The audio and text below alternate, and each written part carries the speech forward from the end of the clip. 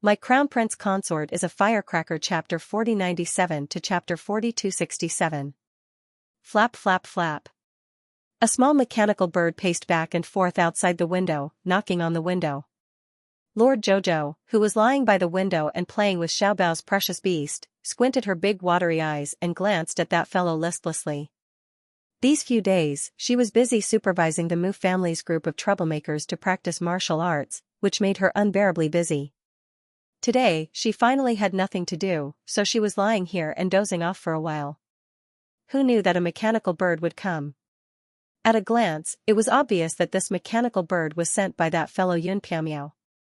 When Arbor thought of Yun Piamiao, she thought of her brother Yun Fiang and couldn't help but secretly get angry. She allowed that mechanical bird to continuously peck at the window. After a long while, she impatiently opened the window and let that little fellow fly in.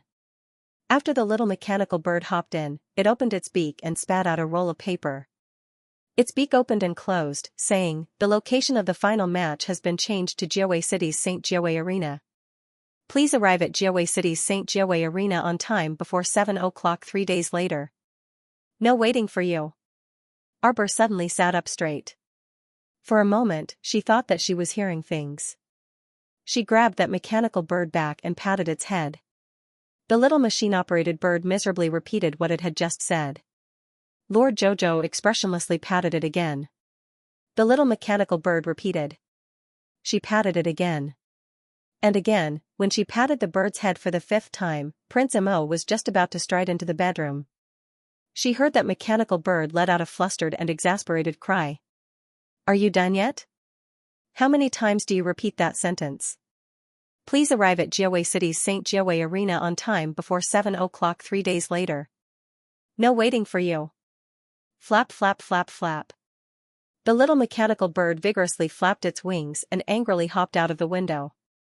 It flapped its wings and flew high up into the blue sky. Arbor expressionlessly looked at the bird that flew out. She stretched out her finger and poked Xiaobao's precious beast, whose butt was facing her. Xiaobao's precious beast had probably already been oppressed. Right now, it didn't even want to move its butt. When she poked it, it shook its body slightly and continued to lie on the table, pretending to be dead. Mo Lian couldn't help but twitch her lips. How deranged was his little wife to the point that none of the little beasts wanted to pay attention to her. The only weirdo who could anger the mechanical bird was probably his little wife. Lady Chow Chow expressionlessly raised her head and looked at her husband who was walking in from the door. She raised her small arm. Mo Lian immediately hurried over and picked her up with a smile. Together, they sat on the couch in front of the window. He rubbed his head against her small face and asked, "Wifey, what's going on? That mechanical bird just now, was it sent by the academy to inform us of the competition time?" "Well, it's broken," Arbor said expressionlessly.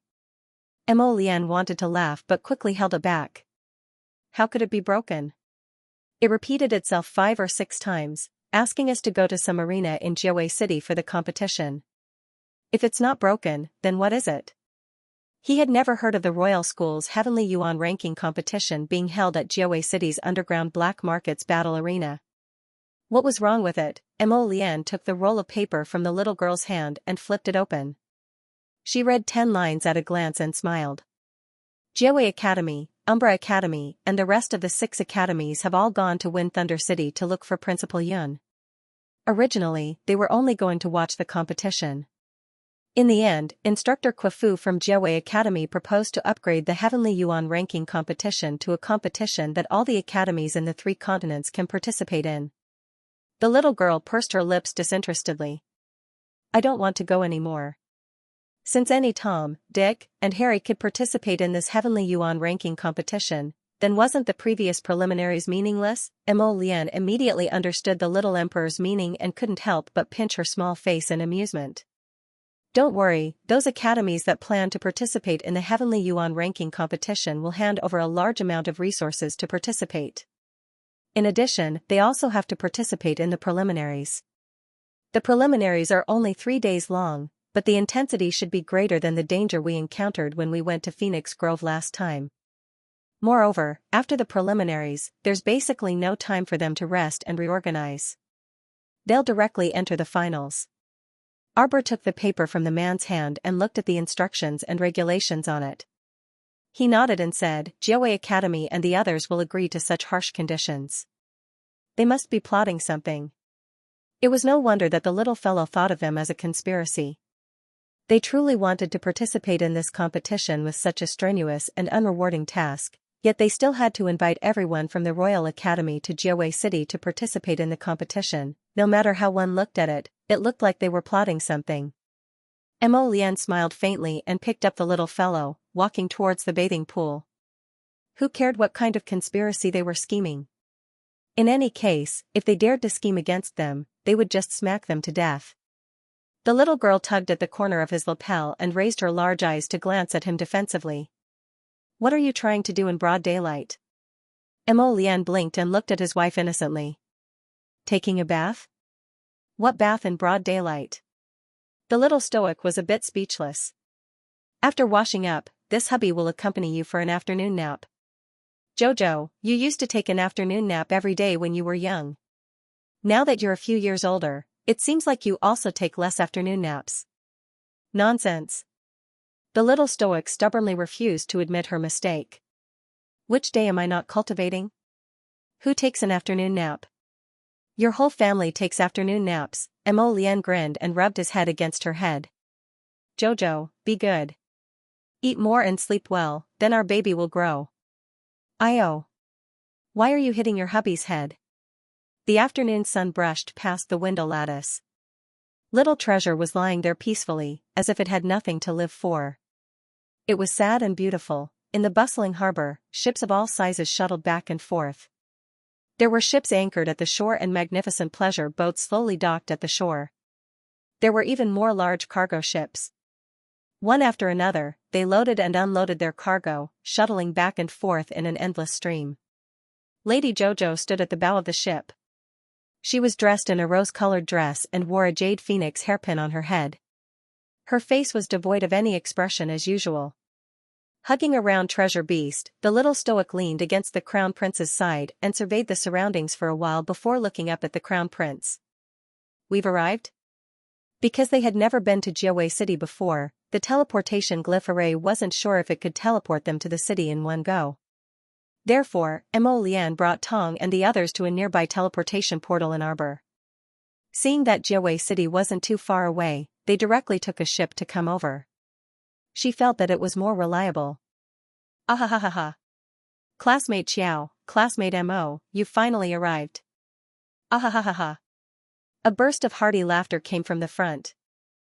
Arbor and the others looked up and saw Instructor Ma from the Cultivation Hall leading 17 to 18 students to welcome them with a grin. His expression was full of gratitude that said, "You've finally arrived." The little stoic looked around. Where are Xianxia and the others? The Cultivation Hall's mentor Ma laughed mockingly and said, Yesterday, student Xianxia and the others had a conflict with several students from Jiawei Academy.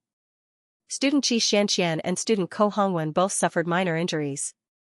Seeing the little stoic's small face instantly darken, Mentor Ma hastily waved his hand and said, "But don't worry, the other party is 100 times more miserable than them. They aren't minor injuries." Mo Lian led her displeased wifey down the ship's bow and glanced at Mentor Ma. Why is that? Mentor Ma sighed with a bitter expression. This matter is a bit complicated. Let's return to the Academy's encampment first. Arbor and Mo Lian naturally wouldn't refuse. Since the Academy had already arranged accommodations for them, then that was for the best. It would save them the trouble of looking all over the place to find a place to stay. Mentor Ma and the others enthusiastically led them to the Academy's accommodations. This competition will probably last for about 7 days. Mentor Ma led the way in front and turned to say to them with a chuckle, "Principal Yun has a manor in Jiawei City, and it's not far from Jiawei Arena. We'll stay in that manor for a while for the time being." Arbor couldn't help but interrupt as he listened to the mentors nagging along the way. What's going on at Jiawei Academy? Mentor Ma was hesitating on how to speak when a student beside him couldn't resist saying, "It's our first time coming to Jiawei City. I feel like their night market is quite lively. Especially at night, it's quite nice to walk through the streets and have a drink or two in Jiawei City's taverns." After we settled down, we invited some friends to the tavern for a drink yesterday. At that time, student Ko Hongwen and student Xianxia also went with us to play. Who knew that we would run into Jiawei Academy's green-haired group along the way, and everyone got into a fight at the slightest disagreement. Another student beside him hastily interjected, "What slightest disagreement?" They were the ones who started it. That green-haired bastard was King arrogant and acted like a big brother in front of us. He said he was the relative of the Mad Python mercenary group's vice commander, the largest mercenary group in Jiawei City. You're pretty good at cursing, but you don't have any skills. You were slapped to the ground by Xianxia. That's right, that's right. This green-haired guy was stunned by Xianxia's slap and didn't get up for a long time. After that, the people from their academy went crazy and attacked us. CK. If it wasn't for the fact that they had the advantage in numbers, we would have fought them to the end last night. Mentor Ma smacked the student's head with the back of his hand and scolded in exasperation, "The academy sent you out to train, not to cause trouble and fight all day long." Teacher, fighting is also a form of training. Alright, we're just around the corner. If you have anything to say, we'll talk when we get back. Mentor Ma chuckled and said to Arbor, "Student Xiao, don't worry. Student Xianxian and the others are fine. You call this nothing serious?" The little small stoic face was taut as she expressionlessly picked up the little fatty's drooping arm. Little fatty immediately squealed like a pig being slaughtered. Mentor Ma's face turned green. "What's going on? You weren't injured that badly just now." "Mentor, the people from Jiawei Academy just came to beat us up," several students shouted, filled with righteous indignation. "Right. That green-haired guy brought a few experts and gave little fatty a good beating. We couldn't even stop him in time. Oh my waist. Qi Xianxian clutched her waist and waved her hand to have the students supporting her move more gently. "Jojo, Your Highness the Crown Prince, you're here." Qi Xianxian forced a smile at the little stoic with a bitter expression. "Don't pull a long face, I'm fine. Don't listen to their nonsense, it's not that serious." "Which green-haired guy?" Arbor asked irritably. Did he have nothing better to do? It wasn't enough that he finished a match yesterday, and he even specially came to fight today. What the heck? Little fatty shifted to the side and supported Qi Xianxian to sit down. He huffed, "If it weren't for Duanmu and the others being in closed-door cultivation, how could we have lost to them?" Arbor knitted his brows in displeasure and took out his needle bag. "Xianxian, I'll give you 2 injections first." Everyone watched from the side as the young crown prince consort swiftly pierced Qi Xuanxuan's waist twice before throwing an elixir to Qi Xianxian. Within a few minutes, Xuanxuan's sprained waist healed a lot, and she could stand up and move around freely. "Don't sprain it again today." Arbor frowned as he glanced at her. "How can I sprain it again and again?" Qi Xianxian felt much more energetic. She paced back and forth in the room a few times and shouted in a huff, "If it weren't for that green-haired guy bringing a group of people to make trouble for us, how could I have sprained my waist?" She was angry just thinking about it. At that time, everyone was in closed-door cultivation in their own rooms. Green-haired guy suddenly barged in and quickly found her and little fatty from Iridescent Peak Court. He called them without a second word and didn't even give them a chance to react. The competition was tomorrow, and everyone was making the best use of their remaining time to train and cultivate in closed-door cultivation. Who knew that such a thing would happen? When some of the people who were training or in seclusion were awakened and rushed out, little fatty was protecting Qi Xianxian. He was surrounded and beaten up by a few people. His arm was even broken. The most hateful thing was that when the green-haired man saw that the people from the royal school had come out, he immediately led his men and left the manor, disappearing without a trace.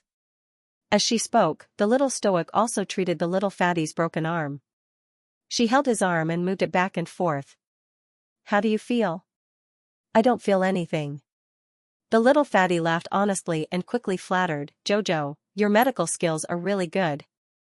Jojo's expression was a little scary. Fatty thought that it would be better for him to behave himself. "Humph," Arbor glanced at him expressionlessly. "Why didn't you use the talisman?" It wasn't like she didn't throw them talismans. How could they not know how to throw offensive and defensive talismans when they were beaten to such a state? Fatty shrunk his neck. I felt that, unless it was absolutely necessary, he bit his lower lip and hastily shut his mouth under the little stoic's severe gaze. When our dear Xianxia saw this, she hastily came up to smooth things over. Jojo. It's actually nothing. She scratched her head. The other party didn't want our lives. Arbor swept them a glance and knew what these two fools were thinking.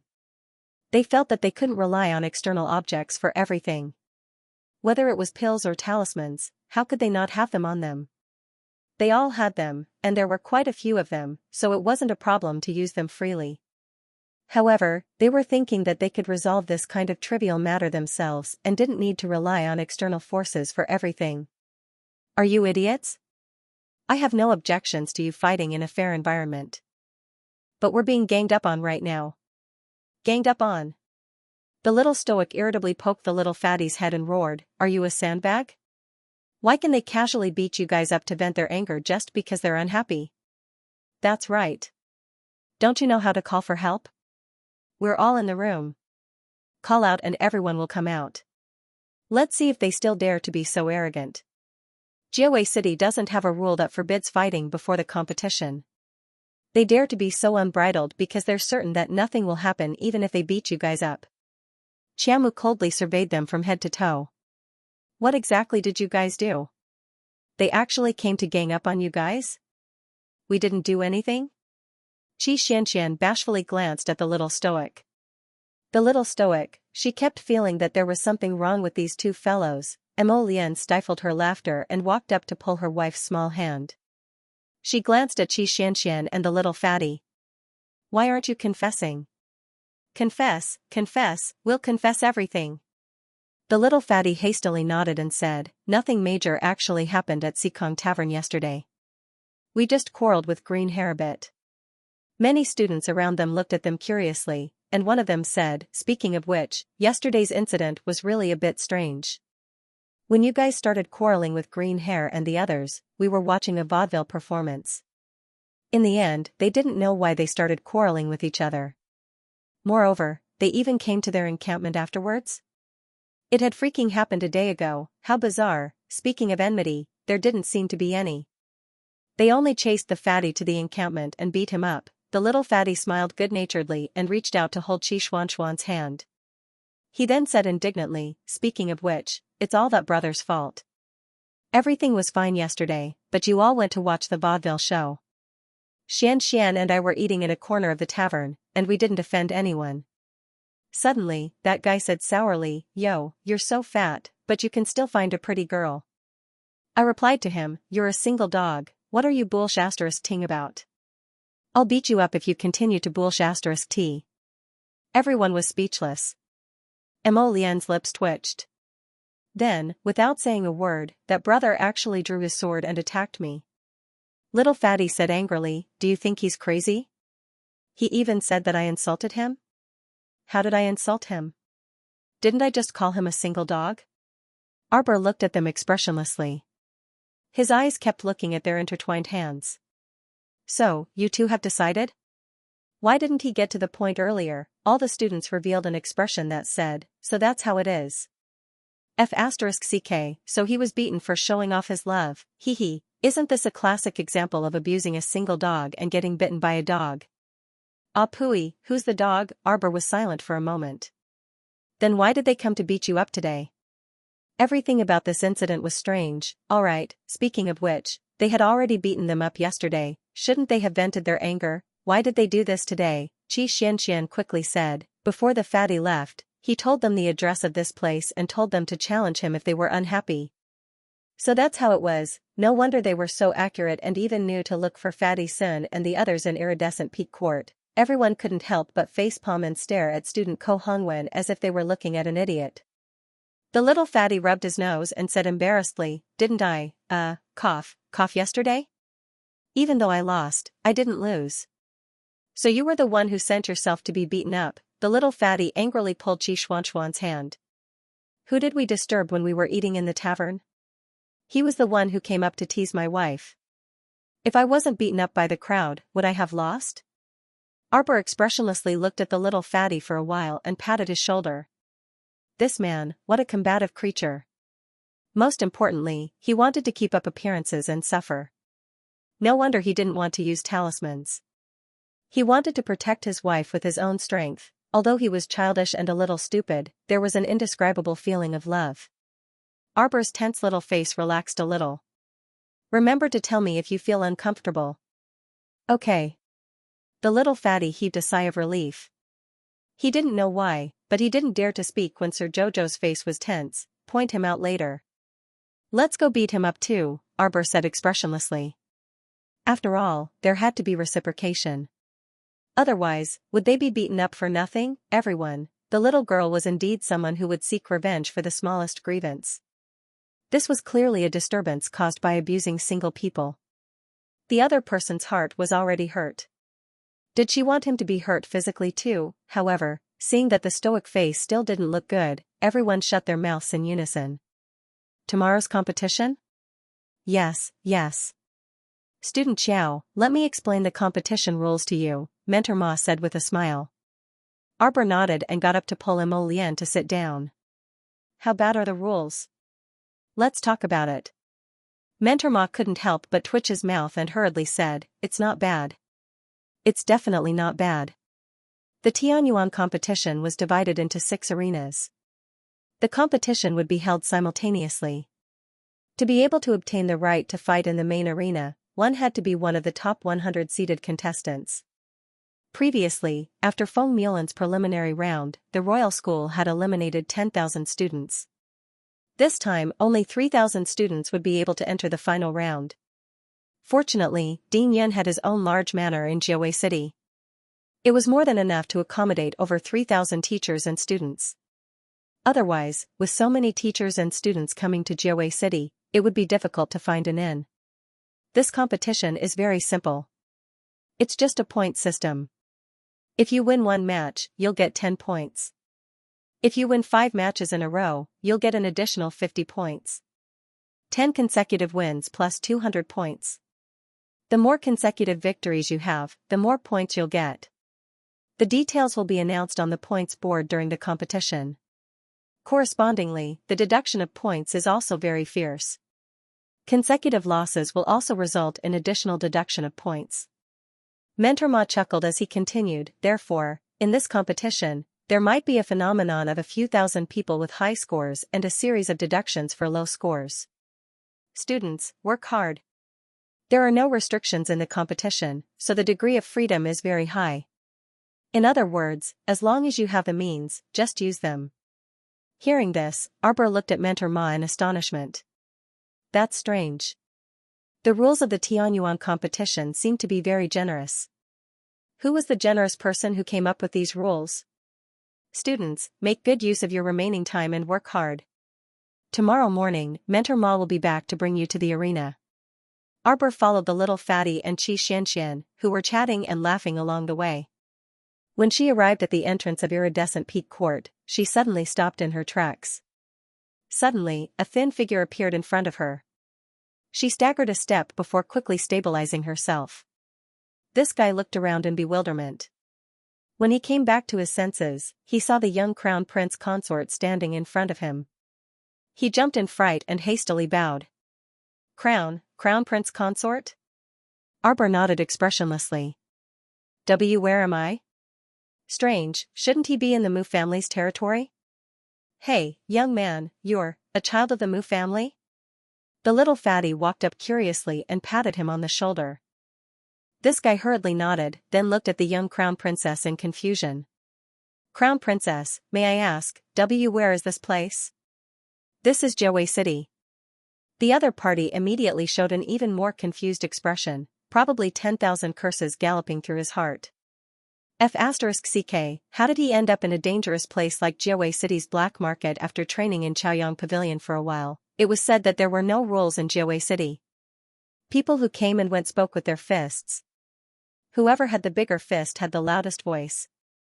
Every day, who knew how many people died unnatural deaths because of picking fights? May I ask, why am I here? The thin man asked with a strange expression. Arbor was silent. Mo Lian beside her couldn't help but twitch her mouth. She held back her laughter and said, You're Mujiating, right? Ah, that's right. Mujiating naturally recognized the crown prince. He hurriedly saluted the crown prince. Your Highness, this one is Mujiating of the Mu family's side branch. A while ago, this one was fortunate enough to go to Chaoyang Pavilion set up by ancestor Chaoyang to train, and made it all the way to the 49th floor. Mujiating seemed to be very gratified. Speaking up to here, he couldn't help but smile, then continued, I wonder how the others are doing now. By the way, Crown Princess, you also went to Chaoyang Pavilion at that time, right? I wonder which floor the Crown Princess made it to. 99. Mujiating's mouth instantly opened so wide that a duck egg could be stuffed in.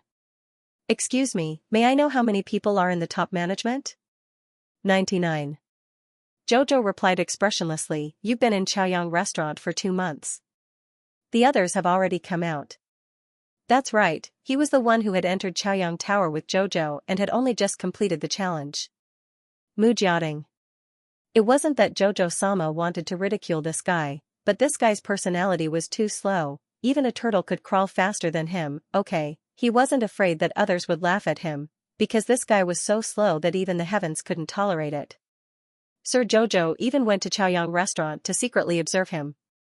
He realized that this guy was seriously trying to break through the levels, working hard, cultivating, breaking through, and working even harder. He was speechless. The reason why this guy was slow was because every time he cleared a level, he would go into seclusion to cultivate for a while. Before he recovered all his spiritual power, this guy definitely wouldn't rashly rush to the next level, therefore, the higher he went, the more dangerous the place was.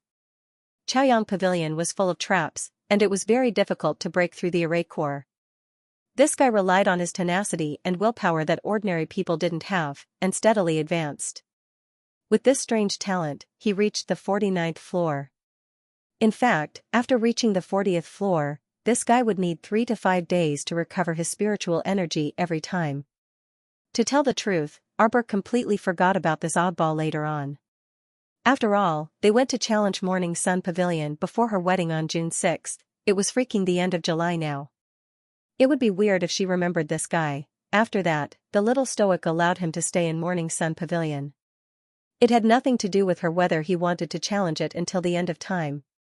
Until just now, when she suddenly sensed this person being sent flying out of Morning Sun Pavilion, the little stoic hastily stopped and directly pulled his flying body in front of her. Mujiating simply didn't pay attention to where he flew out from. He only thought that he came out of Morning Sun Pavilion and was directly flung outside. He didn't notice that his body had stopped in midair in the star domain for a split second.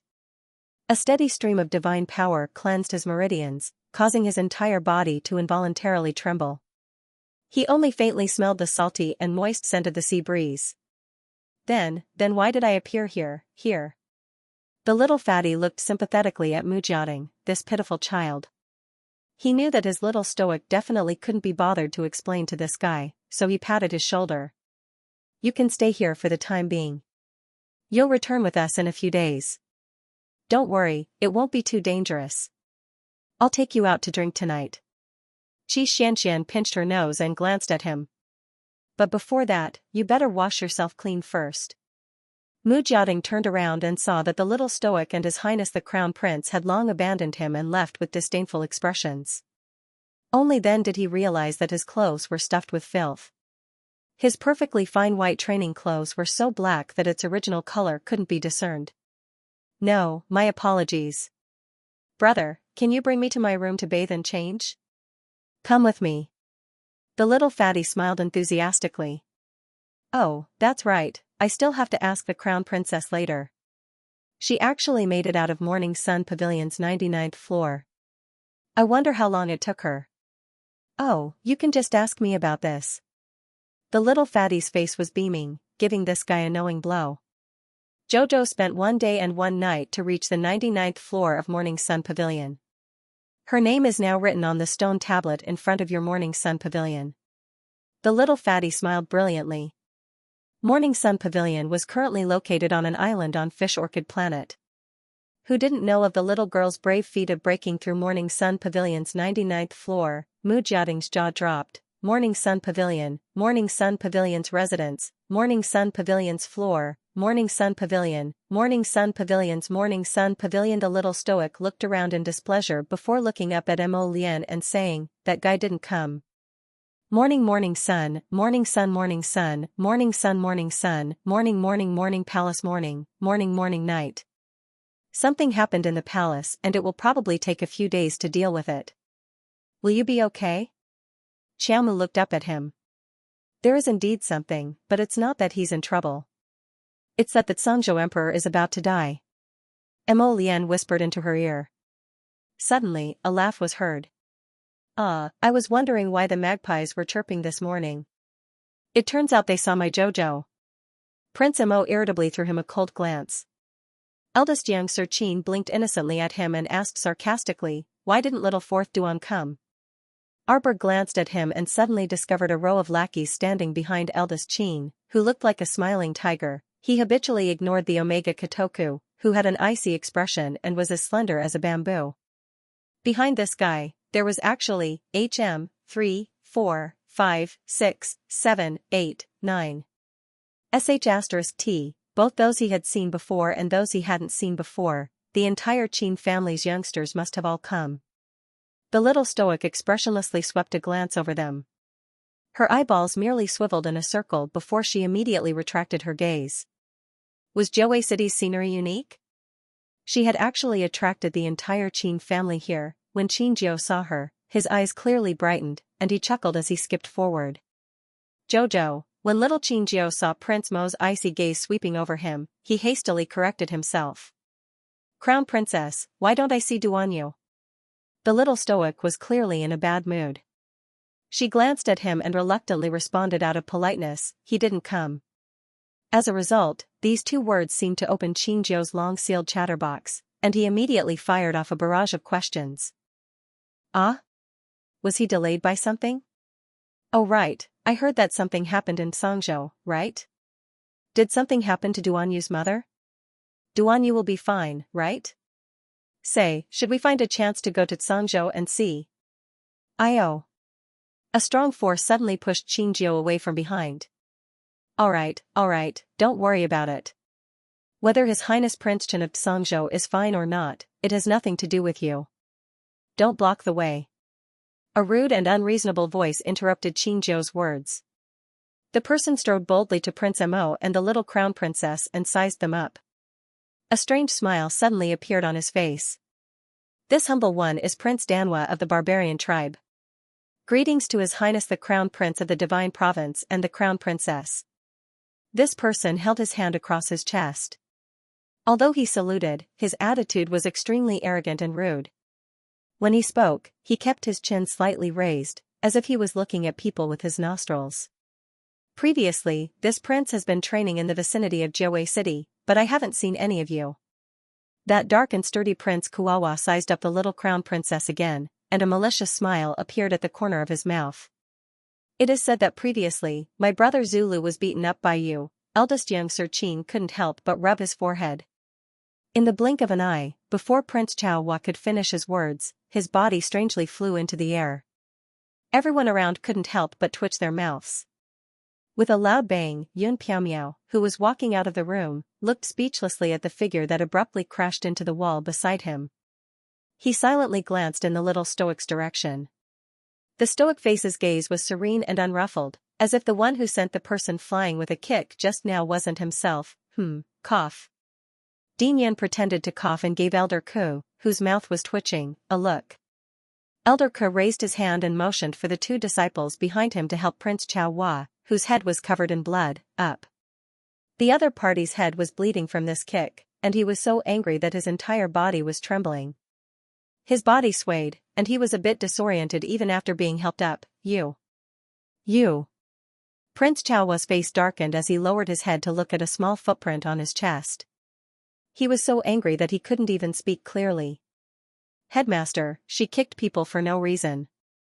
How can the academy tolerate the existence of such a person? Yun Piaomiao coughed lightly and walked over with Elder Ke and the others. Arbor's gaze landed on Yun Fiang, who was walking behind him. Last time, she was so angry that she stayed at the academy for a while before leaving with her master. Before leaving the academy, she didn't even say goodbye to Yun Piamiao and the others, nor did she see Yun Fiang. Logically, she wouldn't blame Yun Fiang. But emotionally, how could she not blame him? Blame him for hiding the truth. If they trusted her more from the start and told her the truth, she wouldn't have to take such a detour now. Thankfully, she already had a way to remedy the situation. The next step was to refine the restoration pill and let the 3 puppies grow into holy beasts. When she thought of this, Arbor massaged her small head with a headache. It was easy to think about but extremely difficult to do. Especially how to let these 3 puppies recover their holy beast form. This was probably going to take a while. And what she lacked right now was time. After the soul return pill she ate last time lost its effect, her master's remaining strand of soul could only last for another year at most. Thankfully, Morong Sun was currently in her star domain and was surrounded by dense divine energy. In addition, she used the soul calming frost jade to lock her remnant soul. Morong Sun would be able to last for a while. No matter what, she wouldn't allow anything to happen to Morong Sun. Taking a deep breath, Xiaomu remained silent as she watched Yun Fei slowly walk up to her. "Jojo, let's talk alone." Yun Fiang sighed. Arbor glanced at him and nodded. Just as she was about to leave with Headmaster Yun Fiang, she saw the blood-drenched horse-eater squeezing forward with great effort and angrily shouting, "You can't leave." "Headmaster, what do you mean? Didn't you see that she attacked first?" Yun Piamiao speechlessly glanced at this guy. She originally didn't want to interfere in this matter, but this barbarian tribespeople were all a bit rash and careless. If she ignored him, this matter would definitely continue without end. Is there some misunderstanding? What misunderstanding could there be? Prince de Hua shouted angrily, "This arrogant woman, she kicked me in the chest just now, everyone saw it. If you don't believe me, ask them." They. Prince de Hua's finger slid past the group of young masters of the Qin estate before pointing at Ming Yasi, Dao, and the others who were watching the show from the beginning. Everyone had a strange look on their faces. They glanced at him but didn't say anything. Yun Piamiao looked at the situation in front of her and was speechless. She cleared her throat and asked as usual, "Did any of you here see Student Xiao kicking Student Hua?" Everyone looked at Principal Yun expressionlessly, and no one paid any attention to him. It was hard for this dean to smile and nod when no one paid any attention to him. He then said, "That's great. Since it's just a misunderstanding, let's get ready to set off now. Students, time waits for no one. If we're late, who knows what the other party will do." Someone looked at De Hua sympathetically, thinking that he was about to explode from anger. Sure enough, Chao's face was filled with rage and he wanted to say something, but Dean Yin waved his hand and ordered 2 elders to drag him away for treatment. Arbor followed Yun Fiang to a side room. Once the room's door closed, Yun Fiang turned around and said apologetically to her, "Sorry, Jojo, you should blame me. I acted on my own and didn't think twice before acting. During this period of time, I have thought about a lot of things, and I have also realized my mistakes." Arbor raised her hand to stop him from speaking. Her clear eyes stared at the slightly pale man in front of her. Both sides of this person's hair had turned white in a short period of time. It could be seen how big of an impact Murong Sun's incident had on him. Arbor couldn't help but sigh in her heart. She said to him solemnly, "Listen to me first. Master, there's actually still hope." She should have told them earlier, but the bit of resentment in her heart made her not want to say anything to them at that time. Yun Fiang, whose complexion was originally slightly pale, looked like he was struck by something when he heard this. He instantly focused his gaze on Arbor with excitement on his face. Really? During this period of time, he buried himself in his study and searched for all sorts of treatment methods after the soul-returning pill lost its effectiveness. Unfortunately, he came up empty-handed. Unexpectedly, the little girl already found a treatment method? "Headmaster, although I have a lot of complaints about you in my heart, most of them are still grateful." The little stoic said bluntly, "After the battle at Holy Water Sect, if you didn't arrive in time and seal her in the ice coffin, I might have never seen her again. Perhaps I wouldn't have been able to see her again in this lifetime. Jojo, can you really forgive me?" Yun Fiang asked rather emotionally.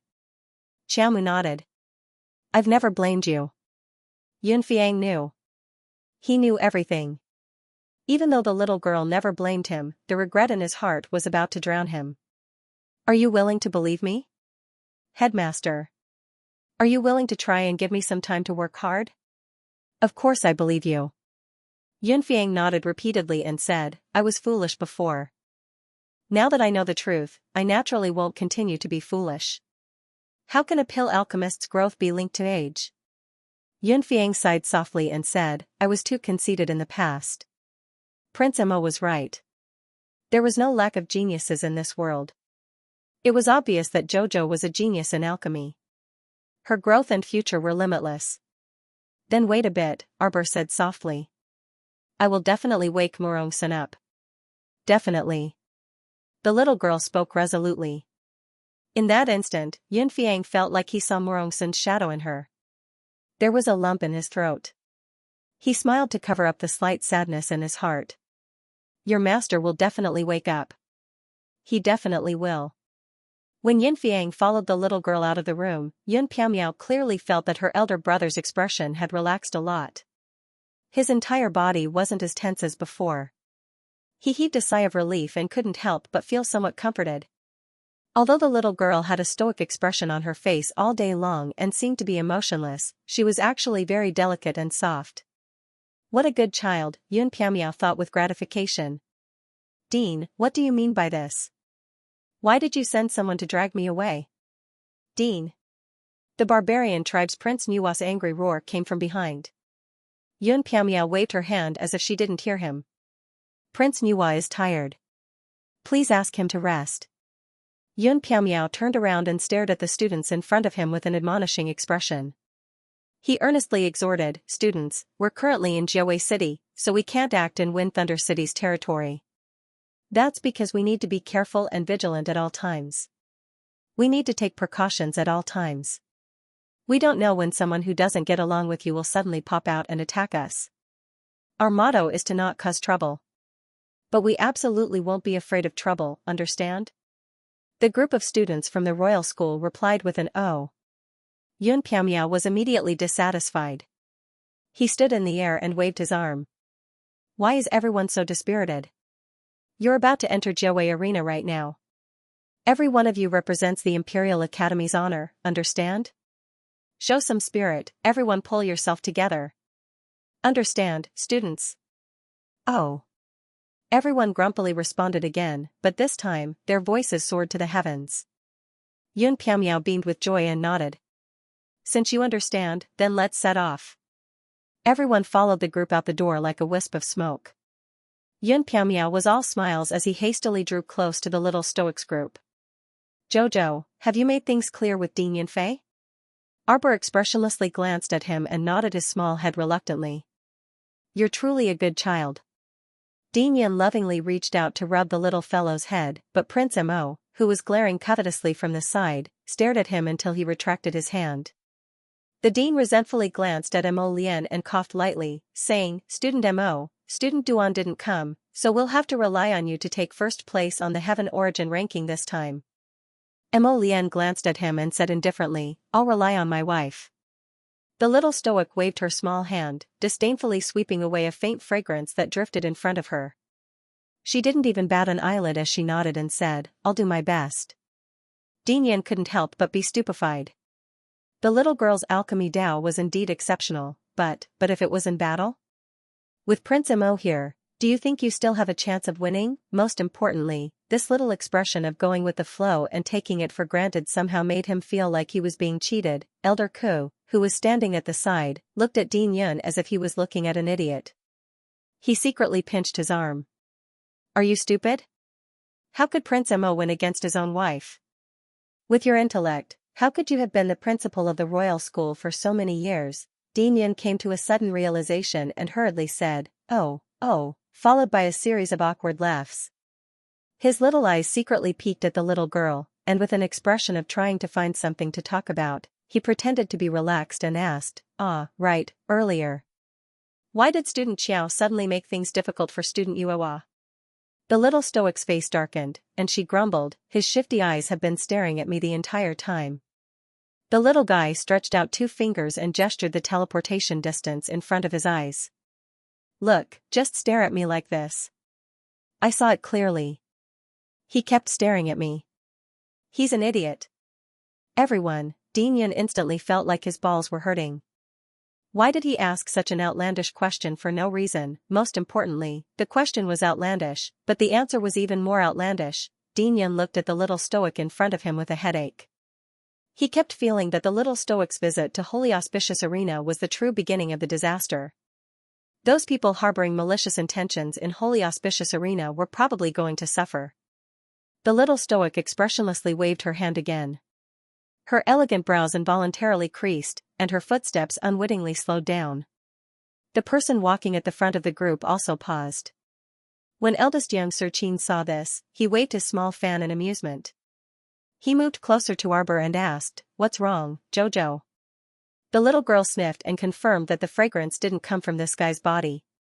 When Xianxia saw this, he also hastily lifted his sleeve to sniff himself. It was a refreshing sweet scent. Other than that, there were no other random fragrances. "It doesn't stink," this guy said plausibly. Yun Piaomiao couldn't resist twitching her eyebrows. Just as she was about to speak, she saw a group turn the corner and jingle. The fragrant wind was coming from that group. There were all kinds of scents, rich and fragrant, as if all the fragrances in the world had congealed in this group. For a moment, the little stoic's expression was grave, as if she was facing a great enemy. Eldest Xianxia naturally smelled it as well, and he hastily moved closer to the little stoic while exclaiming, "Wah, Jojo, are these fragrances poisonous? I feel dizzy. Have I been poisoned?" Arbor expressionlessly slapped his paw away and sprinkled some powder next to him with a flick of his finger, instantly dispersing most of the strange fragrances coming from the other side. Eldest Xianxia wasn't pretending this time. When these fragrances were mixed together, it truly was a very strong poison. It wasn't good for people to smell these scents in this kind of environment for a long time. Meng Meio's expression changed drastically. Fifth Xianxia, who was standing next to Ninth Qin, also had a similar change in expression. He recognized Meng Meiyu at a glance. This was precisely that disgusting woman he encountered in Feng Mulan when his arms and legs were crippled. The fifth youngster actually didn't realize that he had actually moved and silently moved closer to Jojo.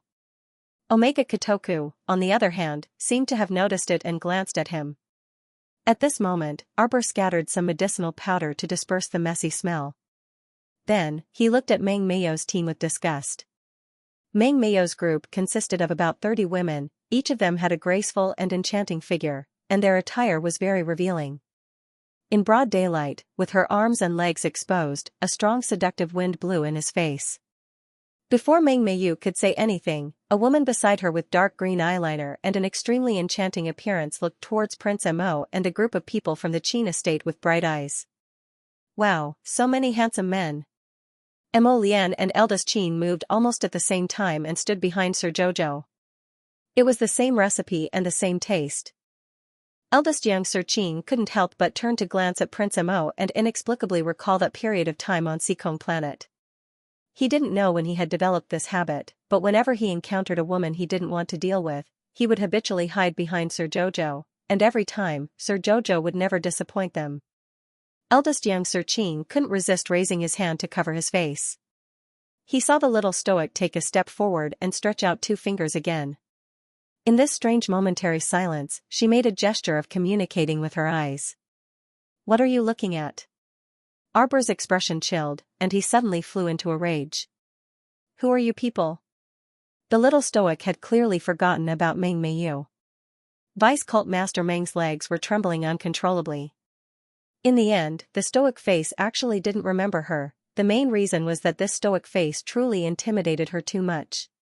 Recalling that time in Phoenix Woods, she couldn't help but curse a string of F***ck when she recalled that pot of all-nourishment soup. Afterward, not only did she lose her arms and legs, but she also found an ugly and old man in the woods to dispel the effects of the all-nourishment soup and fought him several hundred rounds.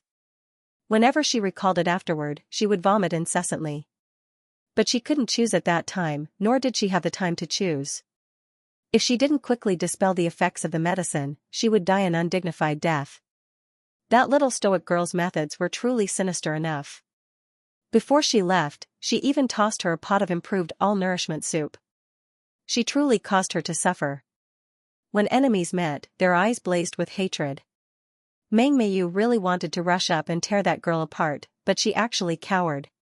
She understood very well that this current body actually had a strange fear reaction the instant she saw this girl.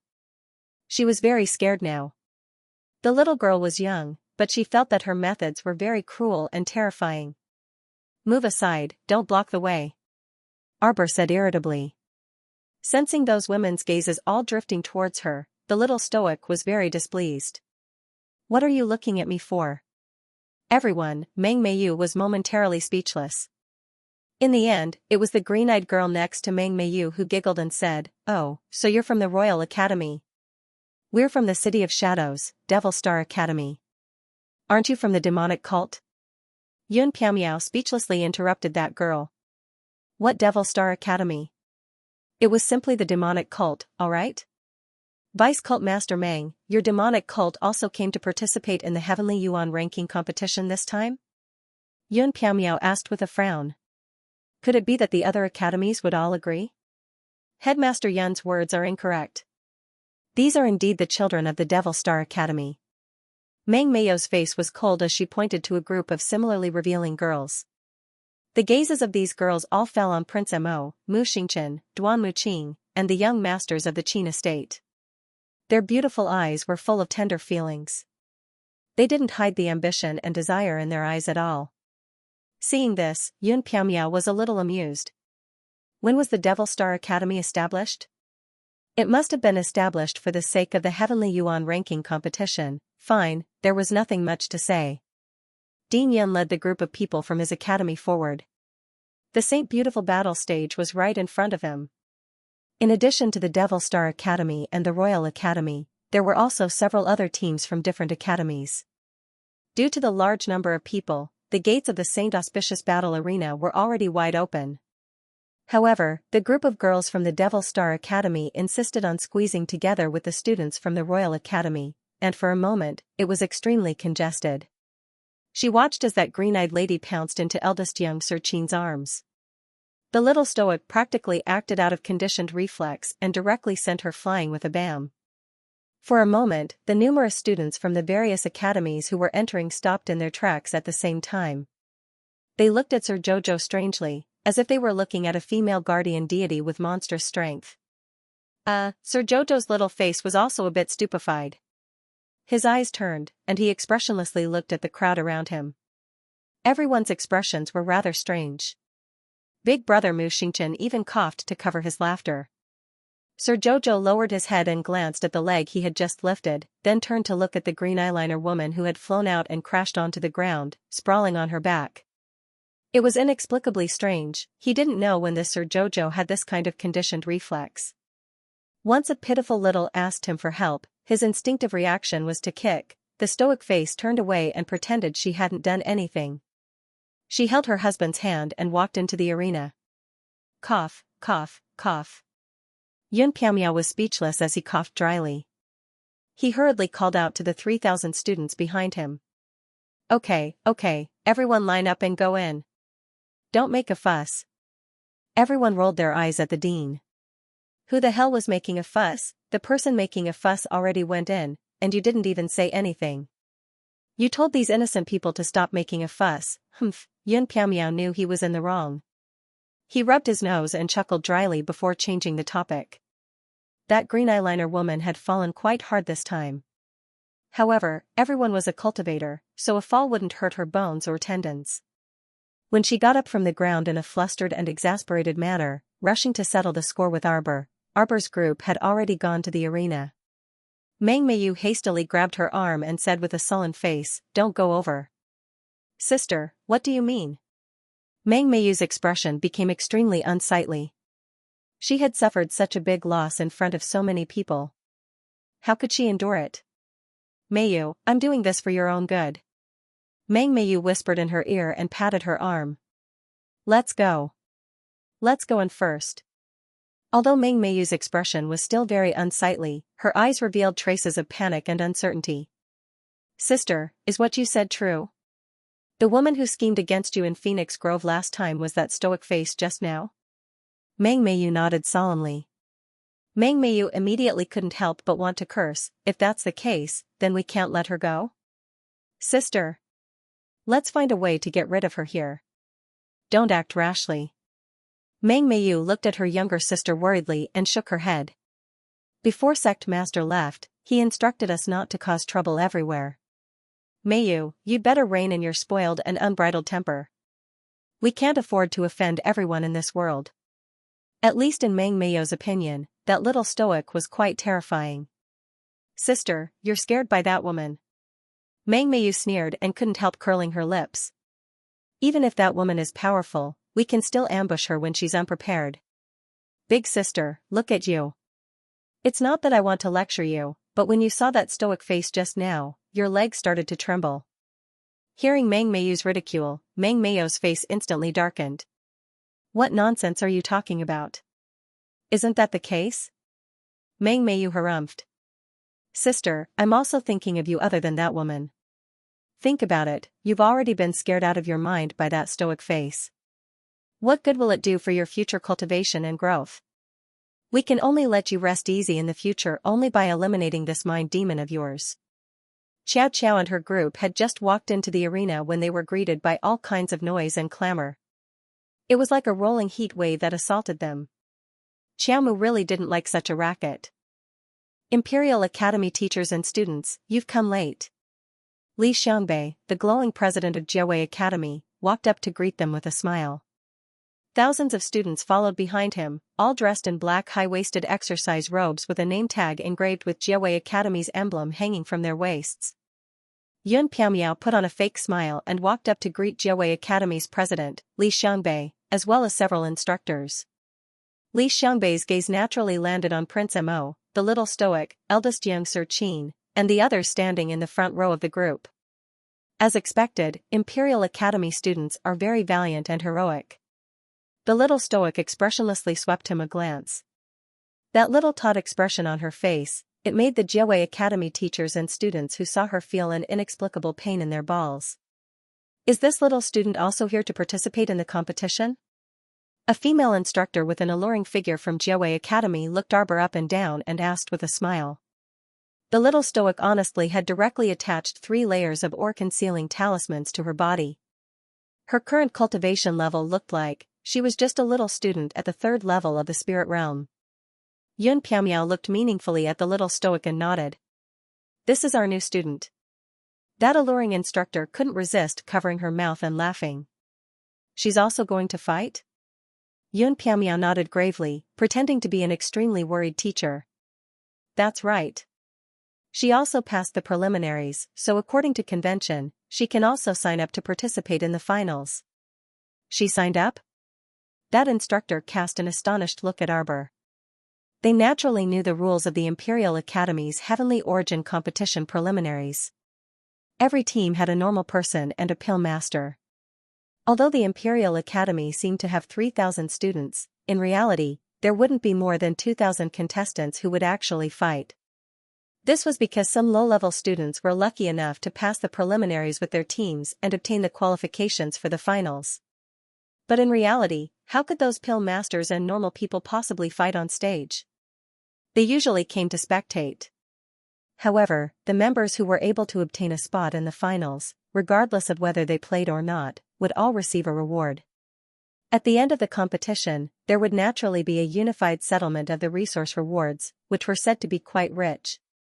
Jojo-san looked at the enchanting teacher with an expressionless face. Suddenly, he saw a person standing behind her. The person had green hair, and the color of his hair was eye-catching. That green-haired kid looked to be about 18 or 19 years old. His head was really green. Is it that green-haired guy? The little stoic suddenly pointed behind the bewitching female mentor. Eldest young Master Qin and the others couldn't help twitching their mouths. The little fatty jumped up and nodded. That's him. This bastard actually dares to participate in the competition? The little stoic expressionlessly waved her hand. Hit. Many of the royal school students rushed forward as if there was nothing left to live for. Without saying a word, they punched the green-haired kid and knocked him to the ground. The scene instantly became chaotic. At the same time, other than the people from Jiawei Academy and Devil Star Academy, there were also students from other academies. The people from the Royal School suddenly attacked without any warning. With so many Royal School students attacking at the same time, the unlucky green-haired boy was pushed to the ground and beaten senseless with just a few punches. Everyone at the scene was stunned. Damn, the students from the Royal School were indeed very fierce. How could they start fighting with the Great Way Academy students after just a few sentences? No, it should be a one-sided beating alright. The other students from the Great Way Academy were not to be trifled with. They had only been stunned for a moment, but now that they had regained their senses, they naturally would not let the Royal School off so easily.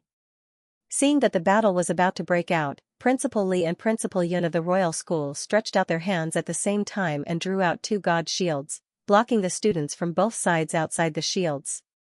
Stop! A deep and resounding voice rang out from the St. Jiawei battle arena. Everyone turned to look and saw a young man in a red robe striding towards them. Behind him, there were 2 rows of arena guards holding sharp knives and similarly wearing red cloaks. The group of people quickly spread out and pulled the green-haired boy up, separating the 2 sides of the quarreling people. So it's Captain Ao Lan. Principal Li and Principal Yun turned their heads at the same time and looked at the young man in the red robe, nodding at him indifferently. The young man also very politely clasped his fists towards the 2 principals. Fighting is prohibited in the battle arena. What fighting? It's our classmate who's being beaten up. A female student from the Great Way Academy shrieked. Was this person blind, who was fighting each other? From the beginning to the end, it was the Royal School students who attacked first. This group of mad dogs suddenly pounced on them and bit them. They did not even have time to retaliate before they were stopped by the 2 principals. Ao Lan looked at the female student, then turned to look in the direction of the Royal School students. No matter what personal grudges you have between you, a splashing sound suddenly swept across the sky, followed by a crack sound. A swift and fierce vine whip slid across the air in front of everyone's eyes. Before Ao Lan could react, it landed heavily on the green-haired boy's arm, eliciting a pitiful cry from the other party. The green-haired boy, who was originally being supported by someone, was now sent flying by a whip. Everyone watched as he fell miserably, his face heavily hitting the ground. They couldn't help but gasp. Damn, seeing him fall like that from so far away, I feel pain for him. Olin abruptly turned to look at Arbor. Dean Li Xiangbei of Jiawei Academy, the enchanting female instructor, and the students all looked at Arbor as if they had seen a ghost. Why did you attack? A gift in return. Return gift? Ao Lan looked as if he had seen a ghost. He stared at the calm little girl in front of him. Return what gift? It's impolite not to reciprocate. Arbor looked at them coldly and calmly. Principal Li of the Jiawei Academy felt his eyelids twitch. Suddenly, he felt that the little stoic's gaze in front of him was sinister and ghostly, as if her entire body was emitting a chill.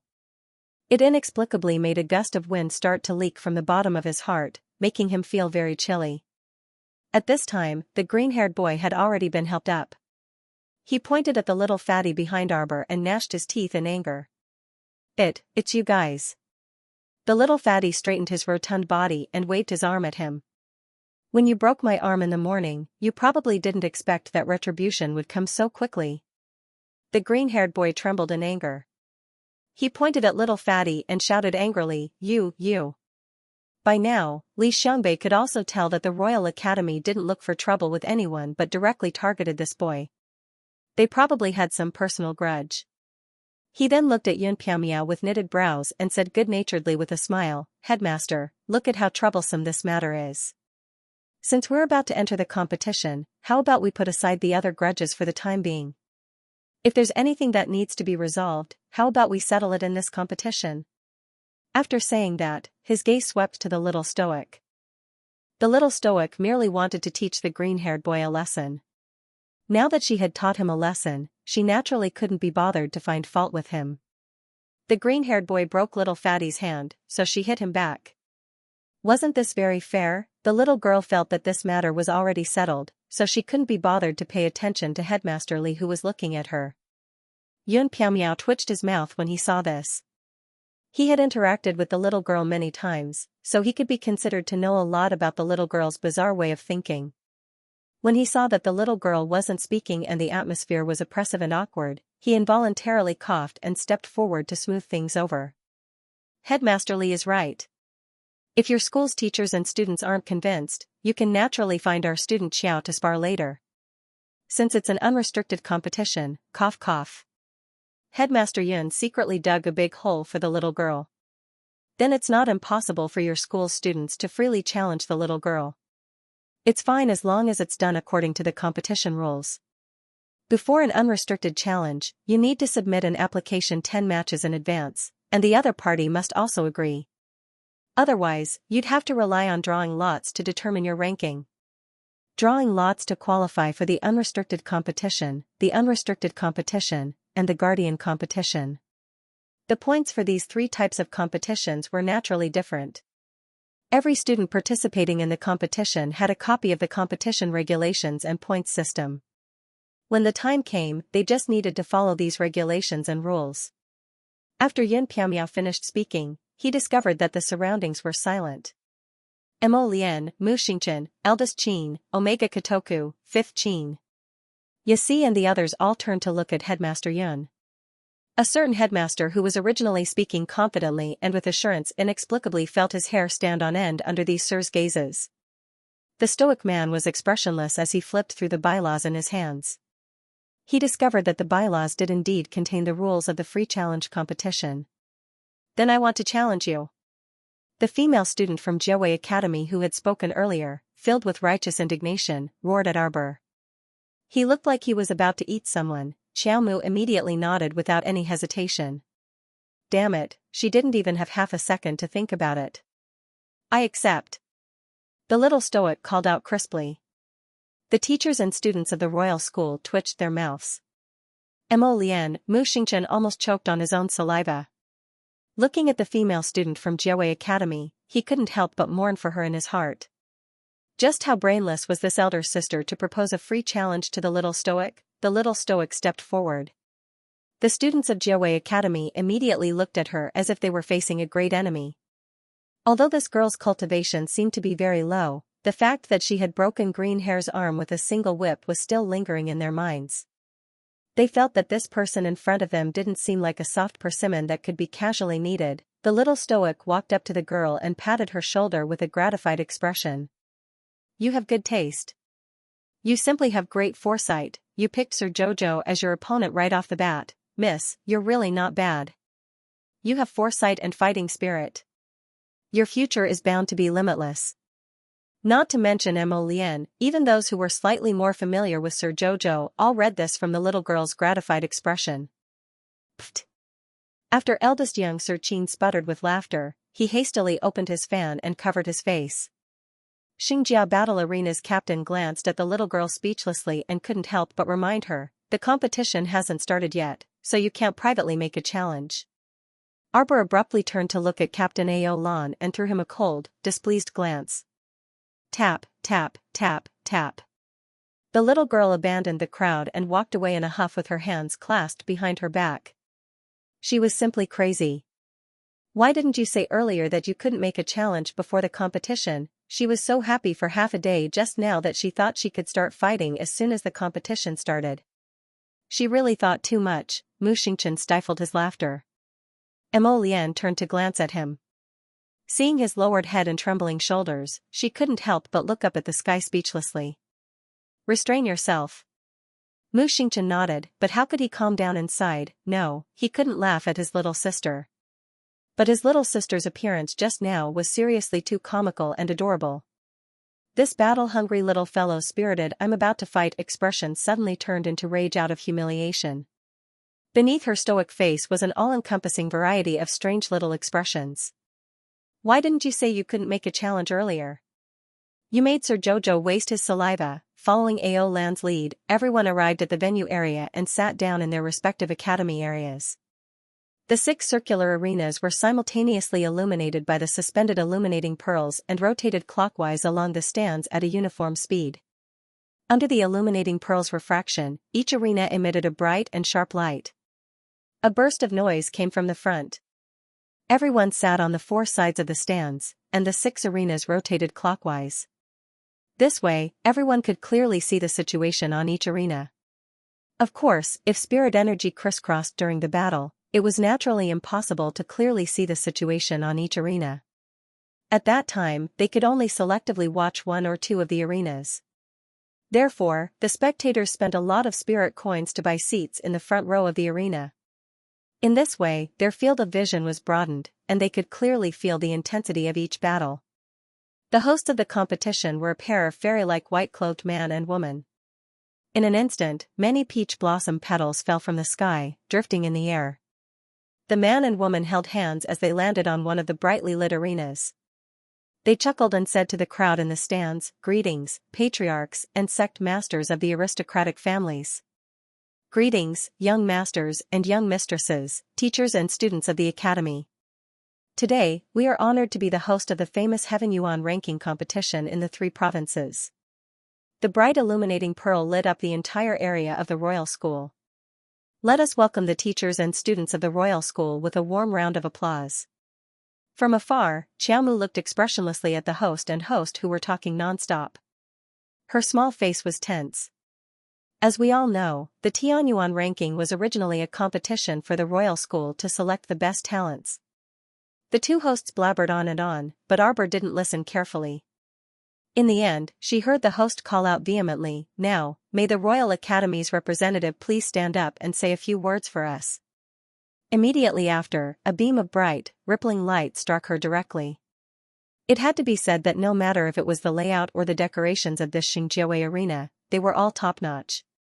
When the lights hit the little stoic's body, the little stoic's aloof, gorgeous, and expressionless stoic face simultaneously appeared on the 6 large arenas. It was unknown who let out a pft, but the Royal Academy's teachers and students nearly went crazy with laughter. They all hastily lowered their heads and pretended not to see anything, but their shoulders suspiciously twitched and trembled. Mu Xingqian covered his face with one hand, feeling like his stomach was hurting from holding it in. What kind of freaking joke was this? Who could tell them? Was it Xianxia Arena's long-standing practice to have the representative stand up and say a few words, or was it specially taking care of the little stoic? Where in the world did Xianxia find these 2 amusing hosts? Arbor noticed that everyone's gazes were on her. Mo Lian was a bit pained from holding back her laughter, and she quietly said to her, "It's nothing, Jojo. Don't mind it. Speak a few words, speak a few words." Yun Piamiao made an encouraging gesture with an affectionate face. "Student Xiao, don't panic. Your whole family is panicking." Arbor knitted her brows and expressionlessly stood up. She surveyed the surroundings, and her gaze landed on several students from Jiawei Academy in the front row. She asked crisply, "Who dares to challenge me on stage?" How could those young and impetuous students from Jiawei Academy concede defeat? Once they saw the little girl's infuriating attitude and condescending expression, they immediately couldn't sit still. The girl from before stood up with a stomp and roared with glaring eyes, "Me." The little stoic looked at her, and her eyes instantly sparkled. She hastily praised, "You have such good taste." The Royal Academy students truly couldn't freaking hold back anymore, and they roared with laughter. The 2 hosts stood there awkwardly for a long time before they cleared their throats and said, "All right. This female student from Jiawei Academy challenges the Royal Academy student representative. The challenge is a success. Now, will both representatives please give us a speech?" Qi Xuanchuan's shoulders trembled as she buried her head and giggled. Heavens, are these 2 hosts here to make fun of me? After talking for so long, they still wanted Jojo to speak. What could Jojo say? Thus, the female student from Jiawei Academy said in a clear voice, "I'm Jiawei Academy's 3rd-year Battle Hall student, Jiang Lushui. It's my honor to meet all of you. In the future, I, Jiang Lushui, will fight every match with an unyielding spirit." All right. The 2 hosts cheered and applauded Jiang Lushui. Then, they turned to the student from Arbor with a smile. "Representative from the Royal School, please speak." Arbor's face was stern, but a cold glint flashed in his eyes. "I am Arbor from the Royal Academy. I will use my strength to prove to all of you that the battle arena is a battle, and everything you say is just nonsense. If you fight me, you will either lose or die." Everyone was speechless. The two hosts were inexplicably at a loss for words. What was going on? Ha ha ha ha ha. A friend from the Royal Academy actually slapped his thigh and guffawed. Everyone's mouths twitched simultaneously, and they looked at the two hosts sympathetically. What could they say about you? Of all the things you could do, you just had to make the little stoic speak. The Royal Academy's teachers and students had all experienced the thrill of having the little stoic give a speech on the first day of school. The two hosts stared blankly for a moment before snapping out of their daze as if they had just woken up from a dream. Ah, haha. The Royal Academy's new student representative is very energetic. Ha, ha ha. Please sit. Sit. Hurry and sit down. Don't you see that the group of foolish children around you have already been stunned by your words? Before Arbor sat down, he waved at student Jiang Lushui and shouted from a distance, "When is the battle?" Everyone, student Jiang Lushui from Jiawei Academy glanced at her in bewilderment and answered foolishly, "I'll accompany you anytime."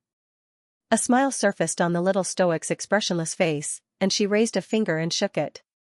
You have good taste. The surrounding Royal Academy students had long choked with laughter. My heavens, why did it feel like they didn't come to compete but to watch a show instead? Arbor sat down and swept his eyes over the surrounding people who were rocking back and forth with laughter. He knitted his brows and glanced at his husband. Is it very funny? Emma Lian hastily shook her head and said seriously, how is it funny? My chow chow, it's just a normal duel with someone. Her husband was right. Since when could a proper battle appointment make people laugh like this? Chiao Mu solemnly nodded her head, and her small eyes disdainfully swept over the surrounding students. Each and every one of them was laughing like idiots. Even Sir Jojo didn't know why they were laughing. Devil Star Academy.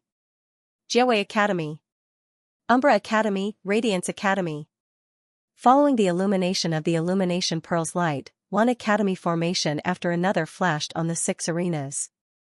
Perhaps the two hosts were frightened by the Royal Academy's student representative's speech just now, but they didn't waste any more words afterward and asked which academy's representative should stand up and say a few words. For the next 7 days, Duo, and I will broadcast the most exciting moments of each competition live. We will announce the rankings before the end of each day. This is what everyone is most concerned about. I believe our point calculation team will give everyone a satisfactory answer every day. I'm sorry. We're too late. 2 voices rang out one after another. They saw a handsome man in white leading many disciples in the air. His voice sounded in the field. Sorry. Following behind him was a graceful woman in red clothes. Unwilling to be outdone, she led her group of disciples and flew to the front of the white-clothed man. She glanced at him fiercely and said in a clear voice, "The disciples of the Fire Academy are late. Please forgive us." Xiaomu looked up, and her eyes involuntarily brightened. It's senior brother Situ and the others. He didn't expect that the disciples of Fire Smelting City and Icebound City would come for the finals of the Heavenly Origin competition. Mo Lian raised her head and naturally saw Situyi's lifeless face. She couldn't help but laugh. Looks like there's a good show to watch.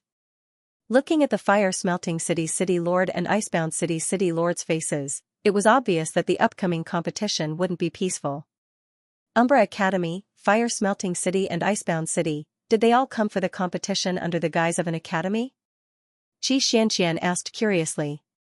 Umbra City has been quite active recently. Fatty nodded his head and said, yeah, I thought that since the 4 cities lived in seclusion, they wouldn't care about this little bit of resources. What do you know?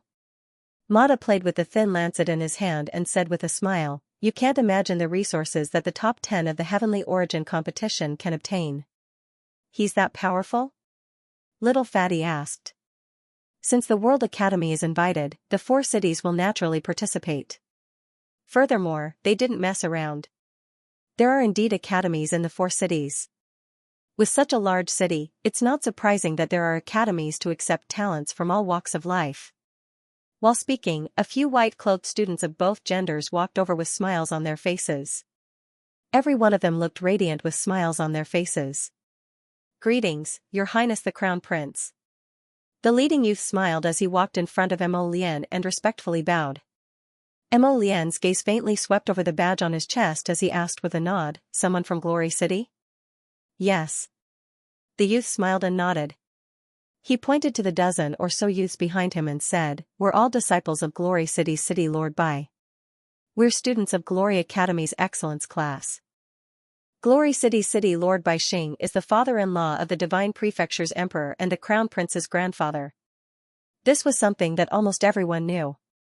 Now that they saw the youths from Glory Academy greeting the Crown Prince, everyone felt that it wasn't strange at all. Mo Lian didn't have much enthusiasm. She just nodded her head and asked, "What's the matter?" The youths from Glory City were stunned. They probably didn't expect the Crown Prince's attitude to be so cold. Hearing her question, they awkwardly smiled and said, "Nothing much." Prince Mo nodded his head and turned his head to look at Arbor. He raised his hand and took out a cup of warm spiritual tea and handed it to his wife. Qiaomu naturally accepted it as a matter of course and silently drank a mouthful. The gazes of the people from Glory Academy fell on Arbor at the same time. "Who is this?" A soft and gentle voice rang out from the crowd of Radiance Academy. The end of the voice carried a hint of unknown meaning. All the disciples of Radiance Academy parted to the sides, revealing a woman with a slightly raised chin and an overbearing aura radiating from her. Arbor held a cup of tea and calmly glanced at the newcomer. He frowned slightly. Was it her imagination? He felt that these Glory Academy disciples were here to watch a good show. He seemed to be very unfriendly to her. Why was that? Mo Lian's eyes chilled a few degrees. She lifted her arm to embrace the little stoic's waist and icily said, "If your eyes aren't well, treat them as soon as possible. If your brain isn't good, treatment is probably useless." Xianxia nodded her head in agreement. She turned around and whispered to little Fatty, "Did you see that? It's good to learn.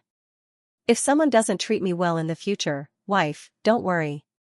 I will definitely help you destroy them." Ma Ta, Lu Yu, Jiang Shaoxin, and the others all looked at the two idiots expressionlessly. What was going on? Why did it feel like the entire world had changed after they came out of seclusion for 2 days? What was going on with this inexplicable pink rain of bubbles floating around them all day long? Could single people protest? Could they make these two idiots pay attention and stop being lovey-dovey in front of them all day long?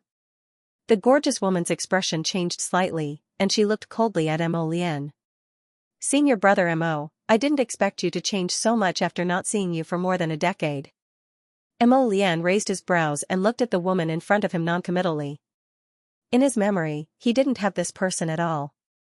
She was someone who was thrown down to the lower realm by her father when she was 3 or 4 years old. Speaking of which, the time she could stay in Glory City was before she was 4 years old. How many memories could she have of that time? It was normal for her to not remember these people. However, their overbearing attitude made Mo Lian somewhat uncomfortable. Especially since this overbearing attitude wasn't directed at him, but at his Jojo. It made him feel even more disgusted. Hong Shang carefully sized up the little stoic girl in front of him. He had to admit that this girl indeed had a rarely seen icy beauty that was unparalleled. But what was the use of being beautiful? Senior brother Mo was truly too shallow and short-sighted. As the Crown Prince of the Divine Province, the future heir apparent of the Divine Province, and the next generation's leader of Glory City, no matter which identity it was enough to shake the entire 3 provinces. How could such an outstanding talent so carelessly marry a wife with such a low cultivation? In the eyes of Hong Shang and the numerous youths from Glory Academy, the little stoic's cultivation was simply so low that it made one's hair stand on end. 3rd level of the spirit realm, any random guard from a large aristocratic family wouldn't have a cultivation as low as the 3rd level of the spirit realm.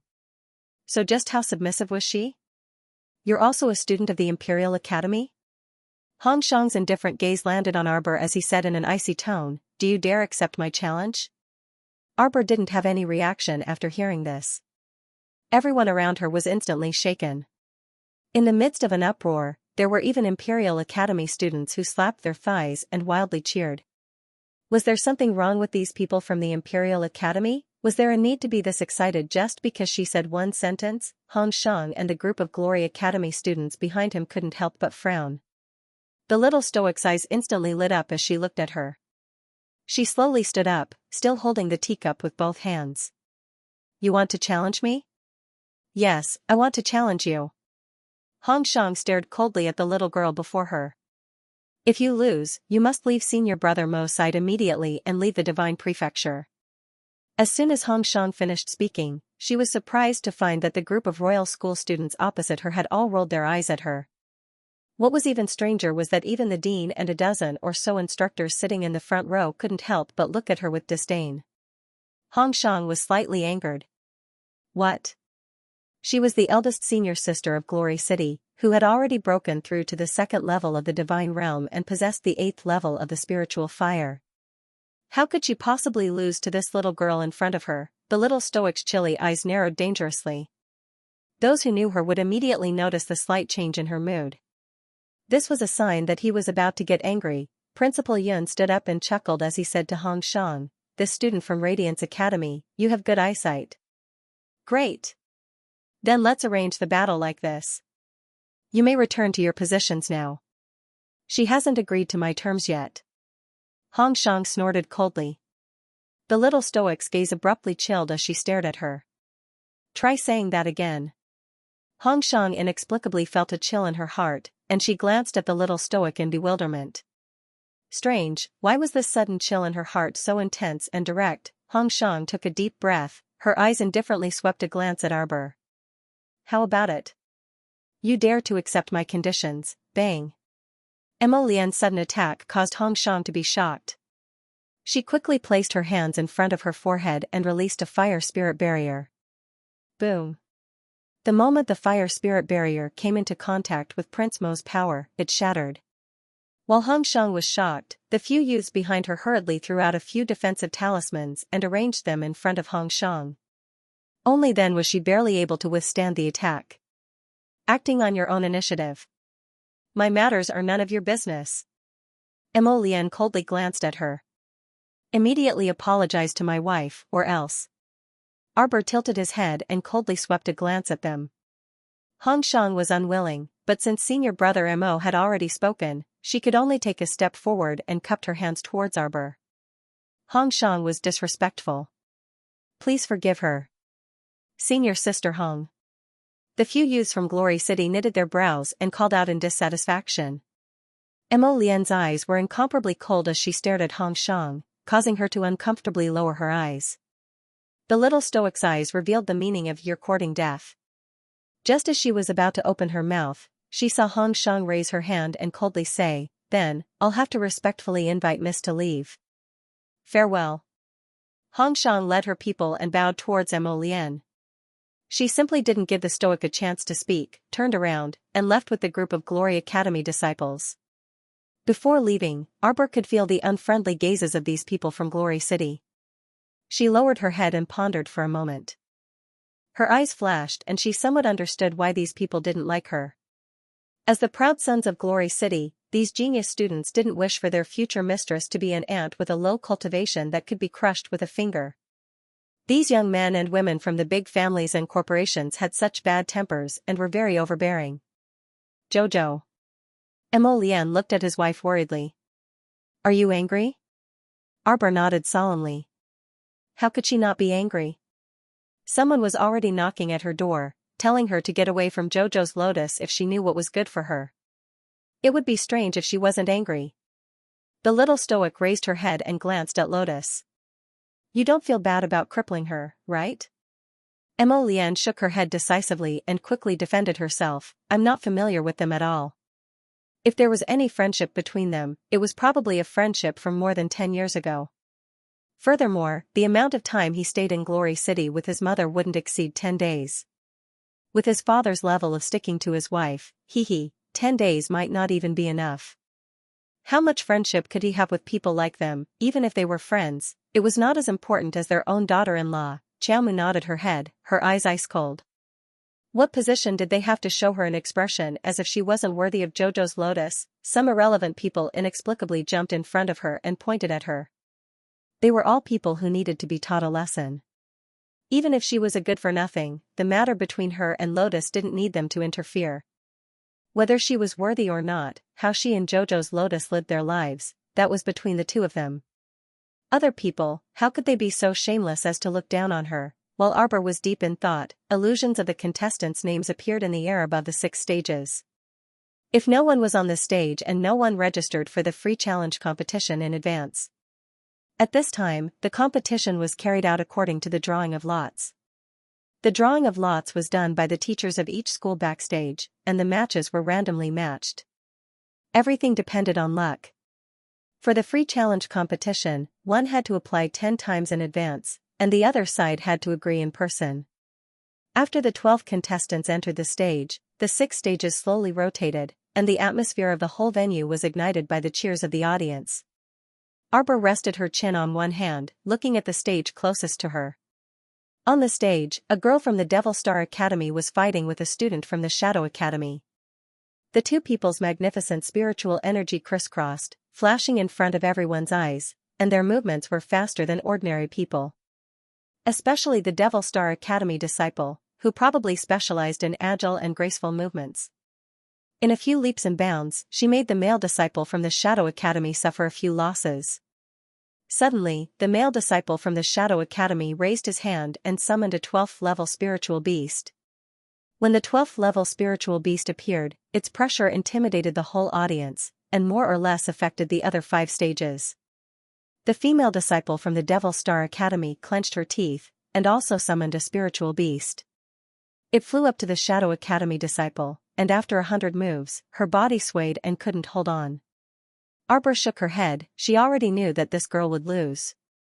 After all, there was a difference in physical strength between men and women, and the level of the spiritual beast summoned by this girl was much lower than the opponent's.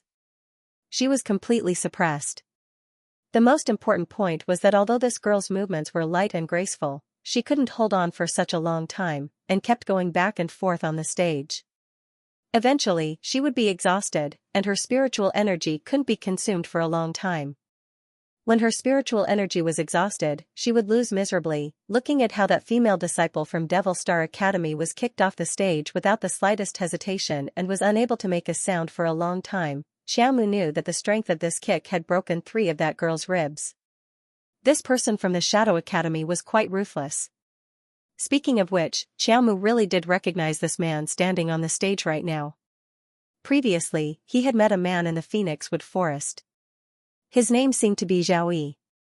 Previously, he had been following Mu Xiaoxue, the 4th Miss of the City of Shadows. Since this fellow was here, then Miss Mu was most likely here as well. When Xiaomu's gaze shifted, she saw a dense mass of heads as far as the eye could see. If she really wanted to find something in this crowd, then she could only expend her divine conscience to activate her divine eye. Arbor didn't think it was necessary, so he turned his attention back to the field. This time, after the 6 matches, Arbor heard the host's clear and melodious voice ring out like the sounds of nature. Ladies and gentlemen, the first round of the free-for-all competition begins now. Student Arbor from the Royal Academy and student Jiang Lushui from the Jiawei Academy, please come to the stage. I'm going. The little guy excitedly shook Missouri Lian's hand. The latter didn't know whether to laugh or cry. Just as Jiang Lushui rose into the air and flew towards the ring, a slender figure suddenly flashed past. Everyone only felt their vision blur, and when they looked at the stage again, they abruptly discovered that the little stoic was already standing on the stage. At this very moment, Jiang Lushui leaped to the edge of the stage and looked at Arbor in slight horror after landing. What was going on? Why was she so much faster than him? How did she appear on the stage so quickly? Jiang Lushui looked Xiaomu up and down in bewilderment. She used something like a teleportation talisman, right? The astonished crowd below couldn't help but shout. Could talismans be used in the competition? Of course, they could. The degree of freedom in this Heavenly Yuan ranking tournament was very high. Even if you wanted to use poison, concealed weapons, or all sorts of random self-made items, it was all allowed. This point was clearly stated in the rules of the competition. Therefore, even if there were people shouting loudly, there was no need to say anything else. However, they probably didn't expect that someone would immediately use a teleportation talisman to posture the moment they appeared.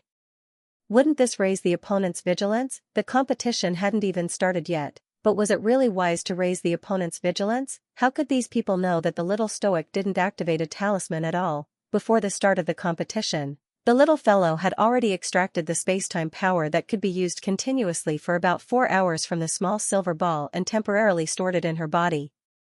Therefore, she didn't need to activate any talismans at all. Probably only some young talents with especially sharp eyesight would raise a trace of doubt in the depths of their hearts. Why didn't he sense the flow of talisman power in the air? Jiang Lushui instantly summoned his 3-foot-long sword from his conscious on high alert and held it tightly in his hand. A faint trace of doubt surfaced in his eyes.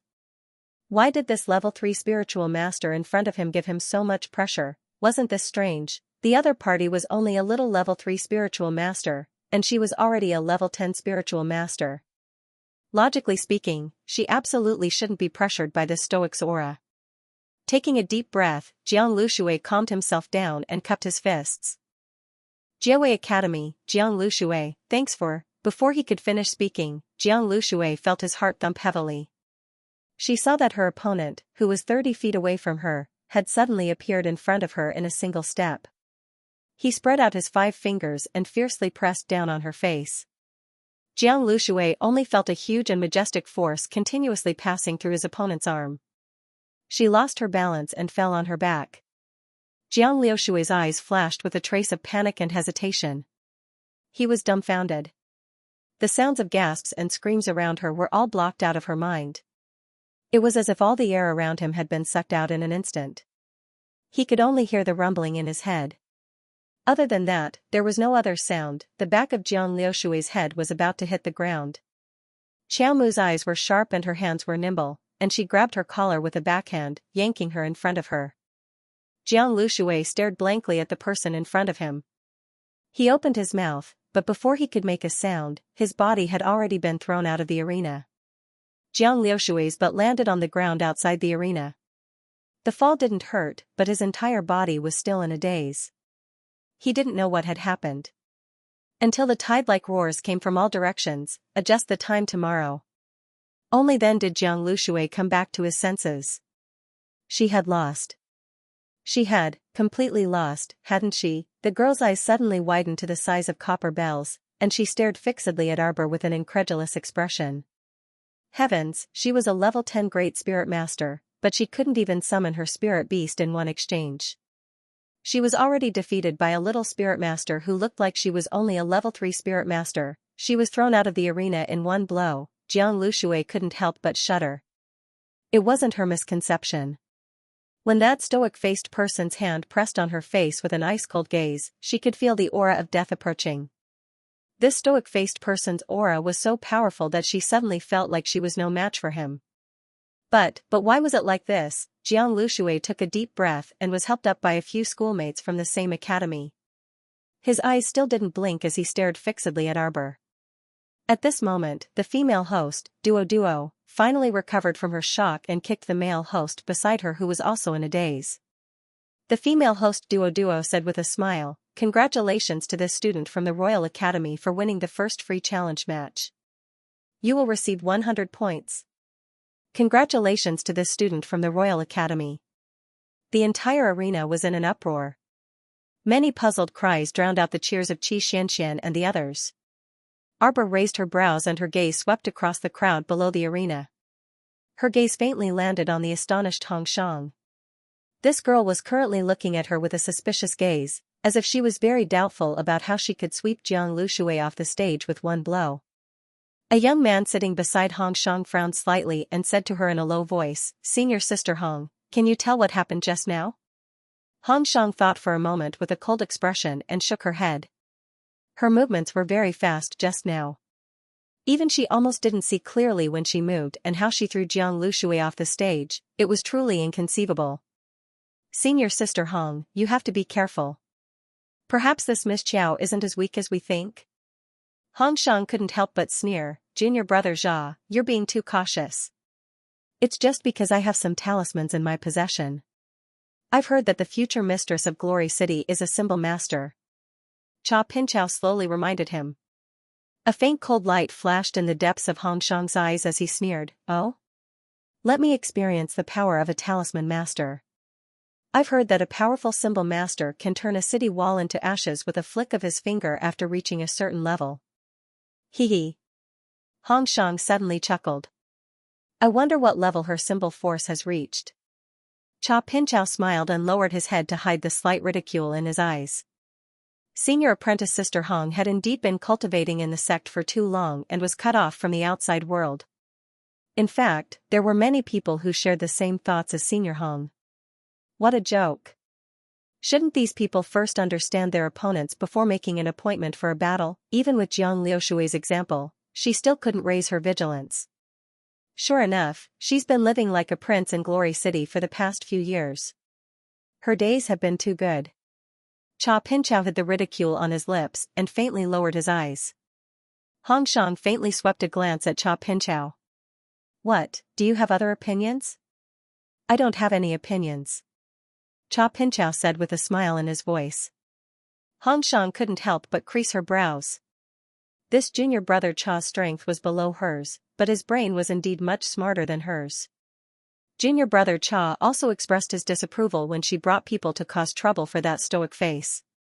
Could it be that he really felt that stoic face had something outstanding about it? Hong Shang lifted her eyes again and looked towards the little stoic's direction. Next match, Fire Refining Cities Wei Nanfeng vs Underworld Provinces Tianhua Academy, Biaoliang. Arbor had just walked down and sat down when he heard the male host, Nyo, announce the names of the two competitors. The little fellow promptly tugged on Prince Mo's sleeve. Your family's Wei Nanfeng is going up. The crown prince couldn't help but be speechless. He lightly stroked her small head. What family's Wei Nanfeng? You're my family's. As for Wei Nanfeng? Heh. Looking at this contemptuous expression, if Wei Nanfeng was here and heard his own brother talking about him like this, he would definitely cry. As he spoke, Wei Nanfeng and that Tianhua Academy's Biaoliang simultaneously flew onto the stage and cupped their fists in salute. At the same time, they summoned their weapons from their conscious. The author is here, cough, cough cough, cough. Outside the gauze screen, below the steps of the main hall, eunuchs and royal maids were all kneeling there in fear and trepidation. They didn't even dare to breathe loudly. Ever since Her Majesty the Empress arrived, the atmosphere here was so cold and strange that it made people feel extremely fearful. Everyone only dared to lie down and play dead, motionlessly pretending that their 5 senses and 6 senses were completely blocked.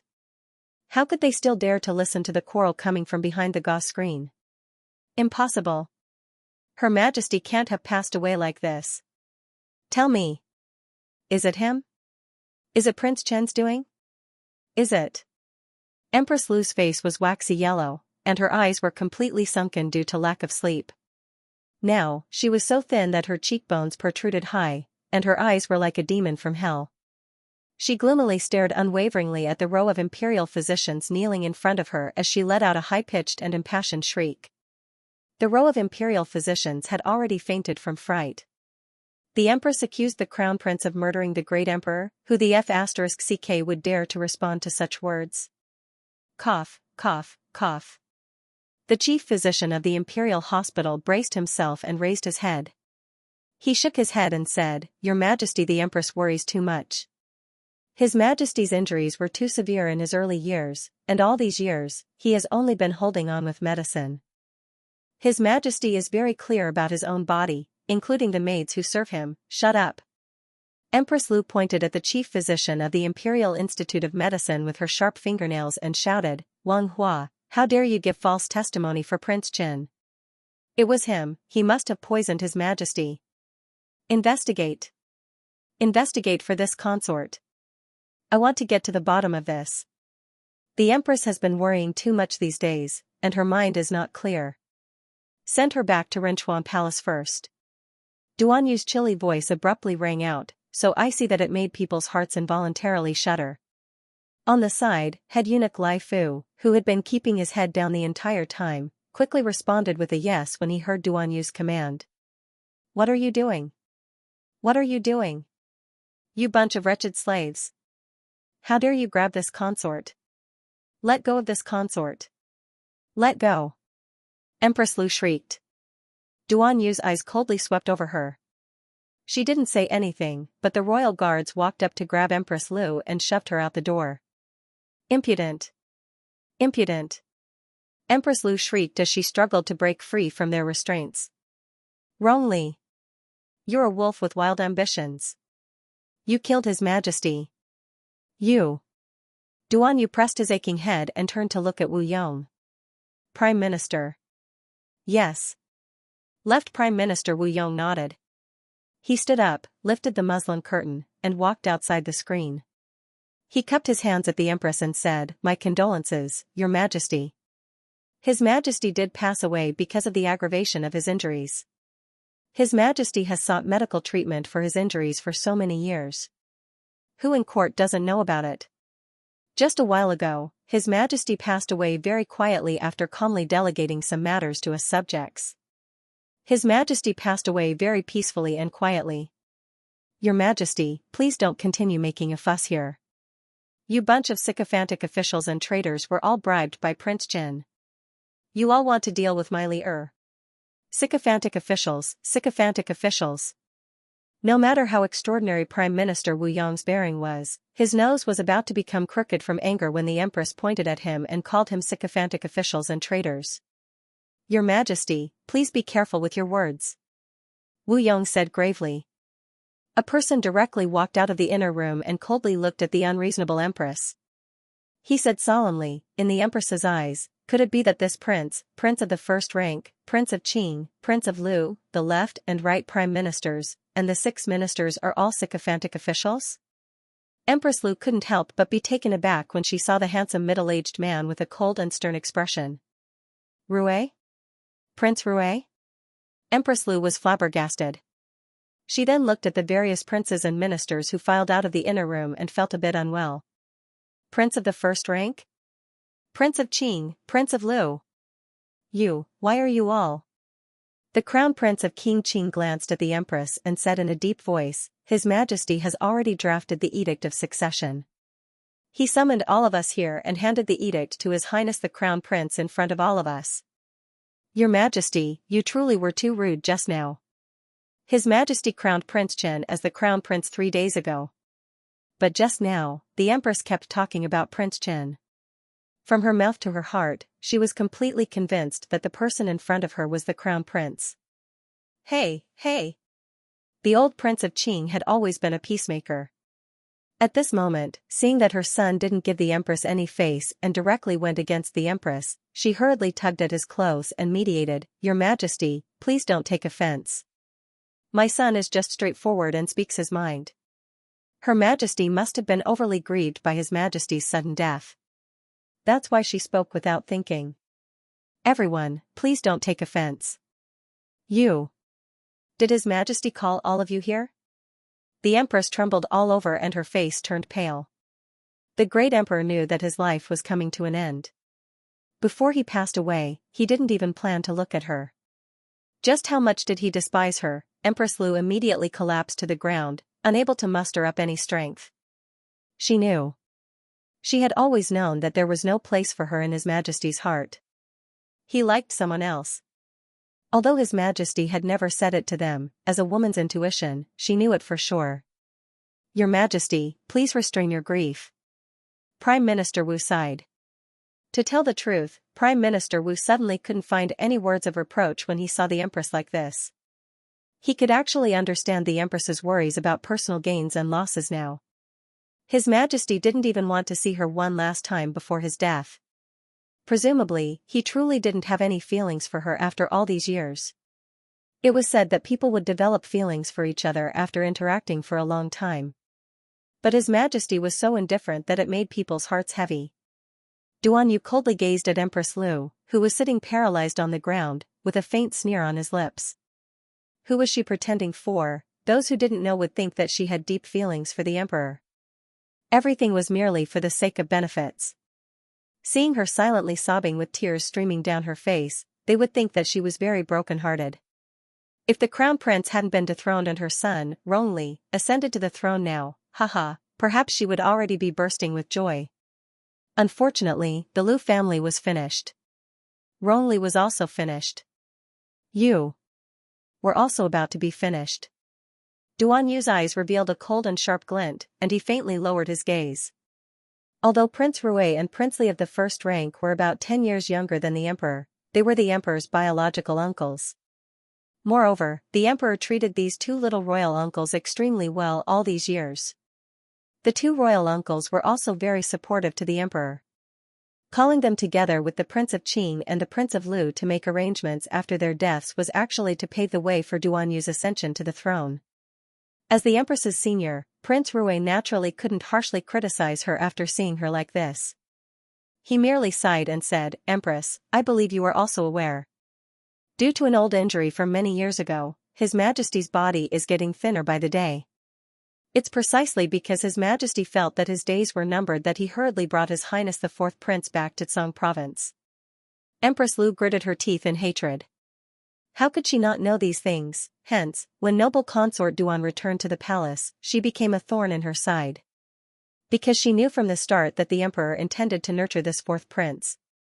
When His Highness the Fourth Prince returned to the palace, she quickly discovered to her horror that this fourth prince was above her son, Crown Prince Ronli, in every aspect, whether it was talent, cultivation, or ability to manage affairs. Of course she hated the mother and son to death. Not only did she want noble consort Duan dead, but she also wanted Duan Yu, this little b****, dead. Damn bastard, damn Rong Yuan. The empress truly didn't expect that the emperor would actually plant his seed on the distant Seacone planet, and this seed, without her knowledge, had actually grown to this stage in one fell swoop. How hateful! Empress Lu took a deep breath and angrily grasped the handkerchief in her hand. His Majesty's cultivation has completely dissipated over the years, and he's no different from an ordinary person without any cultivation. Prince Rui shook his head and sighed. However, His Majesty left very calmly this time. This prince saw that his face was filled with relief and there was no sign of pain. Presumably, his heart has found a place to return to. Empress Lu bit her lips bitterly. Have a place to belong to, his heart had a place to return to. Oh, what a sarcastic word. Shouldn't her husband's heart belong to her? At this time, Empress Lu had completely forgotten that she didn't give all her true feelings and sincerity to Rong Yuan. Usually, she would think more about how to let her son inherit the throne and how to let her Lu family take a step forward in the Tsangzhou continent. Next, we still have to prepare His Majesty's funeral. Court matters are also piled up like a mountain. The Crown Prince's ascension is imminent, so there are many matters to attend to. The Empress should return to Benevolence Palace as soon as possible to properly recuperate, Princely of the first rank said aloofly. Prince Rui also nodded. Princely of the first rank is extremely correct. If the Empress has no other matters, please return to the palace first. The implication was, don't stay here and cause trouble for others. They were already busy enough, since her two uncles had already spoken, there was nothing the Empress could do other than secretly resent them. However, she was truly unresigned, and her venomous eyes were still glaring at Duan Yu before she left. Ever since their Lu family was annihilated, everything developed in a terrifying direction. Her Li was led astray by a bunch of coquettish cheese. This matter was truly too fishy. She was very clear about her own son. His character was pure and virtuous, and he was also very chaste. In addition, Li's health wasn't too good, and he also greatly cherished his life, so he normally wouldn't mess around with women. Moreover, it was a man. When the Empress recalled the scene she saw that day when she vomited blood, her entire face couldn't help but contort. Prince Rui frowned as he watched the pale-faced Empress being supported out. He grumbled in displeasure, with such a temperament, it's no wonder you raised a son like that. Oh no, oh no. A young eunuch scrambled inside with a ghastly pale face and nearly bumped into Prince Rui's leg. Your Highness the Crown Prince, all the princes, something has happened. What happened? Prince Qing's eyelid twitched, and he quickly strode over to that young eunuch with his chubby legs, lifting him up at once. Hurry and speak, what happened? That eunuch's lips quivered in fright as he hastily said, the dethroned Crown Prince drowned in the pond in the Imperial Garden. What? Prince Rui growled, flabbergasted. Princely of the first rank glared at that eunuch and demanded, what are you still standing there for? Lead the way. Yes. The young eunuch was so frightened that his entire body was trembling. His entire body quivered when he heard Princely of the first rank's words. After Prince Qing threw him to the ground, he stumbled to his feet and crawled towards the door. A faint sneer appeared on Duanyu's lips. When everyone followed the eunuch to the side of the pond in the imperial garden, they saw Empress Lu sitting on the ground with her hair disheveled. She was hugging a young man dressed in brocade, whose face was deathly pale. She was bawling without a care for her image. The many guards, maids, and eunuchs around her were all helpless. They couldn't reach out and take the person from the Empress' arms. Prince Rui and the others hurried forward and glanced at Rong Li's stiff and pale face. Seeing that his face was stiff, they knew that there was no hope for him. He probably slipped into the pool last night. You bunch of dog slaves. How was he on duty? Why did you only find out now that such a big thing had happened to the dethroned crown prince?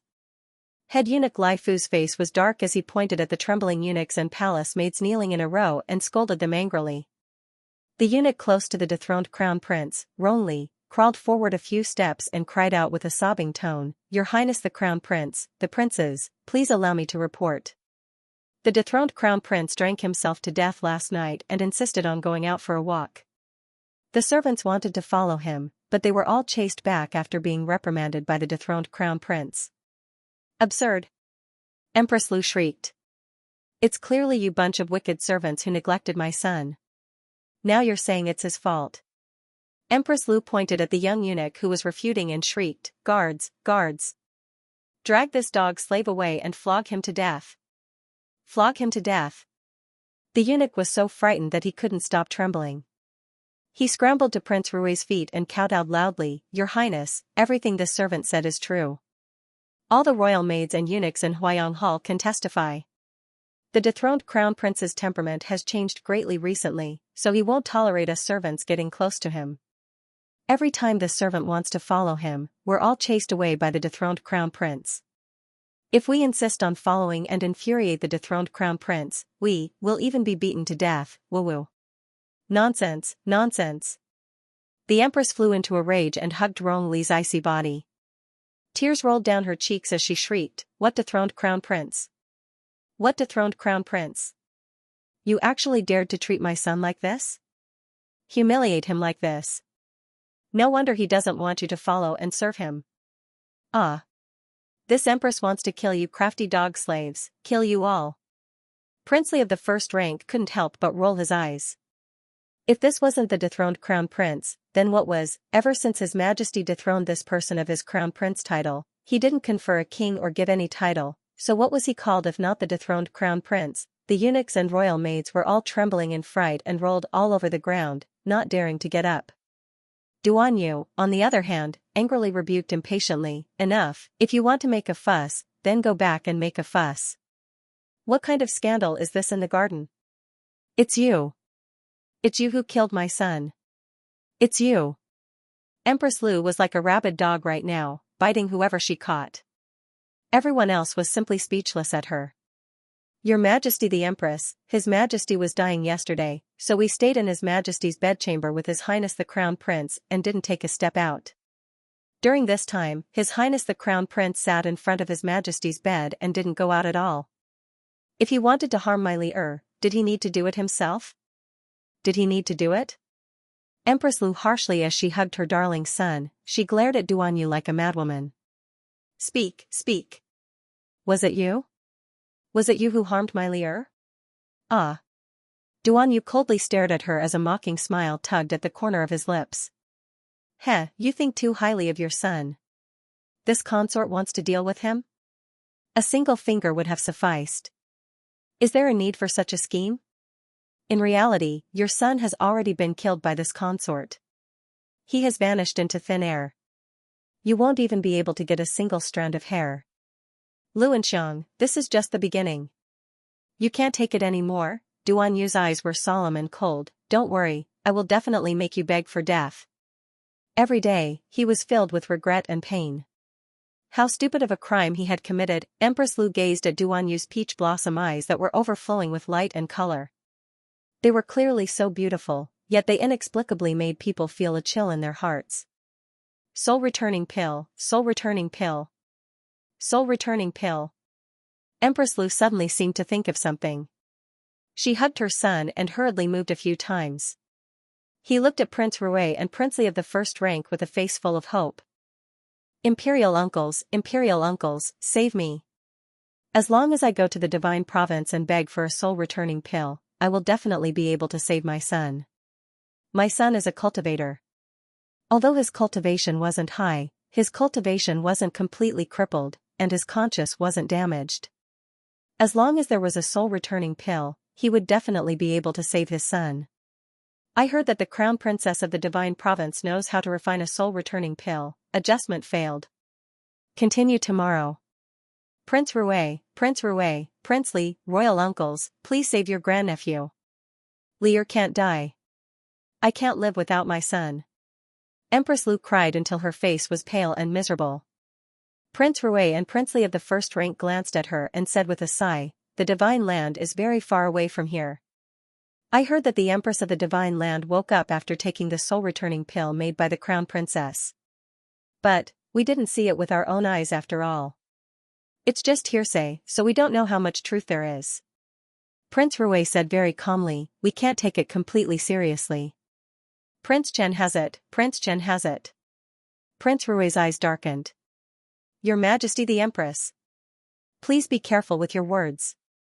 Prince Chen isn't Prince Chen anymore. This is the current Crown Prince, the heir that His Majesty personally acknowledged. Could it be that Your Majesty wants to oppose the deceased His Majesty? You don't want to acknowledge His Highness the Crown Prince's identity? This Imperial one doesn't have such intentions, the Empress said coldly. However, her attitude with Duan Yu was very stiff earlier, so she couldn't bring herself to directly ask for the soul-returning pill from Duan Yu. She could only pin her hopes on Prince Rui and Princely.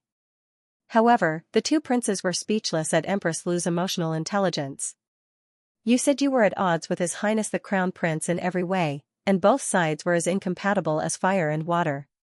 You're already like this, yet you still have the nerve to ask him for such a precious pill, the soul-returning pill, who didn't know how important that sacred medicine was to cultivators. If a dead person could be revived, not only would their previous cultivation be unaffected, but they might even improve a lot by chance.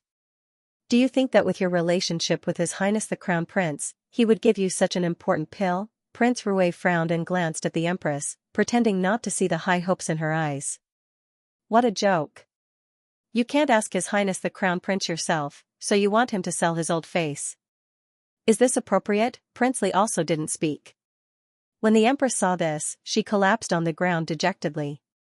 She hugged the dethroned Crown Prince Rong Li's icy body and sobbed, Royal uncles, princes, is there no one who can help us, a widow and an orphan? My Lier is dead. The Empress sobbed, and her voice became extremely choked. Now that there is a way to save my Lier, why not try it? Could it really be as I expected? Lier was killed by you? Empress Lu sternly pointed in Duan Yu's direction, her sunken eyes revealing a hostile glint. Duan Yu glanced at her expressionlessly and couldn't resist clicking his tongue. With such a lack of talent in acting, what was the point of acting? The provocation didn't seem to be a provocation, and the bitter love play didn't seem to be a bitter love play. Watching it, it felt particularly out of place. I don't have what the Empress is talking about. No, of course there was. In the ring that Jojo had given him, there was an excellent black-patterned soul-restoring pill. This saint medicine was naturally stored away by him.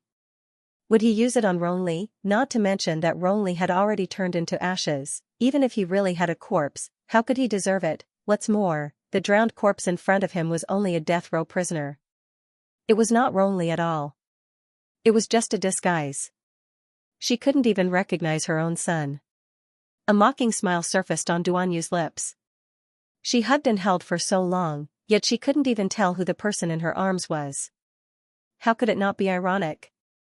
She even kept saying that she wanted to ask for a soul-returning pill for her son.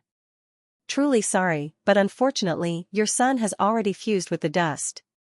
Even if he ate 8 or 10 soul-returning pills, he wouldn't be able to return his soul or come back to life. Duan Yu aloofly swept Empress Lu a glance and said coldly, what are you still standing there for? The Empress is unwell, so help her back to Renchuan Palace. No, I won't go. No. Empress Lu shouted harshly and suddenly threw herself at Duan Yu's feet. Rongli, are you going to leave him to die like this? This is your eldest brother. Is your eldest brother's life merely an ant in your eyes? Empress Lu angrily said in a threatening manner, you must have a soul-returning pill on you. This pill doesn't have much use for the current you, right? Why are you unwilling to use this soul-returning pill to save your eldest brother? Duan Yu gave her a mocking smile. He didn't speak, but everyone around him felt the heavy atmosphere pressing down on their hearts, making it hard for them to breathe. Wrongly. Empress Lu bellowed angrily, take it as this royal one begging you. Begging? Duan Yu swept her a glance, a cold glint in his eyes. What kind of attitude are you using to beg me? He coldly swept that woman a glance. Now you want to beg him, then what were you doing before? Could it be that only your son's life was important, but his mother's life wasn't? Duan Yu took a deep breath and firmly suppressed the raging hatred in his heart. Right, this was revenge. Moreover, this revenge was only the beginning. If she couldn't stand it now, then how could she continue living in the future? His cold and heavy eyes gazed deeply at Empress Lu. His cold voice abruptly rang in Empress Lu's ears. I don't have a soul-returning pill. Even if I did, I wouldn't give it to you. Empress Lu's entire body fell limply to the ground. All of a sudden, it was as if the air in her chest was completely blocked, unable to come out or go down. She abruptly opened her mouth and spat out a mouthful of blood. Your Majesty the Empress! All the royal maids and eunuchs shrieked. The expressions of Prince Li, Prince Rue, and the other princes also changed slightly. Empress, why are you doing this? Prince Qing's round face showed a hint of hesitation. Looking at the Empress's current state, he could not bear to see her like this. In the past, the Empress had the support of the Lu family. How could she have fallen to such a helpless state? King Qing. The Empress cried so much that her makeup was all ruined. She cried to the heavens and wiped away her tears. She no longer had the majesty of an empress. Prince of Qing, please help me persuade the crown prince. I'm sure you know the relationship between the crown prince and the crown princess of Shenzhou. It's as easy as lifting a finger for the crown prince. The Prince of Qing looked at the sullen Duan Yu before looking at the Empress. Empress, you're truly making things too difficult for this old official. This matter is also very difficult for your highness. Now that His Highness the Crown Prince is about to ascend the throne, there are many things that need to be dealt with. The Prince of Qing said with a troubled expression, moreover, speaking of which, that resurrection pill is only a legendary pill. Whether it can really bring someone back from the dead is another matter, isn't it? It's not. Empress Lu sharply interrupted the Prince of Qing. Her eyes were bloodshot as she glared at the other party and said, it's true. The resurrection pill's effects are real. Otherwise, how could the Empress of the Divine Province really come back from the dead? Prince Qing became increasingly troubled. Then, let's just say it's true. But the production of this soul-returning pill must be very difficult. This isn't cabbage that can be found on the streets. If you say you want it, they can give it to you immediately. Moreover, with your friendship with the Crown Prince, it's already benevolent of the Crown Prince to not trample on you a few more times. Why do you still have the face to ask for it? Prince, you must help me, you must help me. Don't be anxious, Empress. The old Prince Qing, who was used to smoothing things over, sighed helplessly. How about this, let's write a letter to the Emperor of the Divine Province and see if we can purchase a soul-returning pill from their crown princess. What do you think? Empress Lu looked sharply in Duan Yu's direction. He must have a faster way of contacting people. This? He definitely has a way, but isn't this old official giving you a way out? Why do you still insist on harping on the crown prince? Don't you see that person's icy expression, heartless and indifferent, completely disregarding you? With his personality, how could he help you send a message to the crown princess of the Divine Province to ask for some soul-returning pill for Rongli, this dethroned crown prince? Isn't this a joke? Prince Qing still wanted to say something, but Prince Qing's heir, Rong Qing, stepped forward and pulled his father back. All right, father, it's faster to have the Ministry of Rites supervise the matter of requesting the soul-returning pill from the crown princess of the Divine Province. Ministry of Rites? The Empress's voice rose an octave. Wouldn't it take a month for the Ministry of Rites to send an official letter to the Divine Province and back? By then, wouldn't it be too late? You just won't help me, is that it? Empress Lu shrieked.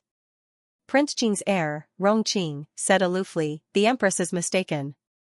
Since the Empress knows about the soul-returning pill, then you must also be aware of it. The Empress of the Divine Province passed away more than a decade ago, but she could still wake up without any side effects after taking the soul-returning pill. Evidently, this soul-returning pill doesn't have any effect on the human body. Rongqing said aloofly, in that case, why is your Majesty the Empress in such a hurry? You. The Empress couldn't refute a single word. On the other hand, Prince Li of the first rank and Prince Rui of the first rank nodded at the same time. With a stern expression, they reprimanded, Empress, what the prince said is extremely reasonable. How about this, you go back to Incheon Palace and wait for the news. Don't come out for a few days. Empress Lu's entire face was twisted. She took a deep breath and said in a shrill voice, as the Empress of the Middle Palace, how can this Empress not co-host such a major event as the Crown Prince's ascension to the throne? Duan Yu's icy gaze swept over her, but he did not say anything. He merely waved his hand and said, escort the Empress back to the palace first. Yes. A series of palace maids and mamas swarmed up, surrounding the Empress whose expression suddenly changed, and went to the Renchuan Palace. You. Let go. Empress Lu was at her wit's end. These eunuchs and palace maids seemed to have all been bribed by that bastard crown prince. None of them were of one mind. What about Mi Heng? Where's Mi Heng? Empress Lu said angrily. Go away. Have Mi Heng serve this Empress. Reporting to your Majesty the Empress, Sister Mi Heng went to the Xianxia room today and has yet to return. Go away. Who are you people? Why have I never seen you before?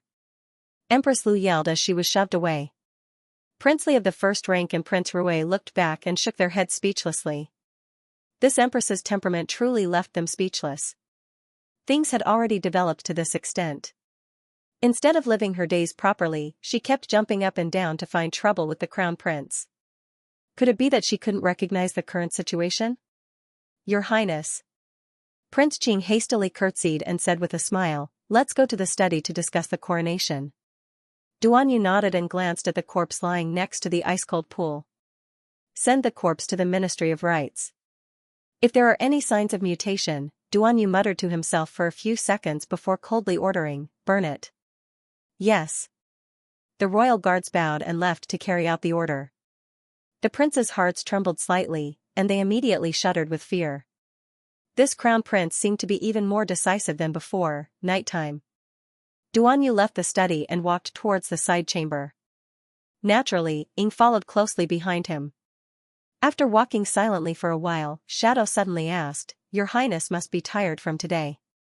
Go back and rest first.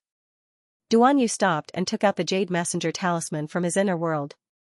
He looked down at it. There was a small line of words, Are you well? We were all very worried about you. A faint smile surfaced on his lips, and he took out a talisman pen to write on it. I'm very well.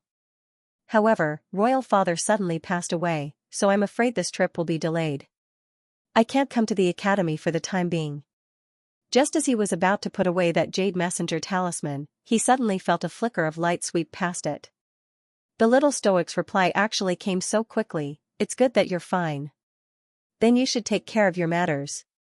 We'll come find you later. The little fellow must have been paying attention to the Jade Messenger talisman the entire day for her to reply so quickly.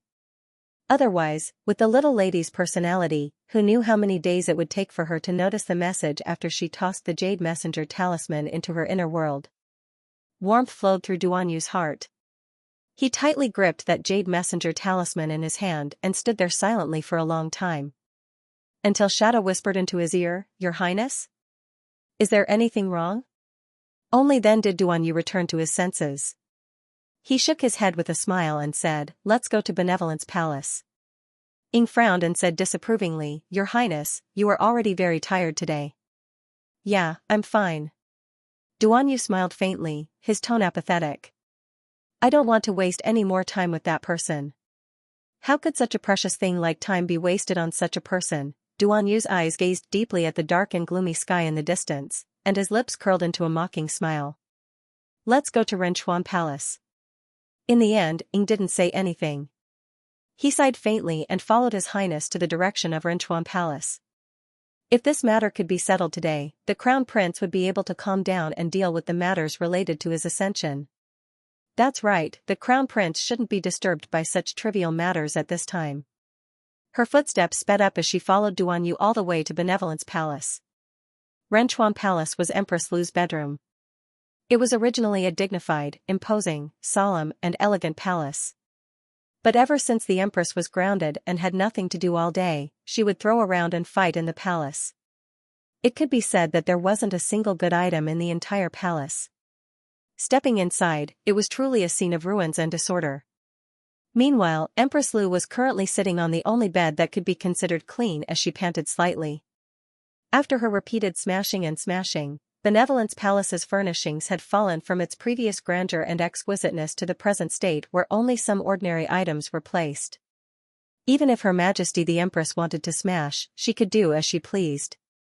In any case, they weren't worth much.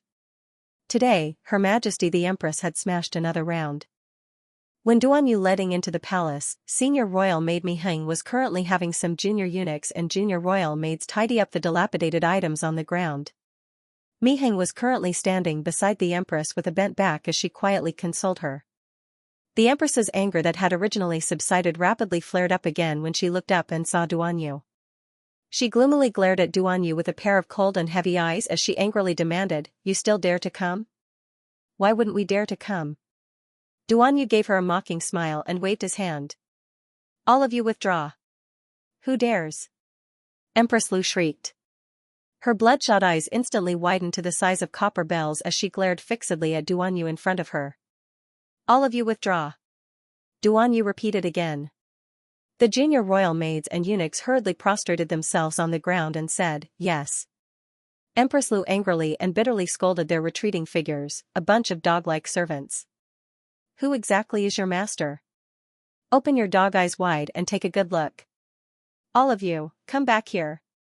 This Empress didn't order you to withdraw, so which one of you dares to disobey this Empress's decree? You also leave." Duan Yu coldly interrupted the Empress's scolding as he coldly stared at Mi Heng, who was standing next to the Empress with her head lowered. "Your Highness the Crown Prince, this servant is Her Majesty the Empress's personal senior royal maid. If Her Majesty the Empress doesn't order this servant to leave, this servant naturally cannot leave." "Ing." Duan Yu didn't quarrel with her and merely called out dryly. Ing instantly understood and rushed forward. He picked up senior royal maid Mi Heng and walked outside. Mi Heng instantly shouted in horror, "You? What are you doing? Your Highness the Crown Prince. You can't treat the Empress like that. She is your official mother after all." Your Highness, Your Highness." Her scream did not reach Duan Yu's ears, and Duan Yu quickly brushed her voice to the back of his mind. She looked coldly at Empress Lu in front of her and said with a smile, "What a loyal maid. What do you think, Empress?" Empress Lu looked around the main hall. Only she and Duan Yu were present, so she was naturally well aware of Duan Yu's strength. At this moment, she finally couldn't help but feel afraid. You unfilial son, what are you trying to do?" Empress Lu said angrily. "Unfilial son?" Duan Yu smiled noncommittally.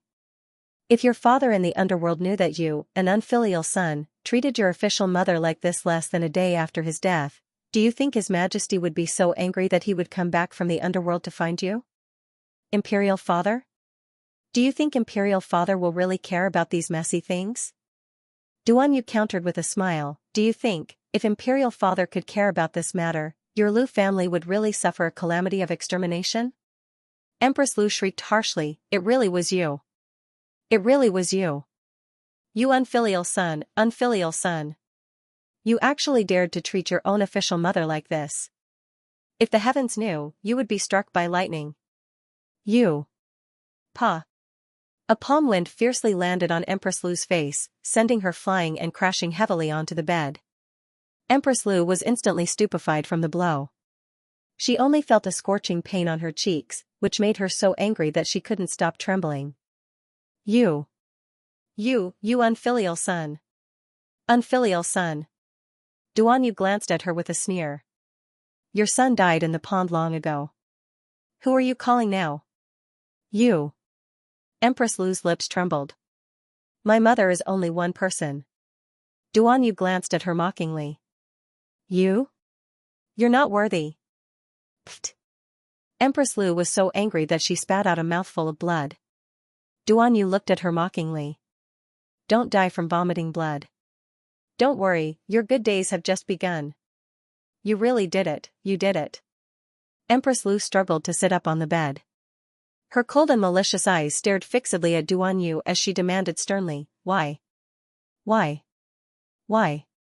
Did you lose your memory, your majesty? You really don't know why our mother died? Did you think that there would be no trace of it after having someone poison the soul-devouring flower into the rouge that my mother usually used? My mother's fingernails were infected with the soul-devouring flower's poison, Duan Yu said mildly as he lowered his gaze. The Empress's eyes abruptly widened, and she almost couldn't adjust her facial expression for a moment. She was actually discovered? I heard that the Empress has several physicians by her side, and she also usually teaches the head royal maid Miheng some common medicinal and medical knowledge? The Empress's method is truly impressive. Even if cultivators came to investigate, they wouldn't connect the dots by poisoning a mortal with the soul-devouring flower. That's because this soul-devouring flower is too common. Some female cultivators even specially use it to concoct perfume, and its fragrance assails the nostrils. Who would have thought that this kind of thing that is completely useless to cultivators would be a slow-acting poison to normal people? Bring him in, Duan Yu coldly ordered. Suddenly, a whimpering sound came from the entrance of the palace. An old nanny with long hair draped over her shoulders and a frightened expression was pushed in from the outside. She knelt heavily on the ground. The elderly nanny stared at Duan Yu in horror. She didn't dare to speak and started kowtowing to him first. Who would have thought that Mother Lin, who had served my mother for so many years, would be bribed by the Empress when she just came to the Divine Land? For half a year, Madame Lin has been poisoning my mother. Let the poison seep into her body bit by bit until it explodes at a certain point. Nanny Lin was trembling non-stop as she looked at Duan Yu with a pleading expression. Your Highness, this old servant also had no choice. This old servant didn't want to betray Her Majesty. When my granddaughter arrived in the Divine Land, she was controlled by the Empress's people. This old servant had no other choice. This old servant was forced to do so. Duan Yu looked at her with a sneer. Your entire family must die. Nanny Lin collapsed to the ground at once, her entire body trembling uncontrollably. No, Your Highness, no. My family is innocent. What right do a traitorous servant have to negotiate terms with us? Duan Yu raised his hand, and immediately led people to drag that old biddy out. Oh. Trying to adjust the time even through the thick palace doors, they could still hear Nanny Lin's shrill and frantic screams and curses. But soon, that voice completely stopped. Even the dozen or so sobbing voices outside all quieted down. The stagnant water was silent. Empress Lu's pupils contracted as she stared at Duan Yu in horror. She only felt that this youth before her was even colder and more heartless than usual. He was indeed beautiful, but when she was stared at by his cold eyes, she truly felt a trace of fear from the bottom of her heart. You, what do you want? Empress Lu couldn't resist shouting in a trembling voice. A chill flitted past Duan Yu's lips. His smile was faint, but the ice in his eyes was about to shatter. With a light raise of his left hand, a woman in a blue and white robe with long sleeves slowly and gracefully walked in from outside Benevolence Palace. The woman bowed gracefully at the Empress. Greetings, Your Majesty the Empress. Who are you? Fear and hatred flitted through Empress Lu's eyes. She turned to look at Duan Yu and said sternly, Duan Yu, isn't it enough that you single-handedly helped that medicine woman Xianxia ascend the throne? Now, where did you find this B*TCH from? What do you want? His Majesty has already passed away. Even if you... Empress, could it be that you didn't notice that this woman's figure is similar to yours? Duan Yu interrupted her chatter, his aloof voice faintly ringing by her ear. So what? Empress Lu was still unaware that death was imminent. She glared at Duan Yu with resentment and shouted harshly, even if you ascend the throne as the Emperor of Xianxia. Don't forget, I am still your official mother. Even if you are the Emperor of Xianxia, I am still the Empress Dowager who is second only to one person and above everyone else. Empress Lu bellowed angrily, no matter how high your accomplishments are, disrespecting your official mother is still a serious crime. Duan Yu glanced at her mockingly. Disrespecting your official mother. She was indeed an idiot for daring to spout such nonsense even at the brink of death. Open your dog eyes and look carefully, Duan Yu said coldly. With a slight raise of his hand, a young man immediately nodded and walked forward. He took out some medicine and small items and had the woman sit down in front of the dressing mirror. She didn't understand how he did it, but she saw him apply some medicine on the woman's face and pinch it a few times. The woman's expression changed completely. Empress Lu's eyes widened in horror. She pointed at the woman with a trembling finger and cried out repeatedly, You. This woman's face was extremely similar to hers. There was a hint of boniness in the deathly pale face. Wasn't this her own face? They were too alike, although there were still some differences in the details. At first glance, there was really no difference. Normal officials wouldn't dare to stare at the Empress's appearance, so if it was just a glimpse, the woman's disguise was flawless. Wrongly. Empress Lu shrieked angrily. What do you think you're doing? You want to find someone to impersonate me? You unfilial son, how dare you treat your own mother like this? You will definitely suffer the wrath of heaven for being so rebellious and die without a burial ground. Insolence. Ying roared angrily. Duan Yu, on the other hand, was unconcerned. He raised his hand to block Ying, who wanted to charge forward, and his gaze aloofly landed on Empress Lu. He asked with a smile, Empress, how about we tell you another secret? Empress Lu's eyelids twitched fiercely, and her entire body nearly collapsed to the ground. As she gazed at the man who resembled a malicious ghost, she felt her limbs turn ice cold, and she trembled with fear. What do you want to say? Empress Lu's lips quivered, and she suddenly felt that her voice was very dry. Duan Yu smiled faintly at her. That smile was truly peerlessly beautiful. Unfortunately, how could the Empress see that handsomeness? Only fear and panic were left in her eyes. Your son, Rongli, has already died long ago. The Empress's heart shuddered violently, and she retorted coldly, I know, he drowned in the pond. You sent someone to do it, right? You're a wolf with wild ambitions. My Lier has already been crippled, so how could he block your path? Why won't you even let off a dethroned crown prince? Such a ruthless heart. It's not like that. Duan Yu murmured softly with a deep smile, your son, Rongli, has already died long ago in the imperial capital of Dragon Flame. He turned into ashes and dissipated from this world. Duan Yu pointed at the dust on the ground and said with a smile, resurrection pill? I naturally have it. But your son doesn't need it at all. Duan Yu took a step forward and murmured, he has already died long ago, and his soul have been obliterated. Following his words, Empress Lu's eyes nearly oozed blood. She stared fixedly at the malicious ghost in front of her and roared, but she couldn't spit out a single word. Does it hurt? Duan Yu placed his hand on his chest and gazed at her coolly. It hurts a lot, right? Don't worry, the pain you inflicted on us back then. Us will return it all to you. Pfft. Empress Lu was truly so infuriated that she spat out a mouthful of blood, and her entire person instantly wilted.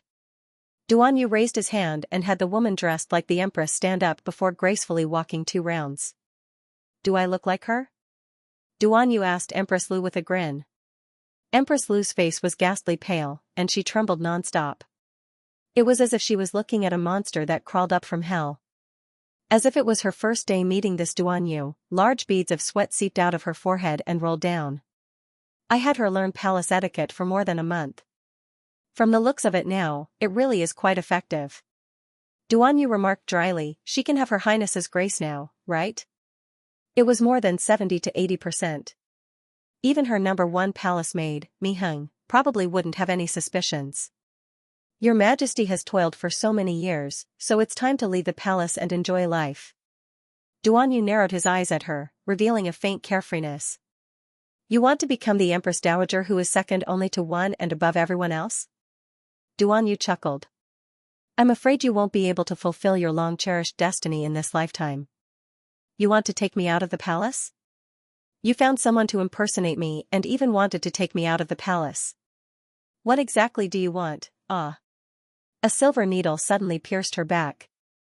Empress Lu fell to the ground with a plop.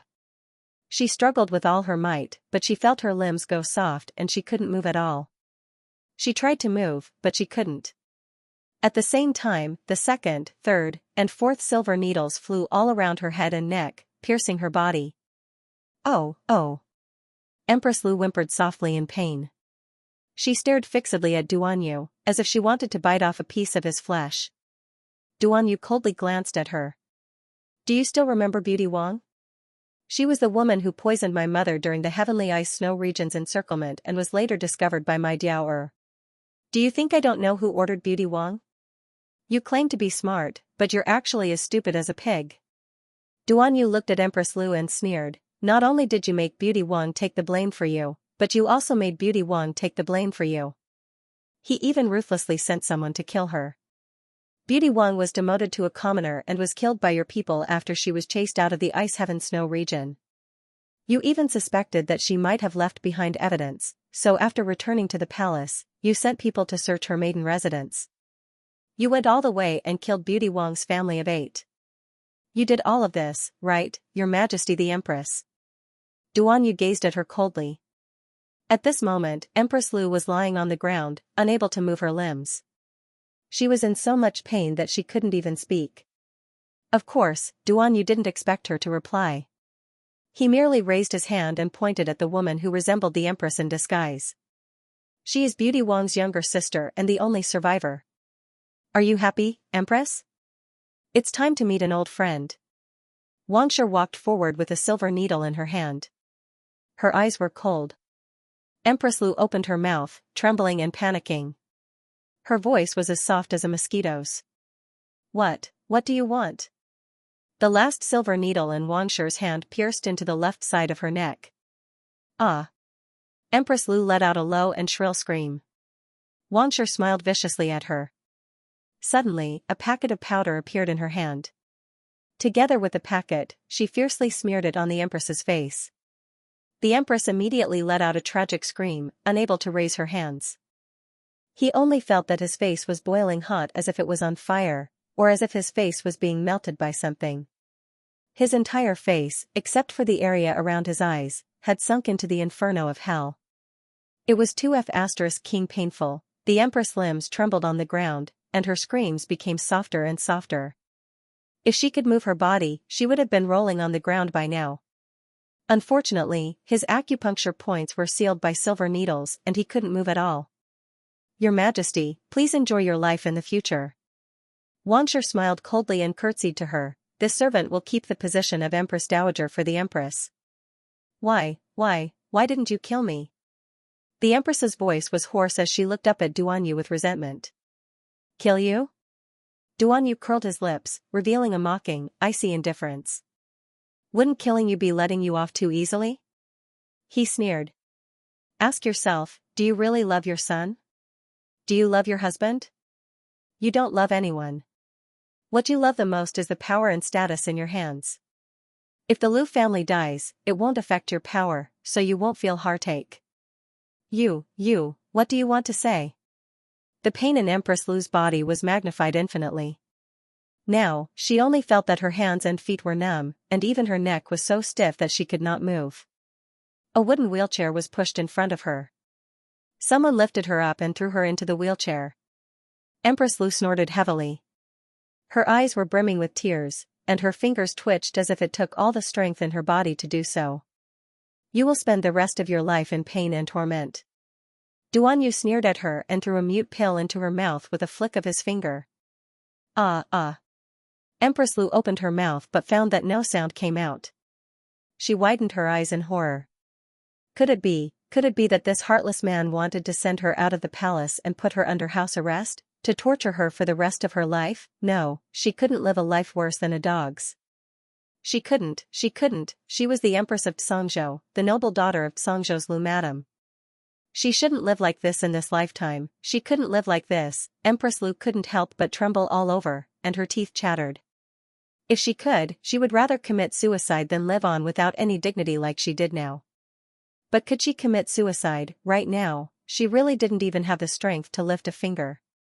Rongli was truly heartless to this extent, practically comparable to the netherworld ghost's hell flower. Take her out of the transportation array.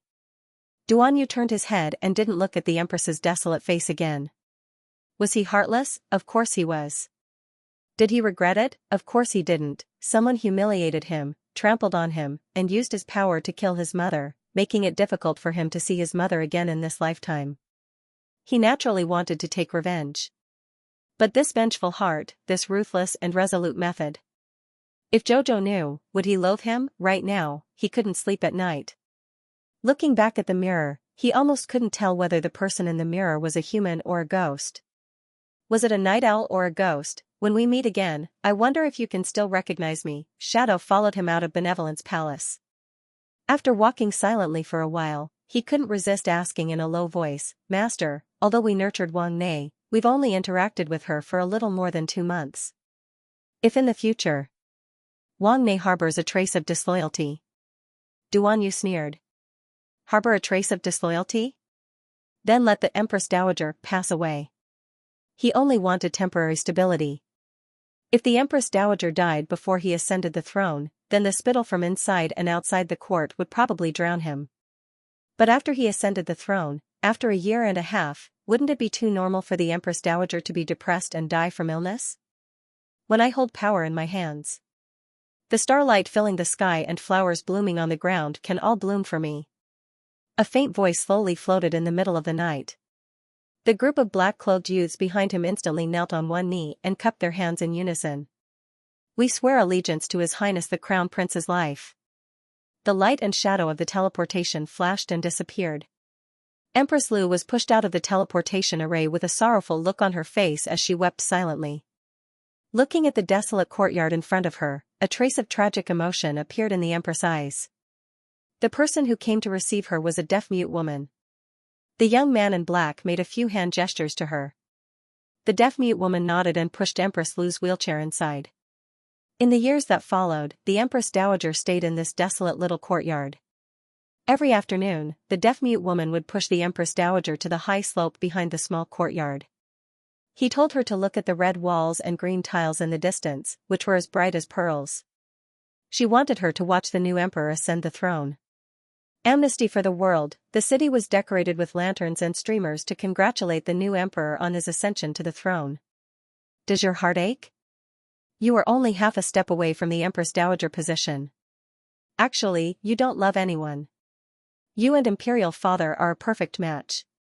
People like you only love yourselves. Far away in the Divine Land's Polarity Hall, Mo Luxing received the news when the sun rose to the east. The Zhongzhou Emperor was gone. He's gone just like that. Bai Wuxia sighed deeply. He slowly put down the cup in his hand and frowned. But calculating the time, it was about time. No matter how much love and hatred, they were all just a drop in the ocean. In the long river of time, they would eventually fade away completely. No one could tell if it was right or wrong. In the end, it would be an empty and fleeting past. At the holy auspicious arena, clamorous shouts sounded again. The drowsy Sir Jojo was startled awake by the noise. She nuzzled her small head in her husband's arms and narrowed her eyes, too lazy to look up. Speaking of which, this competition simply challenged a normal person's bottom line. The competition lasted for 7 consecutive days, regardless of day or night. During these 7 days, they ate, drank, and peed in the arena. Of course, the tea and snacks in the arena were provided for both the morning and evening meals. However, they had to pay for it themselves. You paid to enter the arena to watch the competition, so you naturally had to continue spending money for other expenses. Heh. One had to know that there were more than 50,000 spectators watching the competition this time. Excluding the more than 10,000 cultivators, the remaining spectators were all normal spectators. To make these normal people watch the competition for 7 consecutive days and nights in such a noisy environment without sleep or rest, this was really King satisfying. Sir Jojo felt that if she were a normal person, she definitely wouldn't pay for this torture. She was simply crazy, wasn't she? She had already dozed off a few times. Jojo, why are you so sleepy? The little fatty asked energetically. That's right, we're all cultivators, so why are you so sleepy? A female student from the Royal Academy couldn't resist interjecting. The little stoic was actually able to sleep peacefully under such a burning situation. This was simply too wondrous, alright? Jojo, you can't be, you're. Xianxia suddenly thought of something and grabbed her wrist, excitement faintly showing in her eyes. Sir Jojo rolled her eyes and glanced at her, keenly catching the various gazes coming from all around her. She immediately slapped away Xianxia's hand in irritation. No. How could she not understand the glint in Xianxia's eyes? As a doctor, how could she not know whether she was pregnant or not and how her body's condition was? If she was pregnant, how could she still be like today, jumping around happily everywhere? It wasn't like she was stupid, she was simply worrying for her for nothing. Furthermore, who said that a pregnant person would definitely feel sleepy? Oh. Xianxia pursed her lips and revealed a disappointed expression. Whether it was a boy or girl, Jojo's child would definitely be exquisite and adorable, right? Would it be a stoic face like Jojo? Student Xianxia was thinking about all sorts of things. Xiao Xiao looked at her in amusement. After being disturbed by them, she woke up half of her drowsiness. Xiao Xiao, let me calculate the time. Your second match in the free-for-all arena should be coming soon. Mo Lian lowered his head to glance at the little one before holding her small hand and rubbing her face. Quickly wake up, my Xiao Xiao. Do you want to go up and fight in this sleepy state? Xiaomu speechlessly pulled down his hand and glanced at him before asking, what time is it now? Jojo, look at the points on the black crystal screen. Where am I? Arbor looked at the black crystal screen in the middle of the arena that was as tall as a person and about 10 meters long. You haven't even fought 2 matches, so you're probably in the top 100. As they spoke, the host, Nyonya Duo Duo, suddenly leaped onto one of the arenas and announced with a smile, the second match of the free challenge. Student Arbor from the Royal Academy and Hong Shang from the Radiance Academy, please come to the stage immediately. As the host, Nyonya, called out in a loud and excited voice, the crowd surged with emotions and roars. Half of the people in the arena stood up in a frenzy, waving their arms as they chanted Little Crown Princess name. Our dear Xiao Mu, who had been dozing off, was inexplicably energized, and she blinked at the dense crowd around her. Eldest young Master Qin couldn't help but rub his forehead and sigh. Io, look at Jojo's rallying power. He hasn't even gone up yet, but the crowd is already so excited. Right, looks like everyone's the same as me. Qin Jiu exclaimed excitedly. We're all waiting to see this battle. Whoosh whoosh. 2 figures flew onto the revolving arena from the Royal Academy and the Radiance Academy respectively. Hong Shang from the Radiance Academy. Royal Academy, Arbor. Please advise us. Arbor and Hong Shang raised their hands and saluted at the same time, then flew up into the air. Hong Shang's first move was a palm containing 60% of her divine power, which flew over. The mighty divine power wrapped in a cluster of flames flashed in her palm. If it were anyone else, they would naturally be sent flying by her palm. But who was Arbor? When he saw her palm flying over, he immediately leaped into the air and flew forward, receiving her palm expressionlessly. After a loud bang, the 2 people's hair fluttered and their clothes fluttered. They were blown by a fierce gust of wind. Their clothes fluttered and their sleeves fluttered. Hong Shang's expression changed slightly, and she reached out to stroke her slightly numb right arm.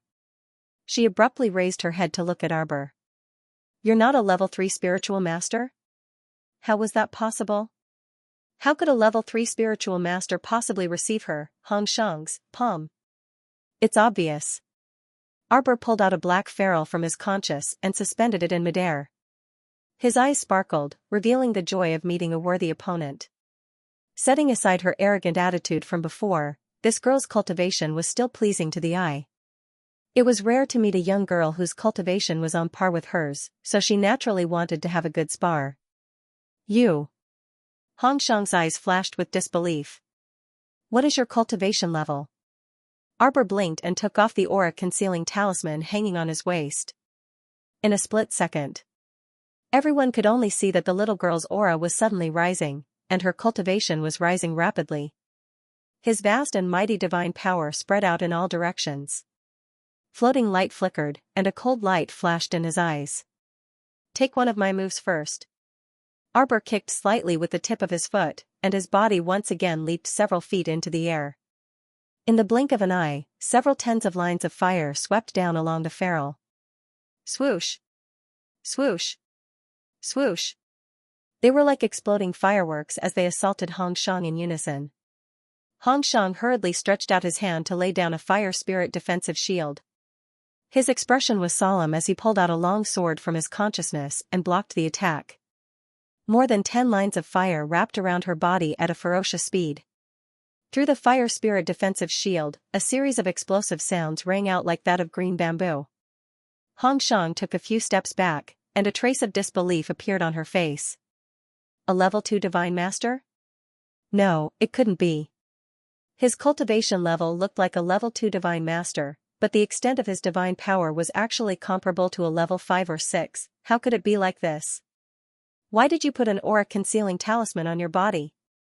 Hong Shang gritted her teeth and said angrily. Arbor lowered his head and glanced at her. His expression was neither fast nor slow as he said indifferently, to trick people. Why else? Sir Jojo felt that this woman's question was simply a bit laughable. If she wasn't trying to trick people, why would she hang so many aura-concealing talismans on her body? Yes, they were so many. A level 1 aura-concealing talisman reduced one's cultivation by 5 levels, but her multiple aura-concealing talismans could be adjusted up to 20 levels. She couldn't possibly adjust herself to such an outrageous minor realm like level 10 mystic cultivator, right? She was already being disdained to this extent after being adjusted to level 3 spiritual cultivator. Humph, if she really adjusted herself to level 10 mystic cultivator, wouldn't she be stabbed to death by people's gazes? What did her cultivation have to do with a bunch of people who worried about her, even if she was only a little level 10 mystic cultivator right now? Humph, Jojo's lotus was still Jojo's, and no one could snatch it away. The little stoic revealed a bewitching smile at Hong Shang across from her. If this mechanical smile with a crack at the corner of her mouth was called a smile, then this smile of hers was too frightening, Hong Shang thought. Withdrawing his gaze, Hong Shang lowered his eyes, and the sword in his hand abruptly overflowed with flames and expanded explosively. The fire spirit in her hand slowly swayed in her palm, slowly splitting into 4, 5, 6 clumps. Boom! The green flames transformed into several arm-length green eagles. They screeched as they charged in the little stoic's direction to surround her. At the same time, the fire spirit barrier around Hong Shang couldn't hold on any longer and abruptly transformed into a fire spirit barrier, blocking in front of him. Even so, Arbor couldn't help but have a whole new level of respect for her. After all, not just anyone could control a full-body defensive fire spirit barrier. As expected of a gifted disciple of Glory City. She was indeed different from those children of ordinary large patrician families. However, even though her dark green fire spirit transformed into several eagle spirits and encircled Arbor, their speed was still too slow in the little stoic's eyes. Too slow, the little stoic took a step in midair and arrived in front of one of the eagle spirits in an instant. She clenched her fist and instantly swung it at the eagle spirit's head. In the blink of an eye, that eagle spirit, which was half a person's height, turned into nothingness under the little stoic's fist. Hong Shang's body trembled slightly as his divine power dispersed. The little stoic smashed that eagle spirit with a punch, which immediately drew raucous cheers from the audience. Amidst these roars, the stoic face once again strode in front of another spirit hawk. From the moment he punched to the heavy blow, everything was done in one breath. That unlucky eagle spirit was once again reduced to scattered divine power in her hands. Hong Shang's face turned even paler as he let out a sharp whistle, summoning the remaining eagle spirits to his side. No sooner said than done, emerald green wood spiritual energy seeped out from the little stoic's hand. A wisp of wood spirit, which had taken the form of a man-eating flower, swayed gently on her porcelain white palm. In a matter of minutes, he landed on the ground. Amidst the cries of the crowd, the man-eating flower rapidly grew to the height of an adult, the height of 2 adults, the height of 3 adults. Looking down from above, it opened its ferocious mouth and bit down at the tiny Hong Shang, whose face was filled with terror. Fast, so fast that no one could react immediately. Hong Shang was indeed not an ordinary person. With a high jump, she was already enveloped by several eagle spirits burning with green flames and flew into the sky. Arbor's gaze chilled. Seeing her fly off the ground, he didn't say another word and directly swung a giant water spirit palm. The giant transparent water palm pressed down, and Hong Shang raised her hand to block it. However, the giant palm instantly expanded in the air as the light and shadow appeared. It blocked above her head like it was covering the sky and the sun. It slammed down heavily. Hong Shang raised her hands high above her head, but felt the giant palm pressing down like a mountain. It was heavy and carried a majestic aura as it slammed down. It slammed her entire body down heavily. Her calves were heavily pressed and were embedded in the arena. Her entire body was shortened by a small amount. The defensive wall in front of her instantly shattered into pieces. Hong Shang made a prompt decision, slapping the ground with both hands. She suddenly flew up from the ground of the arena. The giant transparent palm formed by the water spirit once again pressed down from the sky. Hong Shang's movements were very quick. Her body had already leapt into the air. The numerous fire spirits in her hands transformed into giant eagles that pecked at the giant palm. This woman had 8 levels of fire spirit power, and her aura was very strong. Those few eagle spirits charged at the water spirit's giant palm. When the two came into contact, red and blue lights were released like fireworks. The giant eagles formed by 8 levels of fire spirits seemed to cry out, flapping their wings and flying forward, roasting the water spirit's giant palm in front of them. A group of outsiders watching the show couldn't help but break out in a cold sweat for the little crown princess. In their view, this battle was really too dangerous. The little crown prince stood on a giant man-eating flower that was swaying its head, controlling the water spirit's giant palm to attack Hong Shang. Hong Shang, however, seemed to be handling the situation with ease. The sword in her hand was completely red, as if it was a blazing sword that was surrounded by layers of fire spirits. The sword in her hand chopped and stabbed, making it so that not even a drop of water could pass through. Her moves were also very quick and fierce. In just a few minutes, she had exchanged a dozen moves with the little crown princess. The water spirit's giant palm pressed down like a group of mountains. Hong Shang's expression changed slightly. She was once again slapped down by the giant palm, and was directly pressed into the original hole in the arena. Arbor's graceful reflection was like a flowing wind, arriving in front of Hong Shang in a few breaths. At the same time, that blooming man-eating flower was waving its branches and leaves in the wind. It lowered its head and bit at Hong Shang's head. Instantly, there was a wave of frightened cries.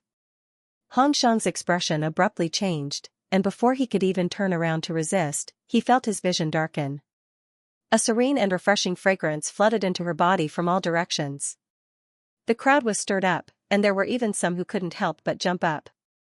His eyes were focused on the fight on the stage. Mother, it was eaten. How could ordinary people understand what was going on? He only knew that the little girl's emerald green man-eating flower could actually swallow half of the other party's body in one gulp. Hong Shang was currently hanging upside down in the air. Everything above his stomach had been eaten by the man-eating flower. Only 2 legs were left, kicking chaotically in the air. Senior Sister Hong. Senior Sister Hong. The one-star Radiance Academy students couldn't help but stand up and glare angrily at the stoic-faced little crown princess in the arena. The little crown princess found the accusatory look on her face a little strange. What, wasn't life and death in the arena a matter of fate? She hadn't even dealt with their senior sister Hong yet, and they were already glaring at her with such resentment. What a strange bunch of people. Arbor glanced at them indifferently and asked in a clear and cold voice, "Let me ask you, do you concede?" The expressions of everyone from Radiance Academy changed. They did not think that this little crown princess would have such a strange temperament. It turned out that she came to the stage to compete with Senior Sister Hong with the intention of beating her until she was convinced. Senior Sister Hong was their Radiance Academy's most talented senior sister and also the granddaughter of Minister Hong. She was such a proud person. How could she lower her head in front of the crown princess in front of everyone, not to mention admitting defeat? It was impossible for him to admit defeat verbally. Radiance Academy's Cha Pinchao quickly stood up and shouted, "Crown Princess, my senior sister Hong admits defeat, please let her go." Arbor blinked and pretended to be puzzled. "I don't think I heard her say the word admit defeat." Everyone could not help but look at her speechlessly. "You've already released the man-eating flower and ate half of her head into her stomach. Even if she wants to admit defeat, she won't be able to open her mouth. Okay, Cha Pinchao cupped his hands at her and said with a faint expression, "Sorry, Crown Princess, my senior sister Hong was too arrogant and rude. Please be magnanimous and let her go." How could she be excused for her previous actions just by saying that she was arrogant and rude? How could there be such an easy thing? Arbor's mouth could not help but curl up into a cold smile. Previously, she walked in front of Sir Jojo with her nose in the air and asked her to leave her husband. She really wanted to ask this Miss Hong Shang, "Where did you get your confidence from?" In her life, she hated those who had nothing to do and always liked to look at others with a pair of disdainful eyes. Simply creating trouble out of nothing. I want her to admit defeat to me personally. Arbor coldly stared at Cha Pinchao. Can you make this decision for her? If you can't, then stop talking nonsense. A female student from Radiance Academy could not help but shout at the two hosts, "What are you guys still standing there for? Quickly announce the end of the competition."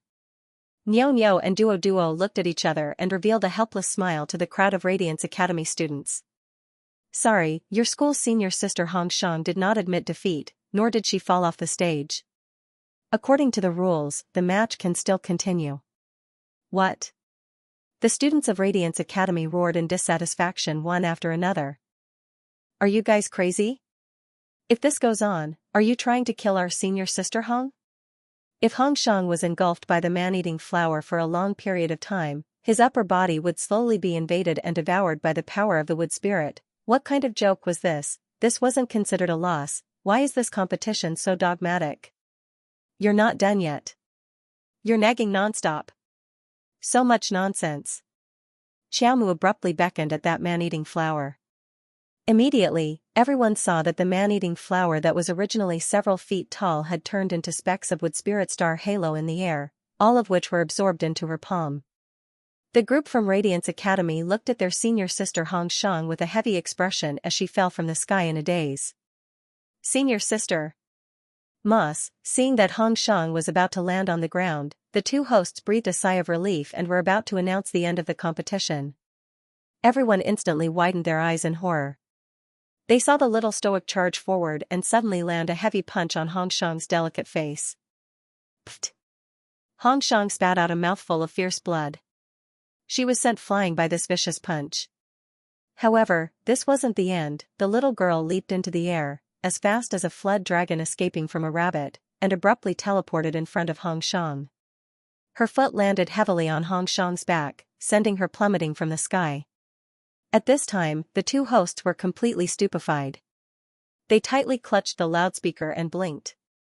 Just as they were about to heave a sigh of relief and immediately announce the end of the match, they saw the little girl's savage figure flash to Hong Shang's side again, and her fist landed on Hong Shang's other cheek. She directly sent Hong Shang flying half a day into the air again. Everyone simultaneously wrote a large F***CK in their minds. Pairs of dog eyes couldn't resist glowing as they stared at the little girl's nimble figure flashing back and forth, gasping in amazement. The little stoic was as fast as lightning and thunder. She flashed, and flashed again, punching, kicking, smashing, and throwing in all sorts of ways. Everyone only saw Hong Shang bouncing back and forth in the air, not landing on the ground for a long time. They couldn't resist covering their eyes. The little crown princess was too savage. After a torrential beating, the little crown princess finally kicked Hong Shang back to the ground.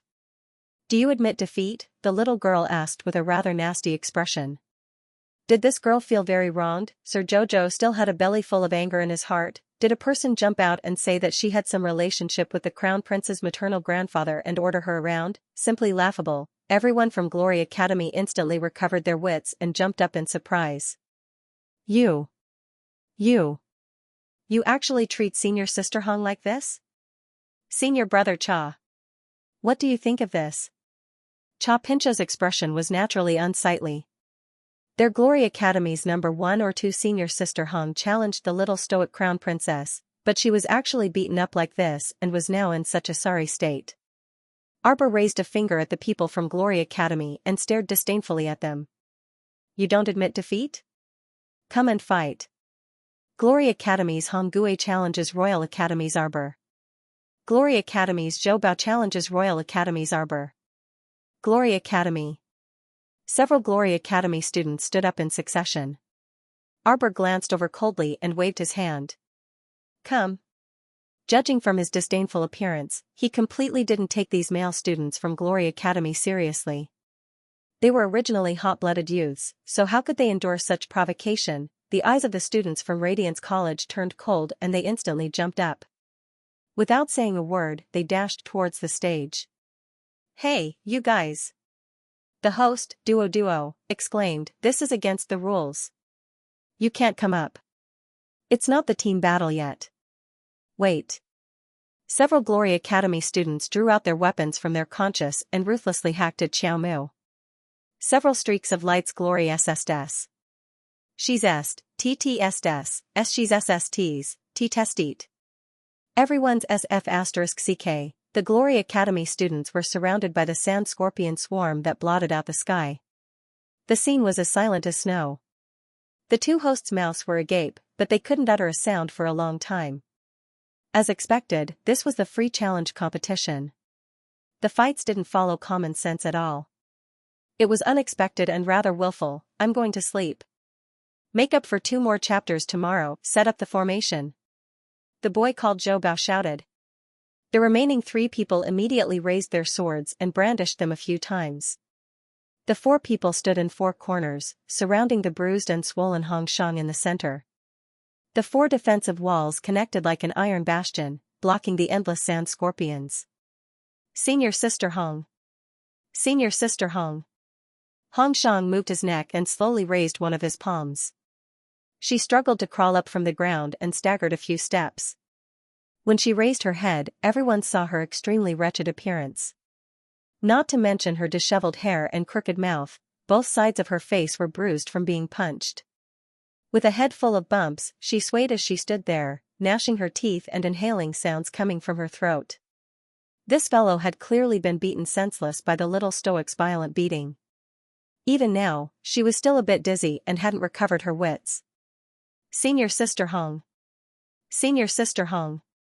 Several Glory Academy students hurriedly called out. Hongshang raised a hand and swung her disheveled hair.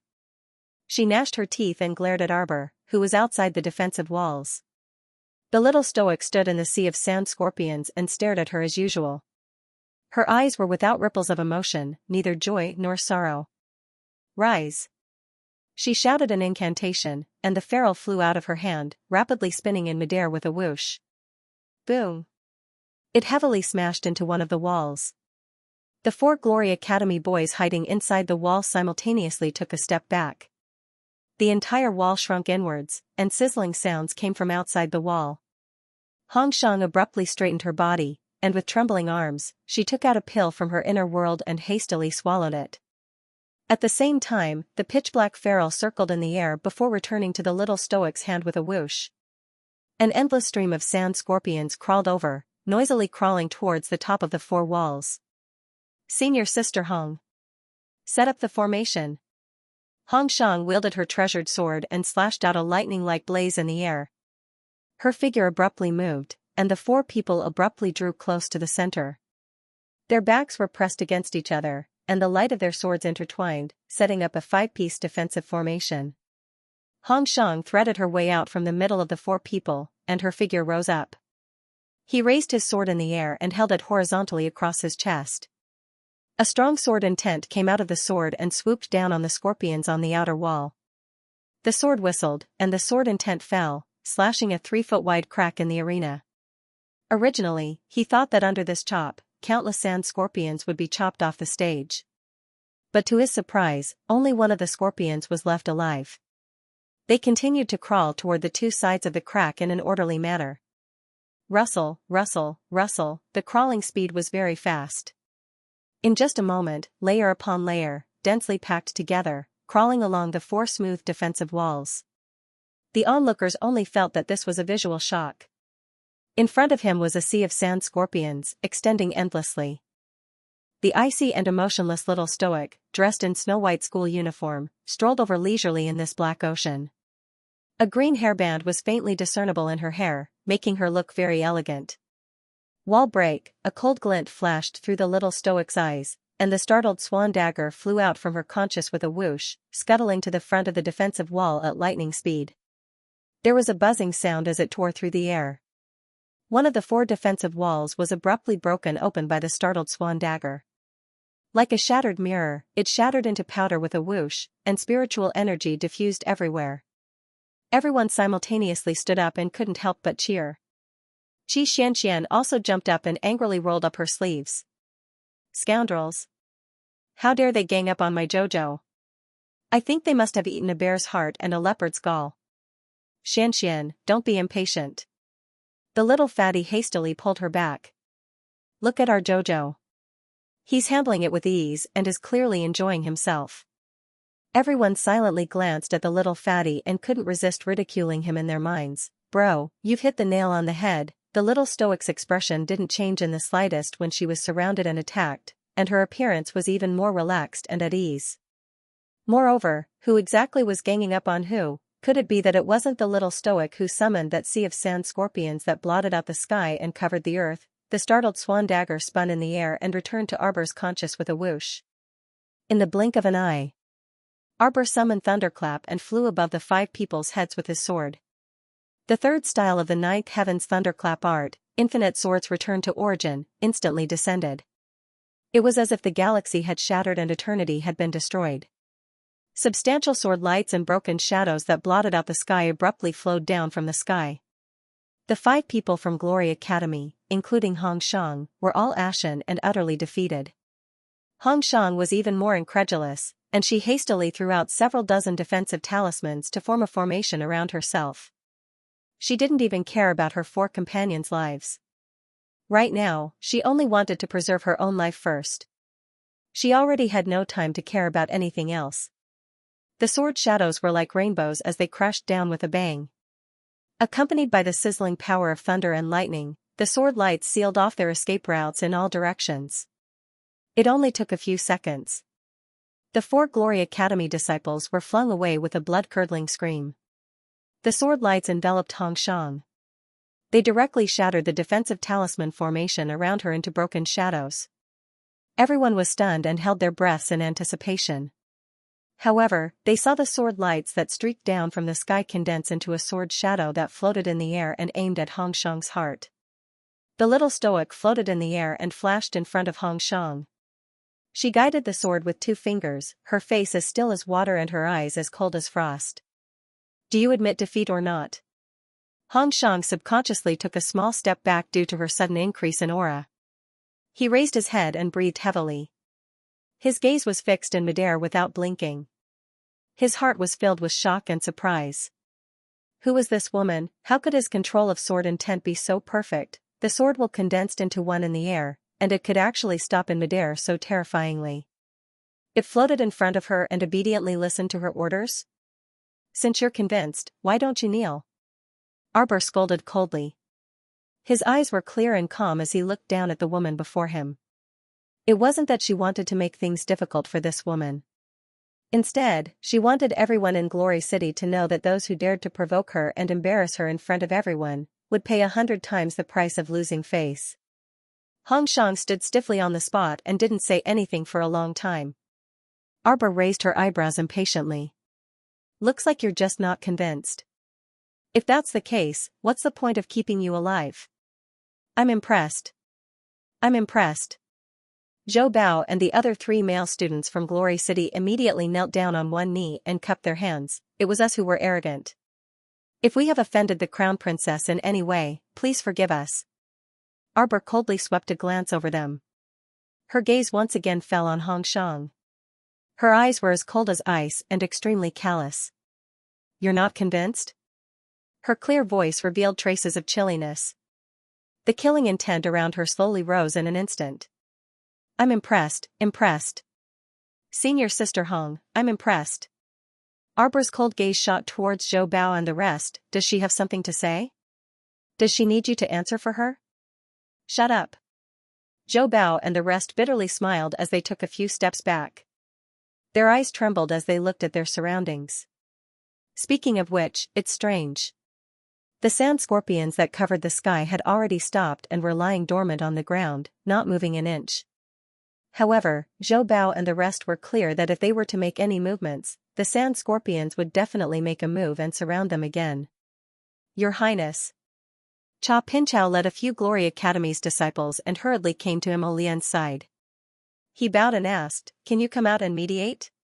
For this matter to escalate to such a state, His Highness also has an unshirkable responsibility, right? If His Highness had told Senior Sister Hong about the young Crown Prince Consort's true cultivation level from the start, Senior Sister Hong would not have been so impulsive as to go up and fight the young Crown Prince Consort on the arena. Lian was too lazy to even lift her eyelids. She only coldly glanced at him and said, "You're asking for trouble." Cha Pinchao's heart was instantly filled with anger. Although he disdained Hong Shang, this foolish woman, he still came from Glory City with her. Hong Shang had lost so much face. As Glory City's disciples, how could they have any face? Naturally not. Mo Lian indifferently glanced at Cha Pinchao and sneered in her heart.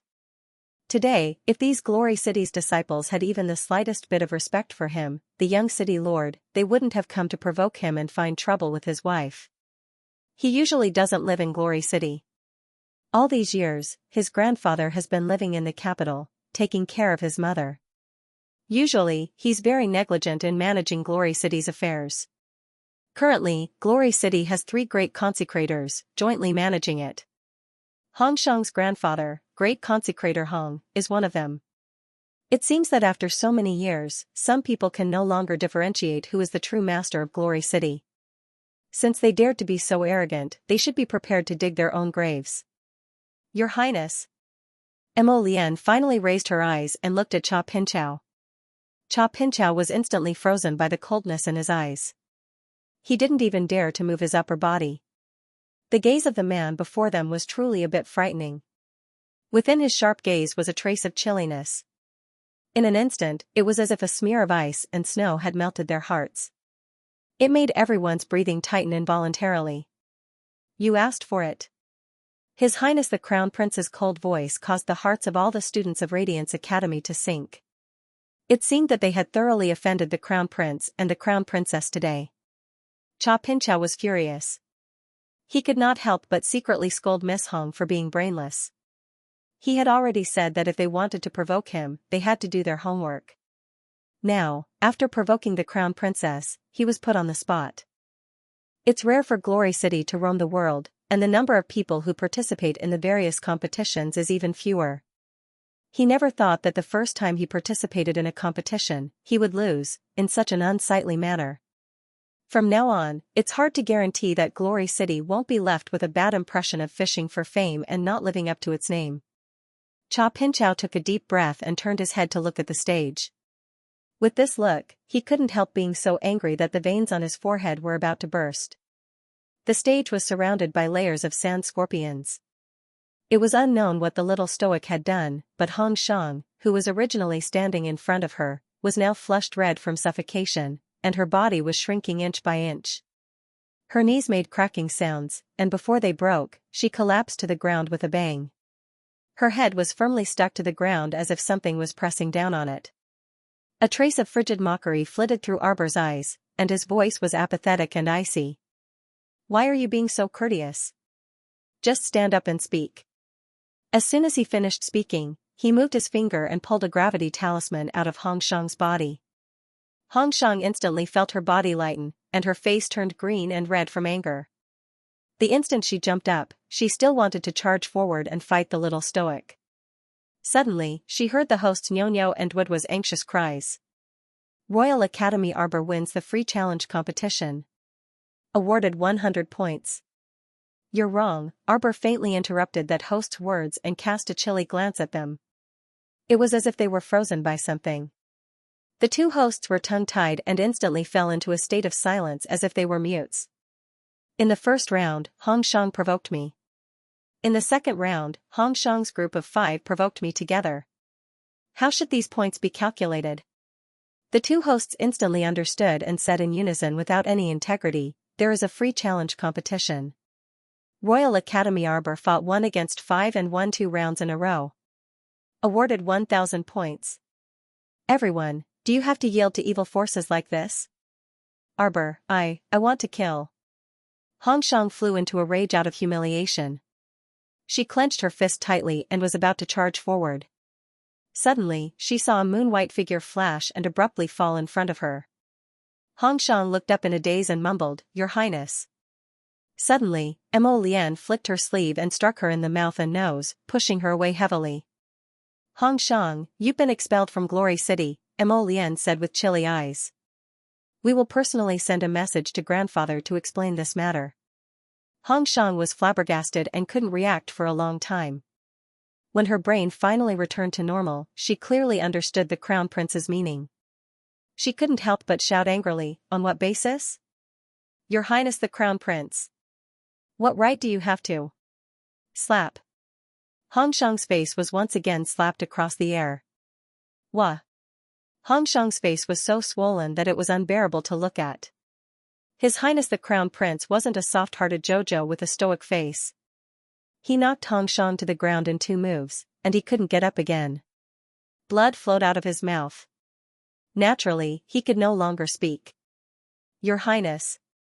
Cha Pinchao could not help but clasped his hands and said, "Although senior apprentice Sister Hung was disrespectful in the first place, and made a small mistake, but now she has already received the punishment she deserves, she." Consecrator Cha wants to be like Consecrator Hung? Floating? Cha Pinchao felt a chill in his heart and immediately shut his mouth. He hadn't expected the Crown Prince to know them like the back of his hand. They had never met the Crown Prince before, but the Crown Prince knew at a glance that he was Cha Pinchao, the grandson of great Consecrator Cha. Taking a deep breath, Cha Pinchao knew that this Crown Prince wasn't someone to be trifled with. He took a step back, clasped his hands, and said, "Then I'll take senior apprentice Sister Hong away to treat her injuries. Hong Shang has already been expelled from Glory City. From now on, there will be no Hong Shang in Glory City's Glory Academy." At this moment, Hong Shang felt a trace of fear. Her face was filled with panic as she looked at the Crown Prince and whimpered. The Crown Prince naturally ignored her and only swept her a cold glance in the end before looking at his wife with furrowed brows and lowered eyes. "Jojo, are you tired?" Arbor shook his small head and thought, "I'm not tired. It's just that I was too annoyed by Hong Shang's entanglement earlier." Instead of fighting her properly, Hong Shang only wanted to quarrel with her. "I really don't know what she's thinking." The little fellow tilted her head with a displeased expression. "Why is this Hong Shang so weak? Wasn't she a second-level god apotheosis master? Her cultivation level should be the same as hers, and there shouldn't be much of a difference." But after exchanging blows, the little stoic immediately discovered that the divine power in Hong Shang's body didn't even reach 1% of hers. She was also a second-level god apotheosis master. If Arbor's power was as vast as the sea of stars, then Hong Shang might only be a small ditch. Mo Lian couldn't help but laugh when she heard this. She pulled the little fellow's hand and said, "Why do you always compare yourself with that kind of idiot? With your current cultivation, it shouldn't be a problem for you to challenge a 5th-level or 6th-level god apotheosis master alone." "You challenged her?" Arbor blinked and said in all seriousness, "It was her who challenged me. She has a good eye." Mo Lian couldn't resist twitching her mouth, and she nodded repeatedly in amusement. Right, it was her who foolishly challenged my Jojo. How can her cultivation, which was piled up by pills, be a match for you?" Arbor nodded pensively. Although pills could allow cultivators to advance quickly, if they took pills at every level and rapidly raised their cultivation level by 5 or 6 levels, then their cultivation wouldn't advance too far in the end and would probably stop at a certain point. Sir Jojo tilted his small head at him and whispered something to him. Mo Lian knitted her brows at first to express her unwillingness, but then she reluctantly nodded and squeezed his small hand. "Then your husband will be below the stage, watching you from afar. You have to be good." Arbor was speechless. Wasn't she just fighting? How was she not obedient? Then, he turned around and looked at the hosts, Nyonyo and Duo, who had already eaten a stomach full of dog food and had a somewhat hopeless expression. With a clear voice, he said, "Set the stage." The ears of Nyonyo and Duo twitched, and their spirits were lifted. They were completely excited. At this moment, the crowd below was already cheering. Set up the arena, set up the arena." It was only the first night of the competition, yet someone had already set up an arena. One had to know that the earlier they set up the arena, the harder it would be to deal with them. After all, a person's experience was limited. If he was continuously challenged by others, it was very likely that his strength would be exhausted, and in the end, he would be taken advantage of by others. One had to know that if one could defeat the arena master, they would be able to obtain the points that the arena master had set up. If the arena master won 10 matches in a row and was challenged off the stage in the 11th match, the challenger would be able to obtain 2,000 points. It was a considerable number. Set up the arena. Duo shouted passionately, her big eyes flashing with a strange bright luster. Heads of the aristocratic families, young masters, young mistresses, and everyone watching the competition. Hello everyone. On the first night of the Tianyuan competition, just before dawn, our Royal School student representative requests to set up the arena. Set up the arena. Duo's excited voice was trembling. Nyo, who was beside her, shouted even louder than her, that's right. Now, we announce that arena number 6 has been successfully set up. Arena Master, Royal School Student Arbor. Congratulations to Student Arbor for successfully setting up the arena. The corners of eldest young Master Qin's eyes twitched. He felt that the hosts on the stage were hilarious. Facing an expressionless stoic face, they could still so generously and passionately continue their speech without feeling awkward at all. Duo even pulled up Student Arbor's little hand and waved her little paw. I announce.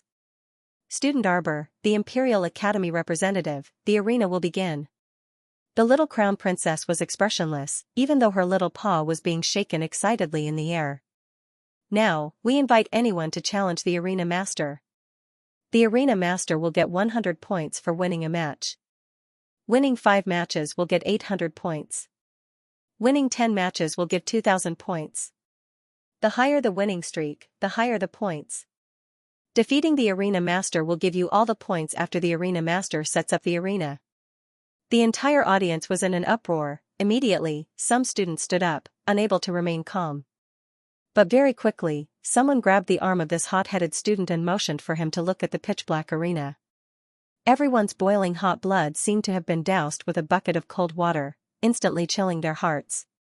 Haha, what kind of joke was this? Go up and be bitten by the sand scorpions. Now that the arena was filled with sand scorpions, whoever went up would be unlucky. Moreover, just now, even the 5 people from the Glory Academy were unable to throw Arbor off the stage.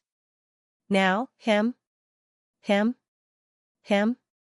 What ability did he have to throw the Imperial Academy's arena master off the stage? Instructor He from the Umbra Academy warmly and courteously congratulated Principal Yun.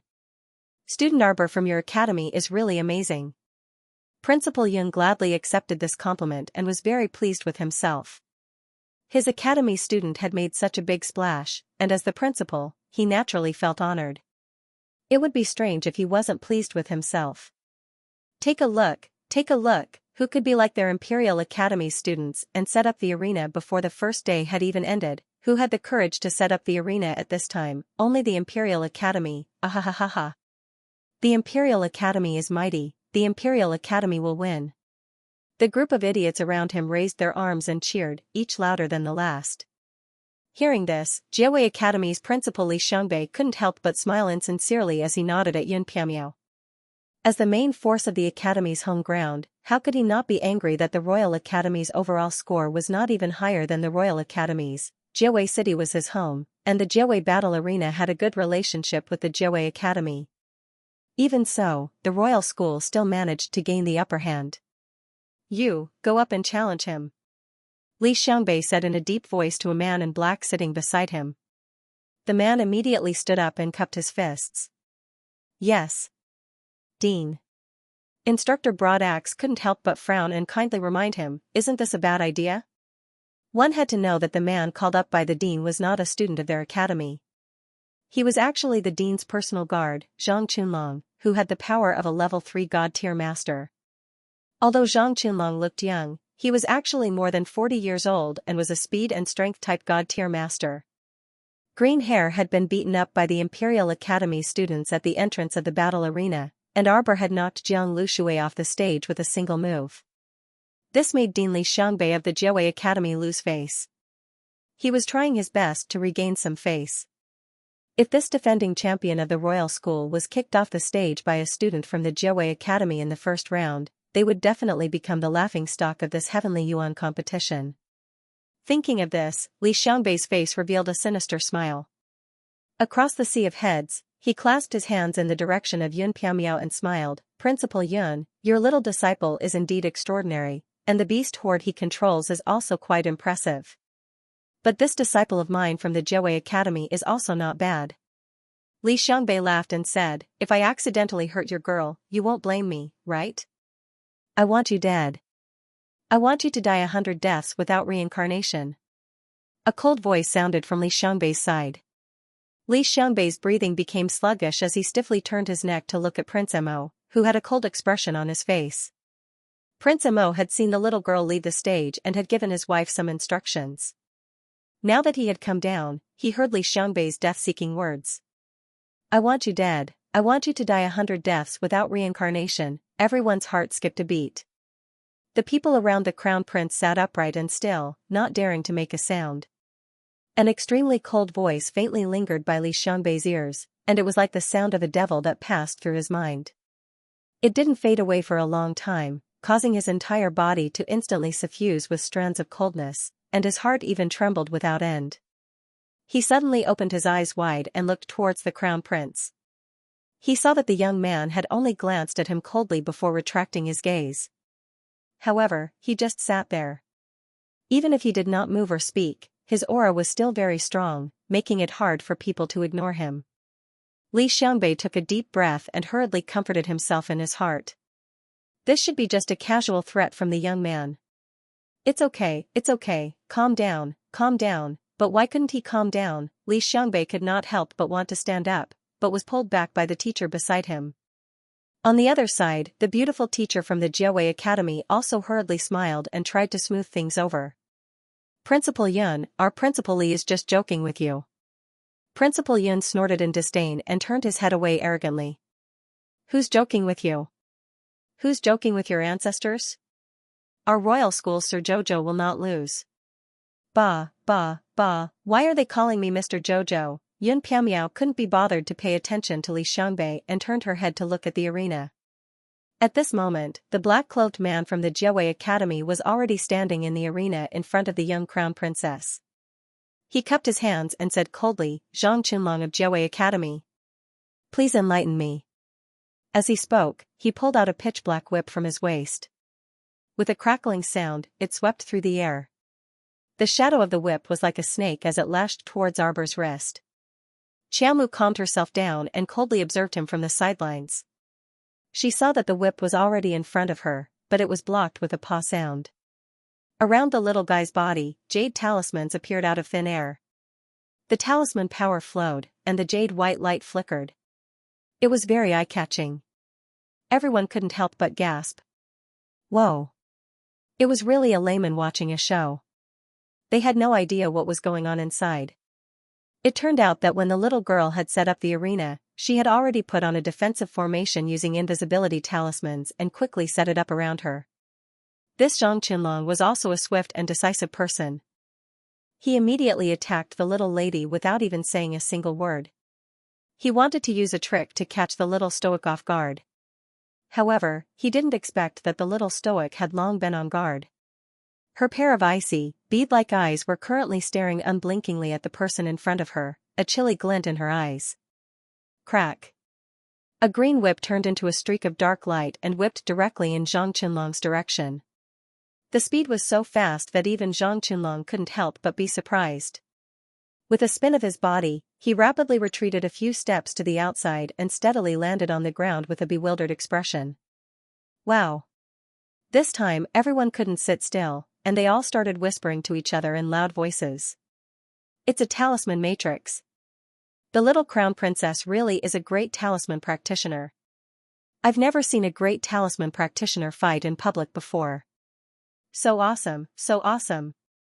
I've really broadened my horizons today.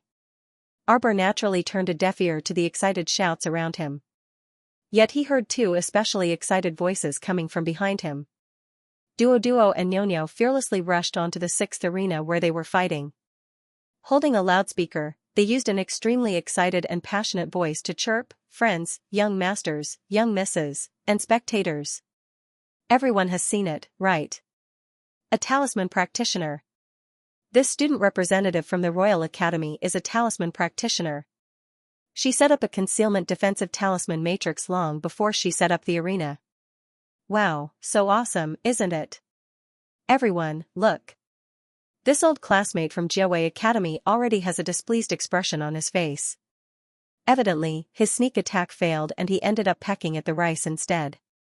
Too exciting, truly too exciting. I feel that without a doubt, the great talisman practitioner is bound to win this match. They blabbered on and on about the little stoic, trampling Jiawei Academy's Zhang Qunlong into the depths of the dust without the slightest scruple. Everyone was speechless as they looked at the two fearless hosts. You guys are truly brave warriors, aren't you worried that you'll be directly killed by Jiawei Academy's people after exiting this arena after the match? You talk too much. Zhang Qunlong's face darkened. He swung his whip and sent the two hosts flying. The moment Duo Nyo flew out hand in hand, she didn't forget to exclaim in a very competent manner, "Everyone, don't worry, we'll be back soon." Everyone was speechless as they looked up at the sky.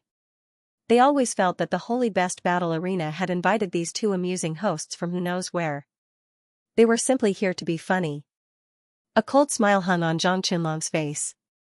Little girl, you're quite good at using a whip, and you're also quite good at using talismans. However, those who are too proud will always be defeated by their pride. Look, your sand scorpions have no effect on me.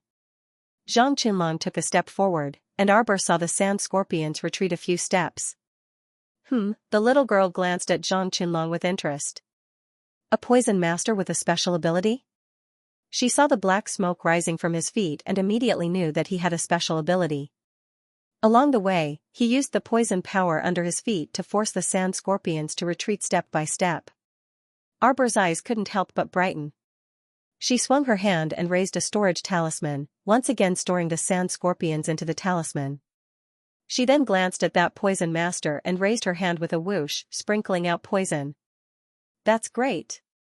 She finally had a test subject for the poison that she had previously developed. This poison master was simply the best candidate to test her current poison. As long as her poison was more powerful than the poison that had spread throughout his body, it would be able to seep into his skin, flesh, blood, and meridians, causing him great discomfort. If it didn't work on him, then it naturally meant that her poison was useless against him. A level 3 god tier master and a poison master. He was the most suitable person to test for poison. There was probably no one else in the world who was more suitable than him. Mingya sat below the arena, a few people away, in the same row as Prince Mo. At this moment, he could clearly see the flickering flames in the little girl's eyes, and his heart couldn't help but tremble slightly. Looking up at the man in black on the arena, he seemed to have thought of something, and the corners of his mouth were tightly pursed into a straight line. The poison powder that rose into the air was immediately sprinkled on Zhang Qunlong's body as if it didn't cost any money. It wasn't until Arbor sprinkled the third handful of powder that Zhang Qunlong couldn't help but tremble violently, staggering back a few steps. Zhang Qunlong was actually forced to spit out a mouthful of poisoned blood. The expression of Li Xiangbei of the Jiawei Academy abruptly changed. He pressed down on the armrest of the chair with one hand and raised his body slightly. His entire body was taut, and he looked like he was ready to attack at any moment. Principal Yun swept a glance at him and chuckled. "Io, I'm really sorry. I didn't expect this old classmate of yours to be so weak even though he looks powerful. Who was he trying to fool?" This Li Xiangbei had some eyesight. Who couldn't tell that Zhang Qunlong wasn't a student of the Jiawei Academy at all? Zhang Qunlong was Principal Li's personal guard, and it wasn't strange at all that his cultivation had reached the level of a level 3 god tier master. After all, Zhang Qunlong was someone who'd had many fortuitous encounters in his early years. After joining the Jiawei Academy, he was greatly appreciated by Principal Li, and the usual cultivation resources were naturally given to him. Li Xiangbei raised his eyelids slightly, and his line of sight turned to Mo Lian, who was sitting to the side.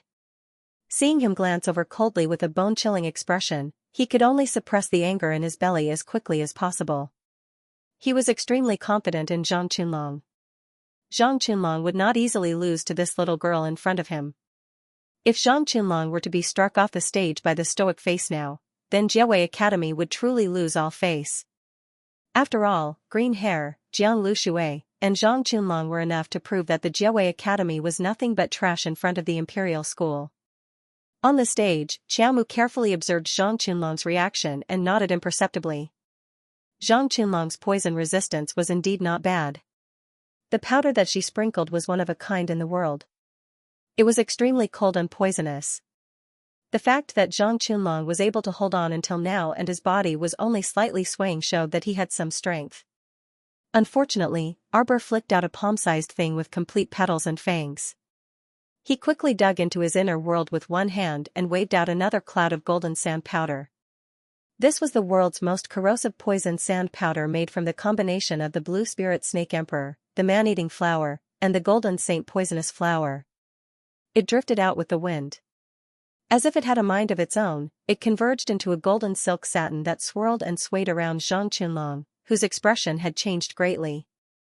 After the little man-eating flower touched the ground, it immediately swelled in the wind, and its body expanded 100 times. It abruptly revealed its malevolent fangs, contrasting with the opening and closing of its enormous petals. At first glance, it made one's hair stand on end. Splat! It sprayed a mouthful of green venom at Zhang Qinlong without the slightest hesitation. Zhang Qinlong's expression abruptly changed, and he forced himself to move back several steps. When he raised his hand, he saw a pitch-black, large toad covered in lumps with pus oozing out of every lump. It jumped onto the stage with a plop. The little stoic immediately retreated several steps in succession, her small face taut. Although her adorable small face was expressionless, everyone could see the clear disdain in her small eyes.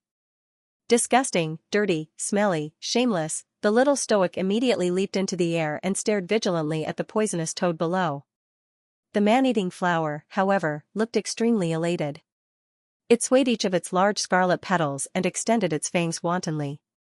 This fellow promptly threw down the main character, Zhang Qinlong, and directly twisted its trembling body, pouncing in the toad's direction with a whoosh.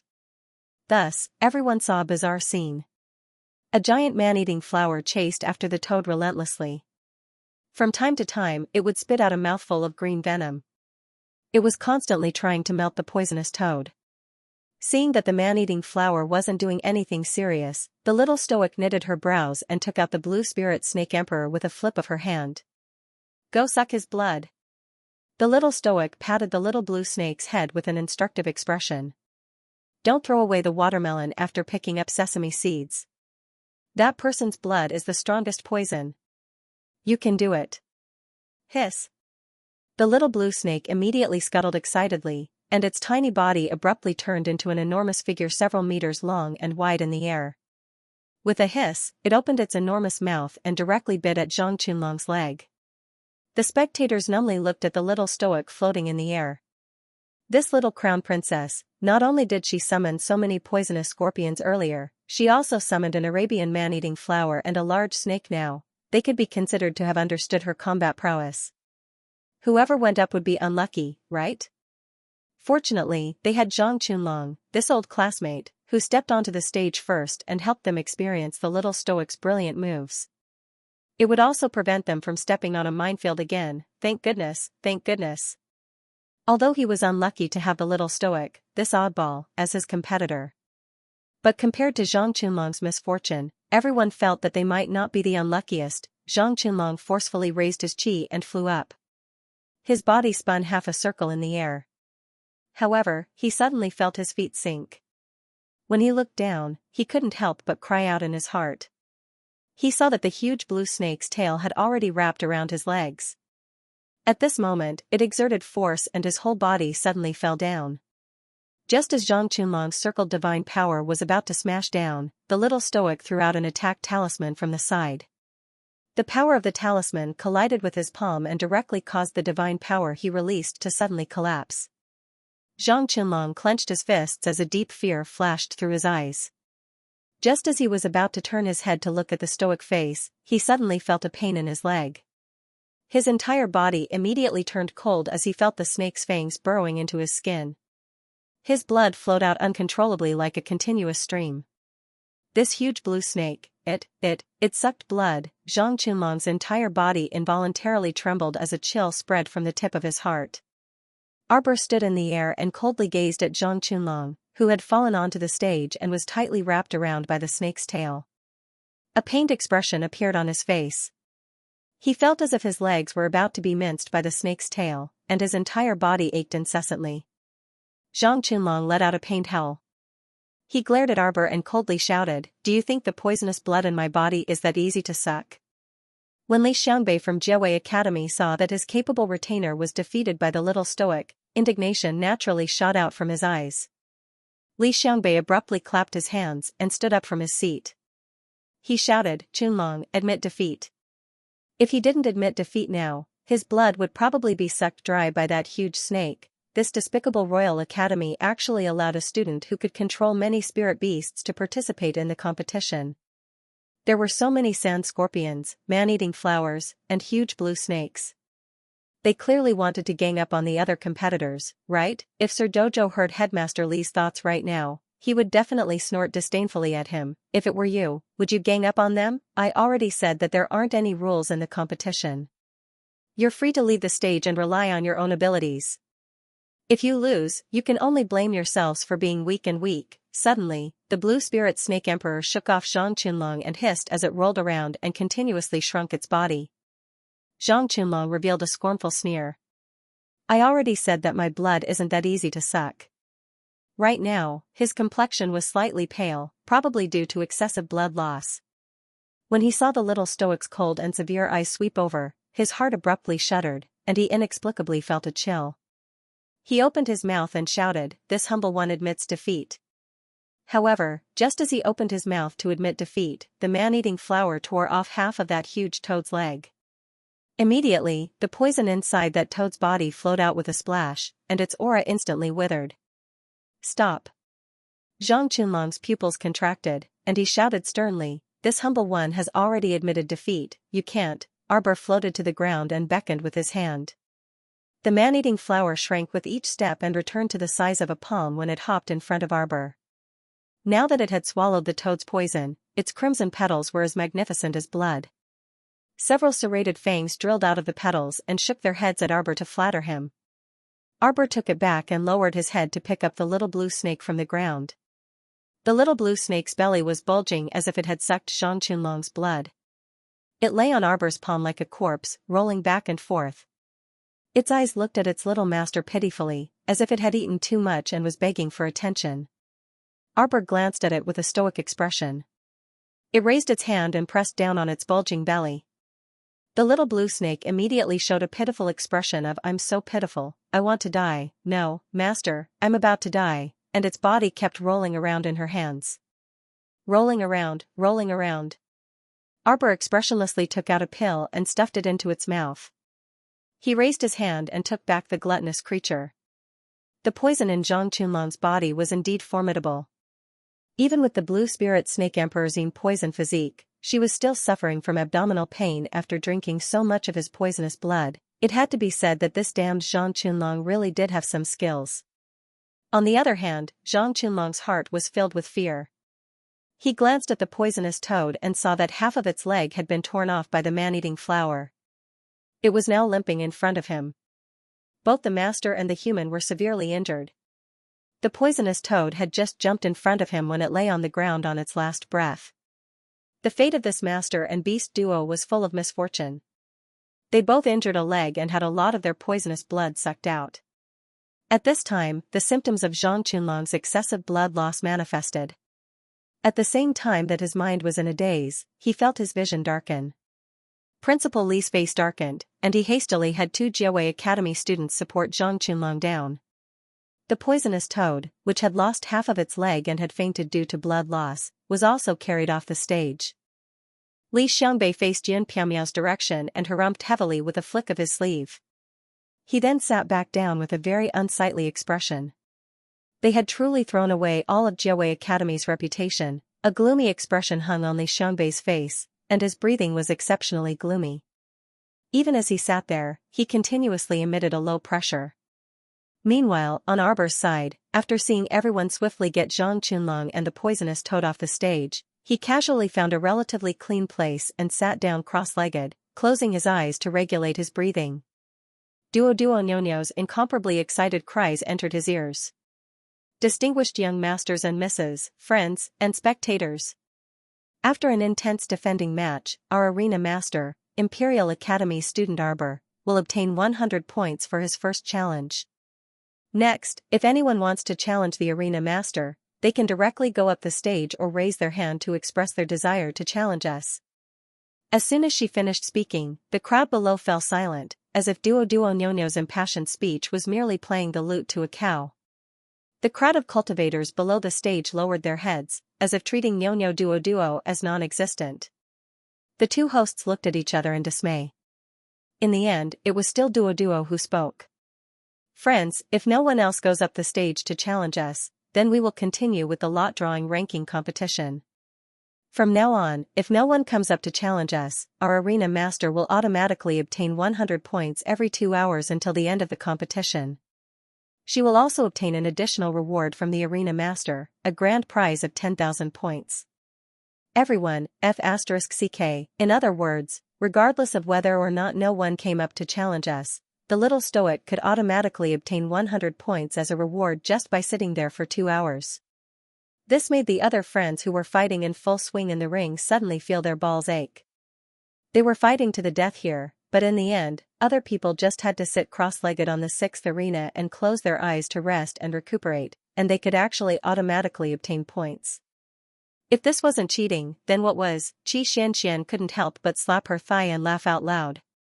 Their little stoic was seriously too amusing. It felt like just by sitting there, doing nothing, with a straight face, it gave people a feeling of happiness. Ha ha ha ha ha. While Xianxia was laughing, she suddenly saw her name appear on top of the 4th arena. She could only stop smiling, stand up, and leap into the ring to begin her own match. After Xianxia finished fighting and returned triumphantly, little Fatty took out a small fan from his inner world and waved it beside his wife. Xianxia, do you think they still dare to go up and challenge Xiao Xiao? By now, a new batch of people had already gone up to the 1st to 5th arenas. Only Sir Jojo on the 6th arena sat there motionlessly, as if he was asleep and didn't even bother to move his eyelids. At this time, a clear voice was heard from the 3rd arena. I'm setting up the arena. Everyone instantly looked in astonishment at the man who set up the ring on stage number 3. Who is it? The little fatty asked curiously. Beside him, Lu Yu turned around and said, this person seems to be a student from Songzhou's Huiyu Academy. Then, they heard the host, Nyonyo, exclaim excitedly, that's great, students. Another person dares, fearfully, to die, come up to set up a ring. I announce that this Huiyu Academy student Xianan has successfully set up a ring. Suddenly, there was an uproar from below. Xianan stood with her hands behind her back and took out several dozen blue talisman papers from her inner world. She threw them out in passing and rapidly formed a defensive formation. Before Duo Duo and Nyonyo could finish their series of excited shouts, they heard the sound of a gust of wind, and a blue-clothed woman stood on the stage with a smile. I would like to seek guidance from young Master Qi. This woman smiled without batting an eyelid. Without another word, she summoned a spirit sword from her conscious. With a flick of her finger, the spirit sword flew in Xianan's direction. The little stoic finally lifted her eyelids in boredom. Her pair of cold and desolate eyes stared unblinkingly at the two people fighting in full swing on stage number 3. This Xianan should be a member of Songzhou's talisman patrician family. Her use of talismans was rather standard, but some of the talismans she drew, she truly couldn't bear to look straight at them. Shoddy skills and an unbearably vulgar knockoff instantly assaulted her senses. Indeed, she couldn't help but frown slightly. On the 3rd arena, Xianan, who had been challenged several times in succession, was gasping for breath and had difficulty breathing. Truly, different people had different fates, he was also a ring guardian. On his side, people were constantly coming up to challenge him, while the little stoic crown princess's stage number 6 was completely deserted. No, it was even more desolate than being completely deserted.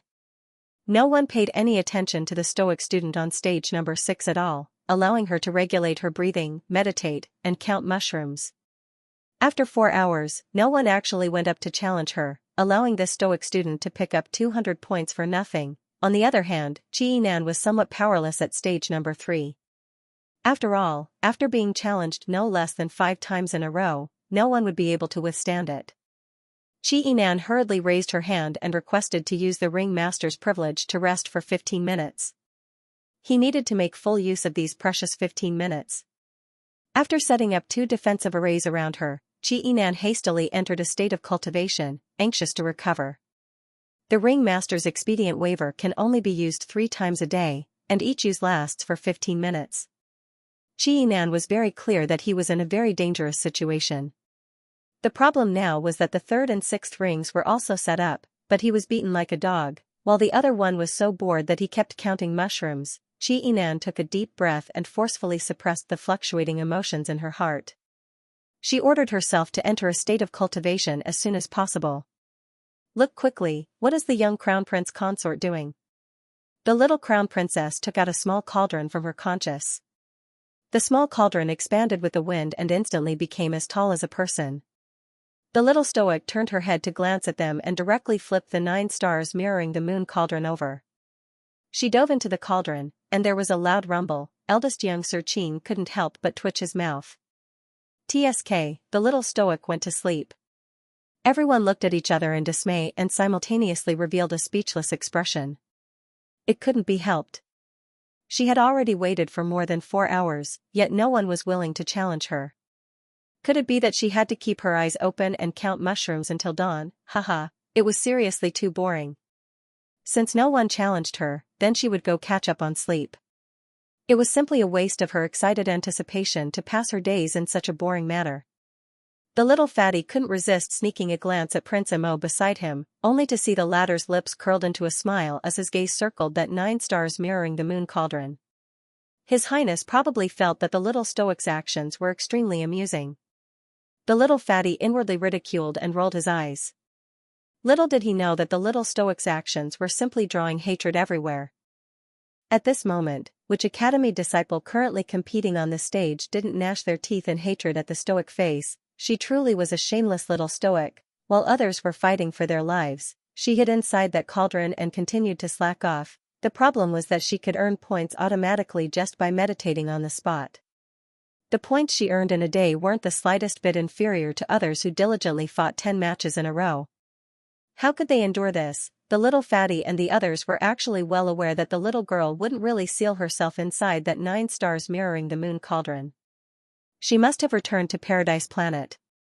Not only was the 9 stars mirroring the moon cauldron's defense extremely strong, it could also effectively isolate everyone's divine senses from infiltrating it. No matter how strong you were, all you would see after infiltrating the 9 stars mirroring the moon cauldron with divine senses was pitch black. It didn't matter to the little stoic that she returned to Paradise Planet to sleep and eat with peace of mind. Casually tossing a demonic eye outside the arena would allow her to clearly grasp all the movements in the arena outside. Sir Jojo was actually already tired after tossing and turning for a day and night. After washing up and returning to her treehouse, Miss Zhao hugged her pillow and quickly fell asleep comfortably. After she slept enough and got up, she ate some food and drank some spirit tea, feeling 100 times more energetic. Only then did the little girl appear inside the 9 stars mirroring the moon cauldron with great satisfaction. Just as she was about to open the 9 stars mirroring the moon cauldron, she heard the muffled sound of a heavy punch above her head. Student Xiaoming from Umbra Academy challenges arena number 6. Student Arbor from the Royal School. Nyo Duo shouted excitedly. Even through the 9 stars mirroring the moon cauldron, Arbor could hear the loud applause outside. Many students from other academies were moved to tears when they saw that someone finally dared to challenge Arbor. That's great. Finally, someone fearlessly stepped onto the arena to challenge the young crown princess. Arbor lifted the red copper cauldron and waved his hand, summoning the cauldron back into his consciousness. Mo Lian looked at the little fellow's spirited face and swept away his previous weariness. She couldn't help but curl her lips into a smile. Only they knew that it had only been less than 2 hours since Jojo had released the cauldron. However, Lady Chow Chow should have already finished eating, washing up, and catching up on sleep. This troublesome child was now full of energy. How could he be the same as these cultivators who had been fighting non-stop for a day and a night? the little stoic washed her white academy uniform, dried it, and put it back on. She naturally wouldn't be so stupid as to change her clothes midway. Wouldn't this seem even more strange? Student Xiaoming from Umbra Academy, start the challenge. After Nyo screeched excitedly, the tall man named Xiaoming fiercely stomped the ground and charged toward her. When the little stoic saw this person summon a long saber and slash at her without a second word, her mood immediately brightened up. What a good man. It was a fight, so it should be straightforward like this and not waste words. This Xiaoming from Umbra Academy had a squarish face, and his attacks were swift and accurate. The spirit weapon in his hand was a broad saber that was 7 feet long. He brandished it in his hand, stirring up fierce gales that pounced at her. Arbor abruptly flashed and was already in front of Xiaoming. The startled swan dagger abruptly leaped out of her conscious and stabbed at the broad saber with a whoosh as swift as a clap of thunder. Clang, clang, clang, clang. The broad saber and the short, agile dagger clashed several times, stirring up the nearby air to fluctuate incessantly. Whoosh. A beam of flame shot over, but it was deflected by Arbor's snow-colored silver needles with a flip of her hand. Those silver needles were forged from ice and snow, so they were naturally the little girl's water spirit power. She had fused with sacred wood, sacred water, and sacred earth for a long time, and now she could use them with a flip of her hand and do as she pleased. She didn't need to waste any effort to figure out what she wanted them to transform into and simply raised her hand. Several soft chi-chi-chi sounds were heard as the snow-refined silver needles abruptly shot toward Xiaoming's face after being lightly deflected by Arbor's slender hand. Xiaoming's expression didn't change, and he waved his hand to set up a partial defensive fire helmet in front of him. It blocked the attack of several silver needles. However, in the blink of an eye, several hundred snow-refined silver needles once again flew out simultaneously. This time, they split into 3 paths and rushed toward Xiaoming. Xiaoming promptly activated his defensive spirit weapon and erected a defensive wall in front of him. He heard a series of soft thuds. Countless snow-refined silver needles directly penetrated the defensive wall and shot toward his limbs and bones. Xiaoming didn't panic and immediately leaped down. His figure flipped back and forth in midair as he continuously struck out clusters of flames. Following a series of clanging sounds, countless snow-refined silver needles were rapidly sent flying by him. In the end, it had to be said that the shock in his heart spread even more. Was the little stoic casually unleashing an attack without expending any divine power at all? Although the two of them had not been fighting for a long time, the intensity of the battle was extremely high. Basically, they didn't stop, moving back and forth, competing with their own divine power. His fire spirit was completely unable to suppress his opponent's water spirit. Even before this, everyone knew that the little stoic was actually someone who possessed 2 types of spirit energy sources. The water spirit and the wood spirit seemed to be very powerful, so powerful that no one could tell what level they were. Xiaoming took a deep breath, thinking that it must be above the 8th level. Then, could it be the 9th level spirit water? Chi. After a light sound, Xiaoming suddenly felt a pain in his shoulder. Lowering his head to take a look, he saw a snow-refined silver needle made of water spirit piercing through his shoulder. The subtle but itchy feeling of being pricked by needles instantly numbed half of his arm. Hiss, Xiaoming sucked in a breath of cold air. He thought to himself, this girl's methods are truly terrifying. She can actually integrate some unknown poison into her own water spirit. If it was purely a water spirit's attack, it would at most hurt. Why would it produce such a strange itchy feeling? Soon, Xiaoming's arm drooped down. However, his speed wasn't the slightest bit slow. He leaped into the air with a few leaps and punched down. Arbor's expression didn't change in the slightest. He waved his hand, and a wisp of fine yellow sand covered the sky and rolled up. The boundless yellow sand rapidly transformed into a giant rock and blocked Xiaoming's punch. Xiaoming's attack landed on the giant rock, but it didn't even leave a dent on it. His pupils constricted as a huge force hit him in the face and sent him flying half a meter away. His feet dragged out 2 white marks on the ground as he barely managed to stabilize his body. A sweet and fishy taste surged up his throat. He tried many times but failed to suppress it, and a wisp of blood flowed down the corner of his mouth. It was obvious that his meridians were injured. Both inside and outside the arena were dead silent. Everyone looked at the little girl in front of them as if they were looking at a little monster. Earth Spirit, MHM. It turned out that this stoic face didn't only control 2 types of spirit energy. This, Earth Spirit, Water Spirit, and Wood Spirit. She actually controlled 3 out of the 5 spirits. Xiao Ming took a deep breath and cupped his hands slightly. He took a step back and said, "Your Excellency's skills are impressive." This one admits defeat wholeheartedly. Arbor blinked and looked at Xiao Ming from Shadow Academy. He nodded and gestured for him to do as he pleased. This punk was a straightforward person and straightforwardly admitted his loss. This made the little stoic feel that this punk's character wasn't bad. The little fellow hated people who acted coy and pretentious the most. After losing, they acted as if the whole world had let them down and insisted on nagging her. It was simply annoying. Meanwhile, over at Shadow Academy, the atmosphere was very gloomy. Zhao Yi, who was sitting next to Mu Xiaoxue, sneered with a cold face, "Look at how impressive the second city lord's disciple is. Nothing much has happened yet, but he's already admitted defeat." Mu Xiaoxue was staring at the stage without blinking. After a while, she let out a long sigh and said in a very gentle voice, "This crown princess is truly impressive. No wonder, last time in the Phoenix Wood Forest, senior brother Gu also suffered such a big loss in her hands." A trace of mockery flitted through Zhao Yi's eyes. He turned around and glanced at the pretentious Gu Yixuan sitting next to junior sister Xiao Shui in disgust. This Gu Yixuan came to the City of Shadows to become a disciple with bad intentions. Because of junior sister Xiao Shui's help, he was actually accepted as a disciple by Master. During this period of time, he had actually made a name for himself in the City of Shadows as a newcomer. Moreover, for this person, Master had specially made a trip to Medicine King Island to ask for medicine to treat external injuries. Thinking of this, Zhao Yi's eyes once again flashed with a haze, and his expression was extremely gloomy. Why would junior sister Xiao Shui fancy such a trash? How many level 10 soul masters were there in the City of Shadows? Why would junior sister look at this brat in a different light? The Gu family was not one of the top aristocratic families in Dragon Flame City. At best, it could only be considered a second-class aristocratic family. In front of the City of Shadows, their forces were no more than ants. Mu Xiaoxue's lips curled into a faint smile.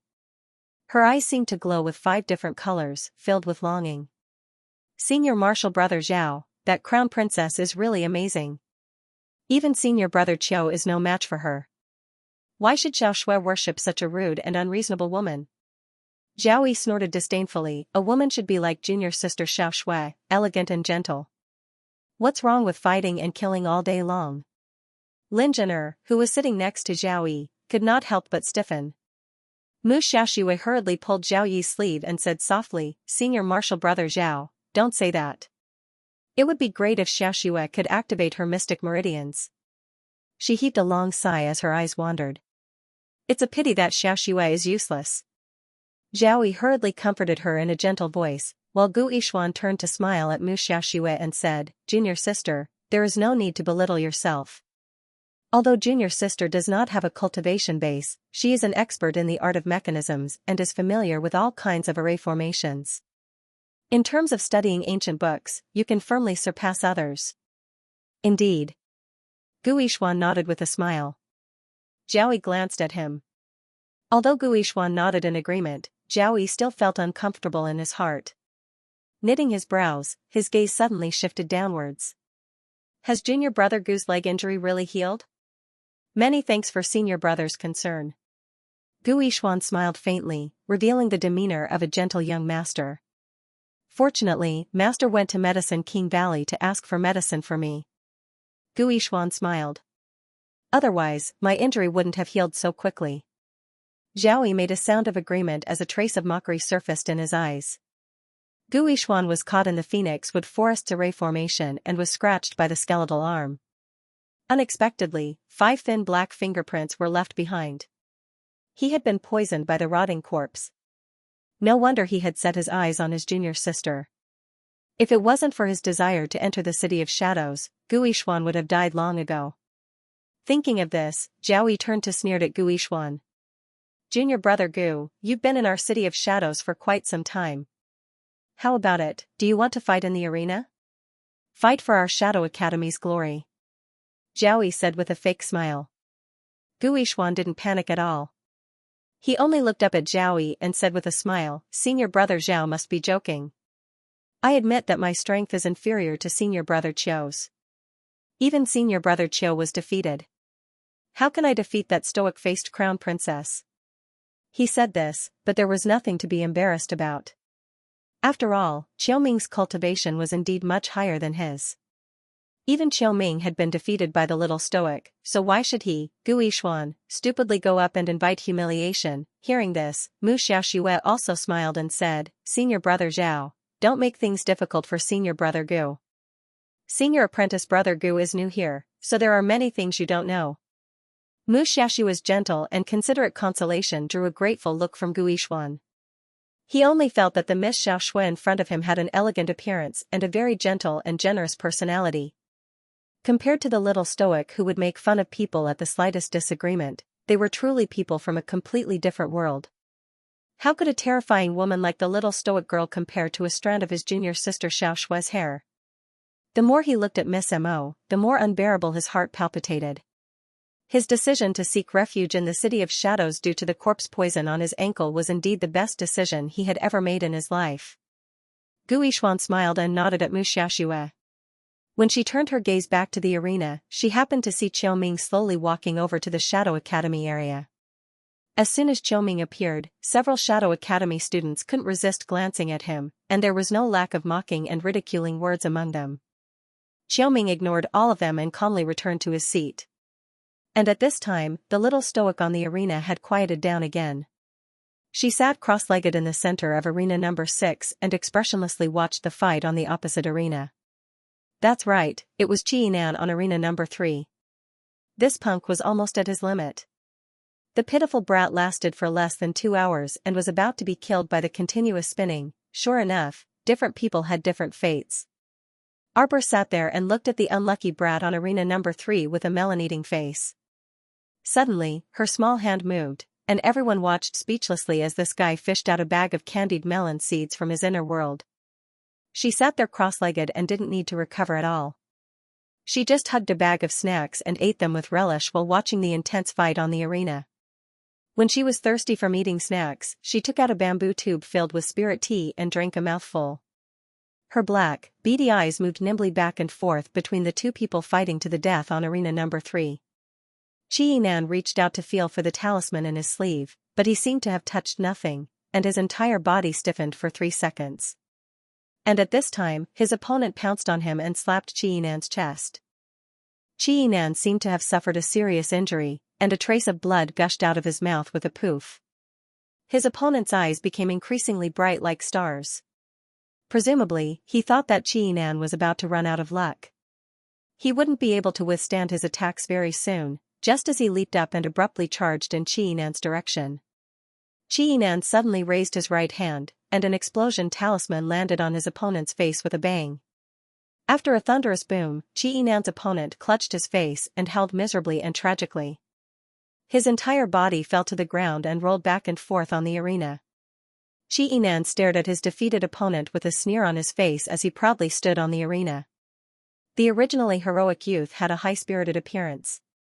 He had won in adversity, fought together for so long, and was still able to single-handedly turn the tide. If this got out, it would naturally be a beautiful story. But for some reason, when he glanced at the little stoic eating while expressionlessly watching his show, Qiyinan felt his balls ache for no reason. Why the hell did he have an impulse to violently beat up the stoic face in the depths of his heart? What was going on with her being so calm and unruffled, eating and watching the show? They were both defending the arena. As the champion, why did he look so much more miserable than her? How could this be? Zhao Yi from the Dark Shadow Academy challenges the champion of arena number 3, Qiyinan. As the voice fell, Zhao Yi's figure flashed past the crowd's eyes and steadily jumped onto the third ring. Qiyinan's expression changed completely. I request to use the ring master's immunity expedient. I'm sorry, student Qiyinan. You've already used up your 3 chances of exemption. Qiyinan's face immediately turned ashen. Damn it, this man from the Shadow Academy called Zhao Yi, he was actually so shameless. He was waiting for the moment when his body was on the verge of collapse to rush up and fight with him. The little stoic suddenly raised her small hand. Specially supplied with a bottle of spirit recovery medicinal liquid. After drinking one bottle, he would be able to recover 100% of his spiritual power. 2 million spirit coins per bottle. Do you want it? Everyone's heart, which had been calm when they saw her, was suddenly filled with a huge wave of emotions. All of them were cursing in their hearts, yet Xianxia immediately nodded and said without a trace of hesitation, "I'll buy it." He was freaking going all out, although he didn't know if this specially supplied spirit recovery medicinal liquid was as effective as the little stoic said. But, outside, I found a lousy computer to write on until my hands hurt, #, I'll make up 2 chapters tomorrow. But in any case, there was at least some hope, right? Moreover, he had only lost once. Under everyone's watchful eyes, the little crown princess probably wouldn't deceive him. Let's gamble, Xianxia waved his hand. With a swish, he casually threw over a small brocade pouch filled with spirit coins. The little stoic grabbed that pouch of spirit coins and then tossed him a bottle of spirit-restoring medicinal liquid. Xianxia gripped the spirit-restoring medicinal liquid tightly and uncorked the bottle without hesitation, draining it in one gulp. Everyone, what kind of situation was this? Why did they feel like this scene had become a bit dramatic? The champion of Arena number 6 threw a bottle of spirit-restoring medicinal liquid to the champion of Arena number 3.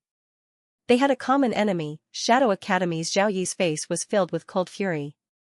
A mocking smirk even surfaced on his lips. What kind of spirit-restoring medicinal liquid could fully recover all of one's spiritual energy? Even if it was a godly spirit-restoring medicinal liquid, it still required time to regulate and recover, right? That was why this girl was simply indulging in wild fantasies and telling lies. Arbor simply ignored the disdain in Zhao Yi's eyes. Ignorant and ill-informed people always lived in their own world, always thinking that what they couldn't do, others definitely couldn't either. There was naturally nothing to say to such people. Zhao Yi retracted his gaze, and his cold gaze landed on Xianxia. This Songzhou talisman patrician family's main disciple was said to be second only to the Qi family's 8th young master. Even if his cultivation wasn't the most outstanding, ordinary people simply couldn't do anything to him when paired with his yellow-level talisman practitioner combat strength. However, mockery flitted across Zhao Yi's eyes. How could an arrow at the end of its flight defeat him? Zhao Yi swiftly pulled out a gray iron sword and slashed it at Xianxia without a second word. What kind of joke was this? How could he give Xianxia the time to consume spirit medicine and slowly recover? In Zhao Yi's opinion, Xianxia's 2 million was simply a joke, a waste of money, ma. Woo. D. What? Zhao Yi's expression stiffened slightly, and a sudden change flashed across his expression. Xianxia's incoming sword strike was incomparably swift, so fast that he simply couldn't react in time. In the blink of an eye, the spiritual energy that Xianxia had gathered with her sword suddenly appeared in front of him. Quick! It was so fast that Zhao Yi thought his eyes were playing tricks on him. After all, Xianxia's spiritual power and physical strength were almost at their limits after going through a series of battles. The speed at which he drew his sword naturally couldn't be compared to when he was in high spirits when he first set up the arena. But now, Xianxia actually recovered swiftly under everyone's watchful eyes. How was this possible? Zhao Yi expressed that he simply could not understand. Xianxia caught the medicinal liquid the little stoic tossed over. It hadn't been more than a minute since she took it. He recovered just like that. Zhao Yi dodged Xianxia's sword attack and sneered, "Xianxia, I think you've really lost your mind. What kind of medicine do you think that stoic face can give you? How can a medicinal liquid that can instantly restore your body be anything good? It must be an evil item. Don't take it too hard now. When the competition is over, you'll lose all your power and your cultivation. That'll be fun." When Xianxia heard this, her entire body couldn't help but tremble slightly. Zhao Yi's nonsense truly struck a chord in her heart. Other people definitely didn't experience it as thoroughly as the person involved. This bottle of spirit-restoring medicinal liquid. It was truly miraculous. After he ingested it, he could feel his depleted spiritual energy being endlessly regenerated from his dantian within a few minutes. His entire body seemed to be soaked in a hot spring, emitting a cool and refreshing warmth. Xianxia cast a shocked glance at Arbor. But the little girl only glanced at him indifferently, then continued to drink tea and eat snacks. What a pain in the ass, what exactly was she trying to express with that glance? Was there something wrong or nothing wrong? Qi Yinan waved her hand to parry Zhao Yi's sword, but she was muttering in her heart. Unexpectedly, the power of this sword was so great that it almost knocked the flying sword out of Zhao Yi's hand. Zhao Yi's expression instantly became extremely unsightly. He didn't expect that when he went on stage to challenge a person whose spiritual energy was on the verge of depletion, the result would be unsatisfactory. Of course, all of this was caused by the stoic face. If it weren't for that stoic face's superfluous act of selling a bottle of spirit-returning medicinal liquid to Qi Yinan would have already been thrown off the stage by him.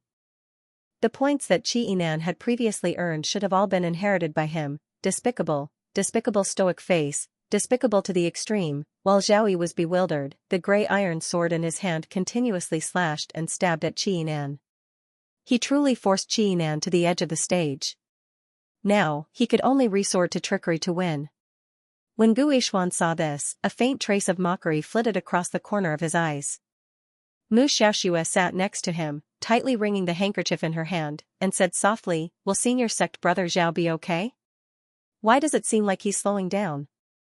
Even an ordinary woman without any cultivation could see that Zhao Yi was at a disadvantage in Qi Yinan's hands. How could the other cultivators not see it? Below the stage, more than half of the people looked at the lively Qi Yinan with measuring gazes.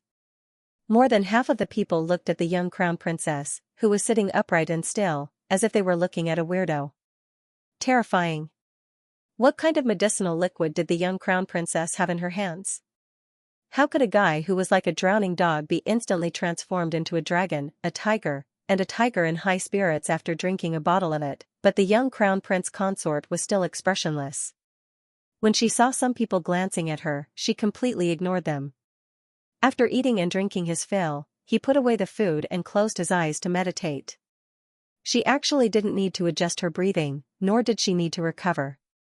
For a person who had been idle for 2 to 4 hours without anyone challenging him, he was so idle that he could just sit there and count mushrooms. Since he had nothing to do, he might as well go into seclusion and cultivate.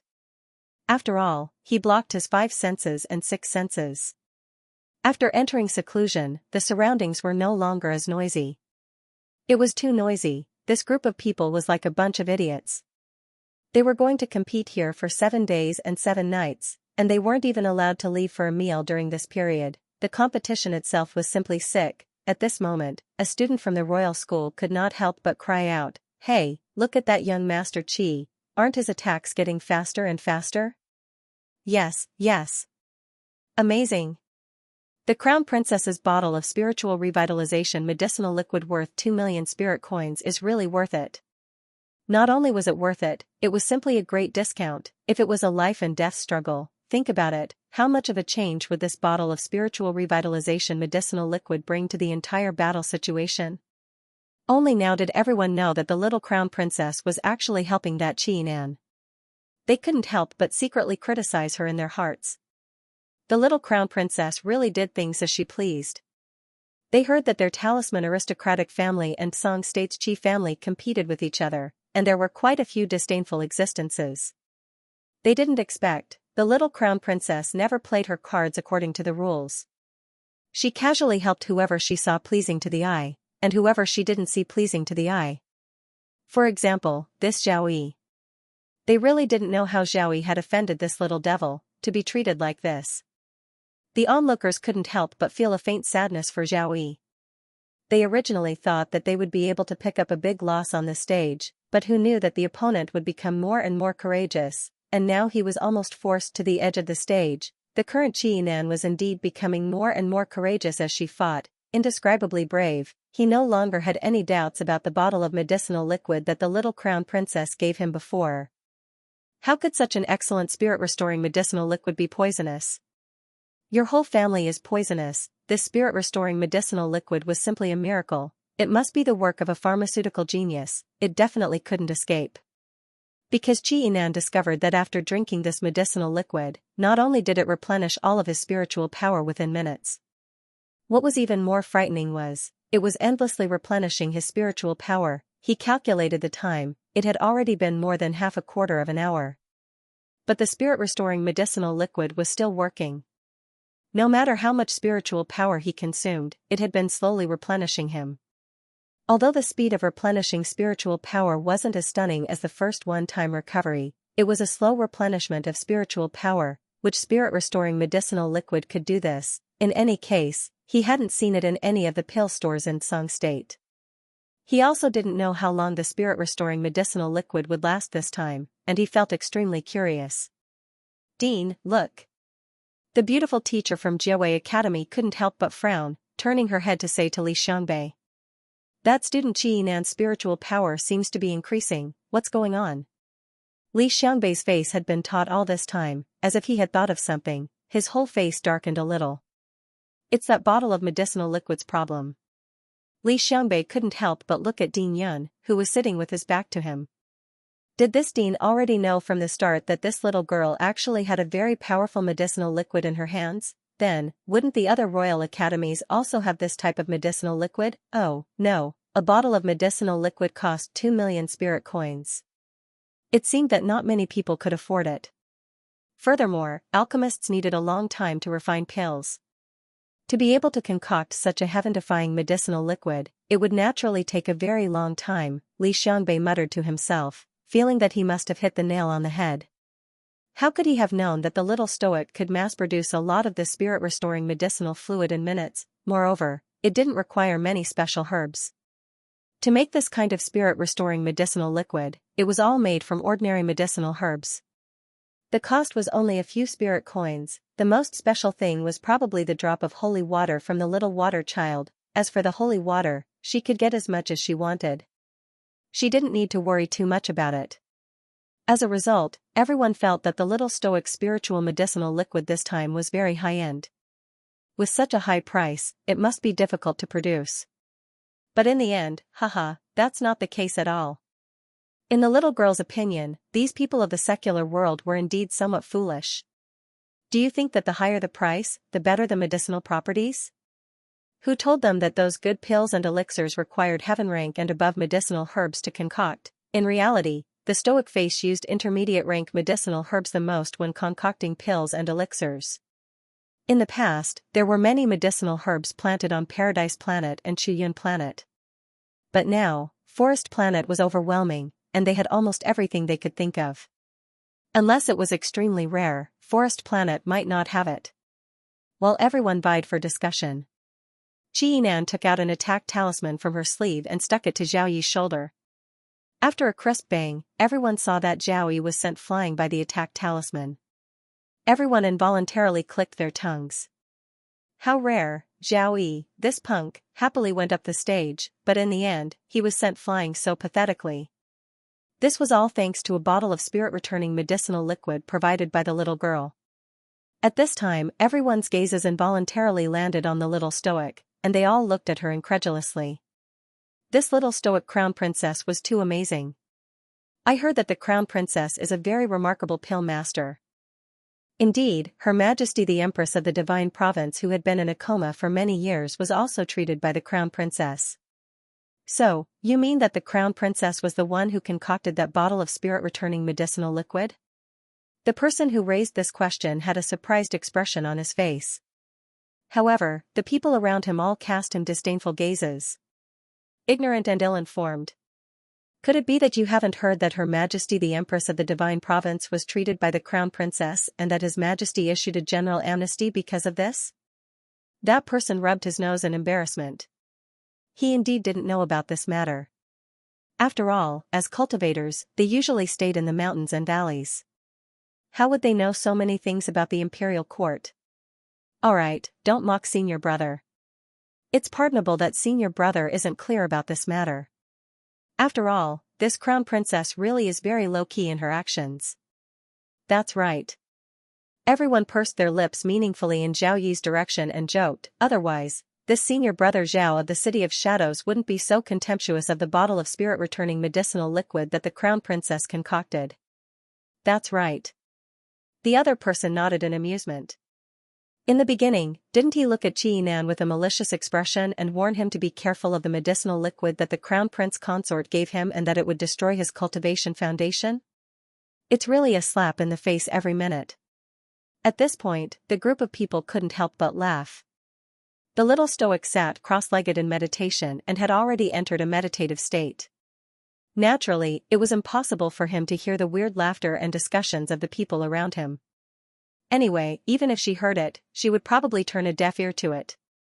After all, these people only flattered Xianxia because they saw the amazing effect of the medicine on her body. They repeatedly spoke good words for her and did not hesitate to belittle the unlucky senior brother Xiaoyi 17 to 18 times. In terms of character, these people were not much better than Xiaoyi. The group of people below were in a heated discussion. The outcome of the battle between Xiaoyi and Xianxia had already been decided. Xianxia kicked Xiaoyi onto the stage and pointed the long sword in her hand at Xiaoyi's neck. The latter's expression changed slightly, and his entire body trembled slightly. Only then did he close his eyes with a dejected expression. He actually really lost to this Songzhou's talisman clan Xianxia. You're just taking advantage of the crown princess of the divine land. Xiaoyi still managed to sneer. Naturally, he was unconvinced. Who would be convinced? He was supposed to be the winner. Xianxia was so tired that he was about to collapse. In the end, the little crown princess threw a bottle of liquid medicine over. That damned Xianxia seemed to have been injected with chicken blood. The more she fought in this battle, the more spirited she became. What kind of logic was this? Xianxia was also very excited. He held his sword and stood still. He pretended to be very tired and was about to sit down cross-legged. Guishuan stood up from his seat and flew to the arena. He said calmly, Guishuan from the City of Shadows. I'd like to learn from you. The audience was in an uproar. The brothers and sisters from the City of Shadows were really shameless. They were really trying to take advantage of the opportunity to kill Xianxia. How did Xianxia offend them? Why did they do this? Xianxia's lips curled into a faint sneer. But he was very excited. His spiritual power was still rising. The last blow, which sent Xiaoyi flying, had cost him a lot of spiritual power. And at this moment, in just a short few seconds, it had recovered quite a bit. This was really the elixir of the gods. Xianxia looked excitedly in the direction of the crown princess. He was thinking, why don't I ask the crown princess for a bottle later, even if I have to spend more spirit coins, it doesn't matter. This elixir of the gods, even if I don't use it in the competition, it's still quite valuable. I must have a good relationship with the crown princess. Xianxia took a deep breath. In the blink of an eye, he saw Guishuan rushing up. The corner of Xianxia's mouth flashed with a faint mocking smile. Compared to Xiaoyi, Guishuan's cultivation was much weaker. Now he dared to run up to the arena. Was he here to humiliate himself? He was so much weaker than Xiaoyi, but he dared to show off in front of him. Xianxia's mouth curved into a sarcastic smile.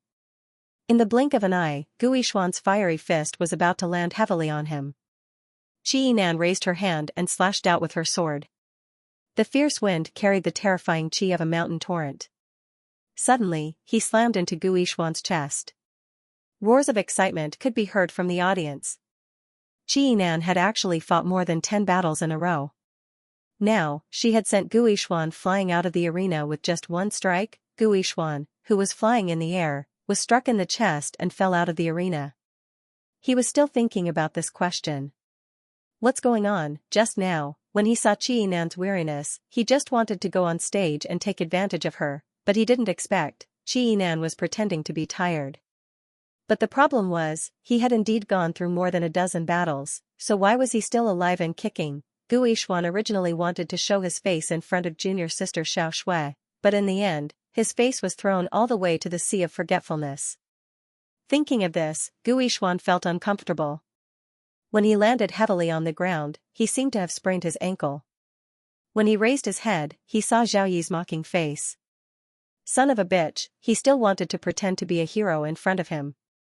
This Guishuan really wasn't a good person. He wanted to let junior sister know that he, Xiaoyi, couldn't beat someone, but he, Guishuan, could easily finish them off. Ha ha ha, in the end, this son of a bitch was finished off in one move. He really went for wool and came home shorn. Guishuan was furious. But since he was so humiliated, he didn't have the face to continue being a disgrace in the front row of the audience. After all, the expressions on everyone's faces were a bit strange. Looking at him was like looking at a clown. It was a clown. Guishuan closed his eyes and got up from the ground. He didn't return to the Shadow Academy's seating area, but dragged his sprained leg and walked out of the arena. Mu Xiaoxua showed an unbearable expression and stood up uneasily. She called out softly, "Senior Gu." Guishuan looked back at her with a bitter smile and walked out dejectedly with his head lowered. "Senior Gu. Little junior sister, let him be alone for a while." Lin Zhener patted Mu Xiaoxua's shoulder and consoled her softly. Guishuan wanted to show off, but he didn't. He made a fool of himself in front of everyone, and in front of his most admired junior sister. He probably wouldn't be able to recover in a short time. Zhao Yi returned to his seat and sneered, overestimating himself. "Senior brother Zhao." Mu Xiaoxua called out softly and glared at Zhao Yi with a coquettish look. "Senior Gu has suffered a big blow. As fellow disciples, let's not say things that will make him feel bad. At this time, we should be united." Many disciples from Fire Smelting City and Ice Sealed City were sitting beside the Shadow City. Now that they heard Miss Mu's unrestrained voice, they couldn't help but turn to look at her. Mu Xiaoxua blushed and nodded with a smile at Situi and the rest, who turned to look at her. Situi was baffled and turned back to say a few words to Wei Nanfeng beside him. The gentle expression on Mu Xiaoxua's face stiffened slightly. Liang Qingqing couldn't help but laugh. She shook her head and turned back, laughing softly. "What a kind and benevolent little white flower." "Little white flower? Where? Where?" And Lu shook his head and looked left and right. Fortunately, Mu Xiaoxua's hearing wasn't good. She naturally couldn't hear Liang Qingqing's muttering. Otherwise, she would probably be crying her eyes out. Royal Academy's Xianxia vs Devil Star Academy's Luo Xian. Royal Academy Mo Lian vs Jiawei Academy. Royal Academy's Xianxia vs Jiawei Academy. After a few impassioned reports, Nyo Duo became excited again. Holding the loudspeaker in his hand, he said to the crowd in a strange voice, "Everyone, look. In this round, the Royal Academy will be facing the students from the Jiawei Academy. Jiawei Academy, do your best. You live in Jiawei City, and Jiawei City is your home ground. However, you have lost one after another, which has disappointed all of us citizens. This time, I hope the students of Jiawei Academy can create 2 miracles."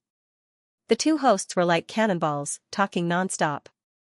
Mo Lian, Xianxia, and Xianxia, who were flying towards the stage, all looked expressionlessly at the 2 noisy fellows. 3 pairs of beautiful eyes that were either cold or mocking instantly silenced those 2 fellows and made them leave the stage obediently. Without any suspense, he rolled away, otherwise, they could still talk for a while. "Really? Let the competition begin." The 2 hosts shouted in a loud voice. That Fiend Star Academy's Luo Xian chuckled as she looked at second young Master Qin, who was dressed in a moon-white academy uniform and had sharp brows and starry eyes.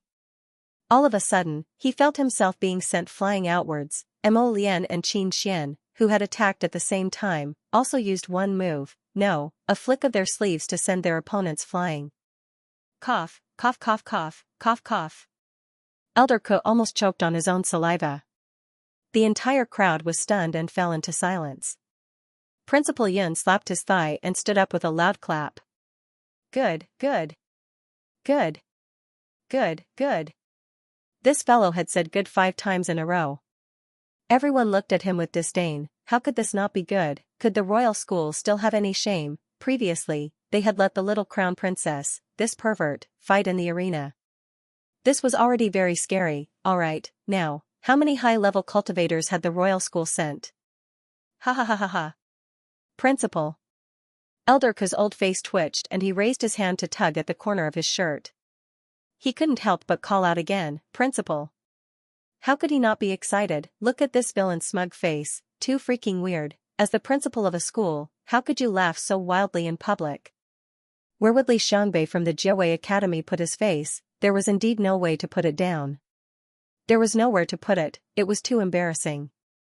Once they met, he didn't even have time to say, "Please take care of me," before he was flung out of the arena.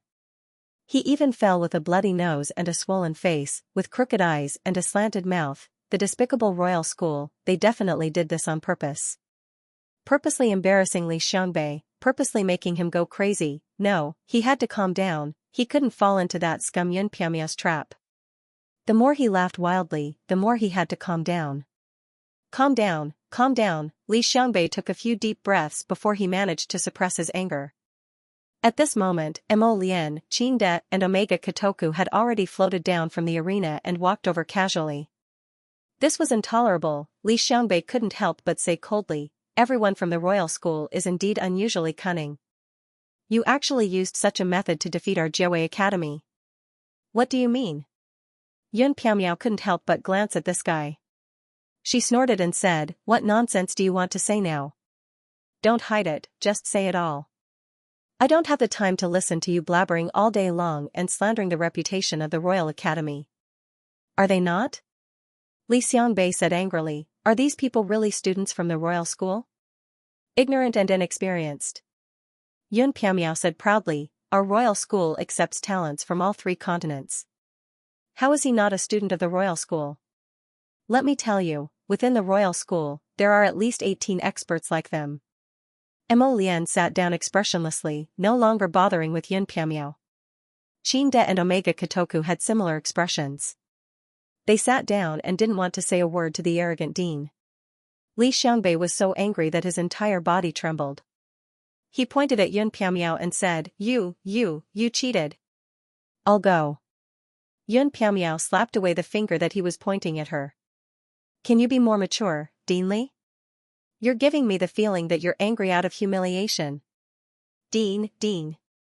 On the other side, Instructor Broadaxe and the beautiful instructor hurriedly persuaded him to go back. Preposterous. Preposterous. Li Xiangbei sat in his seat and kept muttering. He had never seen such a shameless person like Yun Piamiao in his life. You can go to sleep first. The rest of the night is before 12 o'clock.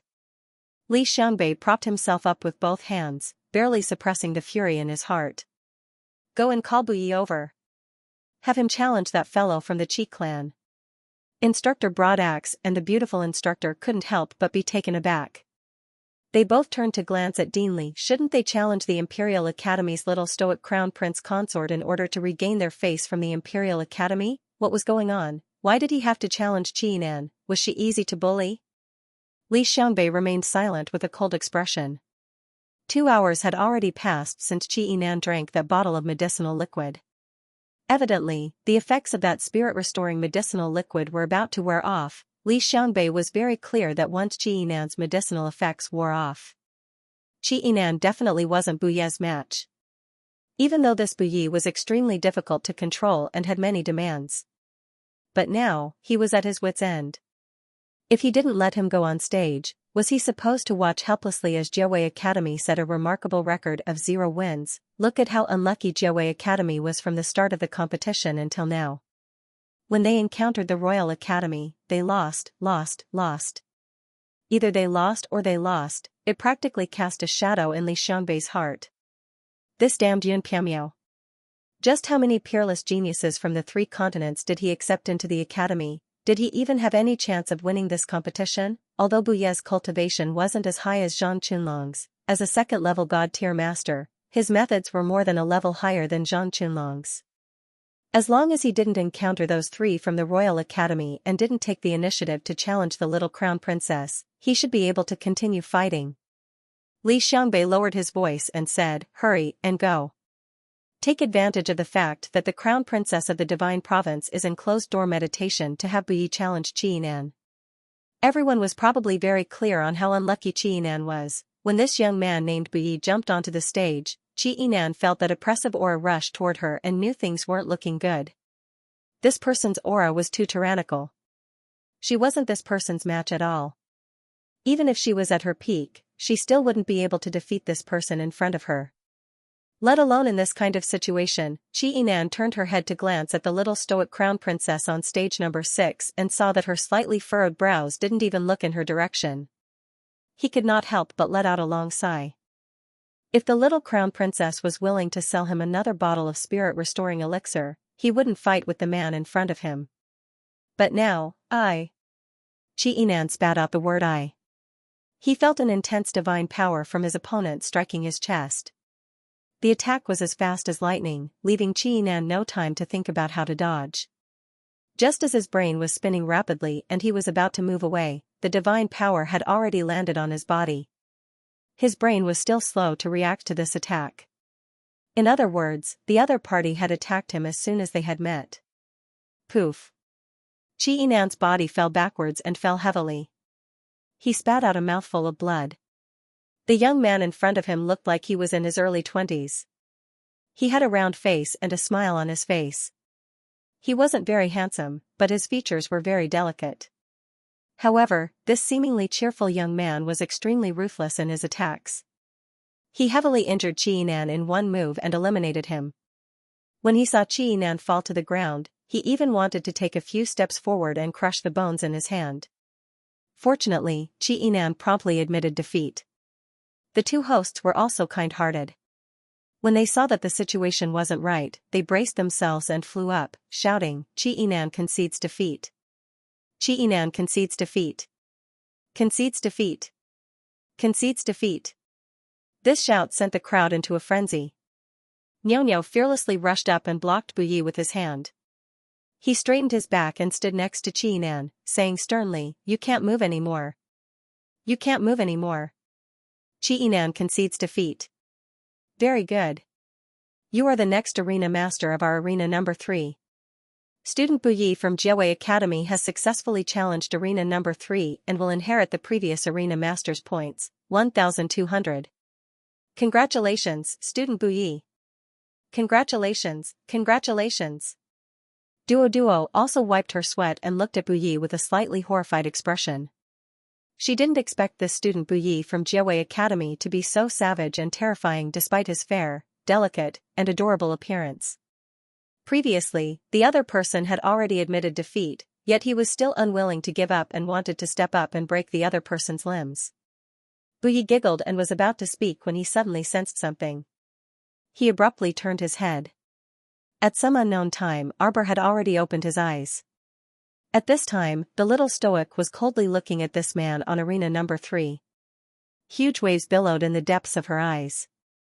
She seemed to have seen this person before in her previous life, but her impression was a bit hazy, and she couldn't grasp some important details. She completely couldn't remember where she had seen this person before or what he had done. This made her involuntarily crease her brows slightly. No matter what, this person's aura gave her a gloomy and unbridled feeling. He definitely wasn't a good person. Buyi was startled, but then he opened his mouth and laughed, revealing a row of porcelain-white teeth at the little stoic. "What? You want to avenge Xianxian?" Buyi smiled provocatively. "Then come challenge this arena master." Arbor looked at him icily. This gaze made Buyi even more displeased, and he couldn't help but crease his brows. Who was this stoic face looking at? Through his face, his gaze was unfathomable, as if he was looking at an ancient monster, or a corpse. Deanly, who had originally been full of joy and thought that the Jiawei Academy had finally regained its dignity, was now in a daze. At this moment, his face couldn't help but stiffen. He gritted his teeth and said in a low voice, "What is Bai doing?" "You're courting death." Wasn't that just courting death? He actually invited the young crown princess to challenge him. If this wasn't courting death, then what was? Now, everyone knew that the little crown princess seemed to have endless tricks up her sleeves. Even if she were to consume the elixir of returning elixir and drag it out with others, perhaps not many people would be able to defeat the crown princess before exhausting their own strength. Not wild. Dean Li's expression became even more gloomy and ugly. What he wanted was for Bai to at least enter the top 10. Instead of letting him court death the moment he entered the arena.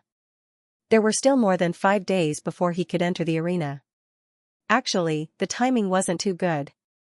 Everyone knew that the earlier one entered the arena, the more exhausted one would be after a few rounds of fighting.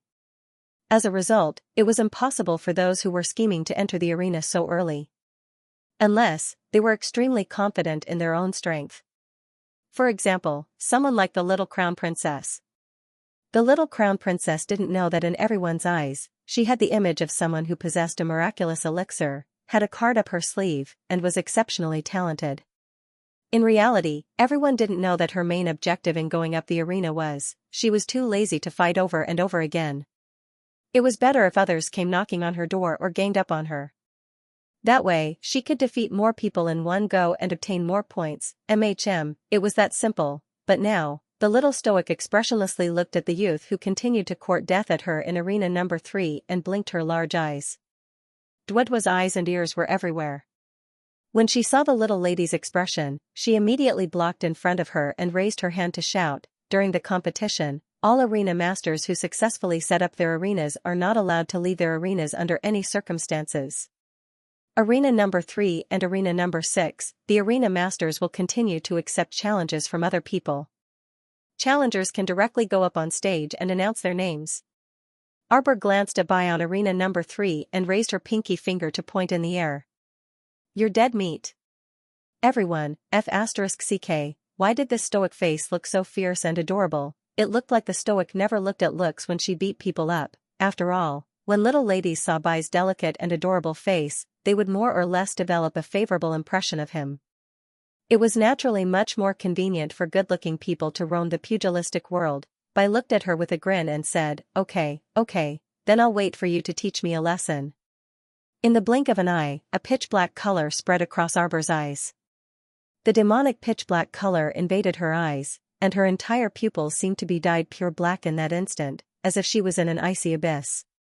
Mo Lian was startled, but she immediately stood up and called Jojo. When Arbor heard the call, she turned to look in Prince Mo's direction. She blinked, and her expression gradually returned to normal. Only a pair of large, watery eyes stared unblinkingly at the crown prince, seemingly a bit aggrieved. Mo Lian was alarmed, but she also let out a slight sigh of relief. Just as he was about to fly to his wife's side, he heard Omega Kotoku say coldly, "You can call her back for a moment, but can you call her back for a lifetime?" Eldest Xianxia lightly waved his fan. How strange. Does this little fellow know that person called Bai? As far as I know, this Bai has always been in the Divine Province and has never been to the lower star domain. Eldest Xianxia asked with a chuckle, "May I know when the little stoic met him?" Mo Lian naturally wouldn't satisfy eldest Qin's curiosity, so she merely turned her head and coldly glanced at him. This one isn't wild. It's said that he used to be from the Lu family of Tsongzhou. However, a few years ago, he suddenly poisoned his own family and killed everyone in the night before hurriedly fleeing to Jiawei City. He's doing well in the black market. Eldest Xianxia waved his fan and generously shared all the information he knew with everyone. How could this kind of person have any interactions with the little stoic? The little stoic's expression just now was very strange. For a moment, the way he looked at his enemy seemed to be somewhat similar to the way he looked at his second brother. This little thing had a lot of secrets on it. He really couldn't see through it. Students, as long as you're on stage 3, you'll be able to challenge me. You can get a free bottle of spirit-restoring elixir. If you succeed in the challenge, you'll get 10 bottles for free. Eldest Xianxia wanted to ask more questions, but he heard an icy and crisp voice cut him off. The crowd immediately went into a frenzy. When everyone heard this, they thought, F***ck, if you succeed in the challenge, you'll get 10 bottles of spirit-restoring elixir worth 20 million spirit coins. Instantly, they all eagerly signed up for the challenge. That's why it was said never to offend a pill alchemist. You'll be out of luck. The 10th watch ended. Naturally, being bullied by the little stoic as a target, Bai was so angry that the veins on his forehead bulged. He wished for nothing more than to directly scold her. F***ck, why was this little stoic so hateful? His face, which had always been smiling like a tiger, almost couldn't hold it in. Pill alchemists were amazing. F***ck, pill alchemists were indeed amazing. Look, it was only a few sentences, but they could stir up the wind, clouds, sun, and moon. Many people scrambled to curry favor and jumped onto ring number 3 one after another, shouting, "Challenge! Challenge! Challenge! Challenge my ass, you have to line up for a challenge." Duo and Nyonya were grinning from ear to ear as they repeatedly said, "As expected, everyone's fighting spirit is high. Don't worry, everyone has a share and can fight. Everyone, line up and sign up one by one." Student Bai, you have to be careful. Duo turned around and looked sympathetically at the red-faced Bai. Normally, you'll be challenged consecutively after 10 rounds of ranking matches. Please prepare as soon as possible. Niao also nodded heavily. Be careful, Student Bai. Bai's expression was extremely unsightly. Below, Li Xiangbei's expression was even more unsightly. When he looked up and saw Yun Piamiao's smiling face that deserved a beating, he truly felt that it was extremely irksome. How pitiful. Yun Piamiao said with a smile, I didn't expect that everyone would line up to beat you up as soon as you stepped onto the stage. Headmaster Li, I sincerely sympathize with you on behalf of all the teachers and students of the academy. Li Xiangbei naturally couldn't keep his old face. It was stretched taut and abnormally frightening. Ha ha ha ha ha. Headmaster. Elder Ke couldn't resist twitching his mouth. If he were Li Xiangbei, he also wouldn't be able to restrain himself and would probably slap this guy to death. Headmaster Li was still able to keep his composure. Yun Piamiao flicked the non-existent dust under his clothes and turned his head to snort. Who told him to come looking for trouble all day long? Who else would the headmaster attack if not him? Elder Ke gave him a look that said, if revenge breeds revenge, will there ever be an end to it? At the same time, the people lining up for ring number 3 had already formed a long line at the passageway below the stage. Damn, judging from this situation, could it be that there are about 300 people? Qinjiao couldn't help but exclaim. Eldest young Sir Qin waved his fan with a smile. Oh my, so pitiful. Nothing good ever comes out of offending that little fellow. Omega Kotoku pursed his lips. On the other hand, Ming Yasi seemed to have thought of something as he silently lowered his brows. Why isn't everyone speaking? Eldest young Sir Qin asked with a wink. Let's continue our previous topic. No one paid any attention to him. Mo Lian's cold gaze landed on the third ring. She carefully sized up the smiling young man who was gritting his teeth and smiling even in the face of such a predicament. Jiawei City was indeed full of hidden dragons and crouching tigers. The little stoic sat there cross-legged, her pair of beautiful eyes staring fixedly in the direction of platform number 3. What's going on? Who was this person? Where did this strange sense of familiarity come from? Xiao Mu took a deep breath and reflexively pressed down on her head. She knew that there were many things that had been sealed in a corner of her heart. She never wanted to explore them, much less look back at them. She raised her hand and lowered her eyes, gently pressing down on the godly ruins mirror. She felt a slight heat at this spot. Arbor took a deep breath and did her best to calm herself down before calmly lowering her eyes. There were many things that she didn't want to investigate, but that didn't mean that she didn't dare. It was just that she didn't want to. Soon, Bai's arena number 3 became lively. More than 300 people lined up neatly below his arena. This situation was truly an unprecedented and spectacular sight. No one really thought of lining up at the back to pick up the leftovers. Everyone scrambled to be first, mainly because they were afraid that they wouldn't be able to get a share of the medicinal elixir if they lined up at the back. Arbor didn't express any opinion about this. She merely waved her fair hand and fished out a chest of spirit-restoring medicinal elixir, telling everyone with facts, don't panic, everyone will have a share, and there will never be any left.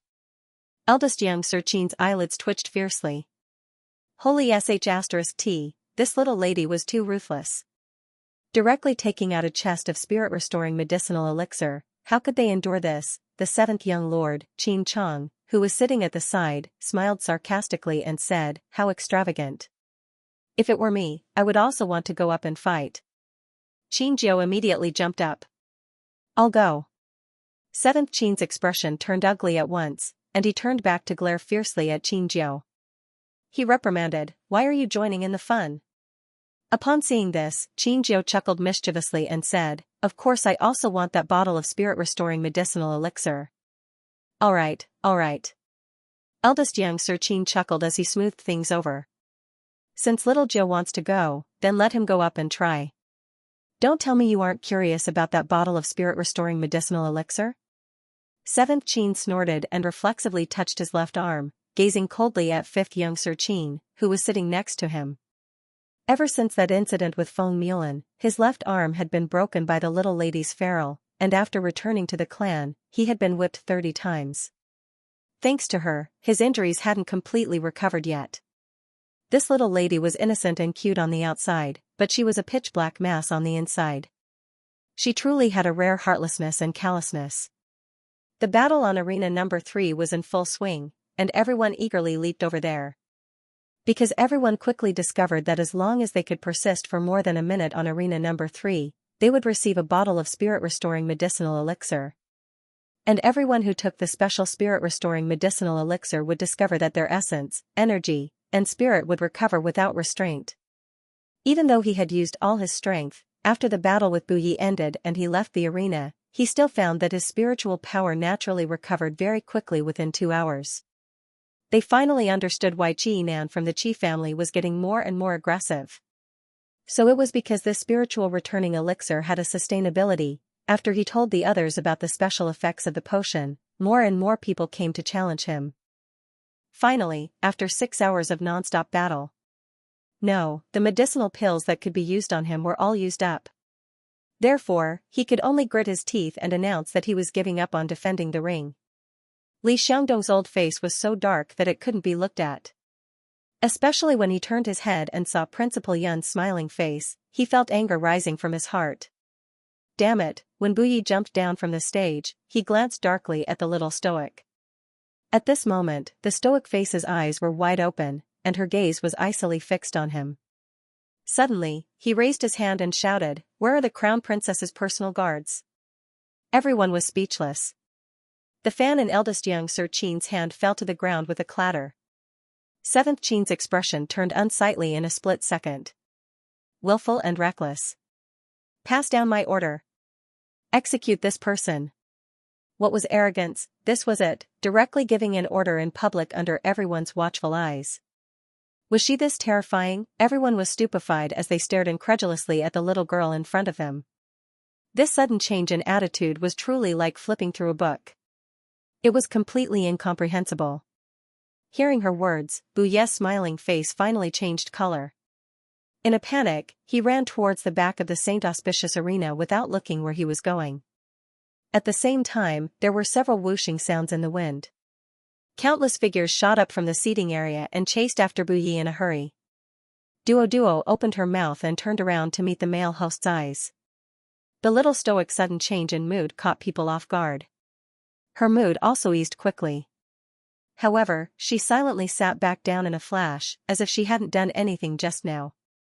She silently sat on stage number 6 and lowered her eyes in silence. Just like this, after 6 days of fighting, the final day of the Heavenly Origin ranking competition finally arrived. Regardless of whether they were competitors or spectators, both on and off the stage, the majority of people had extremely comical panda eyes and were mentally exhausted. The deafening cheers on the surrounding stages also became much softer. Wasn't this nonsense? F***ck, why don't you try making a person continuously shout in excitement for 7 days and 7 nights? Can you still live properly? I am Sir Jojo's section break, go in. After being shoved by someone, Mu Rochuan stumbled into the room and immediately felt like she had nowhere to step. Red and gold curtains were hung in the room, and it was extremely clean. Smoke curled in spirals, and the furnishings were clean. Against the window was a small table made of gold and silk, and a white jade saucer was placed on top of it. The fragrance of tea permeated the air, unable to conceal the flourishing atmosphere in the room. For a moment, Mu Rochuan had a strange feeling that she seemed to be in a dream. Who are you people? As the Mu family's eldest miss, Mu Rochuan naturally had seen the world.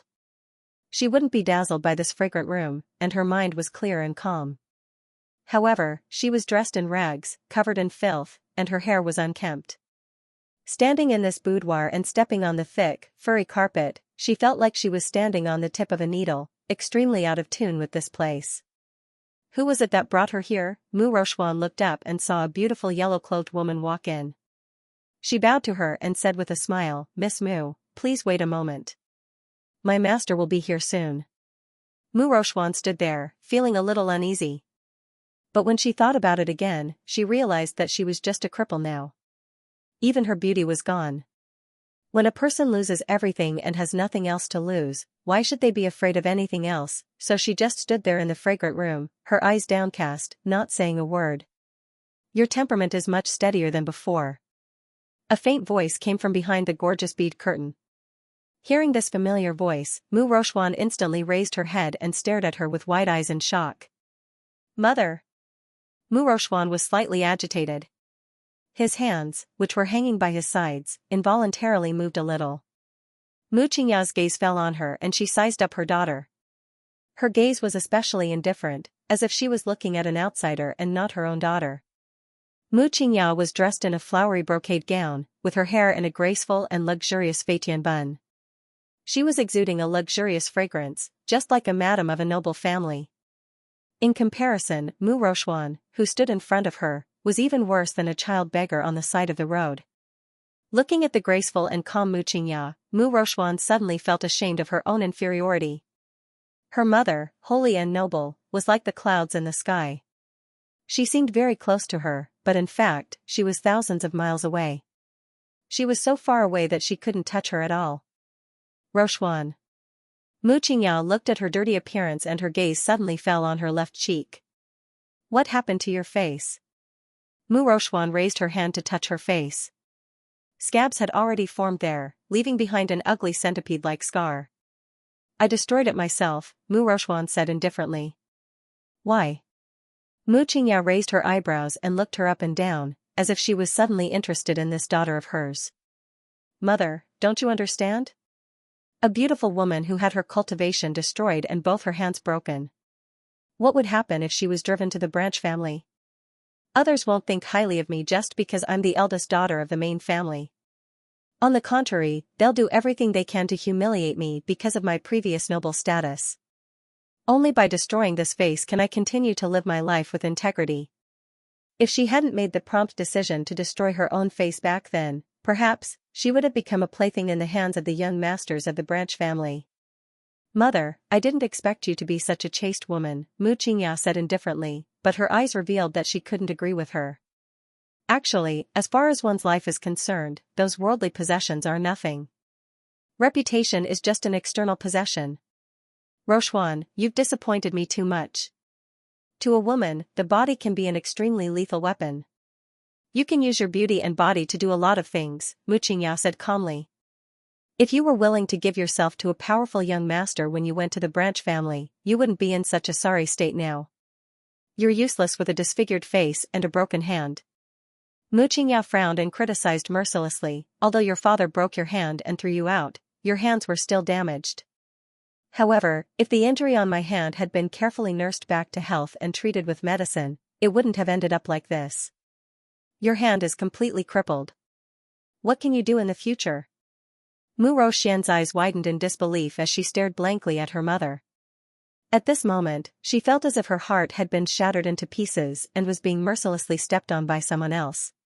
She felt as if her heart had been crushed into mud.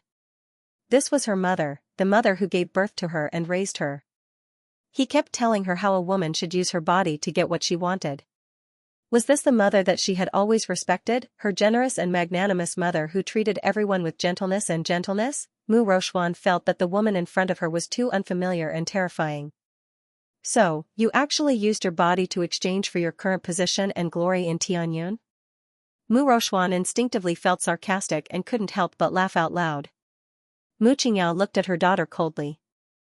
The yellow-cloaked woman's expression immediately changed and she shouted angrily, "How dare you? How dare you be so rude to the hall master?" Mu Qingyao raised her hand and stopped her from scolding. So, you're already aware of my situation? It's all thanks to Mother's blessing. Mu Rochuan said indifferently, even when I was far away in the branch family, I heard that the hall master of the heavenly fortune flying heavens hall had been painstakingly lurking in the Mu family for many years. Mu Qingyao glanced at the yellow-clothed woman and said softly, Yes. The yellow-clothed woman immediately walked forward, took out a bottle of medicinal liquid, and handed it to Mu Rochuan. What is this? Mu Rochuan took a step back warily and stared at Mu Qingyao.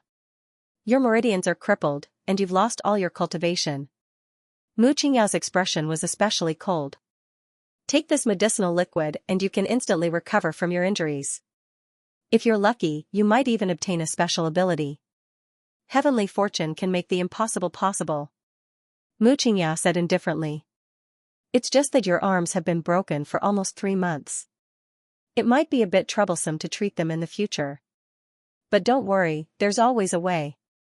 Mu Rochuan chuckled and tightly pursed her lips, tears involuntarily falling. Is that so? I'm flattered that Mother cares for me so much. I just don't know where Mother was and what you were doing in the past 3 months. What were you doing when your daughter was suffering in the Branch family and could only disfigure her face to protect her chastity? Mu Qingyao brushed her clothes indifferently and sighed. Rochuan, the one who wants to punish you is your father, Mu Jingfeng. Your father insisted on punishing you for the sake of the crown princess, and Mother couldn't stop him. Alright, now that everything is over, you can stay here with peace of mind. Mu Qingyao stood up and said, drink the medicinal liquid as soon as possible. It'll be good for you. Since I'm your mother, of course I'm thinking of you in every way. I won't force you, so think carefully whether you want to drink it or not. If you don't drink it, you can still stay here. Who told me to be your mother? Mu Qingyao seemed to emit a gentle motherly light as she looked deeply at her. Mu Rochuan felt cold all over and shivered slightly. Since Mother wants me to drink, then I'll drink. Mu Rochuan sneered. In any case, there was nothing left for her to lose in this ruined body of hers. Even if he had to pay back his mother's life, it didn't matter. She took the medicinal liquid from her and drank it in one gulp. Then, she frowned slightly. The feeling of consuming this medicinal liquid made her heart skip a beat. It felt like déjà vu. Mu Qingyao, on the other hand, had been paying attention to her expression. At this moment, she saw a faint black light floating between her eyebrows. He couldn't help but exclaim, there's already a black crystal prototype? Have you ever taken this medicinal liquid before? Mu Rochuan's face also turned pale, and her body was on the verge of collapsing. She recalled that when she was in the Sun-Moon Mystery Realm, she had been severely injured and had been struck by lightning. At that time, the sun and moon alternated, and the secret realm was reversed. Someone gave her a scarlet pill to make her submit. She ate it. Now that he thought about it, it turned out that Tianyan's lackeys were among the group that had gone to the Sun-Moon Mystery Realm back then. Mu Rochuan's expression was very ugly. She originally wanted to nurture this daughter well, but the black crystal was very magical. When she swallowed the medicinal liquid, whoever she swore to would be her master. She didn't expect that someone had already taken a fancy to Mu Rochuan's talent. That's right, Mu Qingyao thought that even if Mu Rochuan's cultivation was lost, it didn't matter. As long as she was transformed by Tianyun's basic mutated medicinal liquid, her body would recover one day. It would be even better if she could comprehend a special ability at that time. Moreover, with Mu Rochuan, her daughter who was proficient in talismans and spells, she could train more talisman and spell masters for her. Without mystic energy, she naturally couldn't draw high-level talismans, but at least she had a brain. But now it seemed that Mu Rochuan didn't have a brain at all. She had already recognized someone in the organization as her master. It was impossible for her to absorb her into the flying paradise. Damn it, Mu Qingyao took a deep breath and looked at Mu Rochuan for a long time with an ambiguous gaze before saying faintly, take her away. This daughter was arrogant, conceited, and stupid. How could she have crawled out of her stomach? She had been teaching this daughter carefully all these years, but she didn't expect that she would achieve nothing in the end. Hall Master. A man in black entered the room and cupped his hands to Mu Qingyao. Hong Chang, what's the matter? Mu Qingyao waved her hand and let her take Mu Rochuan away. Now she really didn't have the strength to talk nonsense with this idiot. Hall Master, the people in the Hidden Moon Hall that you asked me to keep an eye on just used a large number of teleportation talisman arrays. Do you know where they went? Mu Qingyao suppressed the haze in her eyes and said solemnly. It should be Jiawei City. Lord Jojo was counting mushrooms. Yun Piaomiao stood up and narrowed her eyes at the blue, cloudless sky in the distance. Elder Ku beside her also stood up with a dignified expression. It seems that many people are coming here. The competition was coming to an end. It was less than 2 hours before the end of the competition. So at this moment, everyone seemed to have been injected with chicken blood and were full of vigor. Yelling and shouting were incessant. A group of onlookers jumped up from their seats and there was a bit of chaos below the stage. Everyone had been sitting for so long. Some began to walk around the field, while others wanted to fish in troubled waters and squeeze to the front. Just as everyone was laughing and joking while watching the competition, a strange and sharp whistling sound came from afar from the horizon. Ordinary people didn't know what was going on, but the cultivators all looked solemn. Some cautious people had already begun to be on full alert. Hoo-hoo, hoo-hoo. The giant wings flapped its giant wings, creating a dull wind sound. The people sitting in the front row, the bird's name Joey, what's that? Is that a bird? Or a monster? They saw a giant 9-headed bird dragging hundreds of carriages, flying towards them at a rapid speed, blotting out the sun. S's TTTST test people A's group, TT test S look S right S no duo, who didn't know what was going on, appeared beside them out of thin air and said with a smile, Student Mo Lien from the Royal Academy, do you want to challenge Student Arbor? Mo Lien glanced at them in annoyance, grabbed Arbor's hand, pulled him behind her, and said in a deep voice, Enemy attack, disperse. As they spoke, the strange 9-headed bird had already descended above their heads. It flapped its huge wings, and its pair of sinister little eyes flashed with an incomparably vicious light.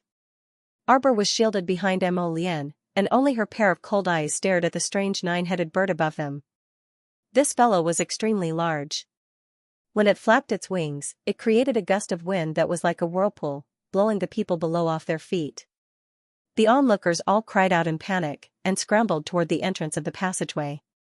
For a moment, the field was in chaos. Many people were trampled, and cries of alarm could be heard from time to time. The strange 9-headed bird above them suddenly screeched. That sharp sound instantly caused many people's heads to buzz, and they spat out blood. From the hundreds of carriages that it was dragging, many corpse puppets with stiff bodies and strange faces suddenly drilled out. One by one, they stood there in the air, causing people's hair to stand on end. The strange 9-headed bird once again let out a long screech. As if they had received an order, those corpse puppets suddenly opened their eyes and moved their feet. It was as if they were following an invisible long staircase, descending from the sky. There was not a trace of white in the depths of their jet-black eyes. High-level corpse puppets. Arbor lowered her hand slightly, and a pitch-black crow-repeating crossbow poked out from under her sleeve. Strange roars filled the entire battlefield. Densely packed corpse puppets flew down from the sky, each holding an iron rod in their hands. They swung it at anyone they saw, and their eyes were filled with viciousness. The ordinary people were immediately scared out of their wits, and they all scattered and fled. Arbor's eyes focused, and she sternly said, Everyone, stop. Don't run around carelessly. Dozens of jade talismans flew out from her fingertips, circling around the dozens of onlookers nearby and covering them. The jade talismans flickered, and a defensive wall instantly appeared in front of them. A young scholar who was closest to the wall could only watch as a pale-faced corpse puppet with scarlet eyes jumped onto the defensive wall and swiped its claw across the transparent wall. For a moment, the young scholar's heart almost jumped out of his chest. Then, he saw that the ferocious corpse puppet was struck by a blue light and shattered in front of him. Everyone, wear a protective suit. Don't get scratched by this thing. Mo Lien calmly instructed. Behind him stood several hundred black-clothed youths. Hearing this, they had already taken out protective clothing from their inner worlds at the fastest speed and put it on neatly. They said in unison, Yes. Arbor flipped the talismans in his hand, and countless jade talismans flew out like a gust of wind. One by one, they built a square and indestructible defense under the viewing platform. The panicked commoners who did not know where to go were naturally anxious and rushed into the defensive wall one by one. The purple forest guards sprang into action, each of them wielding a specially modified repeating crossbow as they fired at the approaching corpse puppets. The sound of gravel rolling could be heard in the air. Suddenly, huge rocks were thrown down by the harpies, crashing into the crowd. The commoners behind the defensive wall were better off. Their faces were pale, and they huddled together in fear. The moment the rocks fell, they were destroyed by a layer of blue light on the defensive wall. As for the people who were running toward the defensive wall, some were directly smashed into meat paste by the rocks falling from the sky. Some of them were smashed head-on under the rocks. Their legs trembled a few times outside the rocks, and then they stopped breathing. More corpse puppets leapt forward, grabbing people and biting them without regard for anything else. Anyone that was bitten by them would gradually turn into a corpse in just 15 minutes. Their entire body started to tremble numbly and stiffly as they quickly joined the corpse puppet army. This way, the corpse puppet army would definitely expand and become more and more spectacular. There were many living people here, and it was definitely an excellent place to turn corpses. Arbor's expression was grave as he looked in front of him. Situi, Liang Qingqing, and the others had already joined the battle with a group of fire-smelting city and ice-sealed city disciples. They waved the sharp blades in their hands and quickly pierced the crystal cores in the heads of the corpse puppets. The nine-headed strange bird that was flapping its wings gave off another shrill shriek. All the corpse puppets seemed to be guided by something and instantly surrounded the crowd as though they had been injected with chicken blood. They surrounded the defensive wall and slammed heavily against it. The normal people hiding behind the defensive wall were almost scared out of their wits at this time. They kept praying inside, hoping that this transparent defensive wall could hold on a bit and not be torn apart by the corpse puppets. Otherwise, the people inside would all be finished. As the sounds of fighting rose everywhere, people continuously picked up the weapons on the ground and fought with their lives on the line against the corpse puppets. Arbor shot out a few black gold arrows and killed a few high-level corpse puppets that were approaching. His face was filled with silence. In such a chaotic scene, those with high cultivation couldn't do anything at all. If they activated the absolute kill formation and attacked indiscriminately, the innocent bystanders below would definitely be caught in the crossfire. Mo Lian naturally thought of this as well, so she couldn't tell him to activate the holy fire to burn this place. They could only move towards the densest part of the corpse crowd and do their best to keep the power of the five spirits within a certain range so as not to implicate anyone else. At this time, the nine-headed strange bird gave off a strange shriek. Arbor raised his head and saw Duan Muqing and Mu Xingchen fly into the air with many Xianxia and fight fiercely with the nine-headed strange bird. That strange bird had 9 heads and 18 pairs of small eyes. Its head could turn 360 degrees and had no blind spots. It could clearly see every Xianxia fighting against it. With a shake of its body, it raised its head and howled. The ear-piercing sound instantly killed several practitioners with low cultivation. Mu Xingchen's expression darkened, and the flying sword in his hand flew out with a whoosh, aiming for the strange bird's neck. Only a dang sound was heard. Everyone's heart skipped a beat. This strange bird had a copper head and iron arms, and it didn't have a single weakness? Roar! Hundreds of harpies flew back and forth in the air, charging to the side of the strange nine-headed bird and guarding it like guards. Is this bird a night cowbird? Yes. Mo Lian held his wife's hand tightly and nodded with a solemn expression. However, it should have been greatly modified. This body is probably comparable to a holy beast. You stay here. I'll go meet him. Mu Xingchen and the others were no match for it. Mo Lian felt uneasy and held Arbor's hand. Arbor blinked slightly and raised his hand to hold his right hand. Be careful. Mo Lian nodded. A moon-white figure flew up and landed in front of the strange nine-headed bird. When he turned his head, he saw young Master Omega Kotoku had also flown up. At this time, he was silently standing beside him and coldly glancing at him. His eyes were extremely deep, as if they were filled with ice that would not melt for thousands of years. Mo Lian only glanced at him, frowned, and retracted her gaze. She carefully sized up the nine-headed bird in front of her. Among its 9 heads, only the one in the middle looked the most normal. Looking at the 8 heads, the closer they were to the side, the narrower they became. The 2 heads on the left and right were only slightly larger than an adult's fist. Their facial features were strangely squeezed together, like a sarcoma that had been cut several times. Black moon flashed in her hand, and a black flame climbed up. Without saying anything, it chopped towards the nine-headed bird's head. The strange bird let out an extremely unpleasant shriek, and its 2 sharp claws slapped. Although its body was excessively large, its speed wasn't weak. In an instant, it dodged the strange light shot by Black Moon, and at the same time, tore an ordinary cultivator with wide eyes and open mouth to pieces. Looking at the bloody scene in front of them, those hot-headed people who followed Mu Xingchen and Duan Muqing to fight the strange bird in the sky suddenly felt like a bucket of cold water had been poured over their heads. They were so frightened that they couldn't help but tremble. The strange bird flapped its wings, and suddenly let out another shriek. Emolien's eyes darkened. Block your five senses. This shriek was definitely poisonous. It was clearly a different kind of sound wave attack that could destroy a cultivator's divine sense. Second young master leaped forward, stabbing the strange bird's claws with his sword. Suddenly, he turned around and retreated, withdrawing his sword. The place where he originally stood was suddenly attacked by countless flames. Second young master. The Qin family members cried out. Saintus. Several calls from afar reached Arbor's ears. Arbor, who was rapidly arranging defensive array glyphs, turned her head and saw Feng Zhangqing rushing over with several hundred disciples. Feng Zhangfei's handsome face was sullen as he followed behind his big brother. He glanced at her, wanting to say something but hesitated. Arbor didn't talk nonsense with them, and didn't bother to correct them for calling her Saintess. She only said in a low voice, "Save people." Yes. Feng Zhangqing nodded and was about to leave with his clansmen. Arbor suddenly took out several dozen sets of protective clothing from her inner world and threw them over along with a handful of talismans. Be careful. Feng Zhangqing's eyes flashed with a smile. He raised his hand and pulled his younger brother, who snorted from his nose, and hurriedly ran toward the crowd. Although Feng Zhangfei was grumbling, Elder is really meddlesome, forcing us to secretly protect him. What can happen to this stoic face?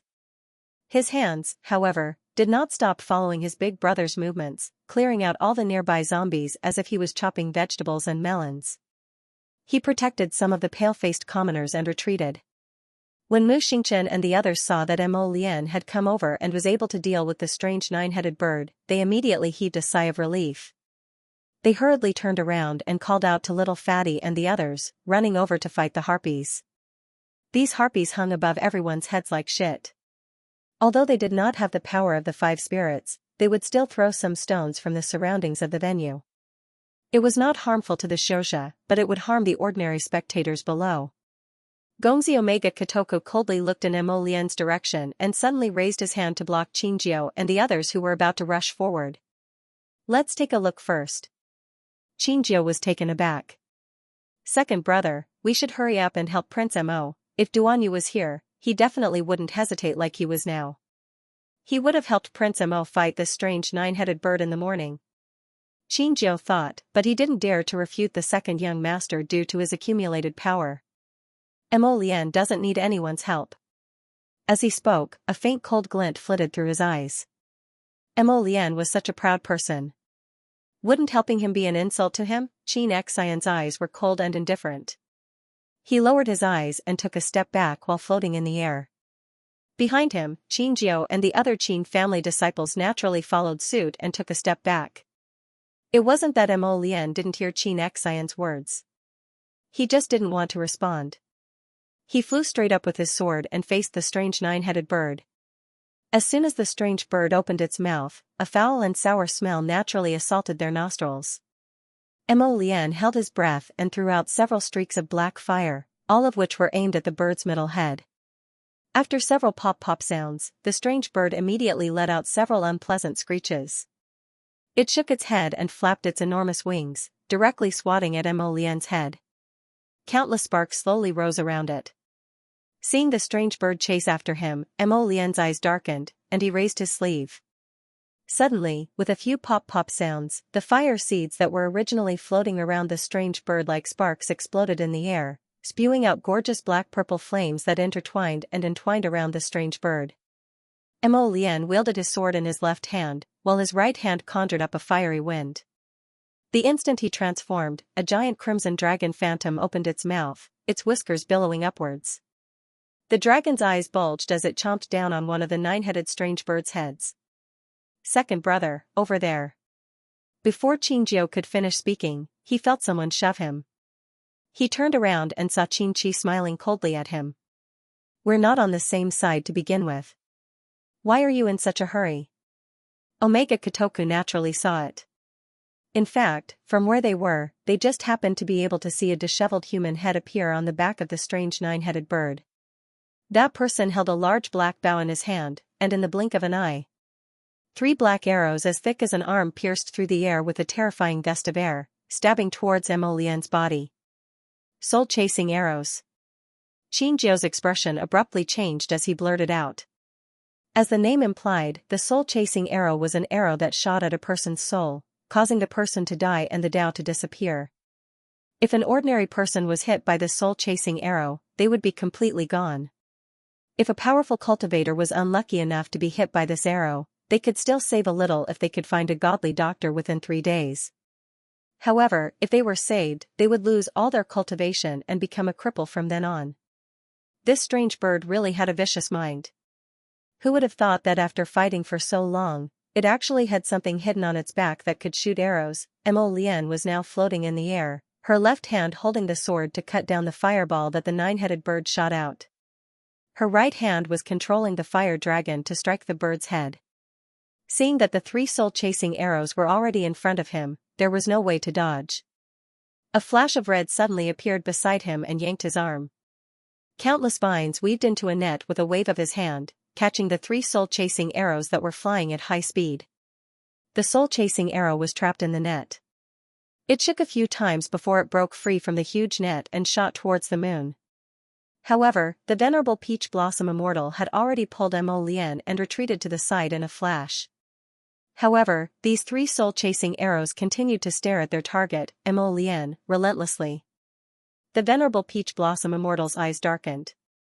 With a wave of his hand, hundreds of wooden vines flew towards the strange 9-headed bird. In a matter of minutes, it was encased in a huge cocoon. Mo Lian moved forward in a flash.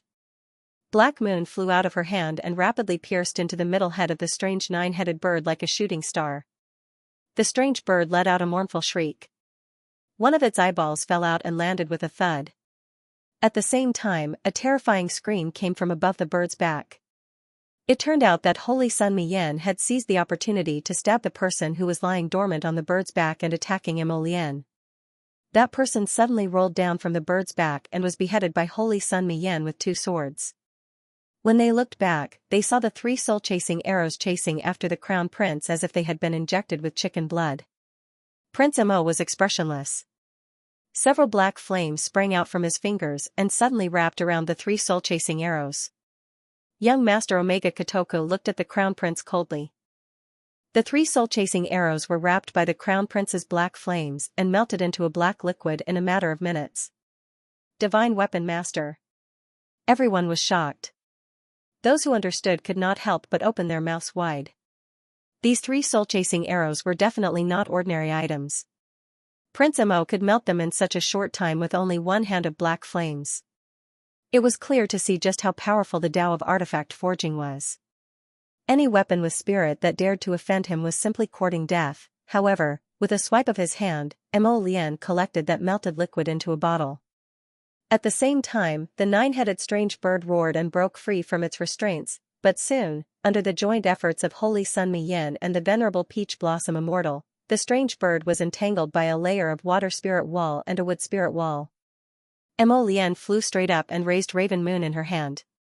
At the speed of light, she cut off half of one of the 9-headed strange bird's heads. The strange bird was in pain and let out a mournful and ghostly scream. Its sharp and strange voice instantly made the practitioners who were fighting with the corpse puppets dizzy. The strange bird immediately dragged its huge wings and turned around. It left everyone behind and hurriedly escaped from this place. The broken carriage frame immediately fell from the sky. From time to time, there were solid pieces of wood that fell into the crowd. Everyone dodged and looked up to see the strange bird escape. A large number of harpies also seemed to turn and flee in panic under the strange bird's shrill cry. A sense of relief rose in their hearts and they heaved a long sigh of relief. Finally, these things were driven away. However, Mo Lian and Arbor's expressions were not relaxed at all. Their faces were heavy. The things that Tianyun could bring out seemed to be getting stronger and stronger. In the future, what kind of good days would the people have? Although the remaining corpse puppets had all been taken care of, the corpse puppets were still alive. However, the people from Arbor were not relaxed at all. After all, it was hard to say whether the injured people would be infected on a large scale. A good heavenly yuan competition had ended in such a way. Everyone couldn't help but sigh. Mo Lian turned around to look, only to see that second Qin, who had originally been standing there, had already left. Eldest young Master Qin was leading a few juniors of the Qin estate to help treat the crowd. What are you looking at? The little stoic tugged at his sleeve. Mo Lian shook his head. He was thinking about how much Omega Kotoku wanted him dead. But did he think that as long as he died, he would be able to mend his relationship with Jojo? What kind of sweet dreams were they having? Even if he was no longer around, wasn't there still Duanyu? When was it his turn to take care of Jojo? Bah. Why was he assimilated with Jojo? No matter who he met, he always liked to use Duanyu as a comparison. When the two of them exited the holy auspicious arena, they saw a scene of devastation. The streets were filled with rampaging corpse puppets and the figures of the city guard hunting and killing. The two of them looked at each other. Their moods were naturally heavy. They didn't expect that Jiawei City would be the first place to be attacked by the corpse puppet army and cause serious damage. Previously, they had only attacked small villages on the outskirts of Li City and Song State's Eagle City's Little Li Town. The crowd definitely wouldn't be as dense as Jiawei City. So Tianyan's actions have begun to escalate? Quick, catch him. Don't let him escape. After an angry shout, several people wearing the city lord's guard uniform quickly rush in their direction. How could the stumbling woman who was running at the front with two half-grown children in her hands outrun those ferocious guards behind her? One of the guards raises the broadsword in his hand and slashes at the woman's head without a care. Mo Lian flicks her finger and a gust of wind flies out, directly breaking the blade. Half of the blade bounces off with a clang and is stuck in the wall at an angle. The expressions of the guards suddenly change.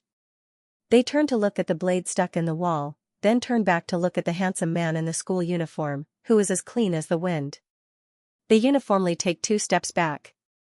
The stone bricks on the wall are very thick, they are very clear. If one's cultivation isn't high, how can one flick the blade into the wall? The woman hurriedly grabs the 2 children and scrambles behind Mo Lian and Arbor, begging for mercy. Young master, young miss, please save us, save us. What are you doing? Arbor's cold eyes look at the burly men in front of him. Since when can ordinary people be killed wantonly in this city? There are always some animals who take advantage of the chaos to make a fortune. Are these people guards or robbers? The leader of the guards still politely salutes them with cupped hands. This woman has traces of being bitten by a corpse puppet. We are following orders. No. The woman screams in horror. She doesn't care if they are in public and directly pulls up her sleeves to show Arbor. Young miss, young master, they are wrongly accusing me. I have never been bitten by a corpse puppet. These people broke into my house, killed people for money, murdered my brother and sister-in-law, and even attacked my 2 nephews. Therefore, the most chaotic thing was still the human heart. Arbor's eyes coldly swept over those people, and the corners of his mouth curled up in a cold arc. Kill them. Miss, what are you doing? The leader of the guards finally panicked slightly when he saw several black-clothed youths with extraordinary skills surrounding him from all directions. We're just doing our job. Anyone bitten by a zombie will quickly turn into a zombie. A vine whip whipped the man heavily against the wall. Arbor pursed his lips and looked at him coldly. When the man got up, he lashed out with his whip again. After 7 or 8 lashes, the guards were so scared that they were trembling all over. They knelt on the ground and kowtowed repeatedly. This woman and those 2 children didn't have the slightest bit of corpse chi on them. These guards actually dared to make a move on the lion's head and swindle her, Xiao Mu. It was simply laughable. Jiawei City is going to fall into chaos. Mo Lian raised her head slightly and looked at the dark sky. In the evening, the entire Jiawei City was shrouded in rain and fog. Everyone gathered in the city lord's residence and could clearly hear the chaotic roars of the corpses. The city lord fled with his family. This son of a bitch. The bad-tempered instructor Broadaxe slammed his fist on the desk, his expression extremely unsightly. Just now, they received news that Jiawei Academy had also been attacked by zombies and suffered disastrous casualties. Many students were also injured, and they didn't know if they would mutate in the future. The city was currently in chaos, and everyone could only retreat to the city lord's estate to discuss a countermeasure. Everyone, the current situation is not optimistic at all. We plan to withdraw from Jiawei City for the time being, said Instructor Hiwei of the City of Shadows. If we leave now, what about the citizens of the city? someone immediately questioned. If we don't leave, what can we do if we stay here? Hiwei lowered his eyes and said very calmly, do you still not understand? Tianyun came prepared this time. He clearly wants to occupy Jiawei City. Arbor glanced at this instructor from the City of Shadows and nodded in his mind. He was a sensible person. Tianyun's move was to occupy Jiawei City as a stronghold. They planned to bring everything to the table and deal with it. Mu Xiaoxue said softly, I think we should help them as much as possible and take away all the citizens that we can. For example, the several hundred people hiding in the city lord's estate. We naturally have to help them if we can. Hearing this, Liang Qingqing glanced at her and sneered, how do you know if anyone has been bitten inside? What if they mutate midway back? Do you have the corresponding protective measures? She had always been straightforward and said whatever was on her mind. But this impetuous tone was grating to the ears of Zhao Yi and Gu Yishuan, who were eager to protect her. Zhao Yi slapped the table and said angrily, how can you say that? Little junior sister is just being kind. Liang Qingqing was also a bit angry. No matter how she heard it, she felt that this man calling Mu Xiaoxue little junior sister was irritating. Her stoic little junior sister was still cute. Why did this little junior sister of the City of Shadows look so vexing? Situi hastily stopped Liang Qingqing and said aloofly, it's not that we don't want to help others, but we have to take care of our own people before helping others. Although the little stoic didn't utter a word, her eyes expressed her agreement.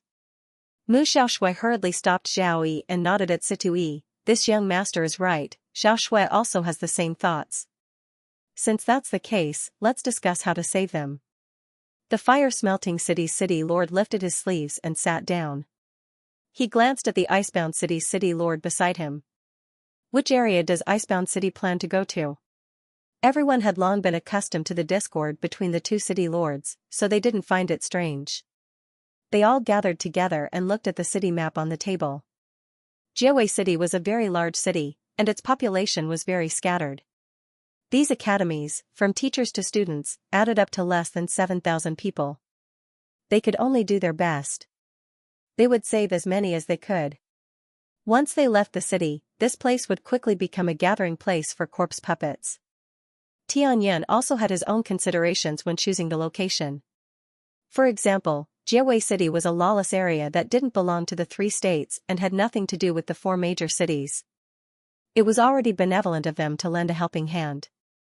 What do the 2 crown princes think? Mu Xiaoxue asked softly. Everyone's gazes landed on Mo Lian and Ming Yasi.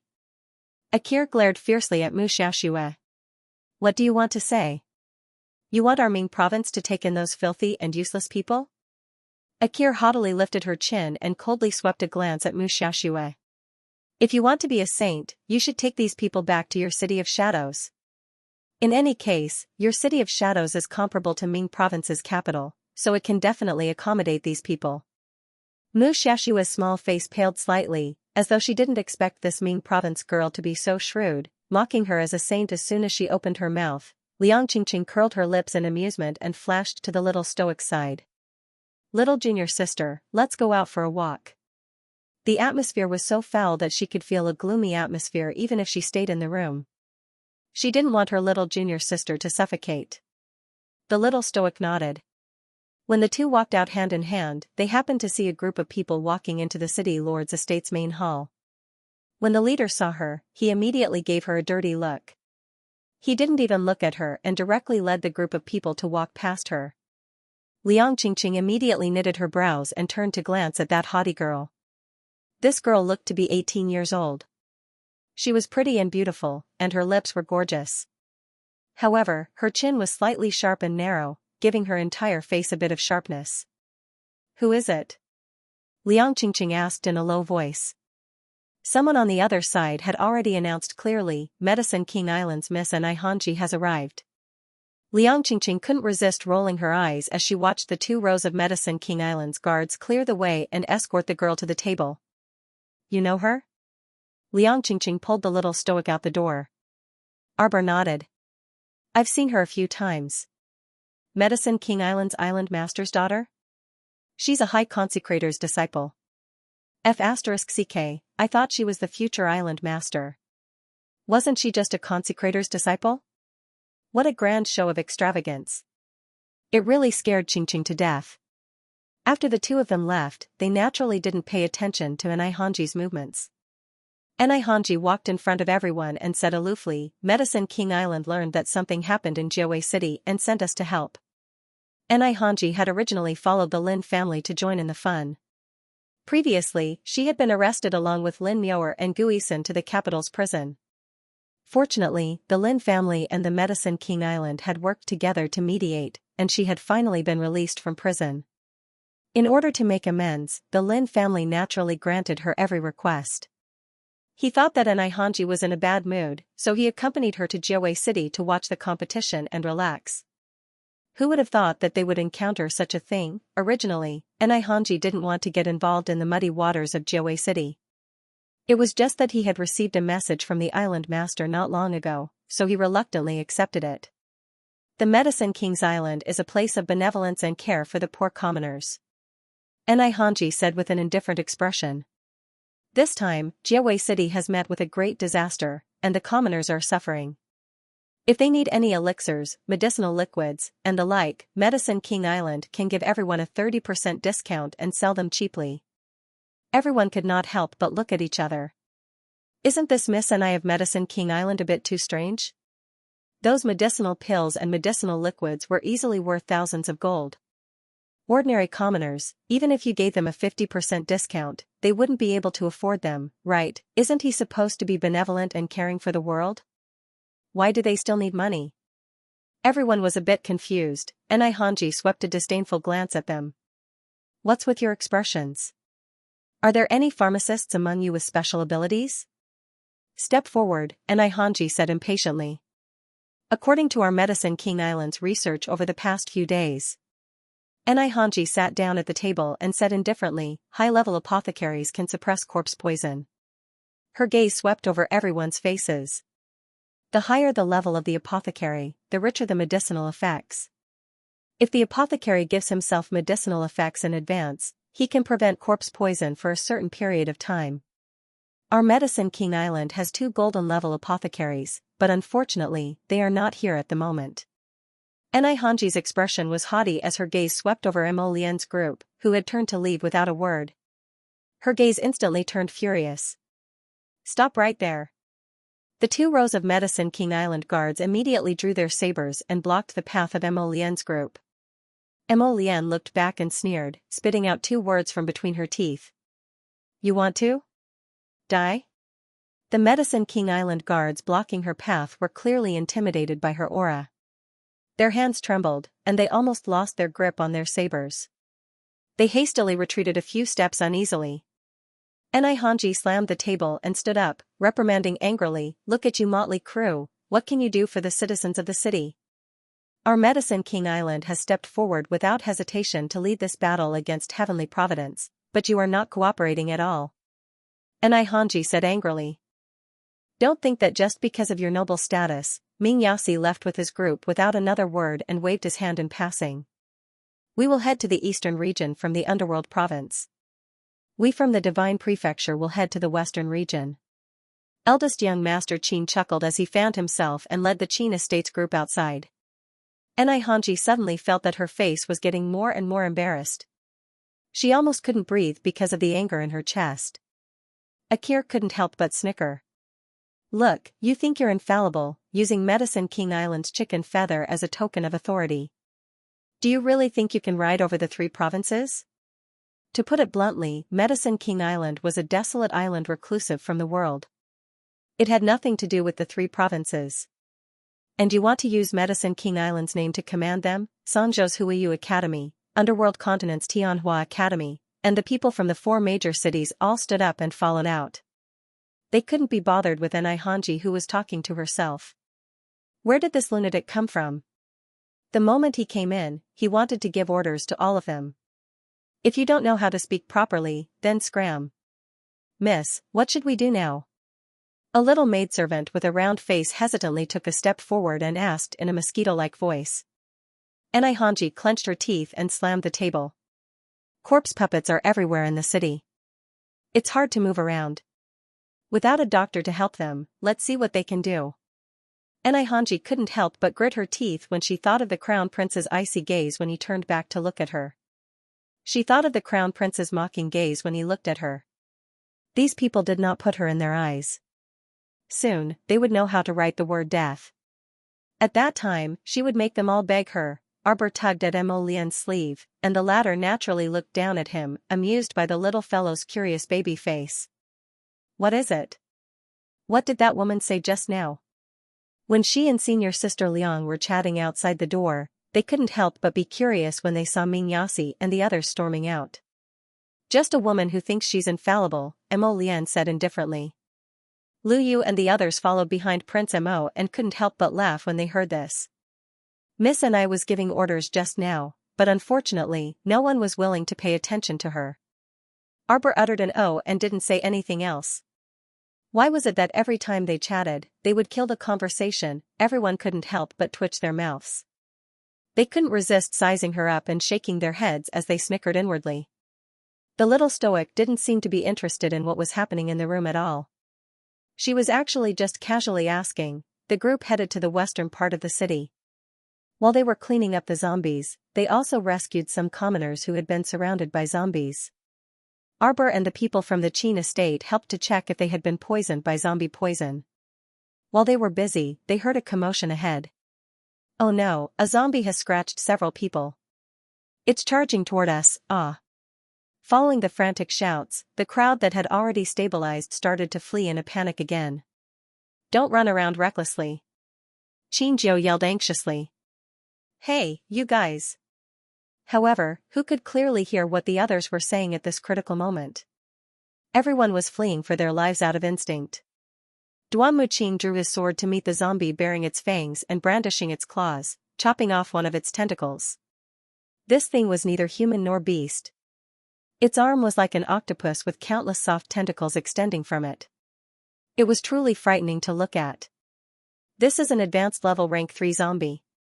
On the side, Lu Yu said gravely, be careful that its tentacles will separate. Before she could finish speaking, that zombie's 2 tentacles flew out with a whoosh and whipped directly at the longsword in Duan Muqing's hand. Duan Muqing was alarmed, and he spun around to retreat 2 steps. A spirit fire burned over and enveloped that tentacle. However, that thing was very tenacious and only burned to ashes after jumping a few times in the fire. The zombie was extremely vexed after suffering 2 losses in a row. Advanced level rank 3 zombies like this had developed intelligence and were very vengeful. Immediately, as if it had locked onto Duan Muqing, it whipped out several tentacles and swiftly crawled toward him. Be careful. Xiaomu shouted from afar, whipping out a vine with a flick of her hand. However, a hole suddenly split open on that tentacle zombie's chest, and a scarlet-eyed zombie chick burrowed out. Without any explanation, he bit onto Duan Muqing's left wrist.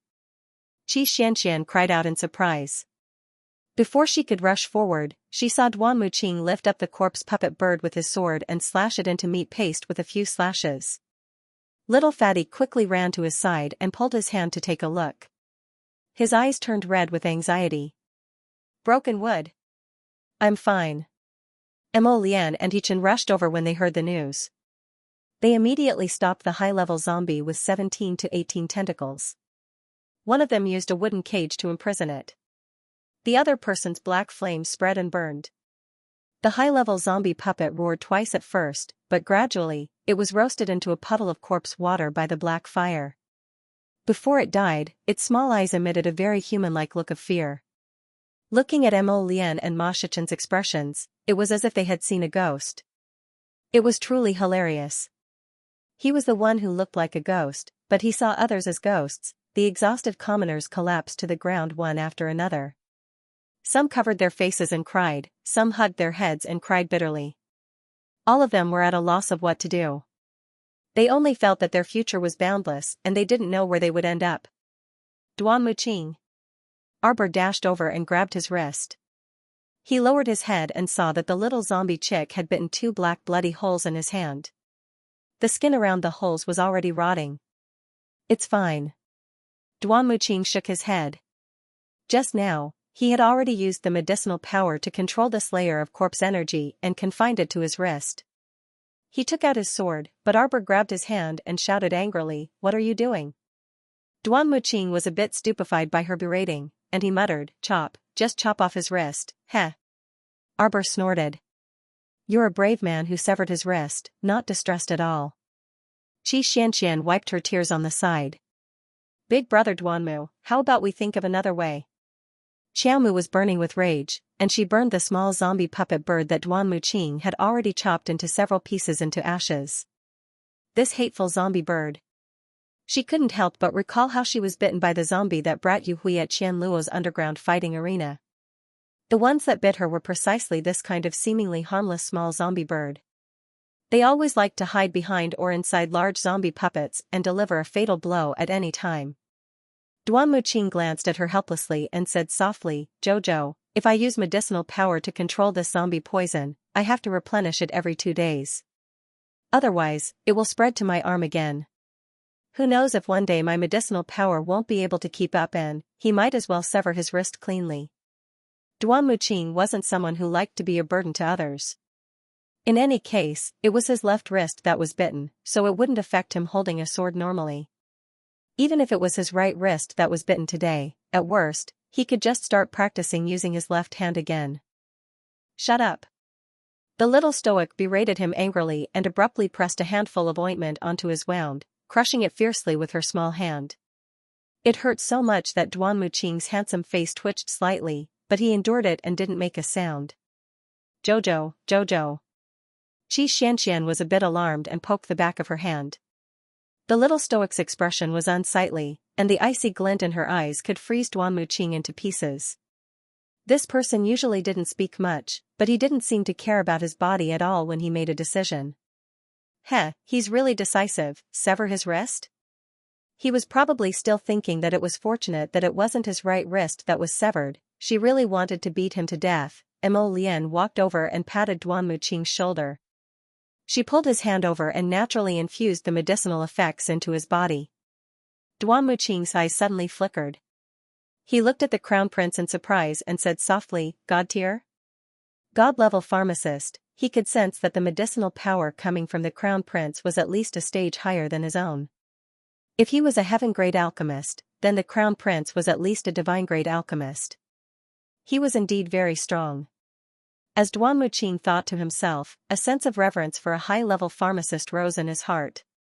"All right, keep it under control for now. Jojo will think of something." Mo Lian glanced at him and tugged on the little girl's cold hand. He patted her head to comfort her. "Jojo, it's okay now." "Huh?" A mocking laugh came from outside the crowd. She saw 2 rows of guards from Medicine King Island, escorting Anai Hanji over like stars surrounding the moon. Miss Ni's expression turned ugly when she saw the crown prince. The moment she spoke, she questioned loudly, "So you two are both pharmacists? Then why didn't you say anything when I asked at the city lord's estate whether there were pharmacists? You're too selfish." Anai Hanji looked icily at the 2 men in front of her.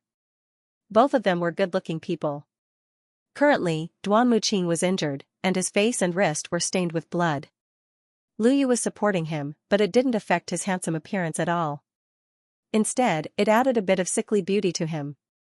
Anai Hanji's eyes flickered as she thought, "These 2 before me, along with those young sirs from the Qin estate, are indeed worthy of the title of exceptionally fine young sirs." Unfortunately, their temperaments were too unruly and aloof, and not a single one of them gave her a good look. When she was on Medicine King Island, no man dared to treat her like this. When she traveled outside with her master, she was always flattered by every patrician family they visited. When had she ever encountered these stubborn people? Eldest young Sir Qin creased his brows and glanced speechlessly at the woman before him. Could it be that this woman's lunacy flared up again? Did she think that Mo Lian and Duan Muqing were her servants or subjects? How dare she berate them like this? The Omega Kotoku young master also abruptly creased his brows and turned his head away in disgust. Qinjiao pursed his lips and said, "Are you crazy? What did it have to do with a woman from Medicine King Island like you whether or not they have medicinal effects and whether or not they want to use it? Did you have to show such an interrogative tone? Why aren't you saying anything?" Anai Hanji stood there majestically and questioned furiously. Earlier, she clearly said that if there was an apothecary, they would step forward themselves. In the end, no one paid her any attention. It was simply infuriating. Before Mo Lian could slap this person away, the little stoic teleported in front of Hanji and swiftly darted her ferrule out from her sleeve. Eldest Xianxia couldn't resist covering his face with his hand. He had a premonition that the following scene would be very explosive. As expected, the little stoic's frosty face that wouldn't melt for 1,000 years slapped Hanji's face with her ferrule without a second word. After a crisp slap, Hanji was still a little taken aback. She probably never expected that someone would actually dare to lay a hand on her, someone from the dignified Medicine King Island. Hence, when the other ferrule slapped her right cheek, she finally snapped out of her daze with grief and indignation. Her small face contorted as she shouted harshly, "You dare lay a hand on me?" Xiaomu flew up and kicked Hanji in the stomach, directly sending her flying. She somersaulted 3 times in a row before slamming her into a low dirt wall with a bang. Everyone turned pale with fright as they dodged to the left and right. They covered their heads and squatted down, not even daring to breathe. Soon after, they discovered that the little stoic was only targeting that young lady from Medicine King Island. She didn't even glance at the others. The 2 rows of guards from the Medicine King Island glared angrily. Just as they were about to step forward with their sabers drawn, they were surrounded by a group of black-clothed youths, unable to move an inch forward. Ridiculous. What the hell? You talk too much. With a cold expression, the little stoic kicked Hanji 3 times in a row, sending her tumbling heavily in front of eldest Xianxia. All the young sirs of the Qin estate simultaneously retreated 3 steps in unison and very perceptibly cleared out an empty space for the little stoic to display her skills. The little stoic had truly endured this person for too long. If it wasn't for her master, why would she tolerate her? Grandmaster Hewen had such a good temperament and self-restraint. How could he have taken in such a foolish disciple? Did his brain fall into a manure ditch? Did he not bring it out when he was born? The little stoic's pent-up fury finally dissipated after she was kicked several times in succession and given a round of violent beatings with the ferrule. She turned her head and angrily shouted at Duanmu Qing, "Acting on your own initiative." Young Sir Duanmu was a bit stupefied. Yuan Shurchen could not help but twitch the corner of his mouth. He raised his hand and patted Duanmu Qing sympathetically.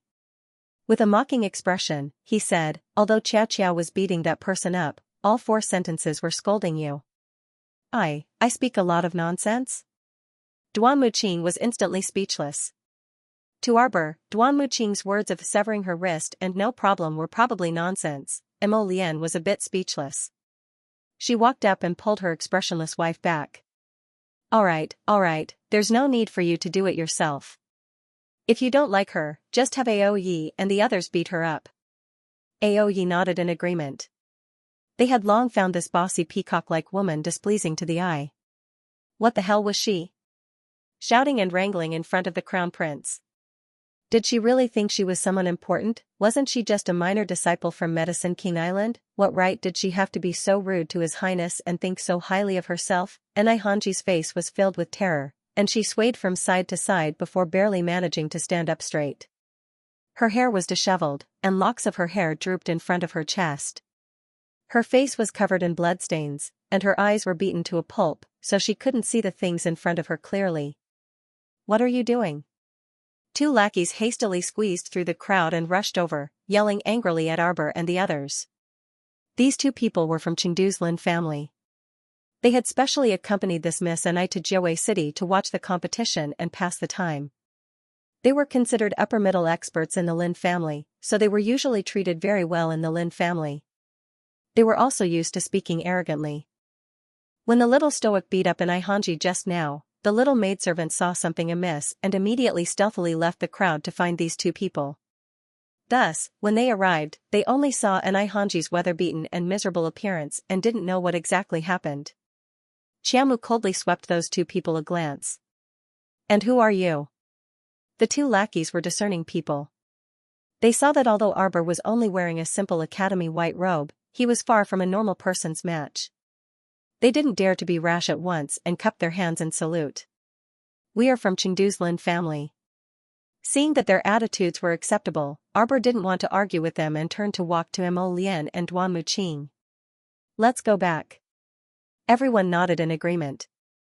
The zombies in this area were more or less cleaned up, and the people who needed to be saved were saved. The group of people planned to return to the city lord's mansion first before discussing the matter. Hanji was supported by a young maidservant. She was so angry that her body trembled. She swayed and said angrily, "Stop her." The two retainers of the Lin family looked at each other and said hesitantly, "Miss and we're alone, so we should." Before the words "forget it" could be spat out, Hanji's twisted face became even more twisted and ugly. "Lin Jun, Lin Xiang. How dare you disobey my orders?" Hanji shouted angrily, as if she had gone crazy. "What did Patriarch Lin tell the two of you when you came here? You have to listen to me. Mine. I'm asking the two of you to kill this woman at all costs." Hanji shouted, "Otherwise, the two of you don't have to return to the Lin family." Both Lin Jun and Lin Xiang's eyes flashed with a hint of anger. Hanji's temper was something that no one could stand. Although the two of them were ordered to protect her, they weren't selling themselves as slaves, okay? Hanji's matter-of-fact attitude was truly unbearable, and they also felt a bit mentally exhausted. Lin Jun restrained his anger and cupped his hands at her. "Miss it's better to have some self-awareness as a person." What a joke. The row of people standing next to the little stoic all had unfathomable cultivations. Although a few of the sirs merely stood there and looked at them indifferently, Lin Jun felt that the two brothers couldn't discern their cultivation realms at all. Rashly attacking was tantamount to asking for humiliation. They weren't that stupid.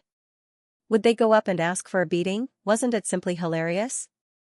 The round-faced maidservant supported her miss, wiping her tears in heartache. "Miss, how are you, miss?" Hanji tightly gripped the maidservant's hand, her body trembling in anger. She pointed at the Lin brothers across from her. You. Lin Jun stepped forward with a helpless expression and said, "Miss Ni is injured, and this place is extremely unsafe. How about this, us brothers will escort Miss Ni back to the capital first." Hanji shrieked, You're simply audacious." The maidservant also said angrily, "You actually angered Miss to this extent." Lin Jun and Lin Xiang exchanged glances and walked closer to Hanji. They cupped their hands and said, "Miss Ni, please." Hanji forcefully pushed Lin Jun's arm away, her face so contorted that it was about to split open. If she could kill with her gaze right now, Lin Jun and Lin Xiang probably would have been killed countless times by Hanji. The resentment in her heart nearly accumulated into a vast ocean, and she coldly turned to look in Arbor's direction. The latter only glanced back at her indifferently. It was obvious that he didn't care about her at all. Hanji clenched her fists and had just charged forward 2 steps when the maidservant firmly grabbed her hand. Mississippi, the maidservant wasn't stupid.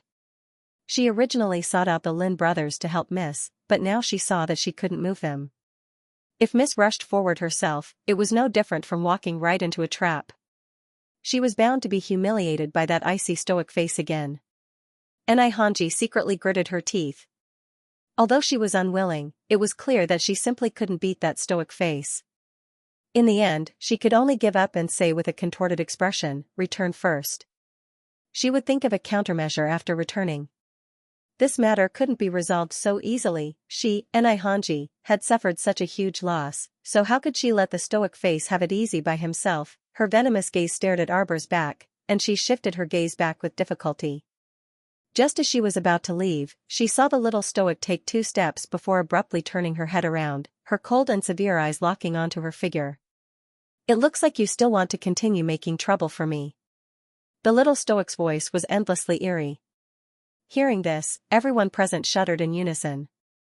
Lin Jun knew he was in trouble. He raised his hand and was about to grab Hanji when he suddenly heard the sound of a whip. Slap.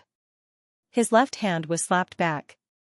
"Originally, I would have spared you this time out of consideration for your esteemed master, Sir He Wen." The little stoic coldly stared at her and said, "But an idiot is an idiot. Since you don't care about your life, then die." Everyone was speechless. Arbor thought to himself, who knows what kind of trouble he'll cause in the future if we leave this disaster behind.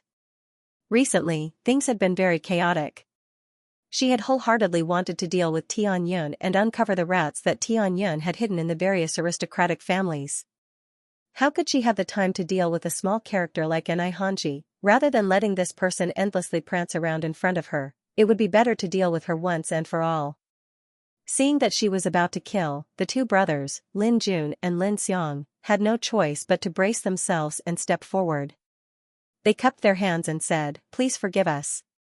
And Xianxia simply didn't dare to believe that Arbor wasn't done beating her up and wanted to kill her now. Her expression twisted as she shrieked, "Do you want to make an enemy out of Medicine King Island? So what if I do?" Arbor looked at her coldly, the vine whip in his hand glowing with a green light. Dark thorns grew and sprouted one by one. And Xianxia shouted angrily, "How dare you!" Ah! Before she could finish her sentence, she fell to the ground in fright from a flash of cold light. And Xianxia looked back and saw a small blue nail nailed to the ground on the left. The weeds on the ground withered and turned into fine powder in less than a second. It was obvious how terrifying the poison on the nail was. Her small fingers curled up as if they were twitching, and her body stiffly shifted backward. Her eyes were filled with terror as she looked at Xiao Mu, who was coldly gazing down at her from a high vantage point. At this moment, she suddenly felt like death was closing in. Why was she in such a sorry state? Lin Jun was just about to rush forward when Arbor's vine whip whipped him back.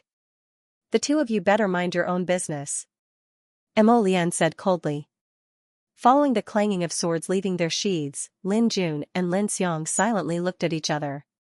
Looking at the dozens of black-clothed youths surrounding them, they could only take 2 steps back. It wasn't that they didn't want to help Miss Xianxia, but the other side had too many people. They couldn't help even if they wanted to.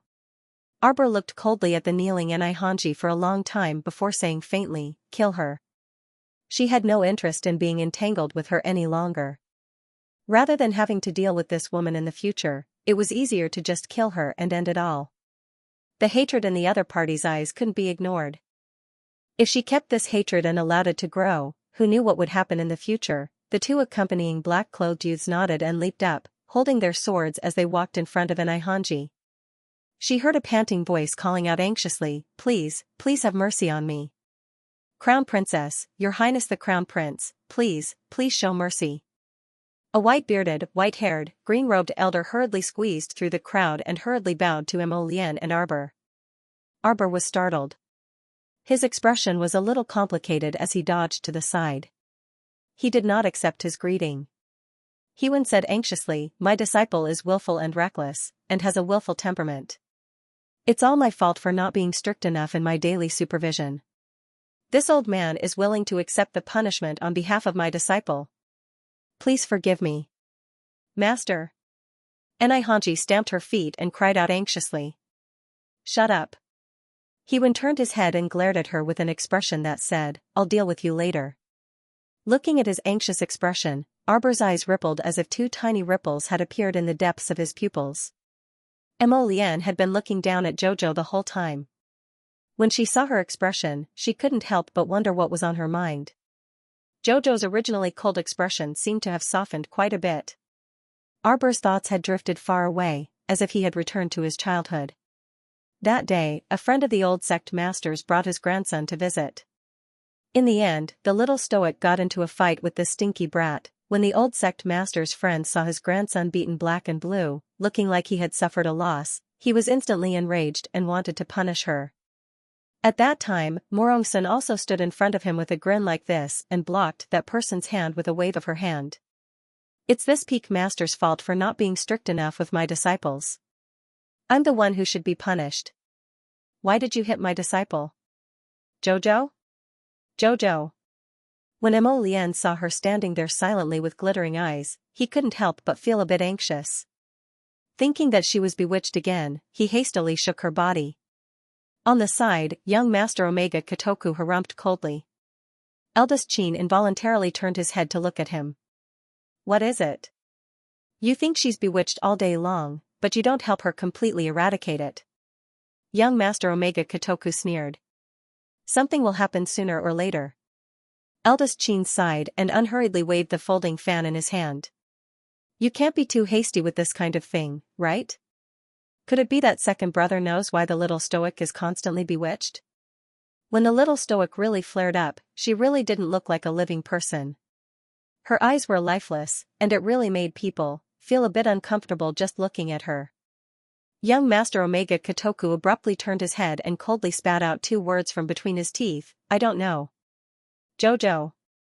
Mo Lian shook the little fellow, causing her to recover from her daze. Raising her head to glance at him, the little stoic meaningfully revealed 2 tiny teeth.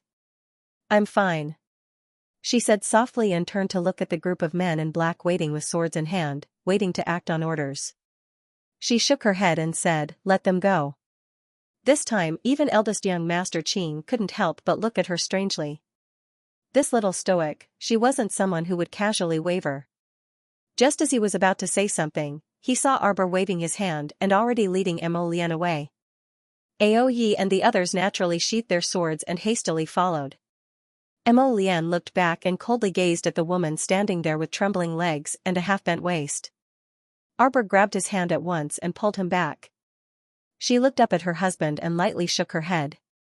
Mo Lian raised his sword-like eyebrows and nodded reluctantly. Enai Hanji didn't know that she had just rolled around in a sea of fire. How could the little stoic not know the Crown Prince's thoughts? She was soft-hearted, but that didn't mean that the Crown Prince would be soft-hearted.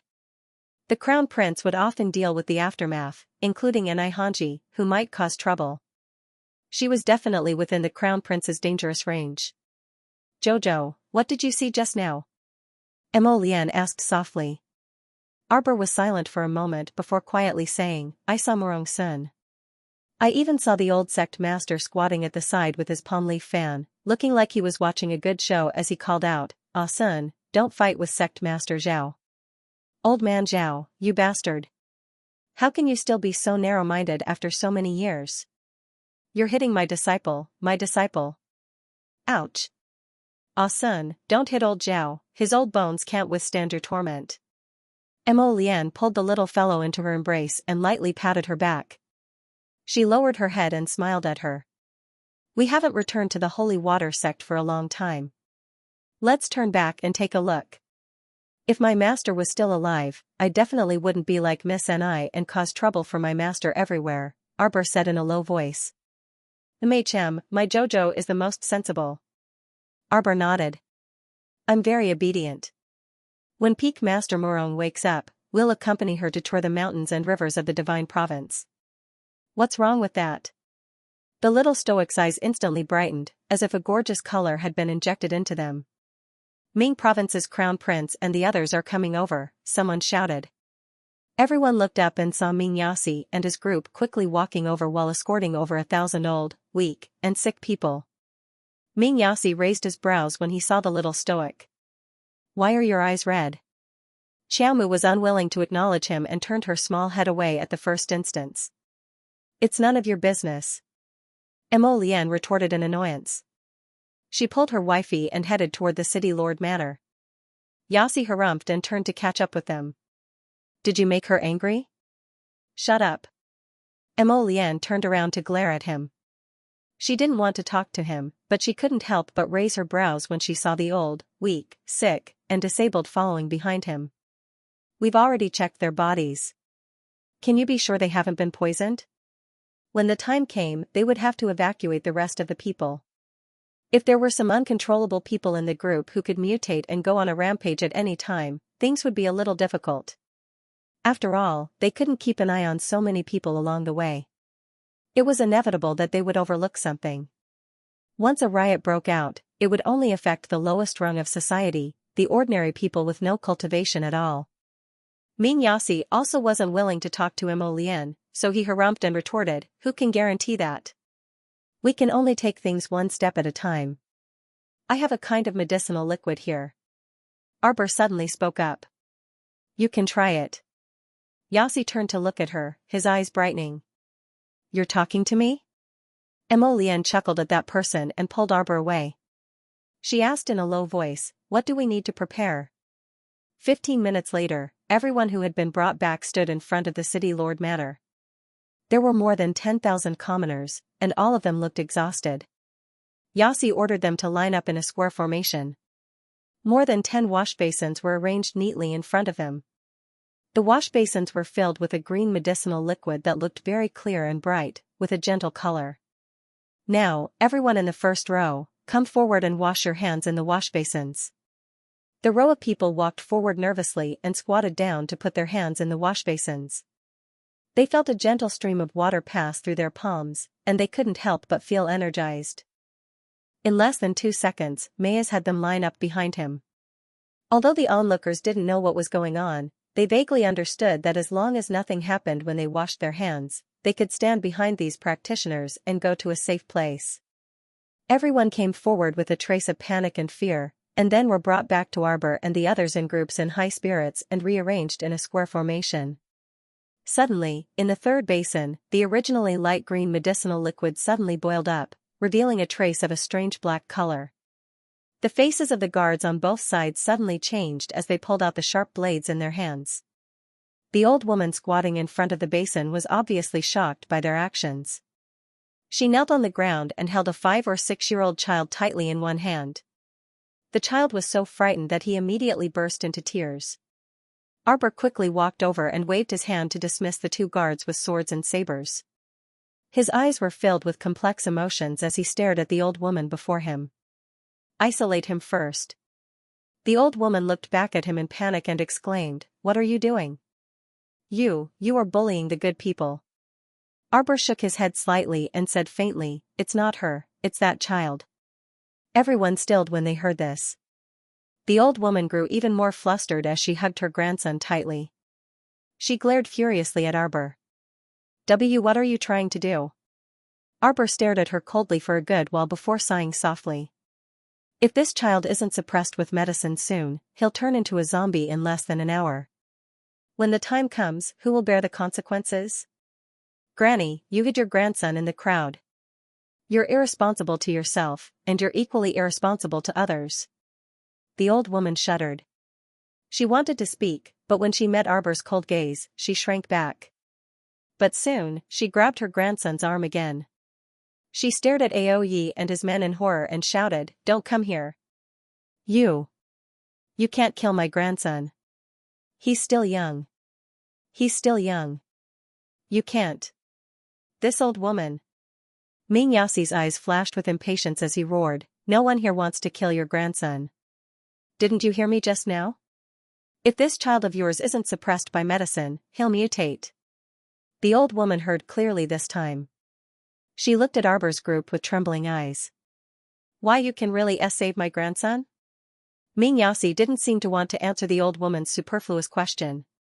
He merely sneered and waved his hand to have the old woman and child carried away. Then he said coldly, "I hope you won't waste our time.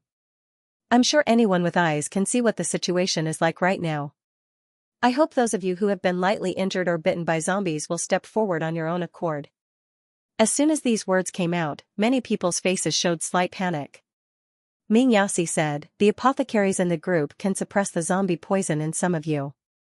If you don't step forward now, don't blame us for treating you as despicable and shameless people who deliberately hid the truth.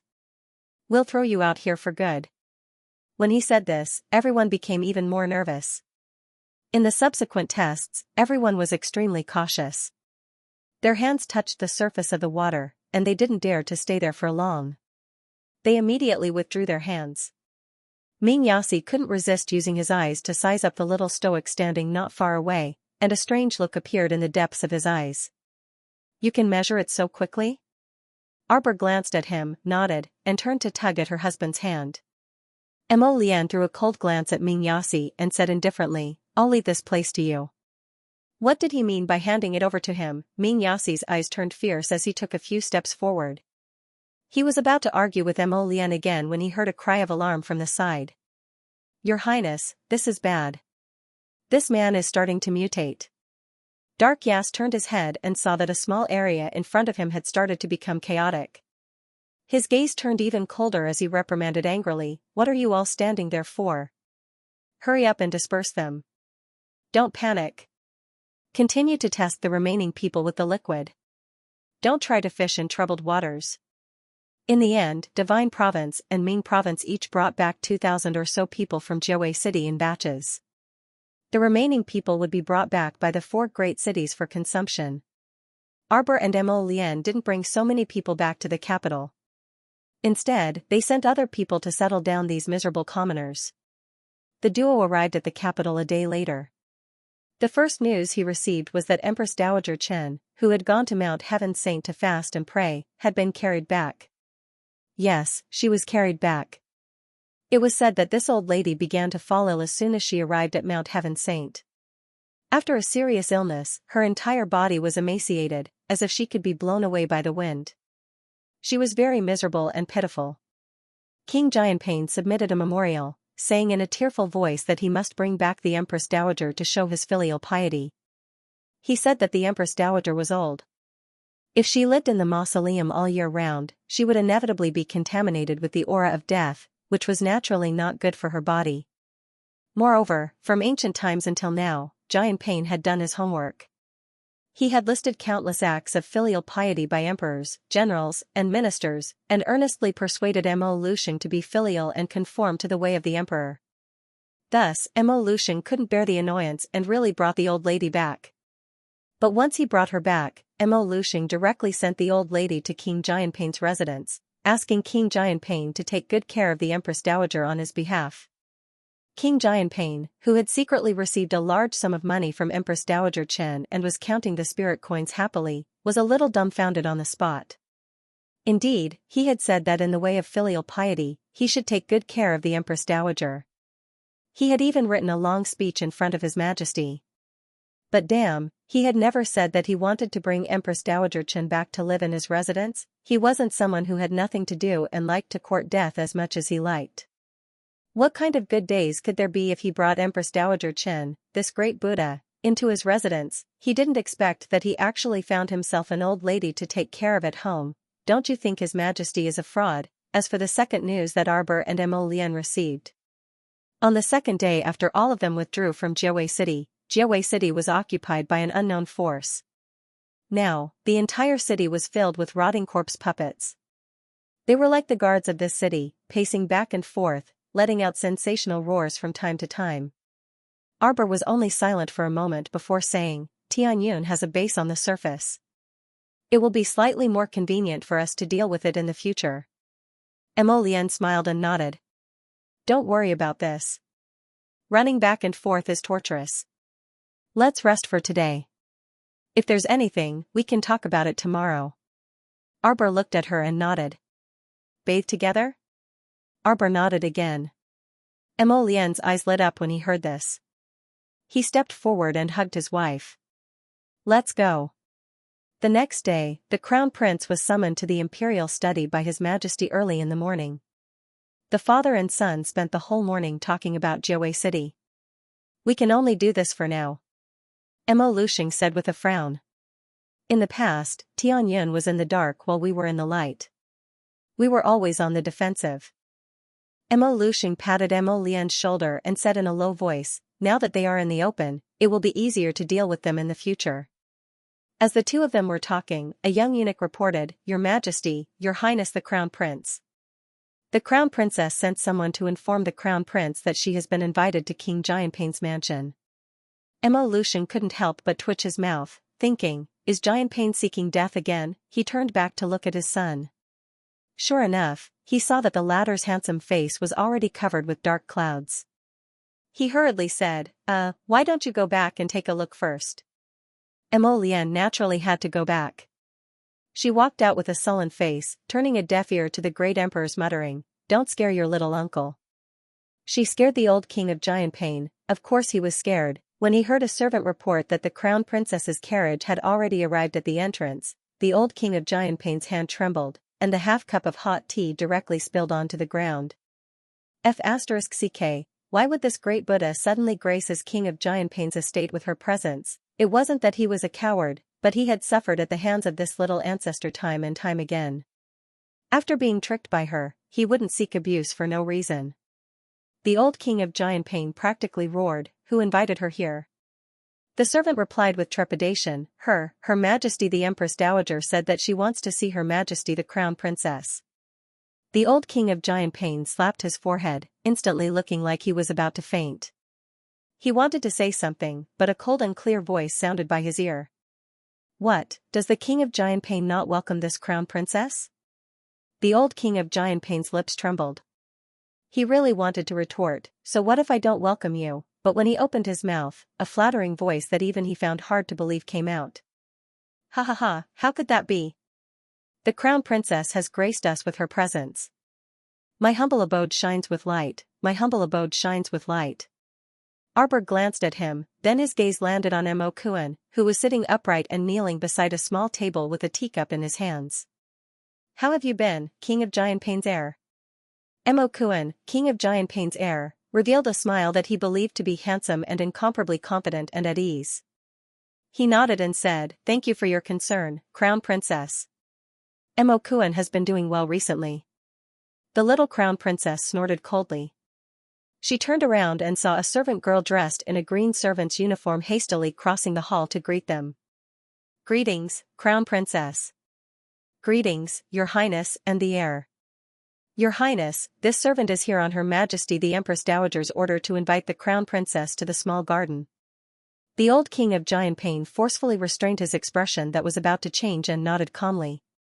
"May I know why the Empress Dowager summoned the Crown Princess?" The little girl lowered her head and said very appropriately, "The Empress Dowager didn't say, so we didn't dare to ask." At this moment, the old king of Giant Pain wished he could whip the old woman and throw her into a frying pan. "If you want to cause trouble for the Crown Princess, why do you have to cause trouble in my mansion? Just how bored must you be to do something like this?" The little Crown Princess stared deeply at the little girl who was bowing in front of her. After a while, the girl felt cold sweat dripping down her forehead. The Crown Princess suddenly said softly, "Lead the way." The moment she opened her mouth, the little girl felt the pressure on her suddenly disappear. She couldn't help but let out a long sigh. She didn't dare to act rashly and bowed respectfully in front of Arbor. "Crown Princess, please." When he turned around and led the little Crown Princess out the door, the little girl couldn't help but clench her fists under her sleeves and quicken her pace nervously. After a while, the entire hall was filled with a deathly stillness. The maids and servants stood on both sides with lowered eyes. They naturally didn't dare to make a sound at this time to anger their master. The old king of Giant Pain finally clapped his hands angrily. "What are you still standing there for? Go to the Eastern Palace and inform His Highness the Crown Prince. That brat better not think that I invited his wife." He didn't want to experience the virtues of those two black-bellied bastards again. Turning to look at Mo Kuan, who was still kneeling in front of the table and unmoving like a mountain, the king of Giant Pain couldn't help but feel angry. "What are you still sitting there for? Hurry up and scram into the palace to find your elder brother." "Woo-woo, Royal Father, my legs are weak." Royal Father couldn't tell that he wasn't kneeling, but directly kneeling. "I've been busy these 2 days and I'm not in good spirits." Mo Kuan was at a loss for words, feeling extremely aggrieved. Did she think he wanted to do this? He truly felt fearful for no reason after seeing the little Crown Princess. It was as if someone had struck the depths of his soul, and he inexplicably ordered his body to know its place. Boo-hoo, he didn't want to be so cowardly either, but what could he do? From what he could see, his old father didn't seem to be able to be tough with that person either. The old king of Giant Pain was like a bird startled by the twang of a bough. He anxiously stomped his feet and pointed at the 2 page boys. "Why aren't you helping the heir up? Ah Kuan, hurry into the palace and explain this matter to your elder brother. Explain it clearly." Of course, this matter had to be explained clearly. If the Crown Prince misunderstood and thought that their King of Giant Pain's mansion didn't like the Crown Princess and invited her over to cause trouble, wouldn't that be an undeserved calamity? Mo Kuan's face was bitter, and his expression was somewhat conflicted. "Royal Father, can I not go?" Haha, his old father himself was afraid of the Crown Prince, so he sent his son. However, his son, Mo Kuan, also felt fearful when he saw the Crown Prince for no reason. It would be best if they didn't meet if they could. Mo Kuan looked at the old king of Giant Pain, his expression saying, "Don't screw your son over." The old king of Giant Pain was furious, and he kicked his son down the steps from the small table. Mo Kuan's face was bitter as he scrambled toward the door. Seeing that his old father was about to kick him again, he hurriedly shouted, I'll go, can't I go?" The old king of Giant Pain shouted in exasperation, "Hurry up and prepare the carriage for the heir. Hurry up." He kicked his son's butt again, kicking Mo Kuan out of the central room. Kuan crawled up from the ground and fled outside like a fleeing rabbit. He ran out in tears, feeling aggrieved and pitiful. While the king of Xianxia's mansion was in a state of chaos, the little crown princess followed the steps in the back garden of the king of Xianxia's mansion under the guidance of a maid. As the late emperor's youngest son, the king of Xianxia was used to complaining about being poor and extorting benefits in front of his older brothers. Along the way to King Xianxia's mansion, there were clusters of flowers and brocade, richly ornamented beams and painted rafters, and golden-colored glazed roofs that shone brightly under the sunlight. How could he be as poor as the old prince of Xianxia who cried outside? The little girl who was leading the way had her neck shrunk and her back arched, looking very cautious. Although she looked thin and small, her speed was not slow. Along the way, Arbor's lips were filled with mockery. She wanted to see what kind of tricks this Empress Dowager Chen had up her sleeves after finally coming back from Mount Heaven Saint. She was not Lian's father. A cold light flashed in Arbor's eyes, revealing a bit of killing intent. She had already tolerated the Empress Dowager, who disliked her in every way and always wanted to find trouble with her. Her patience had run out. The little girl in front of him suddenly stopped in her tracks and looked around. She revealed a bewildered expression at the right moment. There were a few drops of sweat on her forehead, which glowed faintly under the faint sunlight. "My apologies," the little girl said with trepidation. Her Majesty the Empress Dowager was indeed here before. Now, she should have returned to her bedchamber. "Why don't the Crown Princess wait here for a moment? I will go to Her Majesty the Empress Dowager's residence to invite her." Arbor did not hesitate to fling a vine whip over and wrap it around the girl's waist. The little girl's expression changed slightly, and she hastily turned to look at Arbor. "Crown Princess, why are you doing this?" Arbor gazed at her apathetically. "This Crown Princess will follow you over to pay respects to Her Majesty the Queen Dowager. There's no need to go through so much trouble." When she said the word pay respects, the little girl felt that the little stoic's voice was extremely icy for some reason. She shuddered for no reason, and her entire body inexplicably shuddered along with her. "What?" Arbor stared at her icily. "Do you still need to think carefully about where the Queen Dowager's bedchamber is?" The little girl shuddered for no reason. She instantly realized something when she saw the trace of mockery hanging on that stoic face. She was afraid that the Crown Prince Consort had already seen through her little trick. But that was to be expected. The Crown Princess was originally an exceptionally intelligent person. Her little trick was clearly not enough in front of the Crown Princess. Who could she blame? She could only blame herself for being inferior. If she had been a bit faster just now and Chen Gong had shaken her off, he could have escaped by himself and left her here. There wouldn't be any problems or troubles. In that case, she might have to initiate another plan. The little girl took a deep breath and suddenly reached out to press it to her lips. However, before she could whistle, she felt pain on her fingertips. His face was filled with horror as he looked down, only to see 2 severed fingers falling to the ground. Blood gushed out, and the girl's complexion instantly paled. She was on the verge of collapsing. Xiaomu twirled the glowing dagger in her hand as she stared at her frostily with a pair of chilly eyes. After a long while, she said, "Did you think that the fragrant powder scattered in this garden combined with the bewildering fragrance on your lapel would make me delirious after a long time?" The little girl couldn't help but shudder violently. Her eyes widened in shock as she stared at her in disbelief. It was as if Arbor had said something that made her feel extremely terrified. "Wishful thinking," Arbor said coldly. He glanced at the winding forest at the side. With a cry of surprise, a black figure was kicked out. The venerable Peach Blossom Immortal smiled as he waved the small golden fan in his hand. However, his eyes were extremely cold. "Jojo, I caught a peeping Tom." Arbor's gaze fell on the black figure. He saw that it was a man in his early 20s, with oily hair and a powdered face. However, his shifty eyes kept darting back and forth in their sockets as they stared at Xiaomu. Arbor asked coldly, "Who is this person?" The small garden was naturally quiet at this moment. The little girl, whose waist was wrapped by Arbor's wooden vines, didn't dare to speak. The man in his early 20s didn't dare to speak carelessly. Arbor said indifferently, "It doesn't matter if you don't want to talk. Search his soul." The girl looked at her in horror, her expression completely blank. She probably didn't expect that there would be such an arrogant person in this world. He proposed to search someone's soul just because of a disagreement. The venerable peach blossom immortal smiled and reached out to press the girl's head. The girl cried out in panic, "No, you can't kill me.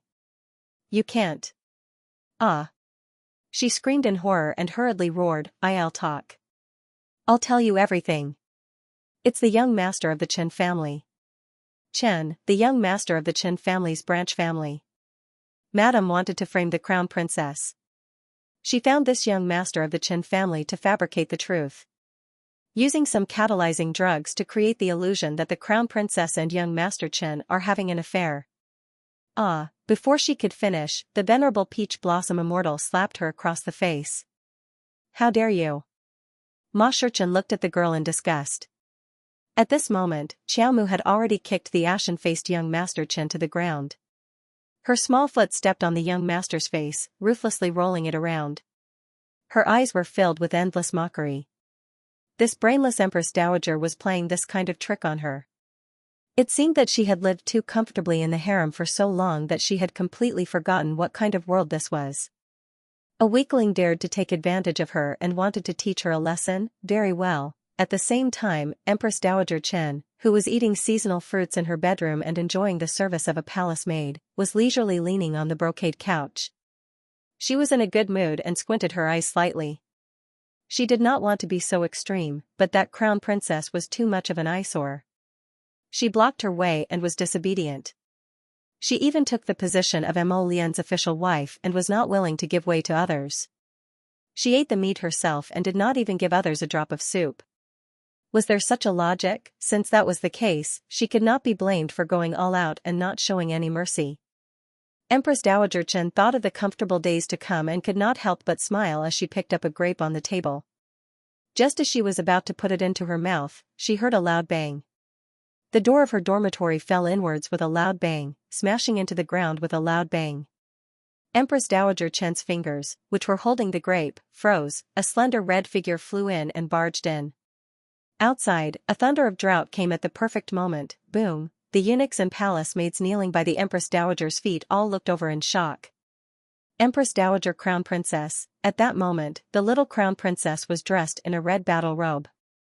Under the thunderous drought, she looked particularly dazzling. Her snow-white face was expressionless. When she stared at the Empress Dowager, the latter shuddered unexpectedly. She felt like she was facing an evil spirit that had climbed up from the depths of hell. The little crown princess did not give them much time to react. She quickly walked forward and pulled Empress Dowager Chen off the fragrant brocade couch. She grabbed Empress Dowager Chen's long hair and dragged her out of the door like she was dragging a broom. Everyone was speechless. A eunuch reacted and screamed, "Empress Dowager!" When the young crown prince consort turned around to glare at him coldly, he immediately shut his mouth and obediently knelt at the side without moving. The Empress Dowager was rudely dragged from the couch to the floor. At this moment, because she was indoors, she was not wearing her outer garment, her doo-doo was half undone, and her undergarments were in disarray. However, she was forced to drag the young crown prince consort out the door. Empress Dowager Chen's eyes were filled with flames of anger. She felt her mind go blank as she lost control of her emotions and screamed out loud. "What are you doing? Crown Princess! You are truly audacious. How dare you? How dare you treat Ijia like this? Do you still have Ijia and the previous emperor in your eyes?" Arbor raised her hand and slapped Empress Dowager Chen's face that was covered in thick makeup. A sense of joy immediately rose in his heart. This damn woman, she had wanted to teach her a lesson for a long time.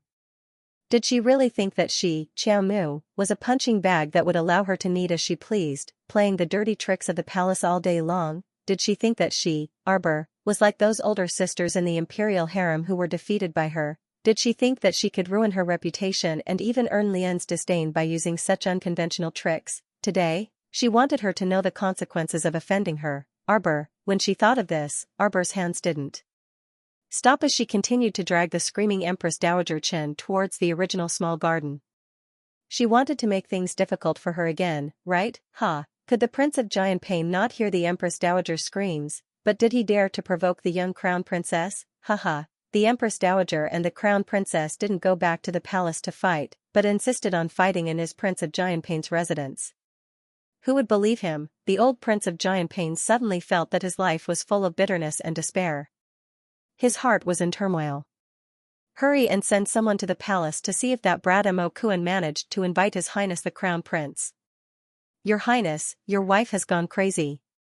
Hurry and stop her, the old Prince of Giantpain didn't know yet. It was definitely a wise move for him to be terrified and not dare to come over to check. If he dared to interfere, Sir Jojo would definitely beat him up without a second word. Arbor didn't care if this old woman was about to die from being dragged by her all the way. She didn't have any pity for the fairer sex as she threw her onto the uneven dirt path in the garden. Empress Dowager Chen sat limply on the ground. Her hairpins were all messed up, her hair was disheveled, and her face was completely pale. That servant girl was originally tied to the side with wooden vines by Hu Jingchen. When she saw that the Empress Dowager was being dragged over by the young crown princess like a rag, she was immediately scared out of her wits. She struggled to free her hands that were tied behind her back and shouted sternly, "You, what do you want to do?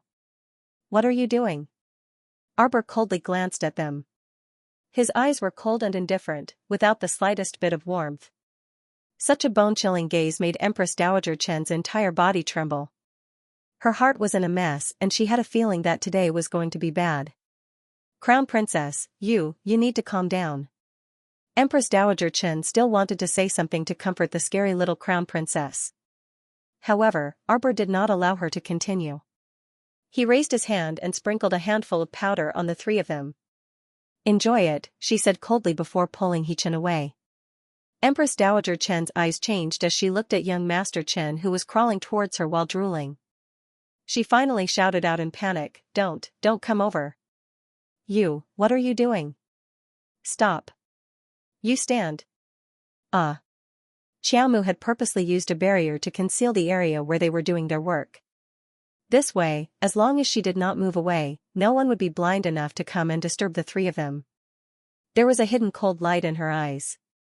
When she returned to the King of Giantpain's residence with He Chen, they saw the old King of Giantpain walking over with an uneasy expression.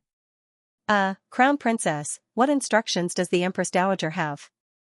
Arbor took the tea from the servant and expressionlessly glanced at the King of Giantpain. "I didn't meet the Empress Dowager at all." "King of Giantpain, it was you who sneakily used the Queen Dowager's name to deliberately lure this Crown Prince Consort here." Xiaomu's small, solemn face abruptly changed on a whim. She slapped the armrest of the old Prince of Giantpain's large carved hardwood chair, causing a neat piece to fall off. The little stoic glared angrily at him with a frosty face. "Prince of Giantpain, are you trying to pick a quarrel and stir up trouble? Do you want compensation again? Do you know the consequences of deceiving this crown princess?" The old Prince of Giantpain's mouth twitched as he looked at the piece of wood that had fallen to the ground. He hastily bowed and begged for forgiveness, repeatedly claiming that he didn't dare. He kept crying injustice and was just short of cursing and swearing to the heavens and earth. "Royal father, royal father, royal father." Mo Kuan ran in joyously and saw his royal father standing cowardly in front of the little crown princess, gesticulating about who knew what the hell he was talking about. Mo Kuan's eyelid twitched. He heard the little crown princess ask crisply expressionlessly, "You mean, the Queen Dowager really is in your estate?" Yes, it's absolutely true." The old Prince of Giantpain nodded repeatedly and volunteered, "Crown Princess, I can bring you there." "Royal father." Mo Kuan couldn't resist interrupting, "The Crown Prince is already at our estate's entrance with his people." "What?" The old Prince of Giantpain was startled, but he immediately revealed a joyous expression and hastily strode out the door.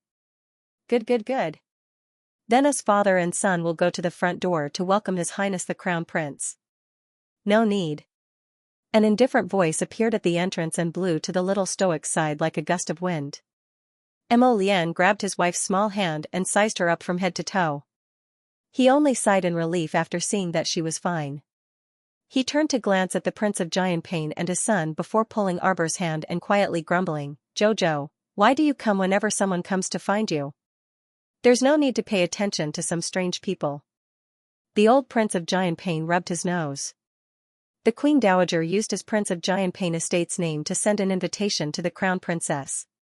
Then this strange person must be referring to him. The old King of Jianping didn't dare to retort back. He could only feel slightly aggrieved in his heart. With a pitiful voice, he retorted, "The Empress Dowager issued an imperial decree. I can't do anything about it." Prince Mo gritted his teeth as he held his wife's hand and asked, "Jojo, did that woman make things difficult for you?" There was no such thing. Not only was there no such thing, she was the one who had turned the tables and given her a taste of her own medicine, making things difficult for her.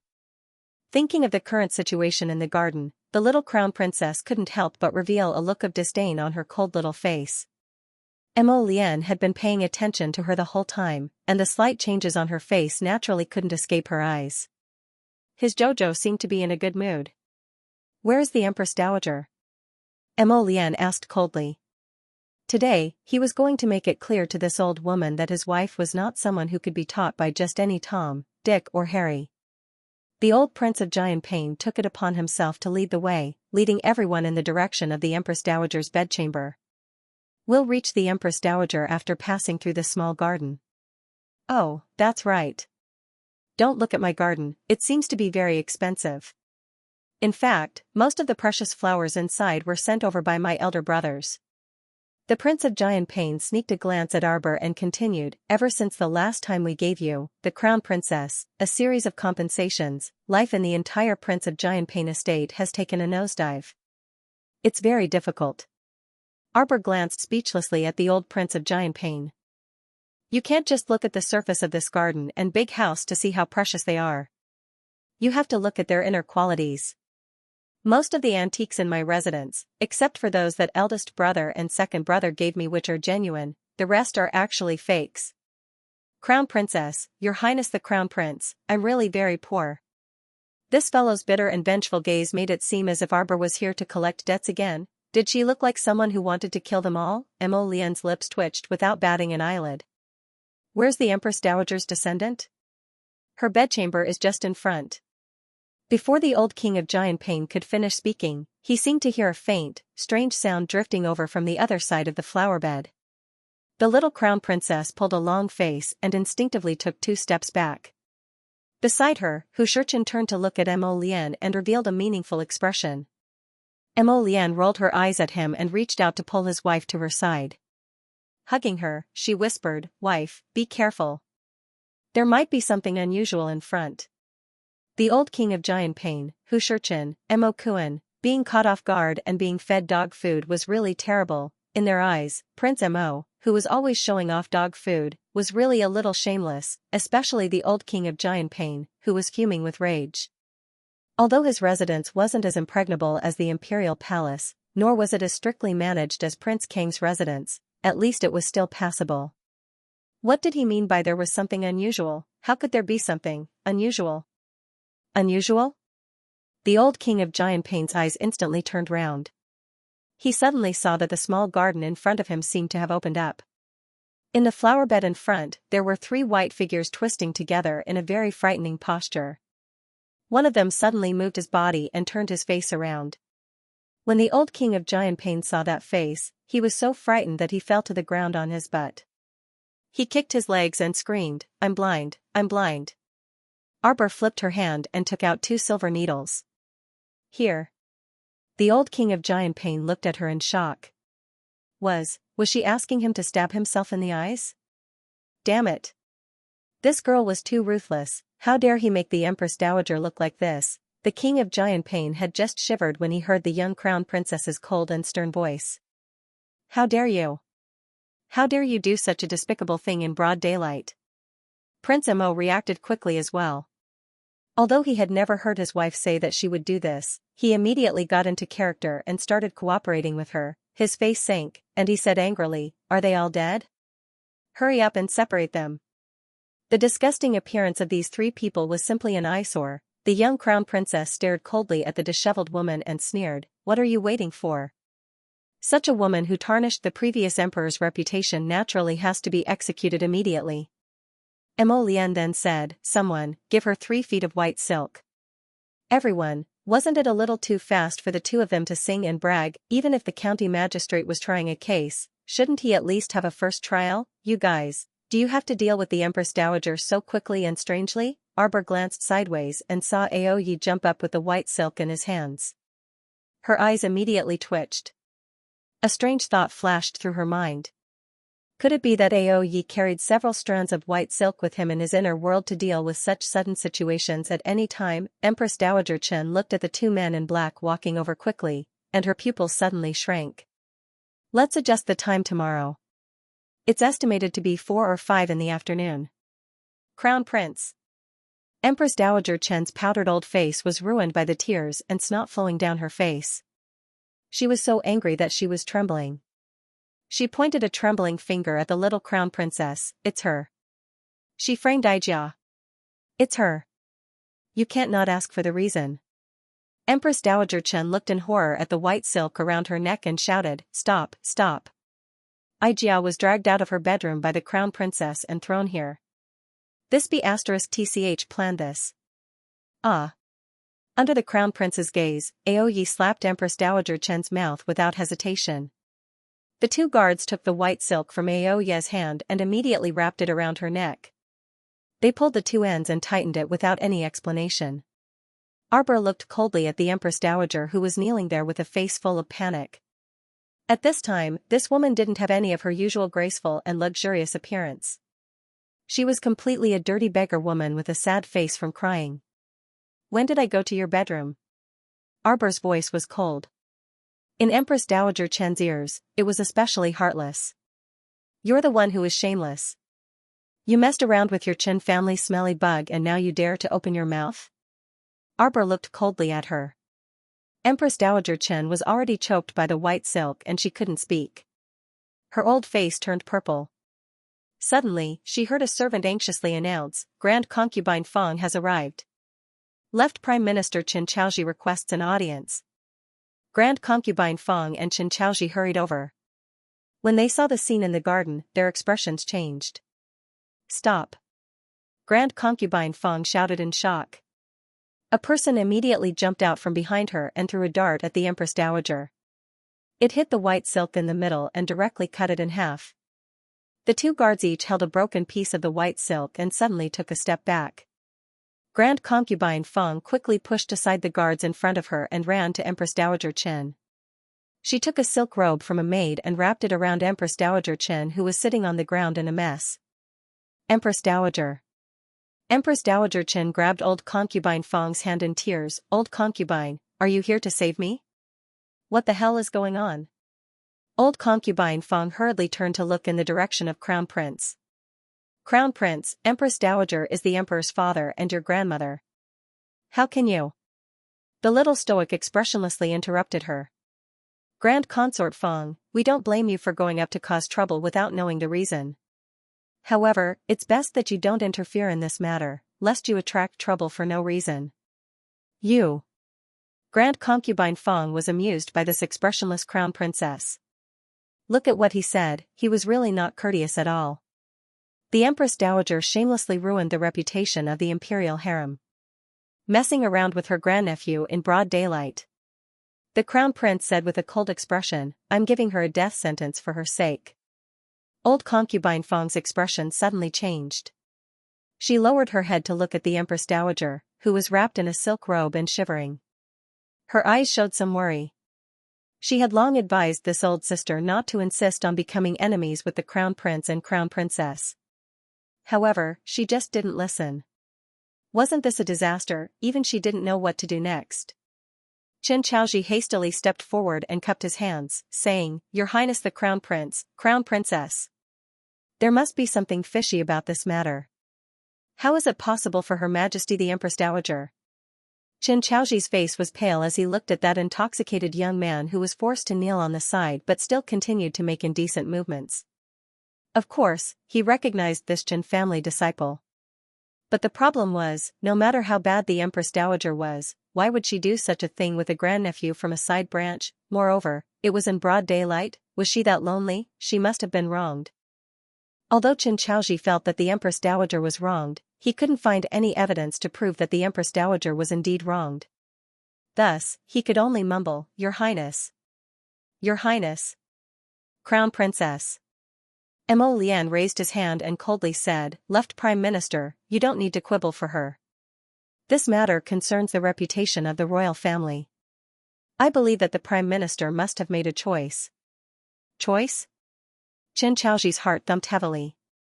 Empress Dowager Qin knelt there and saw a trace of hesitation and confusion on the face of the Prime Minister's nephew. She couldn't help but angrily shout, "No, it's not like what you said. Why aren't you slapping him awake?" "Slap him awake?" Empress Dowager Qin shouted at the two Qin family manservants like a madwoman. When the two Qin family disciples saw this, they wished that they could poke their eyes out and pretend that they didn't see anything. They fearfully took a few steps forward and under the urging of Empress Dowager Qin's cold gaze, they heavily slapped the Qin family's side branch grandnephew's face. The man woke up with a start, only to hear a sharp yell from the front. "Qin Qian, tell me honestly, who did you come to the garden to see?" Qin Qian's face was blank and he hurriedly said the words that he had already silently repeated hundreds of times, "This lowly one is here to see the Crown Princess. The Crown Princess arranged for this lowly one to meet here." Arbor sneered. Empress Dowager Qin hurriedly crawled forward and glared at Mo Lian with a twisted face. "Did you hear that? Listen, Mo Lian ruthlessly kicked her to the ground, causing her to spit out a mouthful of blood with a wah. You. Empress Dowager Qin's expression changed. She didn't expect that Mo Lian wouldn't care about her face at all. The little crown princess glanced at Qin Qian, who was trembling on the ground, with a look of disdain. Then, she threw herself into Mo Lian's arms.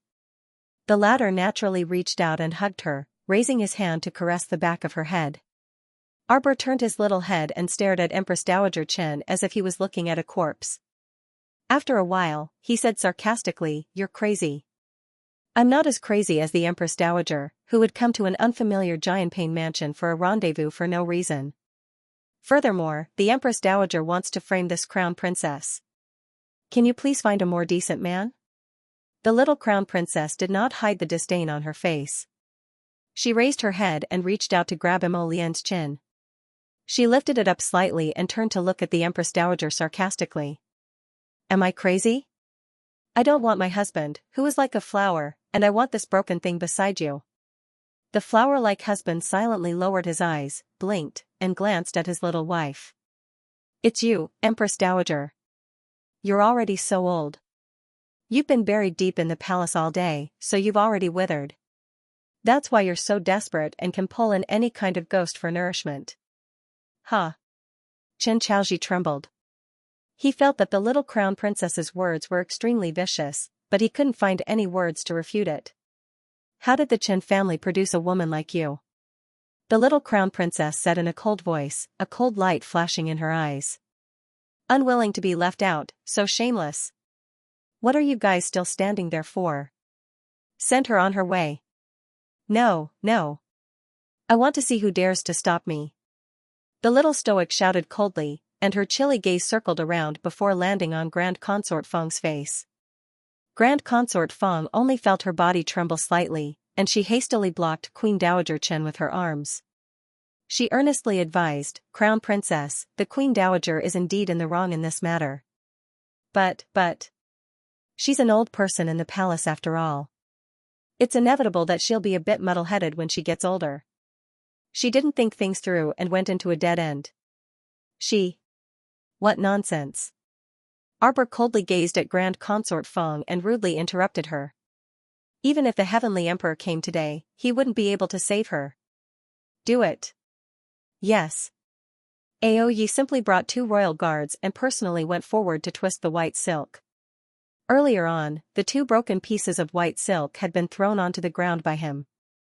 Now, he had taken out a new piece of it. As expected, Aoya's inner world was filled with quite a few pieces of white silk. Qin Chaoji hastily knelt down and kowtowed loudly in front of Prince Mo. "Your Highness the Crown Prince, please quell your anger.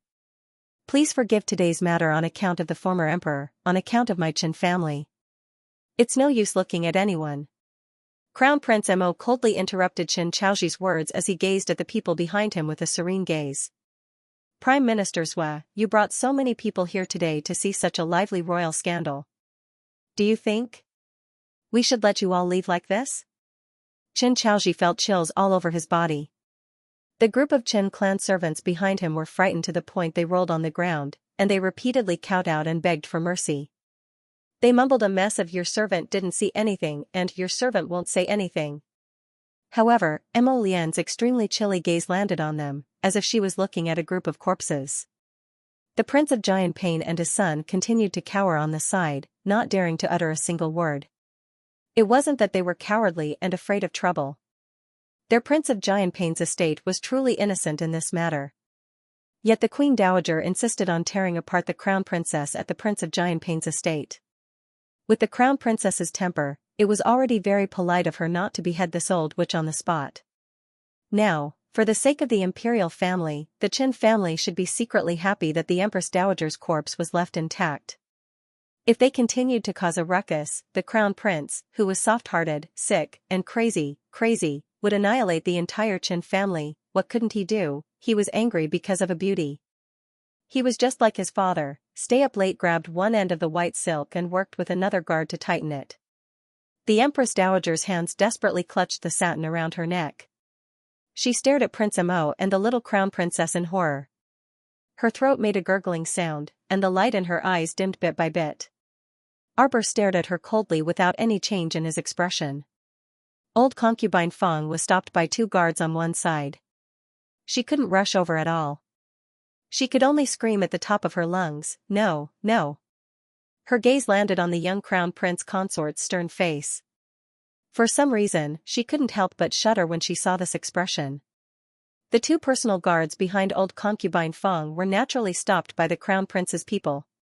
Just now, they were caught off guard and the white silk was broken. The people of the night pavilion were very angry. Naturally, they wouldn't let them go forward to destroy it. Empress Dowager, Empress Dowager. Old concubine Feng cried bitterly. This appearance, the little Crown Princess's faint eyes couldn't help but glance at old concubine Feng's face. In the depths of the palace, was there such a friendship? This old concubine Feng was a good person who valued friendship and righteousness. Empress Dowager Chen's head drooped heavily and was placed to the side. Ao Yi stepped forward to report, "Reporting to your highness, the Crown Princess and Empress Dowager Chen have been dealt with." Qin Chaoji's entire body couldn't help but tremble slightly, as if this was the first time he had seen this pair of demonic stars. He cast a fearful glance in the direction of the Crown Prince.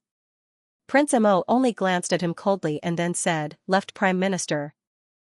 Left Prime Minister Qin Chaoji immediately knelt on the ground in fear and said repeatedly, "Your Highness, this subject didn't see anything today.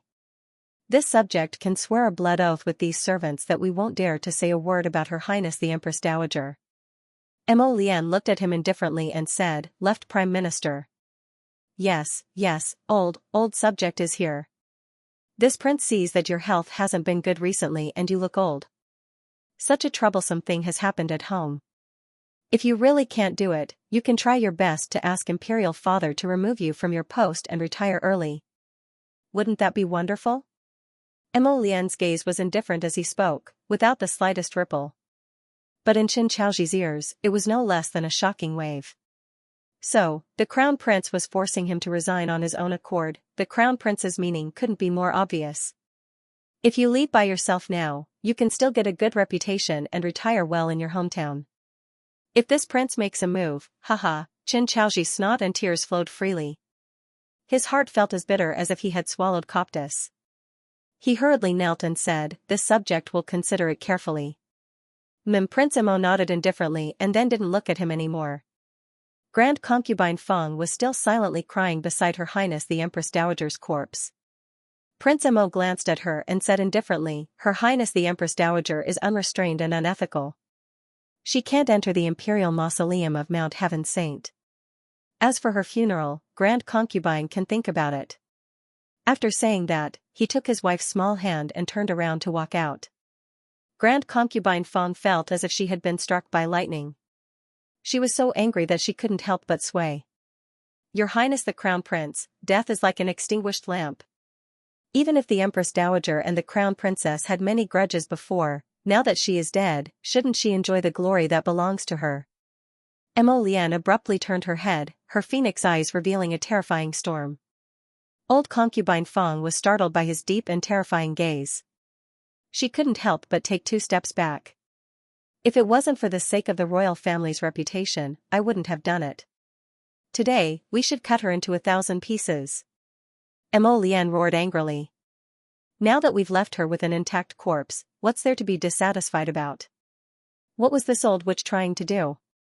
He wanted to completely destroy his Jojo. Was there really such a disgusting woman in the world? There was no deep hatred between the two of them, so why did they have to do such a disgusting thing? Old concubine Feng was frightened by the crown prince's ferocious appearance. She took a few steps back and stammered, Your Highness? You don't know what's good for you. Mo Lian said angrily, Come, throw this evil woman out of the imperial city and burn her. Old concubine Feng was so scared that she couldn't help but fall to the ground. She reacted in a second and hurriedly begged for mercy, Your Highness, you can't do this, you can't. Mo Lian didn't listen to her and threw a glance at Aoyi. Aoyi immediately took the order and led his men forward. They wrapped the old woman's corpse in a white silk cloth, jumped up the eaves, and disappeared without a trace. Old concubine Feng couldn't help but burst into tears. She seemed to be caught unprepared. As for Xianxia, that lass, who was kneeling on the side, she was already trembling all over in fright. How would she dare to utter a single word? Your Highness, how should we deal with the 2 of them? When Xianxia heard someone mention them, he hurriedly waved his hands and shouted, It has nothing to do with me, nothing to do with me. It was Her Highness the Empress Dowager who summoned me here, saying that there's something good for me to take advantage of. How would he have known that this good thing would suddenly become a fatal disaster? Mo Lian scoffed coldly. She had never seen such a brainless person. He didn't even consider that Empress Dowager Chen had him come over to slander the crown princess. Whether this matter succeeded or not, it didn't seem to benefit him. He only had himself to blame. Since he was willing to board Empress Dowager Chen's lousy ship today, he was certain that he would lose his life. Mo Lian didn't feel like wasting any more words with him. She directly waved her hand and said, Doesn't Imperial Father have a barrel of bliss? Throw it in. Yes. What barrel of bliss? Xianxia's face instantly paled in fright, scrambling to crawl in Chen Chaoji's direction. Uncle, save me. Chen Chaoji's old face darkened as he glared at him. When he saw him pouncing over, he dodged to the side without hesitation. The Chen family could be considered to have been destroyed in their hands. Save him? Right now, he hated that he couldn't eat his flesh and bones, so how could he save him? After that last Xianxia was dragged away, Chen Chaoji's expression darkened as he was also taken away by the Night Pavilion to sign the Heavenly Dao blood oath. Mo Lian pulled his wife's small hand and turned to the King of Jianping and his son, who were still pretending to be quails. King of Jianping. Ah, here. The old King of Jianping hurriedly came before the young couple and smiled apologetically. Crown Prince, don't worry. No one in my King of Jianping estate dares to say a word about today's matter. In reality, the servants of the King of Jianping estate had already been dispersed by him. Other than him, Kuan and a few personal guards, there really wasn't anyone else who saw this farce. What kind of joke was this? The old King of Jianping thought. He clearly knew that the Empress Dowager Jianping was tearing the crown princess apart in her estate. How could he be so stupid as to let people come and watch? What good could come out of watching? According to his past experience, none of the people who surrounded the pair of ominous stars would have a good ending. For example, Chen Chaoji today. The old King of Jianping chuckled with a brilliant smile on his face.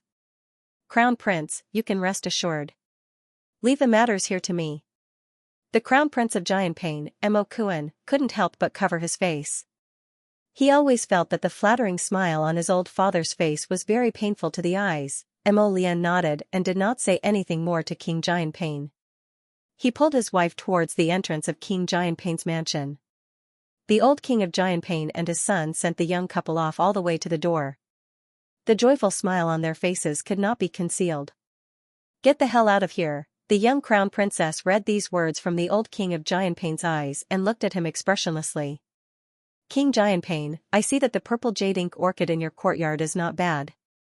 The old King of Jianping's heart thumped heavily, and he hurriedly revealed an innocent old face. Not at all. Crown Princess, the exotic flowers and herbs in my estate are not even half as many as in Prince Kang's estate. Oh. The old king of Xianpain's eyes twitched. He turned around and said, "Come, hurry and bring the purple jade ink orchid out for the Crown Princess." Not long after, a servant hurriedly brought over a pot of purple jade ink orchid. The young Crown Princess reached out to hug the flower pot and expressionlessly looked at the old king of Xianpain. She casually tossed 2 storage talismans to the old prince of Xianpain. A gift in return. She wasn't taking his precious flowers for free, she was exchanging them for something else. The old prince of Xianpain was taken aback.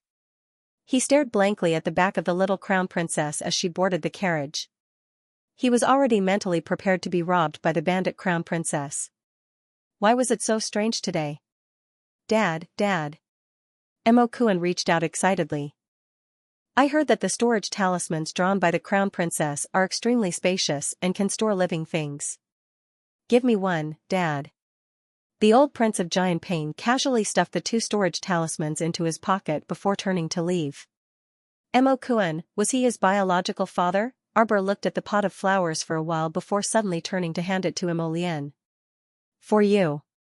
Ji Chen, who was currently leaning against a corner of the carriage and drinking wine, nearly spat out her wine when she saw this. She teased, "Yo, my flower-like husband." Arbor nodded his small head. Yes. Ji Chen couldn't resist bursting into laughter. Mo-lien also patted her head in amusement before taking the pot of flowers and putting it away in her inner world. Jojo, you're so nice. Arbor's eyes curved as he grabbed his hand and asked, "Will that woman's matter cause you trouble?" What trouble can there be? Prince Mo harumphed. At most, he would be dragged to the emperor's study and reprimanded. She was already dead. If she became that old woman, would the emperor fly into a rage out of humiliation and hang his biological son up to give him a beating? An hour later, at the emperor's study. Mom. Prince Mo dashed out and hastily threw himself behind by Wuxia. The White Queen hastily shielded her child and glared at Mo Lusheng, who ran out of the study with a whip. She asked vigilantly, "What are you doing?" Mom. Royal father is going to beat husband.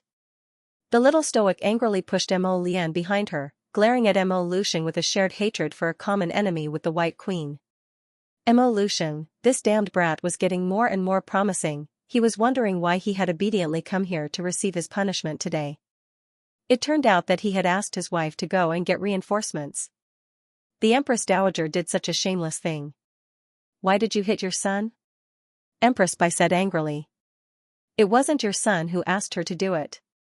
Mo Lusheng looked at his wife speechlessly and pointed at Mo-lien and Arbor. It would be strange if this matter had nothing to do with them. No matter how desperate the Empress Dowager was, it was impossible for her to go to Xianpain Mansion and do such a thing in broad daylight. Arbor said angrily, "Mother, Imperial father is being unreasonable. This matter clearly has nothing to do with my husband." That's right. The White Empress protected her son and glared at Mo Lusheng in annoyance. Don't bother my son with such nonsense in the future. They didn't have eyes, yet they insisted on provoking us. They deserved to die. The Empress snorted. She had long sent people to Xianpain Mansion to investigate this matter in detail, so how could there be anything she didn't know? The Empress Dowager was in the wrong, but the 2 of them actually scared Grand Consort Fong into falling ill. The White Empress was taken aback and then snorted. It must be because she couldn't take the scare.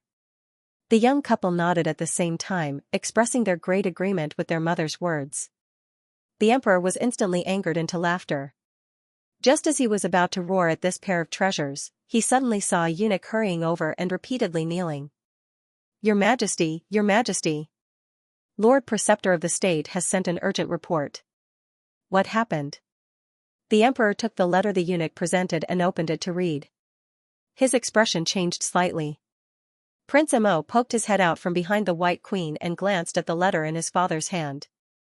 What kind of message could that state preceptor send back? He was probably thinking about his wife again, right?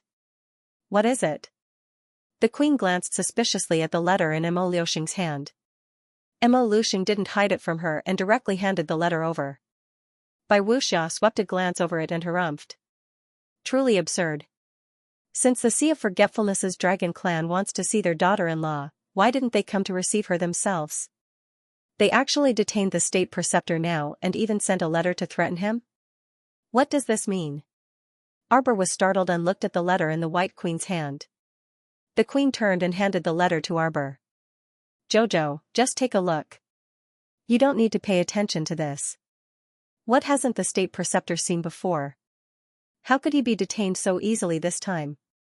Seeing that his wife was suspicious, Mo Lucian couldn't help but defend the state preceptor.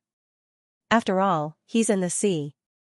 No matter how capable the state preceptor is, it's probably hard to deal with some things in the sea. Besides, the dragon clan has many clansmen, and the state preceptor only brought several dozen people on this trip. If the other party insists on detaining them, there's nothing we can do. Bai Wuxia harumphed. In short, my daughter-in-law isn't going anywhere. She has to rush over just because the Sea of Forgetfulness's dragon clan wants to see her? What kind of logic is that? Mo Lian nodded, very much agreeing with her mother's words. If they want to see my wife, then let them send someone to invite her themselves. Not only did they have to invite her, they had to invite her loudly and announce it to the whole world. His chow wasn't a little stray cat on the roadside that anyone could pick up and bring home. Mo Lucian speechlessly looked at his wife and son's identical disdainful expression and facepalmed. Alright, then send a letter back to them and let the Dragon Clan's clansmen consider it themselves. The Crown Prince nodded and pulled his wifey's hand over. He lowered his head to glance at the little stoic. Jojo, if you don't want to go, no one can force you. Xiaomu raised her head to look at him, her lips curling up as she replied in a gentle voice, I know. Bai Wuxia chuckled and pulled the child with one hand and his daughter-in-law with the other. Little Tang Yuan's wife, it's about time. Let the three of us go and have a meal. Mo Lucian hurriedly took a few steps forward and called out aggrievedly, Wuxia. Mo Lian smiled. Mother, what about father? Your father? He's busy with government affairs. Humph, let him eat by himself. Wife.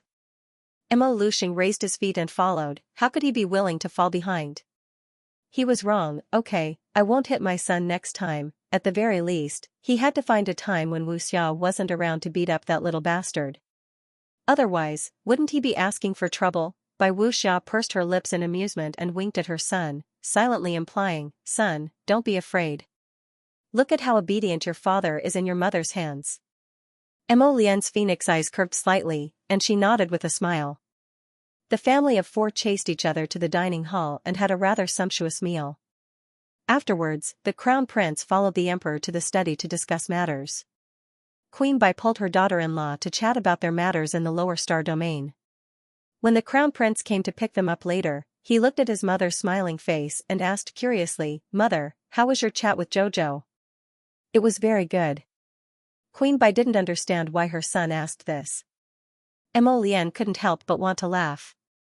He suppressed his smile and tugged at his wifey's hand. Jojo, what were you talking about with Mother this afternoon? We were talking about you.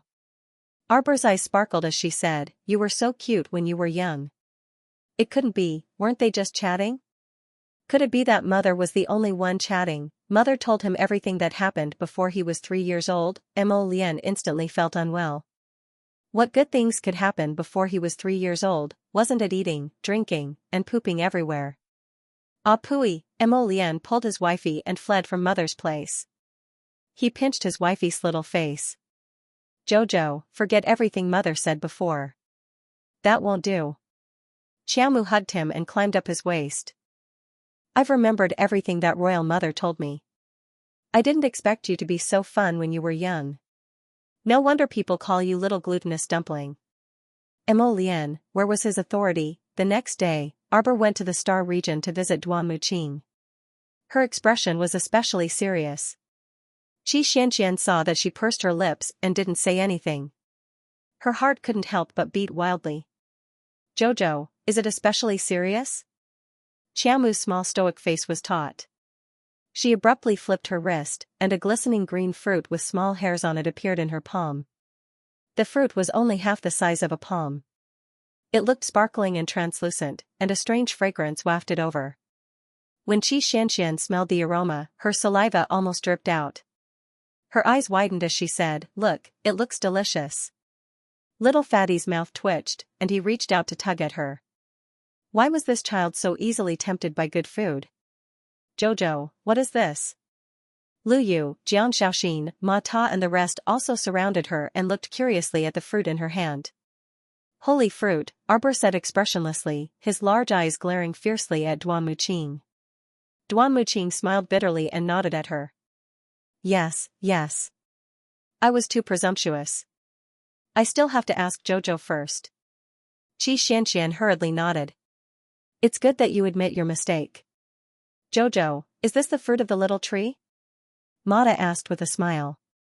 Arbor nodded and threw the fruit into Duan Muqing's hands. Fortunately, the second sacred fruit that the small tree bore had already taken shape in the divine territory. Otherwise, Duan Muxian would have to use the medicinal power to control his wounds and wait for a while. Now, there were 4 or 5 small fruits hanging on the branches of the little tree. It seemed that as long as the star field was filled with divine power, it would not be a problem to obtain more saint fruits in the future. If a god domain was transformed into a saint domain, perhaps the holy fruits could be endless as well. Perhaps she could first feed the little tree with the holy stone ores that the venerable Peach Blossom Immortal and the others had excavated. While Arbor was deep in thought, Duan Muqing had already eaten the sacred fruit. Everyone looked at him eagerly and could not help but ask, "How do you feel? Is it delicious?" Qi Xuanchuan's question made everyone laugh. This child only cared about whether it was delicious or not. How much was she drooling? Duan Muqing slowly raised his hand. Everyone could clearly see that the rotting wound on his wrist was gradually disappearing in a matter of seconds. Little Fatty exclaimed happily, "Quick, look at the wound.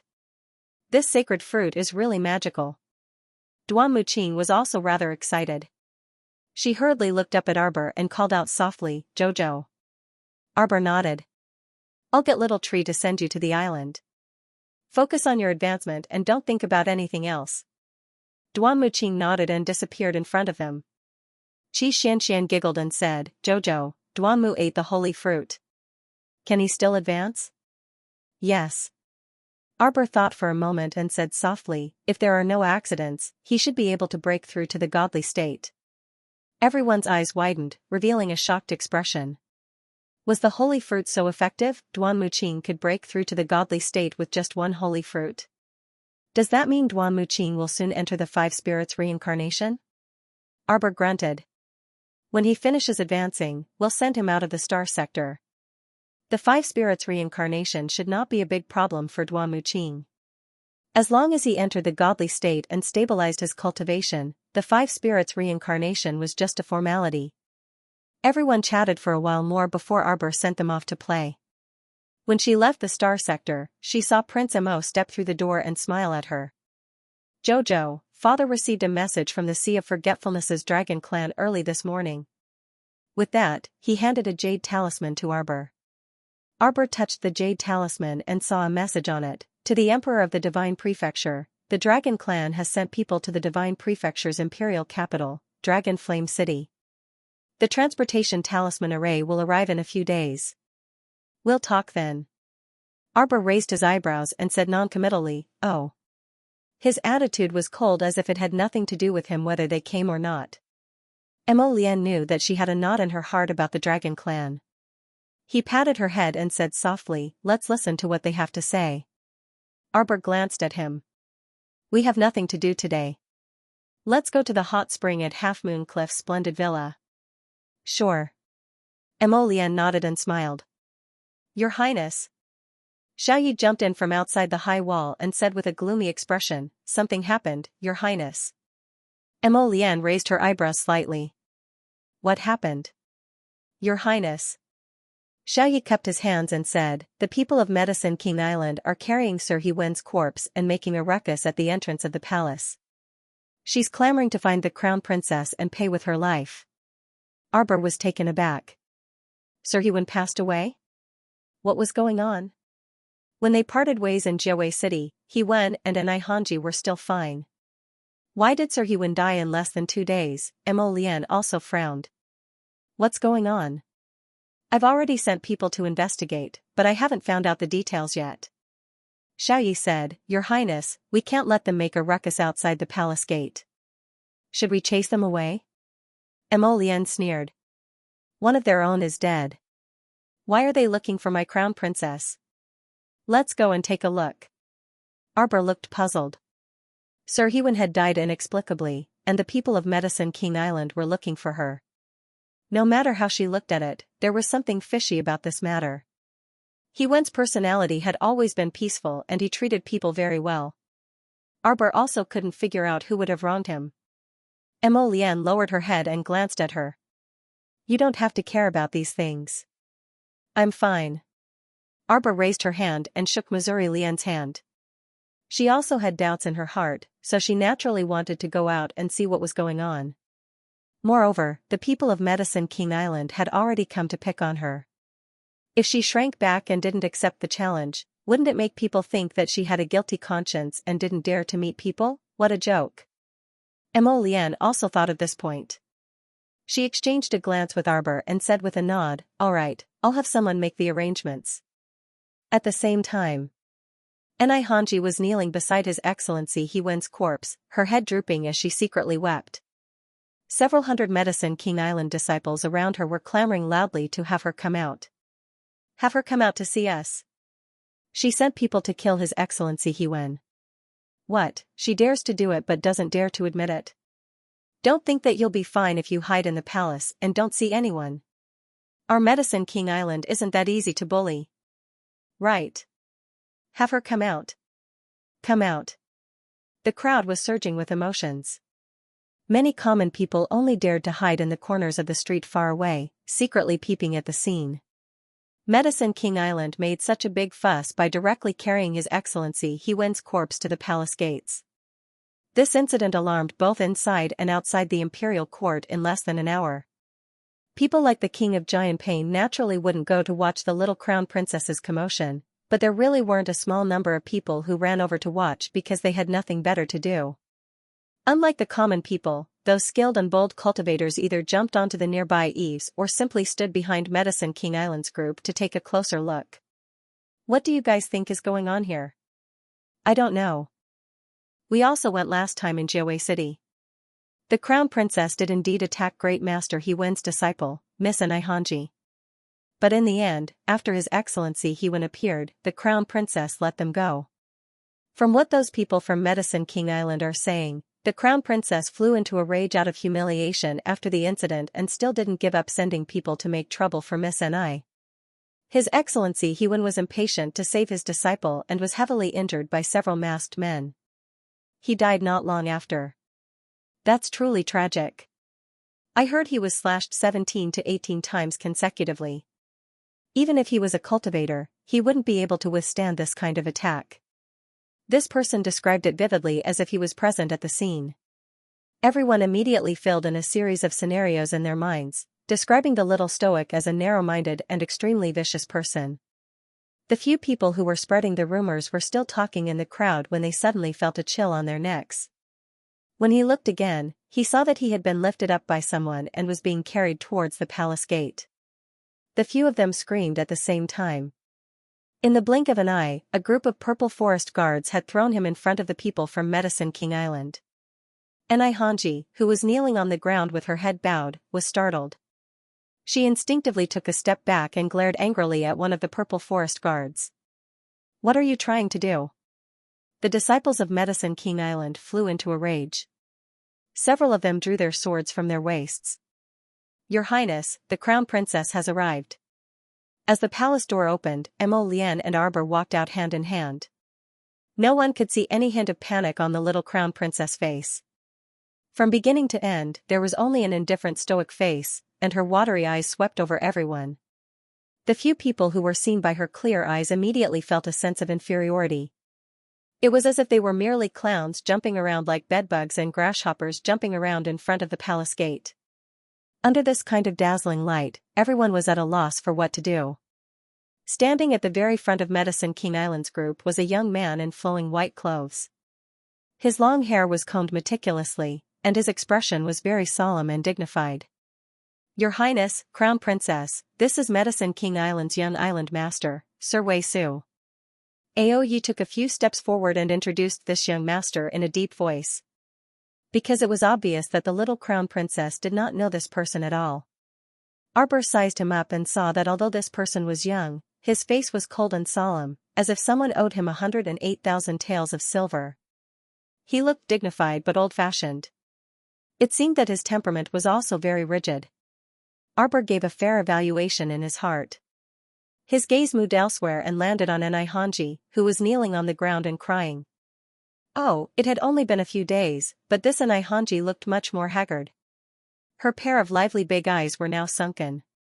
Her hands clutched the hem of her clothes tightly as she knelt beside Wen, tears still falling from her eyes. Miss Ni's current crying appearance was obviously much better than a few days ago when she was baring her fangs and brandishing her claws in Jiawei City. Just by looking at how many people around her were looking at her with sympathy and pity, one could see how pitiful this Miss Ni was at this moment. Compared to the evil little crown princess, this Miss Ni was obviously much more pitiful. Wei Su bowed to Mo Lian and Arbor and went straight to the point. This Wei is here to discuss the matter of our island's great consecrator, Wen. Mo Lian saw that this person was well-mannered and had a decent attitude.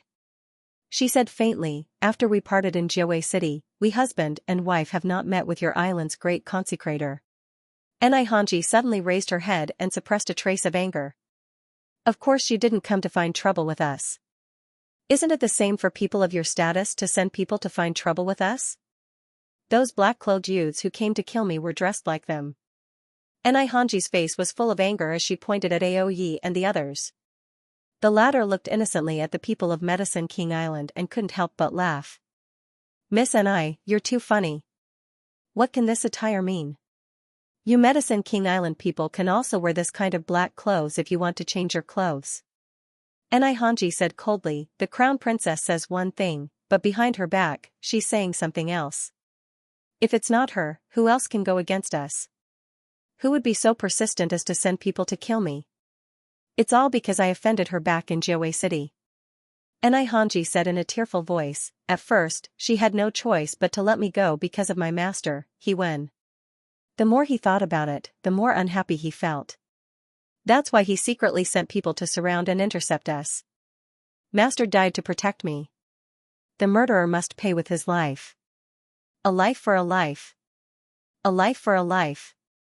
The disciples of the Medicine King Island roared in agitation. Their young faces were filled with indignant anger. Arbor turned his head and glanced at them. His cold gaze fell on Wei Su. After a while, he said, everyone on Medicine King Island has no problem with their intelligence, right? The little crown princess's voice was not loud, but it was clearly heard by everyone present. Everyone couldn't help but be slightly stunned. You're saying that I sent the Purple Forest Guard to kill someone? Where's the evidence? Arbor looked at them coldly. Just based on Hanji's mouth? Then can I also say that Sir Wen was killed by Hanji? Hanji's expression changed, and her eyes turned red. An ominous glint blossomed from the depths of her bloodshot eyes as she abruptly glared at Xiao Mu. She shrieked, Xiao Mu. You're so vicious. I've never seen such a vicious person in my life, Hanji shrieked.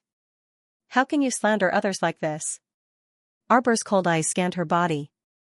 Suddenly, she said calmly, originally, I was just like you, speaking as soon as I opened my mouth. But now, I'm really going to suspect you. A person's first reaction of guilt and fear was the most realistic. Just now, when she said, Hanji killed Sir Wen, Hanji's expression changed abruptly. It was as if she would die from fear in an instant. It was too realistic, too realistic. But was it just a possibility? Hanji was Sir Wen's only disciple. Wen had always valued and loved her. For Hanji's sake, he had not hesitated to bear the punishment himself in Jiawei City and stood up to ask the little crown princess to let Hanji go. Logically speaking, Hanji should be respectful to her master. She could not have done such a thing. Unless, something had happened between them. Wei Su's handsome face was as dark as water. He turned to Arbor and said coldly, Crown Princess. You must have proof before you speak. You slandered Junior's sister and I like this. Do you think the people of Medicine King Island can be bullied by others? Arbor glanced at the man coldly. You also know that you must have proof before you speak? Then why did you carry Sir Hewen's corpse and cause a ruckus in front of the palace without proof? Also, you sent people to mix in with the crowd and spread rumors. Do you think this crown princess has a good temperament and can accept everything? Wei Su's face darkened. Who sent people to spread the rumors? Aoyi stepped forward and kicked a hooligan on the ground. Then we'll have to ask the person who spread the rumors. With that, he gave a look and the purple forest guards went forward to search the hooligans. They each found a small bag of spirit coins. The bags were of the same design and had the same weight of spirit coins. It was obvious that they were given to them by the same person. Wei Su's expression instantly turned extremely ugly. Who paid you to come here and spread rumors? The thugs begged for mercy, but they didn't know who gave them the money. Everyone said that when the man appeared, he was wearing a bamboo hat, gave them a bag of spirit coins, and asked them to say a few words in the crowd. What else was there to be unclear about? Sure enough, someone had secretly arranged this, bribing these idlers to come to the palace gates and spread rumors. Enai Hanji, are you that bamboo hat man? Arbor coldly glanced at her, taking in her exceptionally pale complexion. This person's guilty expression was too obvious. Enai Hanji's face turned angry as she snapped, You've wronged me. Wrongly accused, Xiaomu gazed coldly at Enai Hanji and asked, Do you think that no one will know what you've done in secret? Enai Hanji's expression changed abruptly. Her hands tightly clenched the corner of her skirt. What do you mean by that? The spirit summoning charm was disrespectful to the dead. Arbor naturally didn't want to use it on Sir Hewen. Arbor had another method that could quickly investigate the truth. She cast a thought-provoking glance at Enai Hanji. Have you heard of time reversal? Enai Hanji's heart pounded.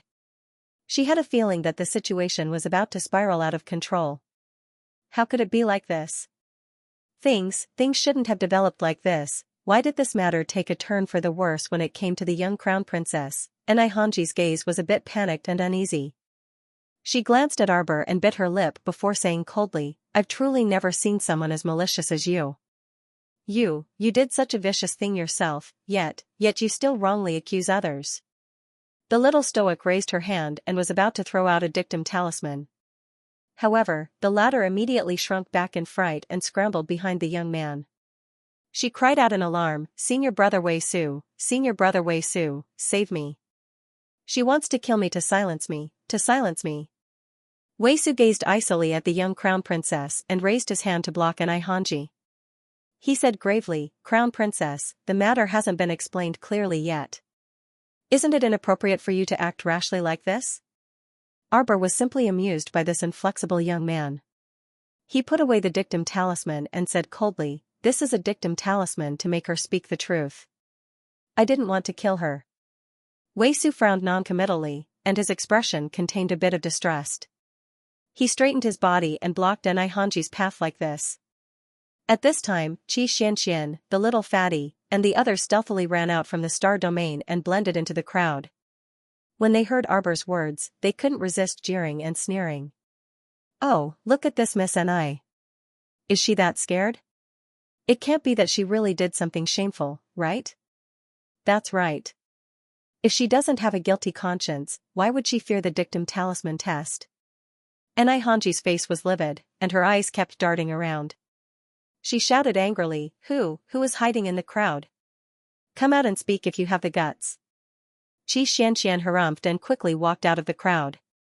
Come out and speak then. Do you think I don't dare? Enai Hanji stared at Xianxia coldly. She bit her lip and leaned against Wei Su's leg. Senior brother Wei Su, you can't believe their words. It's Arbor. Arbor sent people to kill my master. It's her. Miss Enai, don't be so presumptuous as to slander me. That day in Jiawei City, our Jojo let you off for the sake of your master. With her personality, she wouldn't be so bored as to send someone to cause trouble for you. That's right. If I wanted to kill you, I would have done it on the spot. Why would I need to go through so much trouble? Little Fatty snorted. You are all her relatives and friends.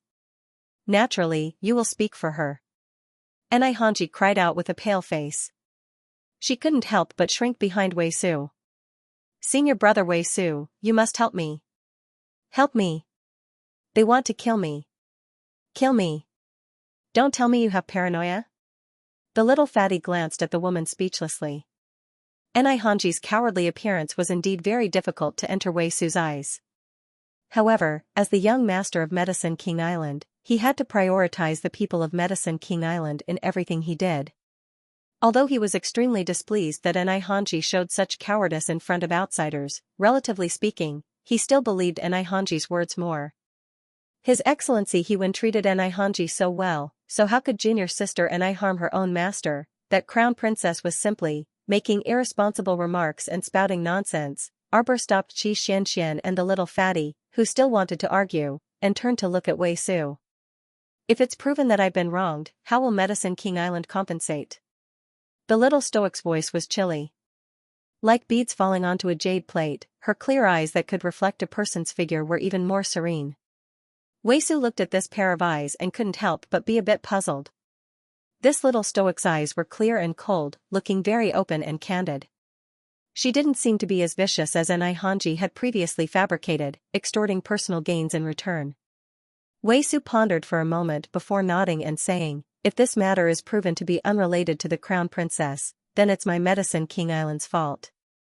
At that time I, Wei Su, will personally apologize to the crown princess and offer her a 9 abyss spiritual fruit. Everyone started whispering to each other upon hearing this. Whether it was ordinary people or cultivators present, very few people had heard of the 9 abyss spiritual fruit. But Arbor naturally knew. This was a divine rank medicinal fruit. It was sparkling and translucent like a grape, but its color was light gold. It was said that long-term consumption would help increase one's divine power. It wasn't important whether it could increase one's realm, but it was said that its taste was extremely good. After being chilled in midsummer, it was crisp and tasty, and it was also extremely hydrated. Thinking about it, if this fruit was planted in the star domain, it should be pretty good. Arbor didn't give Wei Su a chance to back out and said with a nod, remember clearly what you said. Mo Lian lowered his head to glance at his wife and slightly loosened his grip. The little stoic nimbly formed several transparent hand seals in succession, scattering them into the surrounding air in succession. Suddenly, the still air around them continuously produced strips of ripples, dispersing before everyone's eyes like water waves. Enai Hanji knelt next to His Excellency He-Wen and tightly gripped a corner of her skirt. She revealed a hesitant and indescribable expression. What was the stoic face doing? Her indescribable hand seals looked complicated and strange. They didn't seem like talisman techniques, Enai Hanji wished for nothing more than to explode and kill her on the spot. However, doing so would instead expose the drawback of her guilty conscience. She sat there stiffly, unable to budge an inch. At this time a very clear and transparent image appeared in front of Wei Su. The surrounding crowd let out a series of gasps and exclamations, evidently also seeing the appearance of this transparent image. There were only 2 people's figures in the image, and it moved very quickly. Ordinary people with poor eyesight could only see the 2 people arguing. Wei Su's face darkened bit by bit. With his eyesight, he could naturally see that the 2 people in the image were Enai Hanji and He-Wen. Sir He-Wen seemed to be reprimanding Enai Hanji at first. After that, Enai Hanji seemed to reply with something. Sir He-Wen then stared at Enai Hanji in shock and barely managed to stabilize himself. Just as he was about to leave, Enai Hanji stopped him. His Excellency He-Wen argued with her for a while. He angrily flicked his sleeve, kicked Enai Hanji, and said something. Enai Hanji knelt down and kowtowed, hugging Sir He-Wen's leg and begging for something. He-Wen's face sank, but he didn't take it to heart. He angrily threw down these words and walked towards the door. Thus, a classic scene occurred. Enai Hanji pulled out a short dagger from her waist and stabbed at the back of He-Wen's waist. Sir He-Wen fell down with a stunned expression. He wanted to turn his head to look at his disciple, but he was unexpectedly stabbed a few more times by the dagger. At the end of the image, it was Enai Hanji holding a bloody dagger with a vicious expression. Gasps could be heard all around.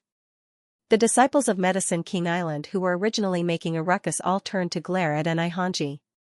What was there to be unclear about now? Although there was no sound in the video, how could Enai Hanji stab His Excellency He-Wen desperately with a knife in the video be fake? Enai Junior sister and I. A green-robed woman beside Wei Su roared, You. You. You. Wei Su was naturally so infuriated by this scene that his entire body trembled. He looked at Enai Hanji as if he was looking at a dead person.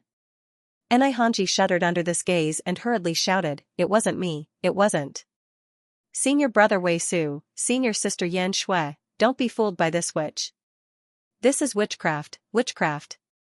Enai Hanji's body trembled as she shouted angrily, You know, she's a talisman master, so she naturally knows witchcraft. Pretending that my master was killed by me, isn't that what she's good at? How could I possibly kill my master?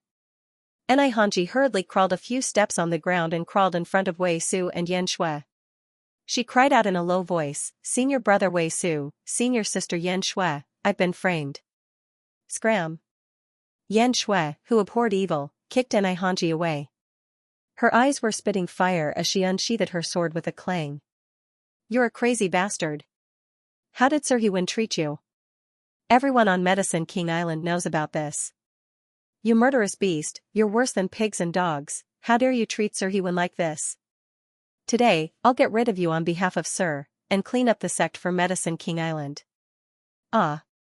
Enai Hanji rolled on the ground, avoiding Yan Shui's sword. She scrambled to crawl towards Wei Su, whose face was as dark as water. Senior brother Wei Su, senior brother Wei Su, believe me, believe me. I didn't kill Master, I didn't. It was her. It was Arbor, she wrongly accused me, she harmed me. She used talisman techniques to fake this video. Enai Hanji trembled all over, looking at Arbor as if she was looking at a ghost. What witchcraft was this? How could she present the events of 2 days ago so clearly in front of everyone? Too terrifying, too terrifying. This woman is simply a monster. It was too terrifying, Enai Hanji's entire body trembled, and she kept shrinking towards Wei Su's side. With her knees curled up, she put on a pitiful appearance and cried out, Senior brother Wei Su, you'd rather believe an outsider than your own junior sister? Slut. Yan Shui's sword flashed towards Enai Hanji. At this time, you're still pretending to be pitiful. Everyone saw everything clearly in the video just now. You despicable B*TCH. How dare you deceive everyone on Medicine King Island and make us come here to cause trouble for the Crown Princess. Not only did you kill people and frame them, but you also tried to stir up hatred between the imperial family of the Divine Prefecture and the Medicine King Island. Your intentions are worthy of death. The more Yan Shui spoke, the angrier she became. She wished she could stab Enai Hanji to death on the spot. However, Enai Hanji hid behind Wei Su and was unwilling to come out. With a trembling voice, she cried out, Senior sister Yan Shui, I didn't frame you, nor did I frame the Crown Princess. On the contrary, it was you, the Crown Princess, who relied on your superior power to frame me based on this blurry video. I naturally won't admit it. Mo Lian sneered, why are you still talking nonsense with her? Deal with her. What are you doing? Yan Shui was like a mad lion, glaring at His Highness the Crown Prince and gripping the hilt of her sword tightly. My Medicine King Island's inferior disciple will naturally be dealt with by my Medicine King Island. No one else needs to interfere. The Crown Prince couldn't help but laugh coldly as he retorted, I see that you guys are indecisive and don't know how to deal with it. I'll just deal with it on your behalf. Do it. Yes. Several black shadows darted out from all directions and grabbed Enai Hanji's arms. In a flash, Enai Hanji was dragged out from behind Wei Su as if she was a chick. Enai Hanji kicked and tried to resist, but her arms were twisted and broken by the Purple Forest guards and thrown in front of the Crown Prince and Crown Princess. With a loud bang, Enai Hanji fell to the ground like a dead dog and desperately shook her legs that were still intact. What are you doing? Senior brother Wei Su, senior brother Wei Su, are you just going to watch a few outsiders abuse your junior sister of Medicine King Island? Yan Shui said with a sullen face, no matter how incompetent our Medicine King Island is, we don't need others to deal with a slut. Arbor's cold gaze swept over the girl. This green-robed girl had a long face and high cheekbones. From her appearance and tone of voice, one could tell that she was a proud and arrogant person. And in Medicine King Island, she was probably someone with an extremely high status. Wei Su looked at Enai Hanji, who was lying on the ground and twisting her body, and suddenly cupped his hands in Arbor's direction. Crown Princess, my Medicine King Island was rash in this matter. Senior brother Wei Su? Hanji was shocked and shouted, unwilling to give up, you actually believe outsiders and not me? Slut, shut up. Yan Shui reprimanded angrily. Do you think that everyone else is a fool? Don't tell me that no one has eyes to see such an obvious image? You said that the Crown Princess of China slandered you and made a fake image, then why does it look so real? Could it be that she can even simulate the clothes you wore that day and the furnishings in the room? When everyone heard her words, they couldn't help but understand. That was indeed the case. The furnishings in the image just now were obviously real. Moreover, the clothes on their bodies and various other details were also rather realistic. It clearly didn't seem to be fabricated with talismans. Thinking of the words time reversal that the Crown Princess had mentioned before, the people of Medicine King Island, although they did not know what it was, all of them secretly remembered it and planned to check the ancient books later to see if there was any record of it. Wei Su took out a jade box and presented it to the young Crown Princess with both hands. This is a small token of my apology. Arbor glanced at him and took it without saying anything. She liked people who were straightforward and could admit their mistakes. That was a good character. What he hated the most was the kind of person who couldn't help but put up a last-ditch struggle even when the truth had already been exposed. Hanji was one such example. She didn't open the box in front of everyone and directly put the jade box into her inner world. Then, she turned around and glanced at Hanji. Wei Su continued, Crown Princess, this one has a presumptuous request. Please use a dictum talisman on her. I want to know what Sir Hewen was arguing about with her before he died. Arbor had the same intention. Previously, it was Wei Su and the others who stopped her from using it.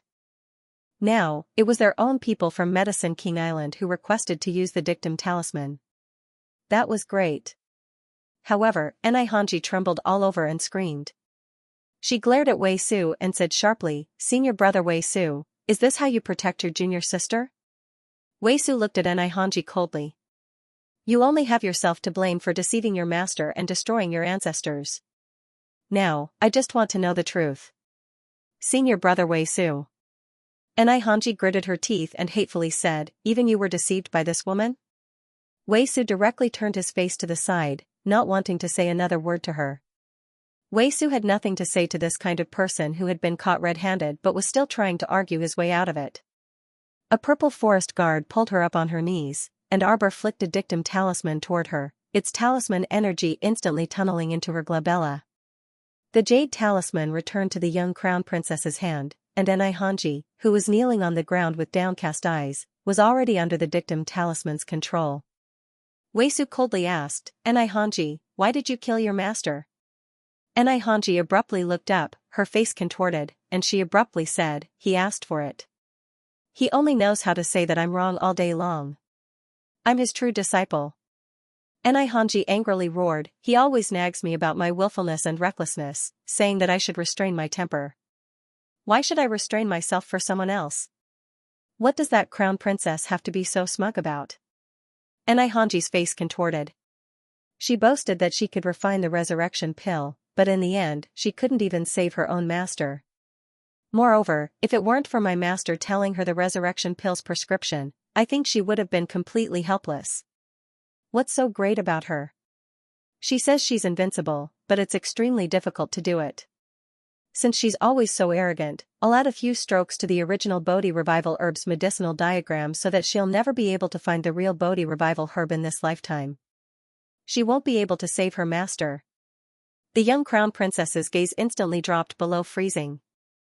Those two pitch-black pools seemed to be filled with poison, so dark that one couldn't see the end of them. The resurrection pill's leaves are needle-shaped and will never bloom nor bear fruit. She originally thought that His Excellency Hewen's medicinal knowledge was poor and incorrectly drew the resurrection pill, but it turned out that this D*MN woman tampered with it. If she didn't know the truth, if she didn't have Planet Forest and obtained the revival Bodhi grass long ago, wouldn't she really be like this wretched woman said? Wouldn't she be unable to obtain the real revival Bodhi grass and save Morong Sun in this lifetime? Morong Sun was already so pitiful. She was already dead, so why did she have to feel sorry for her? Why couldn't he come straight to her? Why did she want to implicate her master? The little crown princess felt suffocated and uncomfortable. She pulled out the vine whip from her sleeve with a sullen face. The barbed vine whip landed on Xianxia's face. Ugly face, even more vicious heart. However, Xianxia acted as if she didn't feel anything and continued to talk non-stop. Whose master is he? Who was her heart leaning towards? When he found out about the revival Bodhi grass, he actually turned around and left, saying that he was going to ask for forgiveness from the crown princess. He also said that he would take my cultivation and expel me from Medicine King Island, and that he would never recognize me as his disciple again. Xianxia's face turned cold and vicious as she spoke. Do I, Xianxia, still want to live? Do I want to live well? If I'm expelled from Medicine King Island by him, what future do I have? What future do I have to talk about? What did I do wrong? I'm only struggling for my life to survive. If I don't kill him, he'll cripple my cultivation and expel me from Medicine King Island. How can I, Xianxia, live a lowly life like a normal person? That kind of lowly person whose life is worthless isn't even worthy to carry my shoes. Everyone was stupefied as they watched her hooting while kneeling there with a bloody face. The current Xianxia had a bloody whip mark on her face. It was not pretty at all. The onlookers truly felt that the young crown princess was right. Her face was ugly, but her heart was even uglier. Weisu turned around and bowed to the young crown prince consort. Apologies, Your Highness the Crown Prince and Crown Prince Consort. It was our first impression that caused you trouble. My Medicine King Island was in the wrong first. I, Weisu, am willing to accept the punishment of 3 lashes. After speaking, he looked at Xianxia, who was standing stiffly at the side. Young Island Lord. Beat. Weisu removed his outer robe and said coldly with his back facing the crowd. Xianxia bit her lips and removed the whip from her waist. Her hands were as fast as lightning, and she lashed out 3 times with great accuracy. 3 bright bloody scars appeared on Weisu's back. Arbor's eyes moved slightly. Seeing him so straightforward, he did not say anything. Xianxia went forward to pass him the medicine, but Weisu only put on his outer robe calmly. He turned to Prince Mo and cupped his hands. Your Highness, Crown Princess, Xianxia has committed a grave mistake. I will personally escort her back to Medicine King Island to receive the most destructive heavenly punishment. Oh? You want to take her away? Mo Lian glanced at the other party noncommittally. The heavenly punishment of Medicine King Island was to cripple a person's cultivation, cut off their legs, and make them into a medicine man like a stick. Mo Lian had heard of this punishment before. It was famous for being as cruel as being branded by a cannon. Xianxia had already regained her senses. Hearing Weisu's words, she was so frightened that she trembled continuously. The heavenly punishment of Medicine King Island was so horrifying. How could she go through it? Weisu. You dare to do this to me? Have you forgotten how much my master has contributed to Medicine King Island all these years? It's precisely because Sir Hewen is a highly respected person on the island of the Medicine King, yet he was killed by a treacherous villain like you, Weisu said coldly. Shouldn't a vicious woman like you be sentenced to death? Cripple her cultivation before taking her away, Weisu said coldly with a decisive expression. Xianxia had long disliked her. If it wasn't for this woman making a mistake and picking Medicine King Island to cause trouble in the Imperial Palace, how could Senior Marshal Brother be put on the spot and receive 3 lashes as punishment in order to make up for his mistake?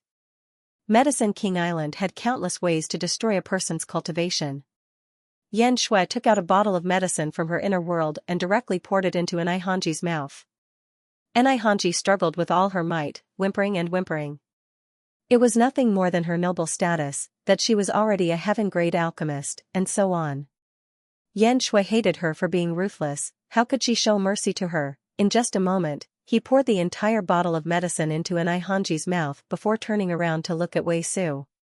Weisu turned to face the crown prince and the young crown princess and said in a low voice, I will be taking Xianxia away. Please do not stop me. Don't worry, Medicine King Island will definitely not tolerate such a treacherous person who killed her master.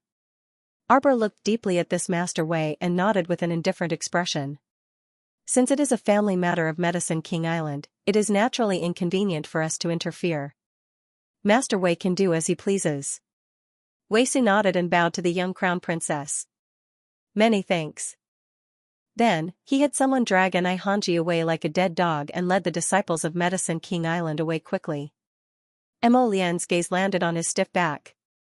An interesting person. Your Highness, the Dragon Clan's envoy has entered the city. Arbor couldn't help but raise her eyebrows. Her meaning was clear. The Dragon Clan had probably already left before the message was sent, right? That was why they could come so quickly. Who are you? Xiaomu was a bit curious. The merfolk she had seen before were at most side branches like Granny Long, or ordinary merfolk commoners. She had never seen a proper member of the Dragon Clan. The purple forest guard who came to report bowed. Reporting to the Crown Princess, the visitor is said to be the Dragon Clan's young master, Long Qian. Master Jojo was surprised. Oh? The Dragon Clan had spent a fortune to invite her. It seemed that they were very curious about her. Go and invite my big brother here. Yes. The purple forest guard obeyed and left. Arbor looked up at her husband, who was deep in thought. You think it's strange too, don't you? He's suddenly so attentive to me, as if I'm so important. As the little fellow spoke, she couldn't help but snicker. He clearly didn't care about her at all before and had left her to fend for herself for a long time. Now that he was suddenly so attentive, she was really not used to it. It made her hair stand on end. Mo Lian frowned unhappily. He reached out and pulled her into his arms, rubbing her little face. You're not allowed to talk about yourself in such a nonchalant tone. You're very important, very important. You're my Jojo. The most important Jojo. Mo Lian lowered his head and bit her lips as a punishment. The little fellow twisted her little head and squirmed in his arms. Let my big brother receive that person. I don't want to see them today. Okay. Mo Lian nodded and smiled. Then we'll follow our original plan and go to Half Moon Cliff to soak in the hot spring. Why don't we stay there tonight? Come back after dinner tomorrow? Mo Lian said with a smile. The mushrooms on Half Moon Cliff taste pretty good. Arbor's eyes lit up. Sure. After the two of them finished their discussion, they held hands and ran to Half Moon Cliff to enjoy the scenery. They sent a message to the miserable Mu Xingchen, asking him to go and receive Long Huan. Being abandoned by the irresponsible couple, Big Brother felt rather helpless, but he could only bear the burden without complaint.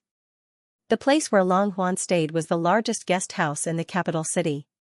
By the time Mu Xingchen received the message and rushed over, he was already a step too late. When they arrived at the entrance, they were informed that the Dragon Clan's people had been arranged to check in an hour ago. Mu Xingchen was led by the person in charge of the guest house through corridors and bridges, all the way to the Chui Hua garden where the Dragon Clan lived. The person in charge laughed bitterly and said, "There are more than 30 people in this group. There was a girl with a fiery temper." Just now, outside the guest house, there was a guard who took a few more glances at that person before he raised his whip and whipped him. His strength is not ordinary. That person seemed to have thought of the little girl's ferocity when she slapped him.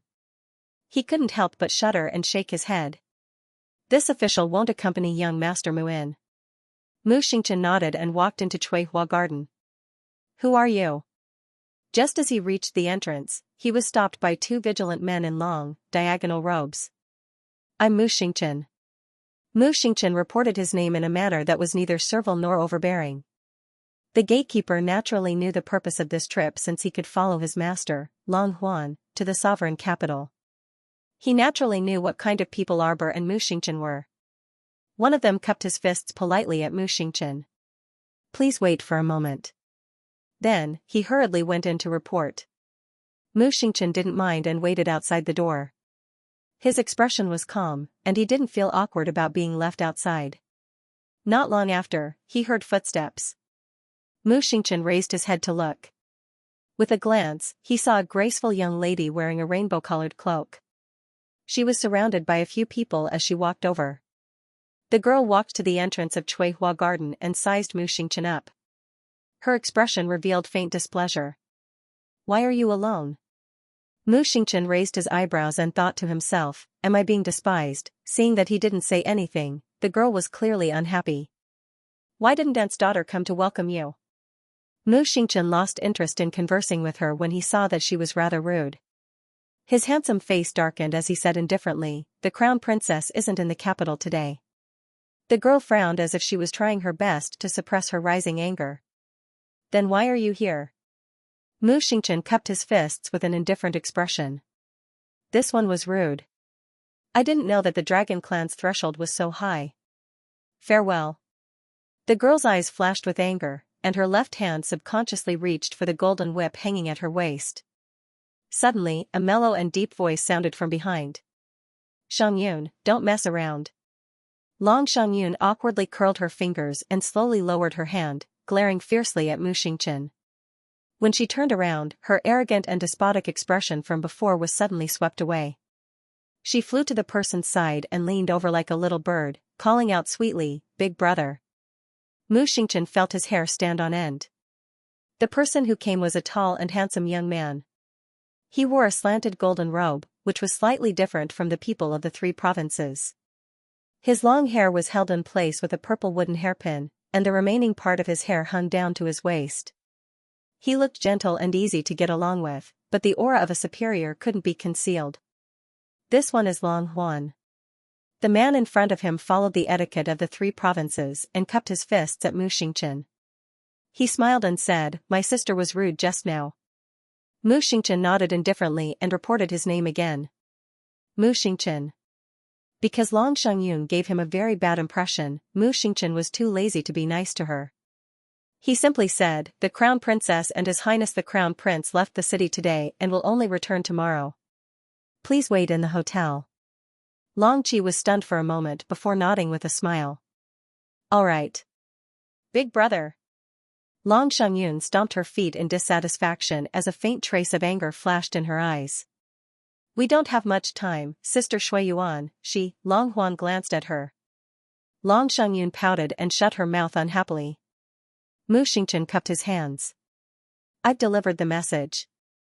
Goodbye. Cousin, please wait. Long Qi hurriedly called out to Mu Xingchen. Mu Xingchen looked back indifferently and noncommittally glanced at Long Huan. Is there anything else, young Master Long? Long Huan saw his cold expression and knew that Mu Xingchen must have developed a bad impression of Long Xiangyun. He hurriedly smoothed things over. Cousin is older than me by 2 years. There's no need to be so distant. Call me young master. Just call me Ah Huan. I don't dare. Mu Xingchen coldly rejected. The Long family's threshold is too high. Xingchen can't afford it. A trace of awkwardness appeared on Long Huan's face. On the other hand, Long Xiangyun stomped her feet in anger and scolded, you're so untactful. You're really shameless. Long Huan turned around and glared at Long Xiangyun. Shut up. Long Xiangyun pursed her lips and stomped her feet. She huffed and shouted, brother, why are you purposely trying to curry favor with this person? With her brother's status, why did he have to compromise so much, in their sea of forgetfulness, in such a large sea area, who would dare to disobey Big Brother's orders? This Mu Xingchen was merely a youth from a talisman aristocratic family. He was just slightly more talented than the average person, but in their sea of forgetfulness, he was nothing. The tiny China was not even 1/3 the size of forgetfulness. A young master from a small aristocratic family in China actually dared to be so unsmiling and sarcastic to the noble prince and princess of the Long royal family. He was simply audacious.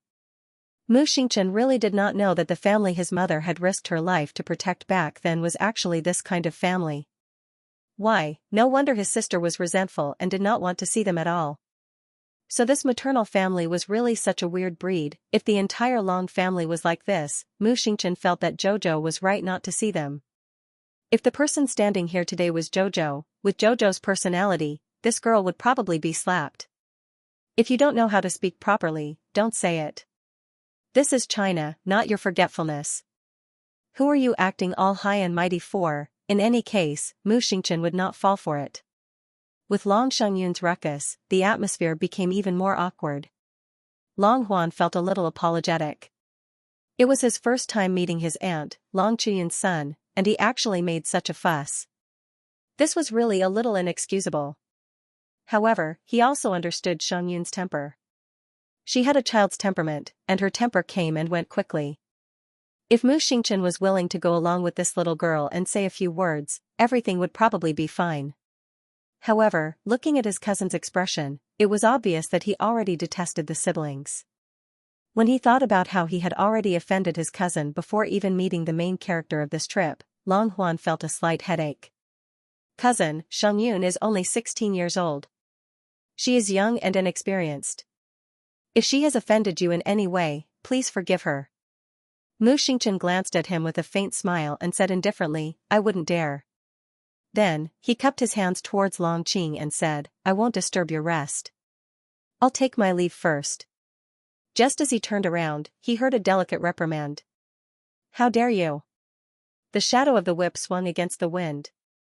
Pa Mu Xingchen stretched out his hand and grabbed the end of the whip, making it taut. Although the sneak attack failed, Mu Xingchen's palm was cut by some of the hidden barbs at the tip of the whip. Long Yan was shocked. Xiangyun. Stop it now. Mu Xingchen's eyes instantly turned extremely cold. He stared at Long Xiangyun so coldly that the latter couldn't help but tremble slightly. Long Huan leaped forward and patted Long Xiangyun's shoulder. Still not retracting your hand? However, how could Long Xiangyun be willing to withdraw her hand?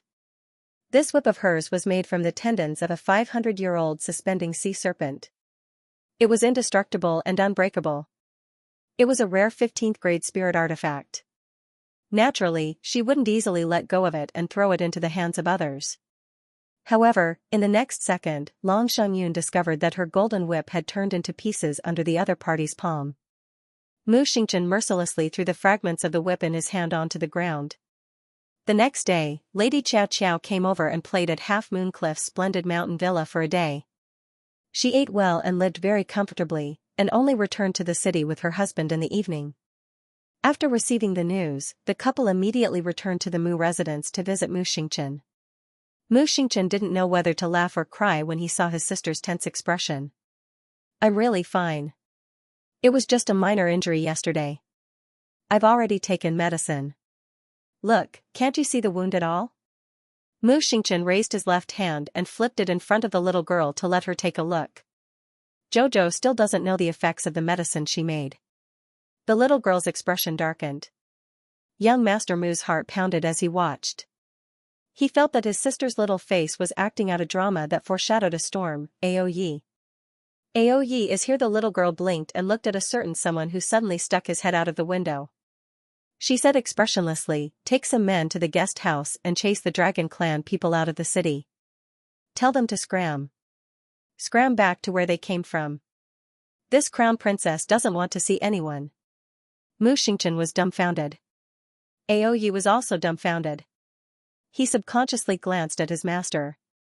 The crown prince glanced at him. Aoyi immediately quivered and nodded. Yes, I'll do it right away. What a joke. How could anyone who offended their crown princess end up well? With the young crown prince consort's personality, she would still chase them away regardless of whether or not they were from her maternal family. Mu Xingchen quickly advised, Jojo, Big Brother didn't suffer any grievances. It's just a small matter. Arbor shook his head and looked at his husband. Mo Lian patted his head and said in a low voice, Big Brother, these people seem to be here for Jojo. They detained the state preceptor and wanted Jojo to meet them. Now that they personally invited him, they want Jojo to go to the sea again and again. Isn't that strange? Mu Xingchen was taken aback. He thought about it again and nodded hesitantly. Could it be that they have something to ask of Jojo? Mo Lian nodded. That's right. I haven't seen them take you and your sister seriously for the past 10 years. When the Dragon Clan members saw you this time, they immediately asked about Jojo. Isn't that obvious enough? Mu Xingchen's expression darkened. Could they be plotting something? Damn it, back then, wasn't it enough for them to make their mother leave her hometown and marry her to the imperial capital? Now, he even wanted to scheme against his own sister? Why? I don't know what they're after yet, Mo Lian said calmly. But the Dragon Clan's attitude is indeed very strange. Anyway, Jojo had been suspicious of them from the start. In this world, there was no such thing as gratuitous flattery. They must have thought that Jojo had something to gain from him. Mu Xingqian was so angry that he slammed the table. These people from the Dragon Clan have gone too far. Arbor raised her hand nonchalantly and said calmly, "That's how the human heart is." They hadn't seen each other for so many years. How much affection could they have for each other? Arbor didn't believe it. People could only develop feelings for each other after interacting with each other. This saying was true. Nephew and niece, they hadn't seen each other for more than 10 years. Now, they were suddenly trying to please her because of blood ties? Haha, did they think she was a naive teenager? Mu Xingqian looked at his sister's cold eyes and felt a little uncomfortable. He knew that if Jojo had not been through so much, she might have been a soft and innocent little girl right now. Perhaps he would end up like Long Shangyun, being spoiled by his family to the point of being whipped if things didn't go his way. He did not know if such an experience was good or bad for Jojo. It was just that, in his bitterness, he felt that it was not easy to have such a sister. Mu Xingqian raised his hand and patted his sister's fluffy little head. He said in a low voice, "If you don't want to see him, then don't. I will support you unconditionally." Arbor's eyes flickered. She rubbed her little head and said softly, "I won't cause trouble for you, big brother." Mu Xingqian could not help but laugh. Big brother is not afraid of trouble. Mo Lian smiled faintly. He looked at his wifey before looking at the man sitting on the side who was smiling brightly like the moon in the clear sky. He did not know if it was an illusion, but he felt that his brother-in-law was becoming more and more pleasing to the eye. On the other hand, in the guest house, it was a real mess. Aoyu was a man of action. After receiving the Crown Prince's order, he immediately brought a group of friends from the night pavilion to do something. In order to successfully drive the people out, Aoyu specially found a few dark court guards who were above the godly state to help. As expected, he had predicted correctly. The moment he relayed the young Crown Prince Consort's intentions, the members of the Long clan actually exploded. "Damn, why didn't you get angry when you hit the Crown Princess brother without any hesitation? Why didn't you say that you were from the Crown Princess family? Don't worry about them.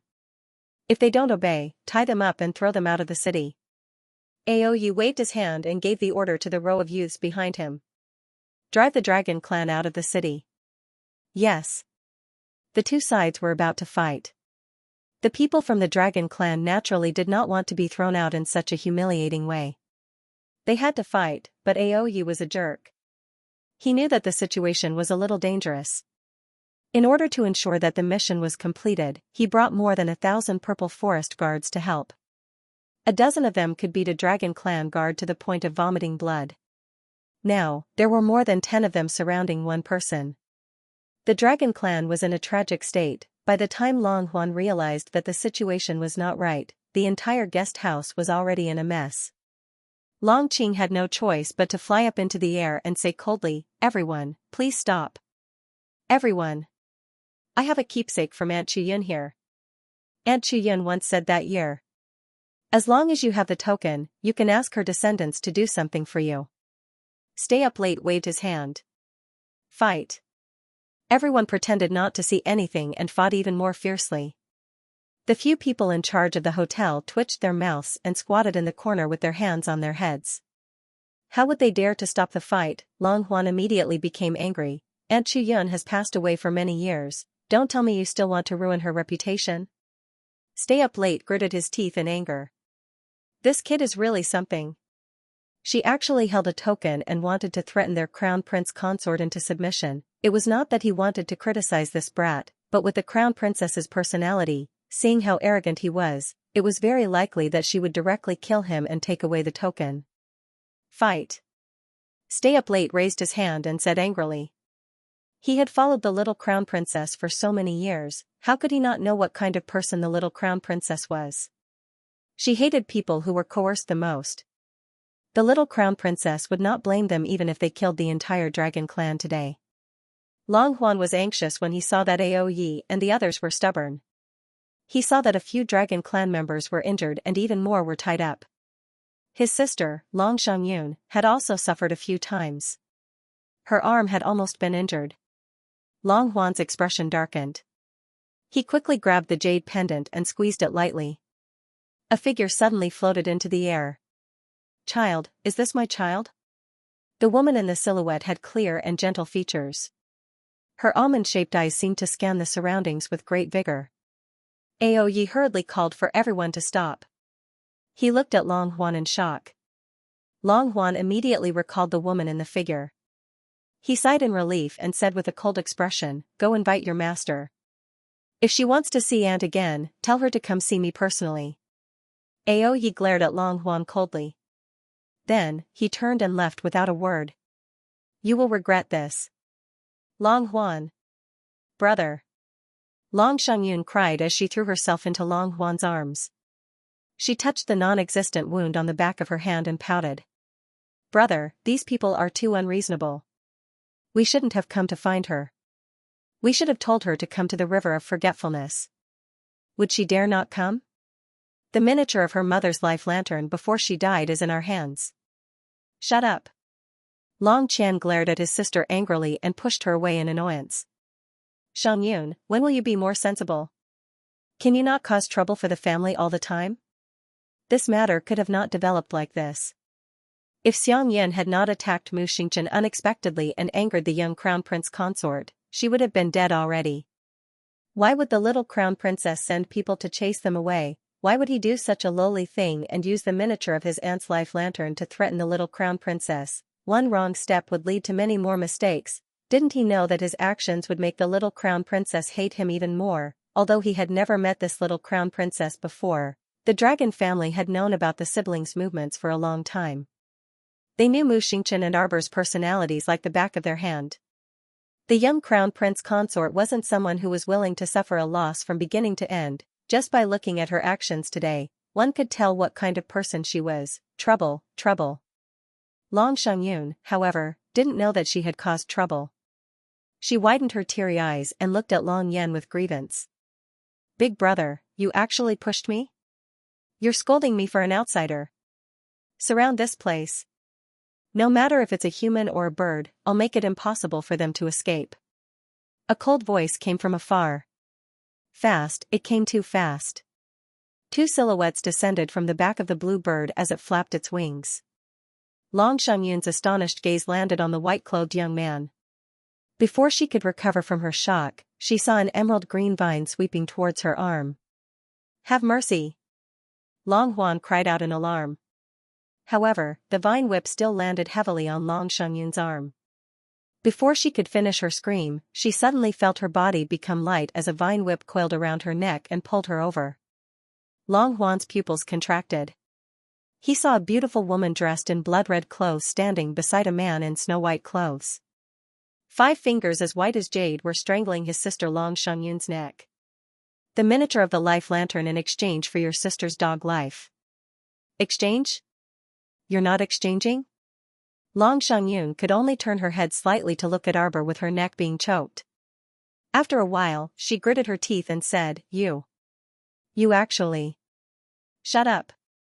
Xiaomu bluntly raised her hand and heavily smacked the top of her head. "If you spout another word of nonsense, I'll cut off your tongue." Truly, only Xiaomu could rein in Long Xiangyun, this kind of domineering character. After being yelled at like this by Sir Jojo, Miss Long was instantly terrified. Although he wished he could take a bite out of it and drink it, his life was still in the hands of others. He finally recognized the reality and obediently shut his mouth that was full of nonsense. Arbor looked in Long Huan's direction and said impatiently, "How about it? Do you still need to consider?" If she had only disliked the Long family before, then now, it could be said that Arbor had no good feelings towards them at all. When she heard Aoye's report that Long Huan had used her mother's soul miniature to threaten her, Arbor felt anger rush to her head. If it wasn't for her remaining rationality telling her that the two people in front of her were very likely her cousins. Perhaps the moment they met, she would have reached out with her sharp claws to tear apart this talkative woman in front of her. These despicable fellows did not dare to attack her in the open. Instead, they schemed in the dark time and again. They were cold and vicious. If they had any respect for Long Chuyun in their hearts, they wouldn't have used her life lantern miniature to threaten her today. When she thought of this, Arbor's remaining so-called bloodline was completely burned away by the anger in her heart. She tightened her grip on Long Xiangyun's neck. Even from a certain distance away, She could hear the soft cracking of his sister's neck bone, which made his heart jump. No, no. Long Huan hurriedly reached out a hand and tried to steady her breathing and emotions. She shouted, "Cousin, please, please stop. My patience is very limited." Xiao Mu's beautiful, bone-chilling eyes emitted a chilly glint. "Throw the life lantern miniature over. Don't play any tricks on me. Otherwise, I'll strangle your sister to death right now, extract her soul, and make her into a mechanical puppet. I'll make her guard my mother's memorial tablet for all eternity and kowtow an apology." She felt a chill in his heart. Long Xiangyun broke out in a cold sweat as a rare trace of fear appeared in her eyes. Long Huan cupped his fists towards Arbor and bowed, "Cousin, we don't mean any harm. Just now, it was only because I wanted to see you that I made such a decision in a moment of desperation. I wasn't being disrespectful to Aunt." "Shut up." Xiaomu bellowed. "Who wants to listen to your nonsense? Do you think you have the right to bargain with me now? What a joke." Long Xiangyun's mouth was slightly agape in shock. She felt as if the 5 iron-like fingers of the small hand around her neck were deeply embedded into her flesh. Mo Lian saw that his wife had lost control of her emotions and was both anxious and angry. He stared at Long Huan with a gaze so cold that it was as if snow was about to seep out. "Kill." He only spat out 2 words. A panicked scream interrupted him. "No, no, no, no. I'll give you the token." Long Huan didn't dare to say anything else.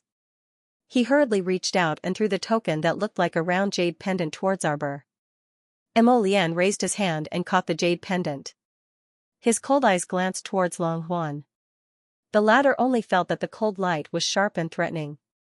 The words that came out of her mouth were a very sincere request. "Cousin, can you let Xiangyun go first?"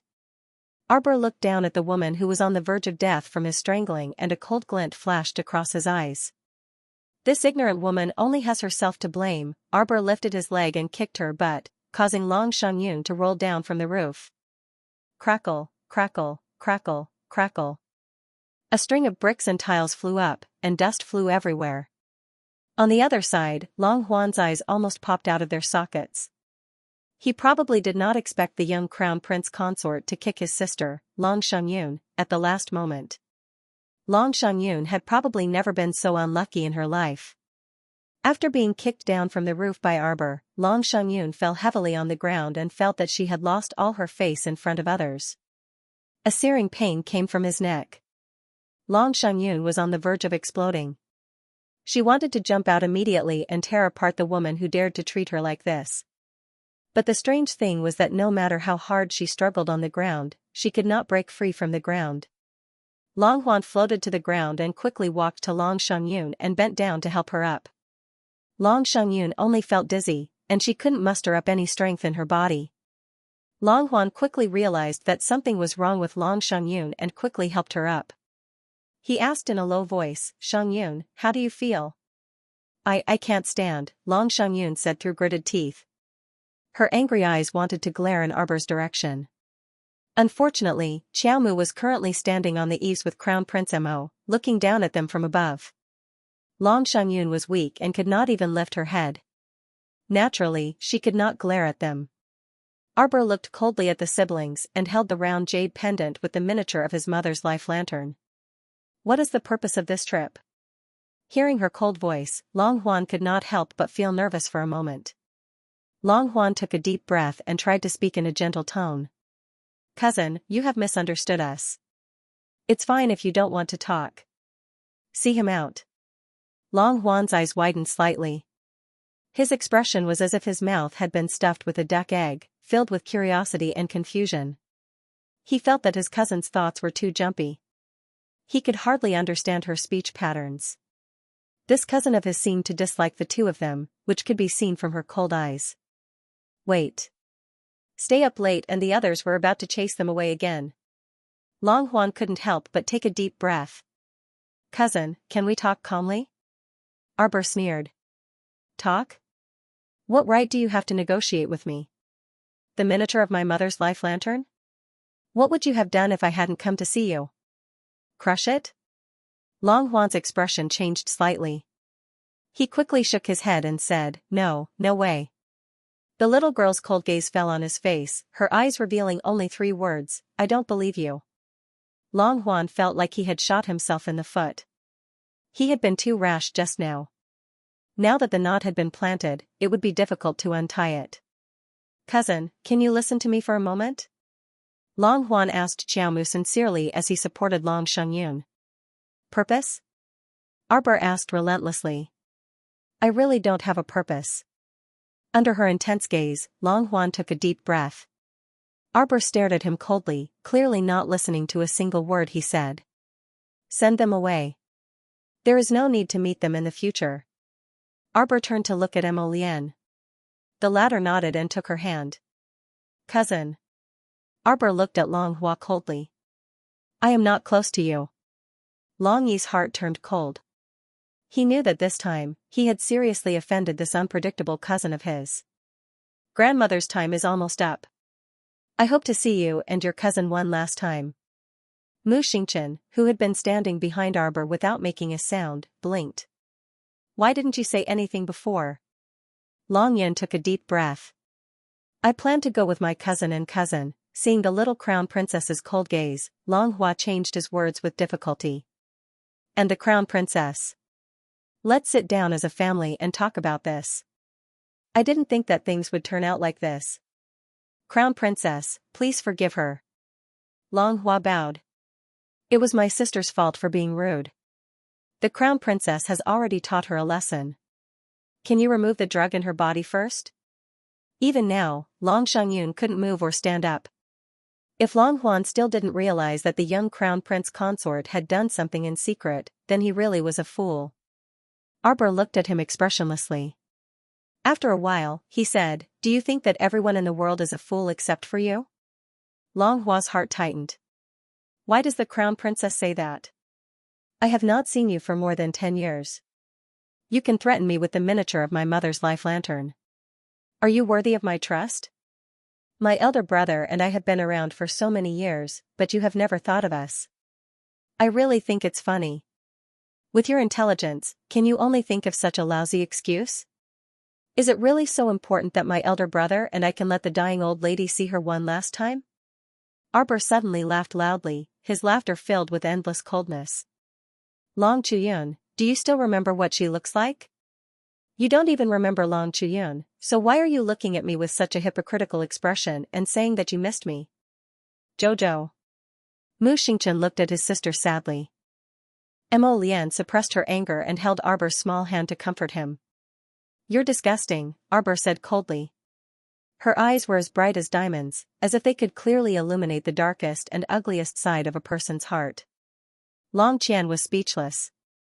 Thinking of the true purpose of this trip, he could only remain silent. Crown Princess, I know you have a grudge against the Dragon Clan. Don't think too highly of yourself. Arbor's voice interrupted him. The Dragon Clan is just a stranger to me. I don't have any resentment or anger towards you. Long Qian stilled. Arbor said coldly, do you suddenly go crazy and get angry at strangers when you're walking on the streets? Strangers? Strangers, a trace of anger rose in Long Qian's heart. From beginning to end, the girl had tried her best to distance herself from the Dragon Clan. While he felt helpless, he was also slightly angry. He had already humbly pleaded for leniency, but the other party's stubborn look really made him feel helpless. You're too wary of us. Long Qian could only say this dryly. Xiaomu responded with an indifferent glance before turning around to leave with Mo Lian in tow. Cough cough cough, cough cough cough. Long Shengyun heaved a sigh of relief. Only then did she realize that she could move. Anger flashed in her eyes as she said indignantly, brother, shut up. Impatience flashed across Long Qian's eyes. Seeing that Ao Yi and the others were about to chase them away again, Long Qian raised his hand and took out a letter. There's another important matter on this trip. It's about the plan to fight against Tianyun together. We need to meet His Majesty to discuss it. Ao Yi's section break. Mo Lian raised his hand to wipe Jojo's wet hair. He sat beside her and said in a low voice, they'll meet father tomorrow. Arbor held the round jade pendant in her hand and kept turning it over and over. She looked a little tired. Don't think too much. Lian hugged her and stroked her dry hair. He rubbed her little face. Father will definitely summon us tomorrow. We'll talk about it then. Arbor's lips curled into a cold smile. Jojo. Lian held her little face and looked at her seriously. Don't be angry because of others. It's not worth it. Don't care what their motives are. We'll deal with whatever comes our way. There's always a way. Okay? Arbor looked at him listlessly. Annoying. Lian couldn't help but laugh. He carried her to the bed. No. He pushed her down and smiled. I'll always have my husband. Arbor's dark eyes looked at him and then at him. She suddenly pulled the cup over her head. Sleep. The next day.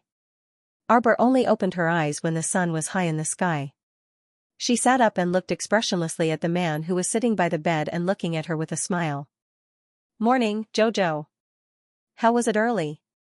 Wasn't it almost noon? Lian picked her up and pinched her weak little arm. Jojo, are you tired? Xiamu grumpily cast him a sidelong glance, but when she saw the latter's small, sparkling phoenix eyes, she huffed in a huff. Let's get something to eat before we go. Where to? Father is entertaining the Wangchuan dragon clan in the Imperial Garden and has invited us over. Oh. Qingjing and his wife are also here. Lian was diligently wiping his wife's face. When Arbor heard this, he quickly grabbed his hand. What are they doing here? Mother's body has almost recovered. Logically speaking, it's time to meet the two of them.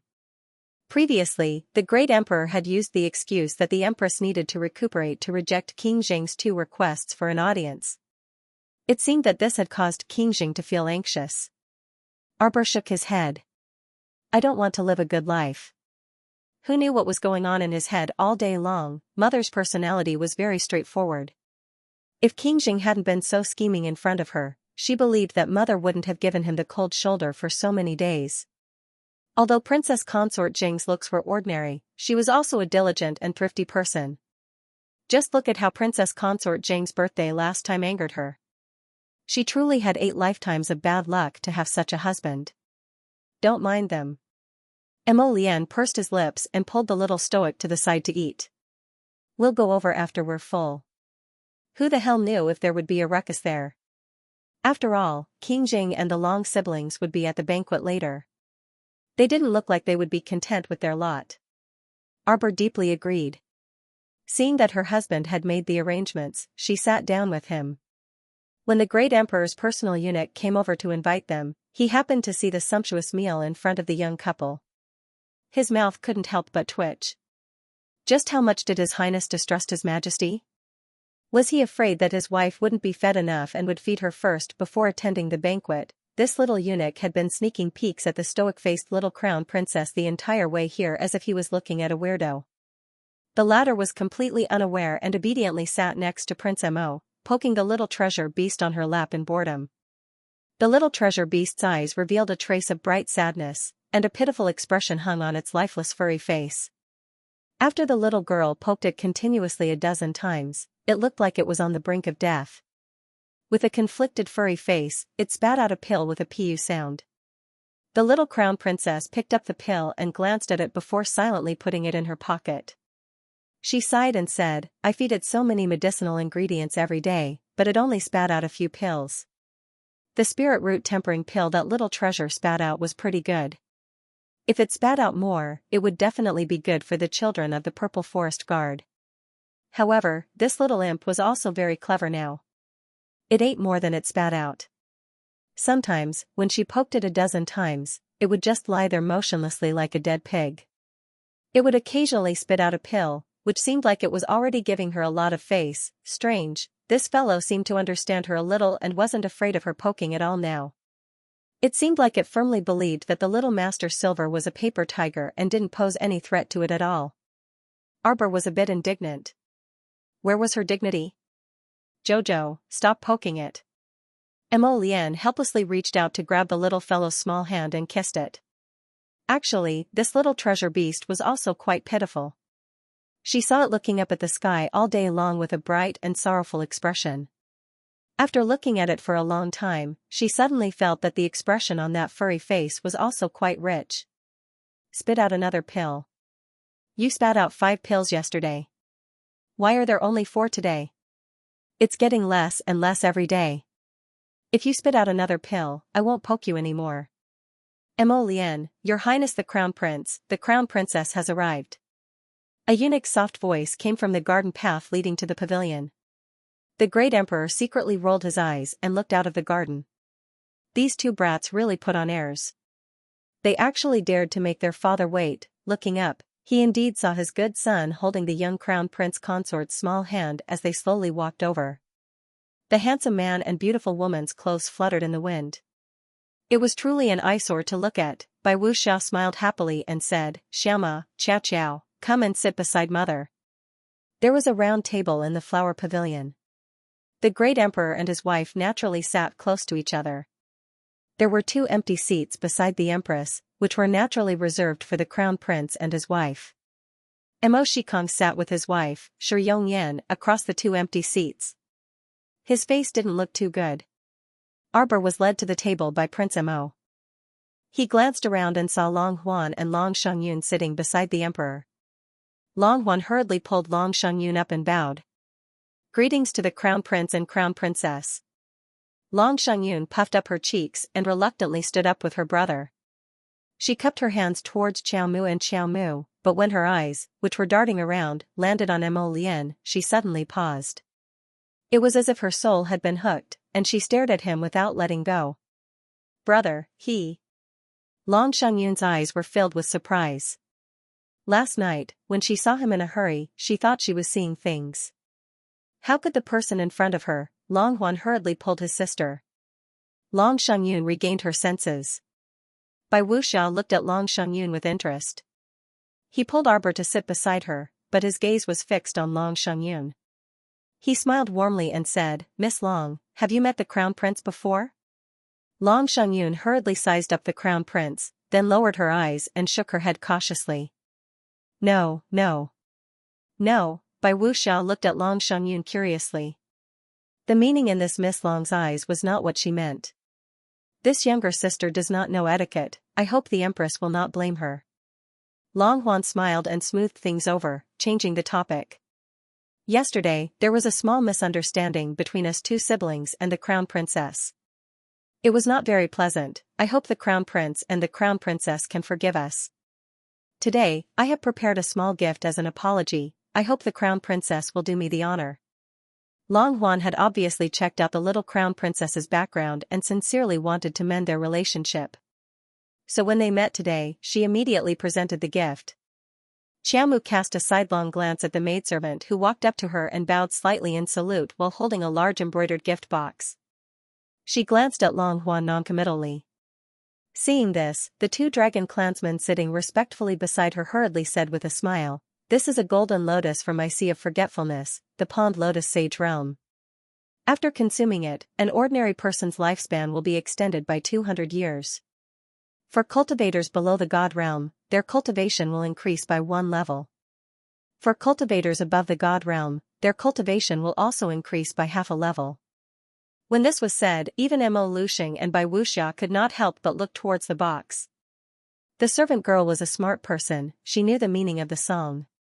Seeing this, she opened the box and placed one of the golden lotuses in front of everyone. That golden lotus was only slightly longer than an adult woman's palm. The petals contracted and gathered together, the small flower body emitting bits of golden light. It was very eye-catching. Bai Wuxiao sighed. I've long heard of the great name of the lotus sage realm in the pool of forgetfulness. The products inside are truly eye-opening. Long Shangyun immediately became somewhat arrogant. She raised her head and laughed. The pond lotus sacred land is the largest sacred land within the river of forgetfulness.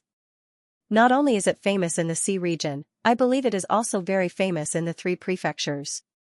Cousin, do you like it? Long Shi asked with a smile.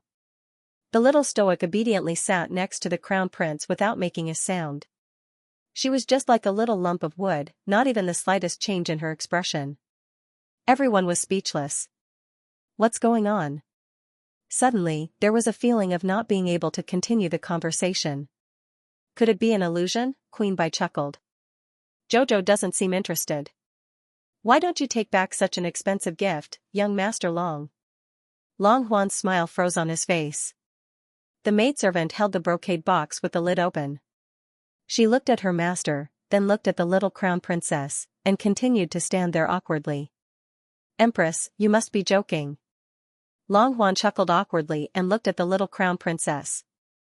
How can I take back a gift that has been given out? If the crown princess isn't willing to accept it, then this one can only have someone throw it away. Everyone! Exclamation point. Tycoon, please accept our eyeballs. The little crown princess expressionlessly looked at Long Huan and continued to remain silent. Long Huan knitted his brows and sent a meaningful glance to the maidservant. The maidservant knowingly raised her hand and tossed the box up, even specially tossing it towards the little crown prince, under everyone's attentive gazes. They watched as that golden lotus flew out of the box and slowly fell to the ground. Roar!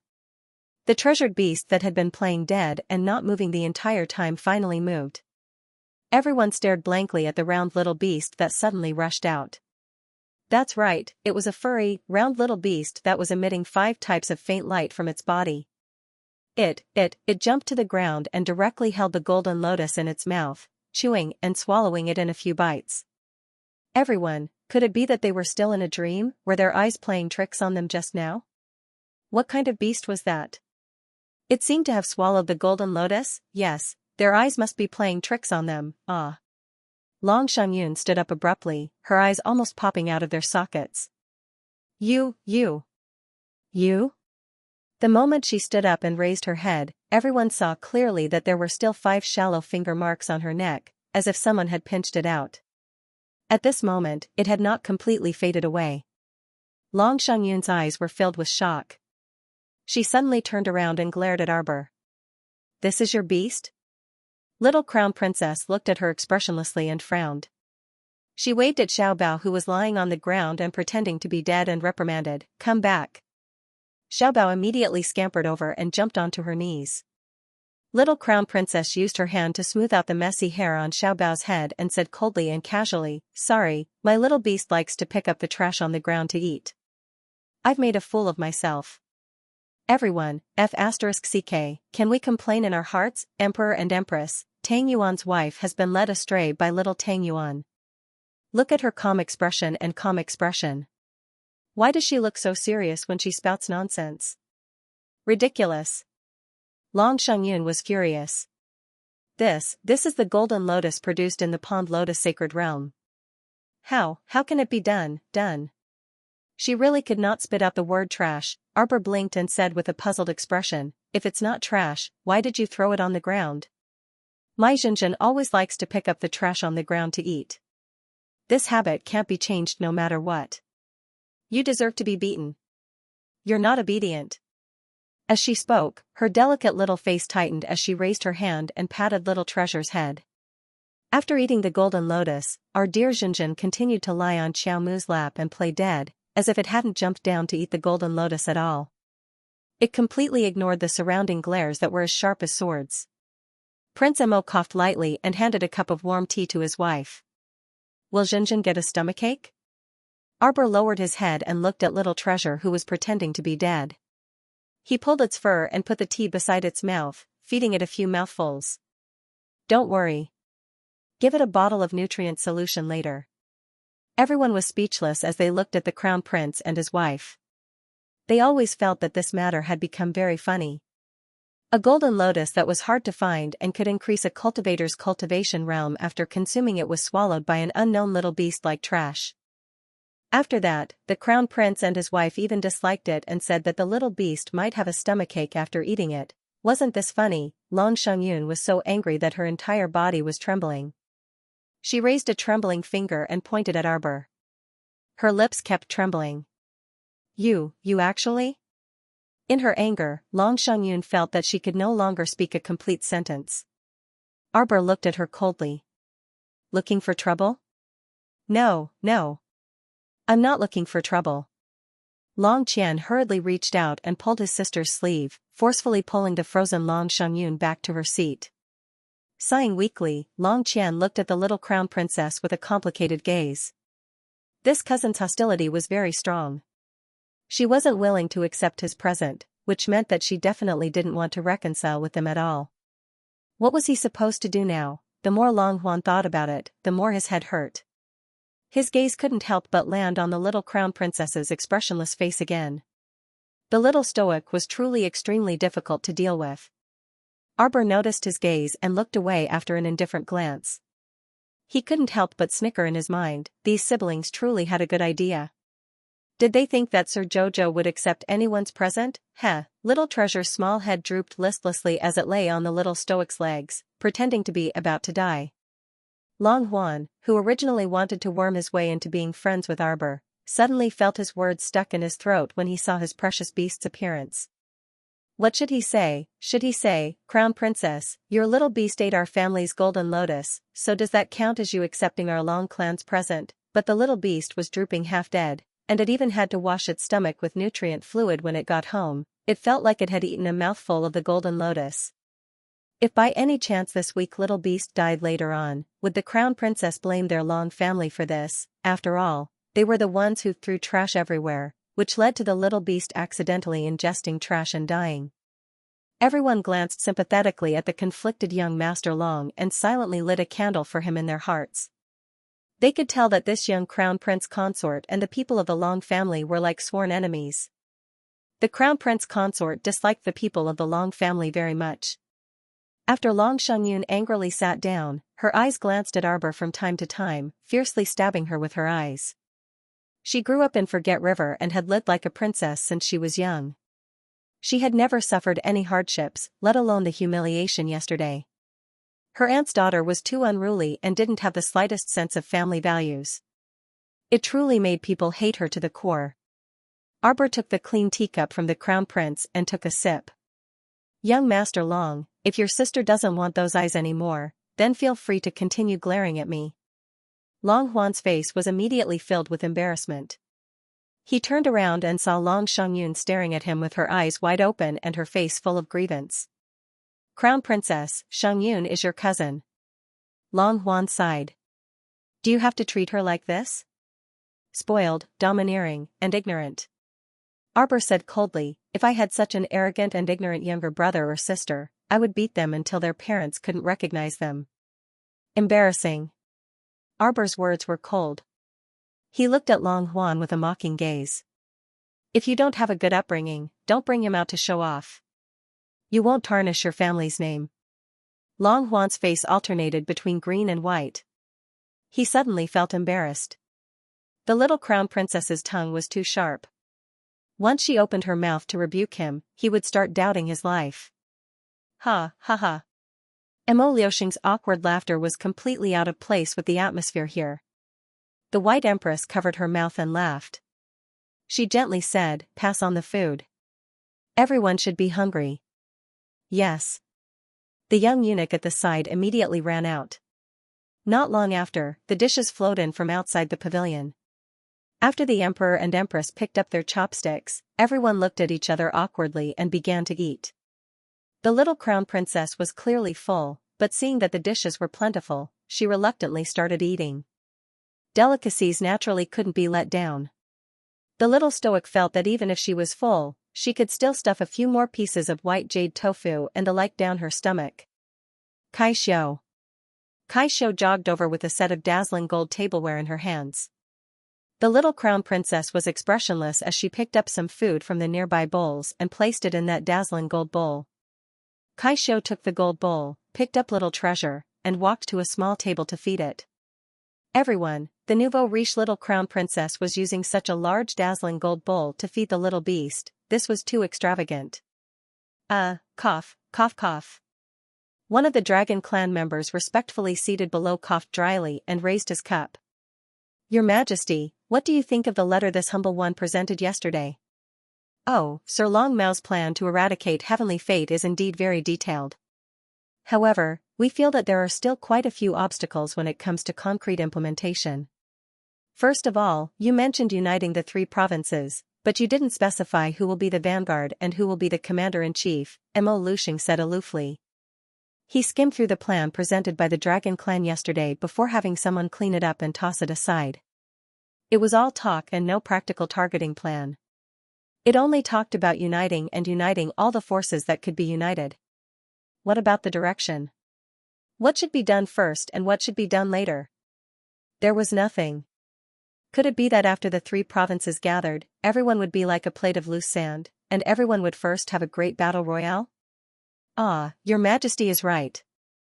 That middle-aged man called Long Mao nodded with a smile and said, the plan letter we presented to Your Majesty yesterday actually didn't go into too much detail. The concrete implementation method still needs to be discussed in detail with Your Majesty face to face. Right now, the first step of our plan is for Wangchuan Dragon Clan, Divine Province Mo Clan, Underworld Province Ming Clan, and Song Province Rong Clan to each select a group of elites, gather them, and head to Wangchuan's training ground first. We will pool our resources, medicine, and everything. We are bound to turn this group of elites into experts of the God realm and above. In the future, we will use their full strength to eradicate heavenly fate forces everywhere. This is the first step. As for the second step, we will discuss it in detail after we establish the Heaven Exterminating Battle Team. Long Mao was a guest elder in the Dragon Clan. Although his strength was not great, it was said that he was very quick-witted. Just by looking at the way he spoke, it was actually very difficult to tell that he was someone who had received almost no education since he was young. He had not even attended a private school for a few days. The Heaven Exterminating Battle Group, Arbor couldn't help but twitch the corner of his mouth.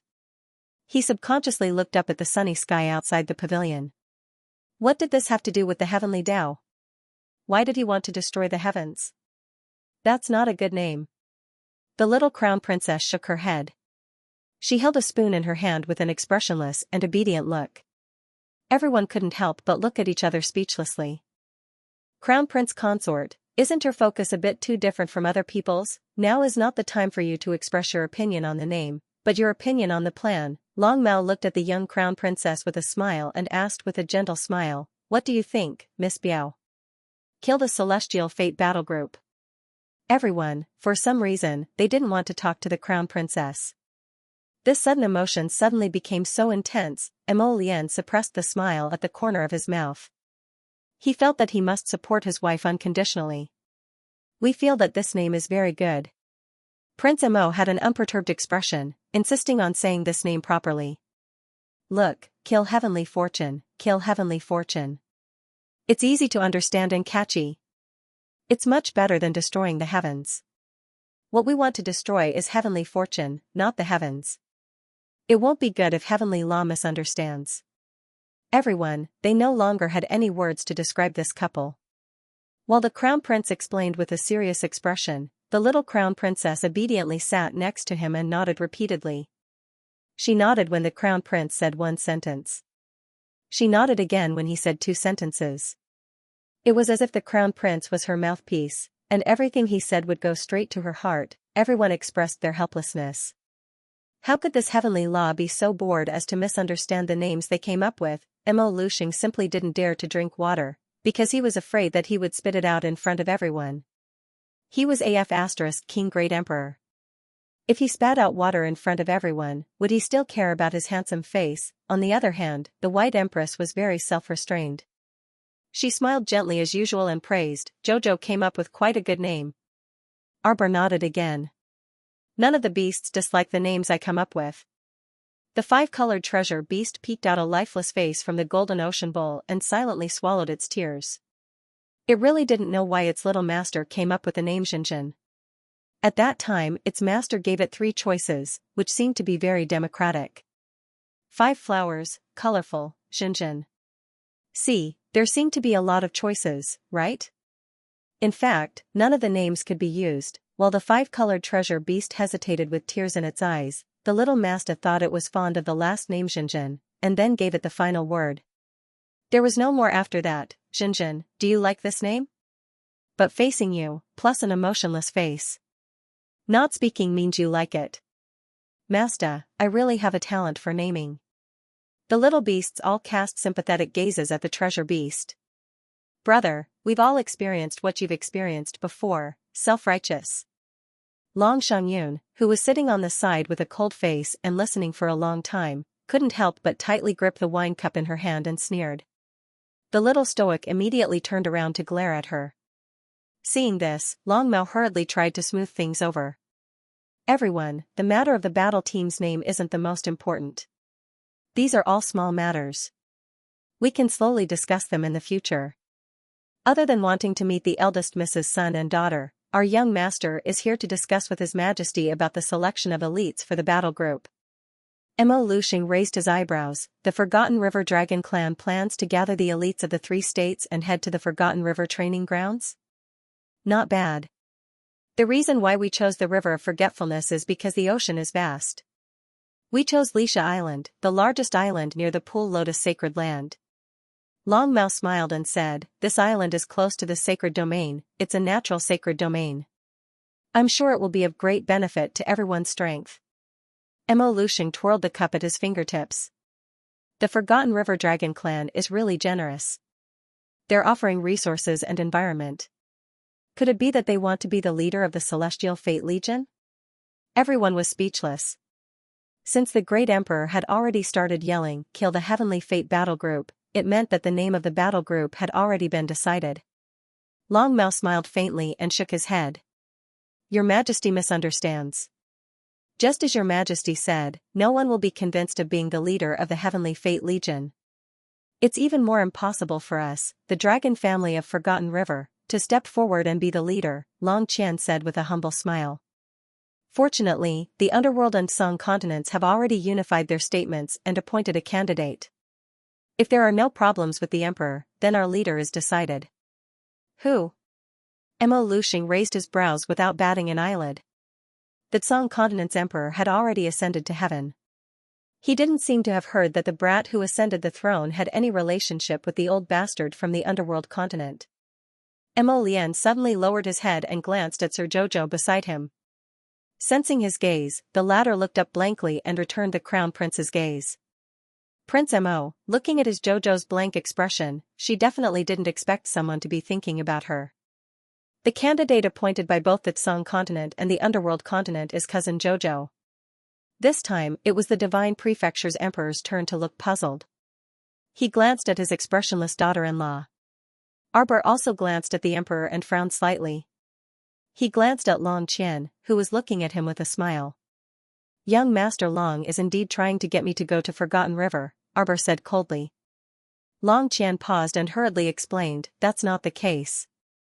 Why would I joke about such an important matter?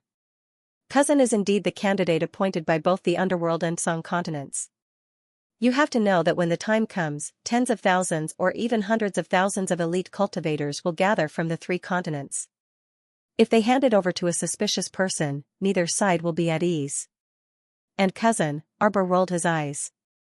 "Not interested. Who had the time to train with them on that lousy island?" Long Qian was a little anxious now. Back when they were discussing with the Underworld and Song continents, they couldn't decide on a leader after a long discussion. Until, the Song continent suggested that the little Crown Princess be the leader, and the Underworld continent readily agreed. Although he did not know what was going on, Long Huan was very sure that the young Crown Princess had no problems in the Song Prefecture and the Underworld Prefecture. Naturally, there would be no problems in the Divine Land. Long Xiangyun's eyes widened when she heard the young Crown Princess rejection. "Since we're discussing the matter of rebelling against the Heavenly Fate together, as a citizen of the 3 continents, shouldn't you support us unconditionally? How can you so willfully reject us? Do you have any sense of responsibility?" "No." Arbor put down the spoon in his hand and looked at the Emperor expressionlessly. "Father, if you're here to discuss this matter, then I refuse. I'll take my leave first." Bai Wuxia couldn't help but want to laugh. He quickly held her little hand and said, "Hey, Jojo, you've only eaten 2 mouthfuls. Eat a little before you leave." All right, let's stop discussing. The dishes are getting cold. Let's eat first." Arbor rubbed his round belly. Looking at the table full of dishes, he couldn't eat any more. Mo Lian scooped a bowl of fish soup for him. "Drink some soup. We'll go out for a walk later to help with digestion." Bai Wuxia looked at his son in amusement. Emma Lucian couldn't help but chuckle. Just now, the little eunuch secretly reported that the young couple had already eaten their fill in the Eastern Palace. They must think that their father didn't give them any food to eat, thus, until the end of the meal, the young crown princess did not mention a single word about what had just happened. Long Huan was secretly anxious. He turned and stole a glance at Long Mao. The latter shook his head at him, indicating that he should not continue talking about this matter. It was very obvious that the crown princess was very wary of the Long clan. No matter what they did or said, the crown princess would associate it with deceiving her to go to the River of Forgetfulness, or what is the Long clan's goal in the River of Forgetfulness. Long Mao couldn't help but sigh. He looked up at the silent little crown princess sitting beside the crown prince and planned to talk to the emperor about this. It was night. The moon was as deep as water and the stars filled the sky. Arbor leaned against the window and looked up at the faint swaying figure in front of her. "Child, is this my child? Child, don't think about revenge. Don't do anything. Don't think about anything. Live well and promise mother, okay?"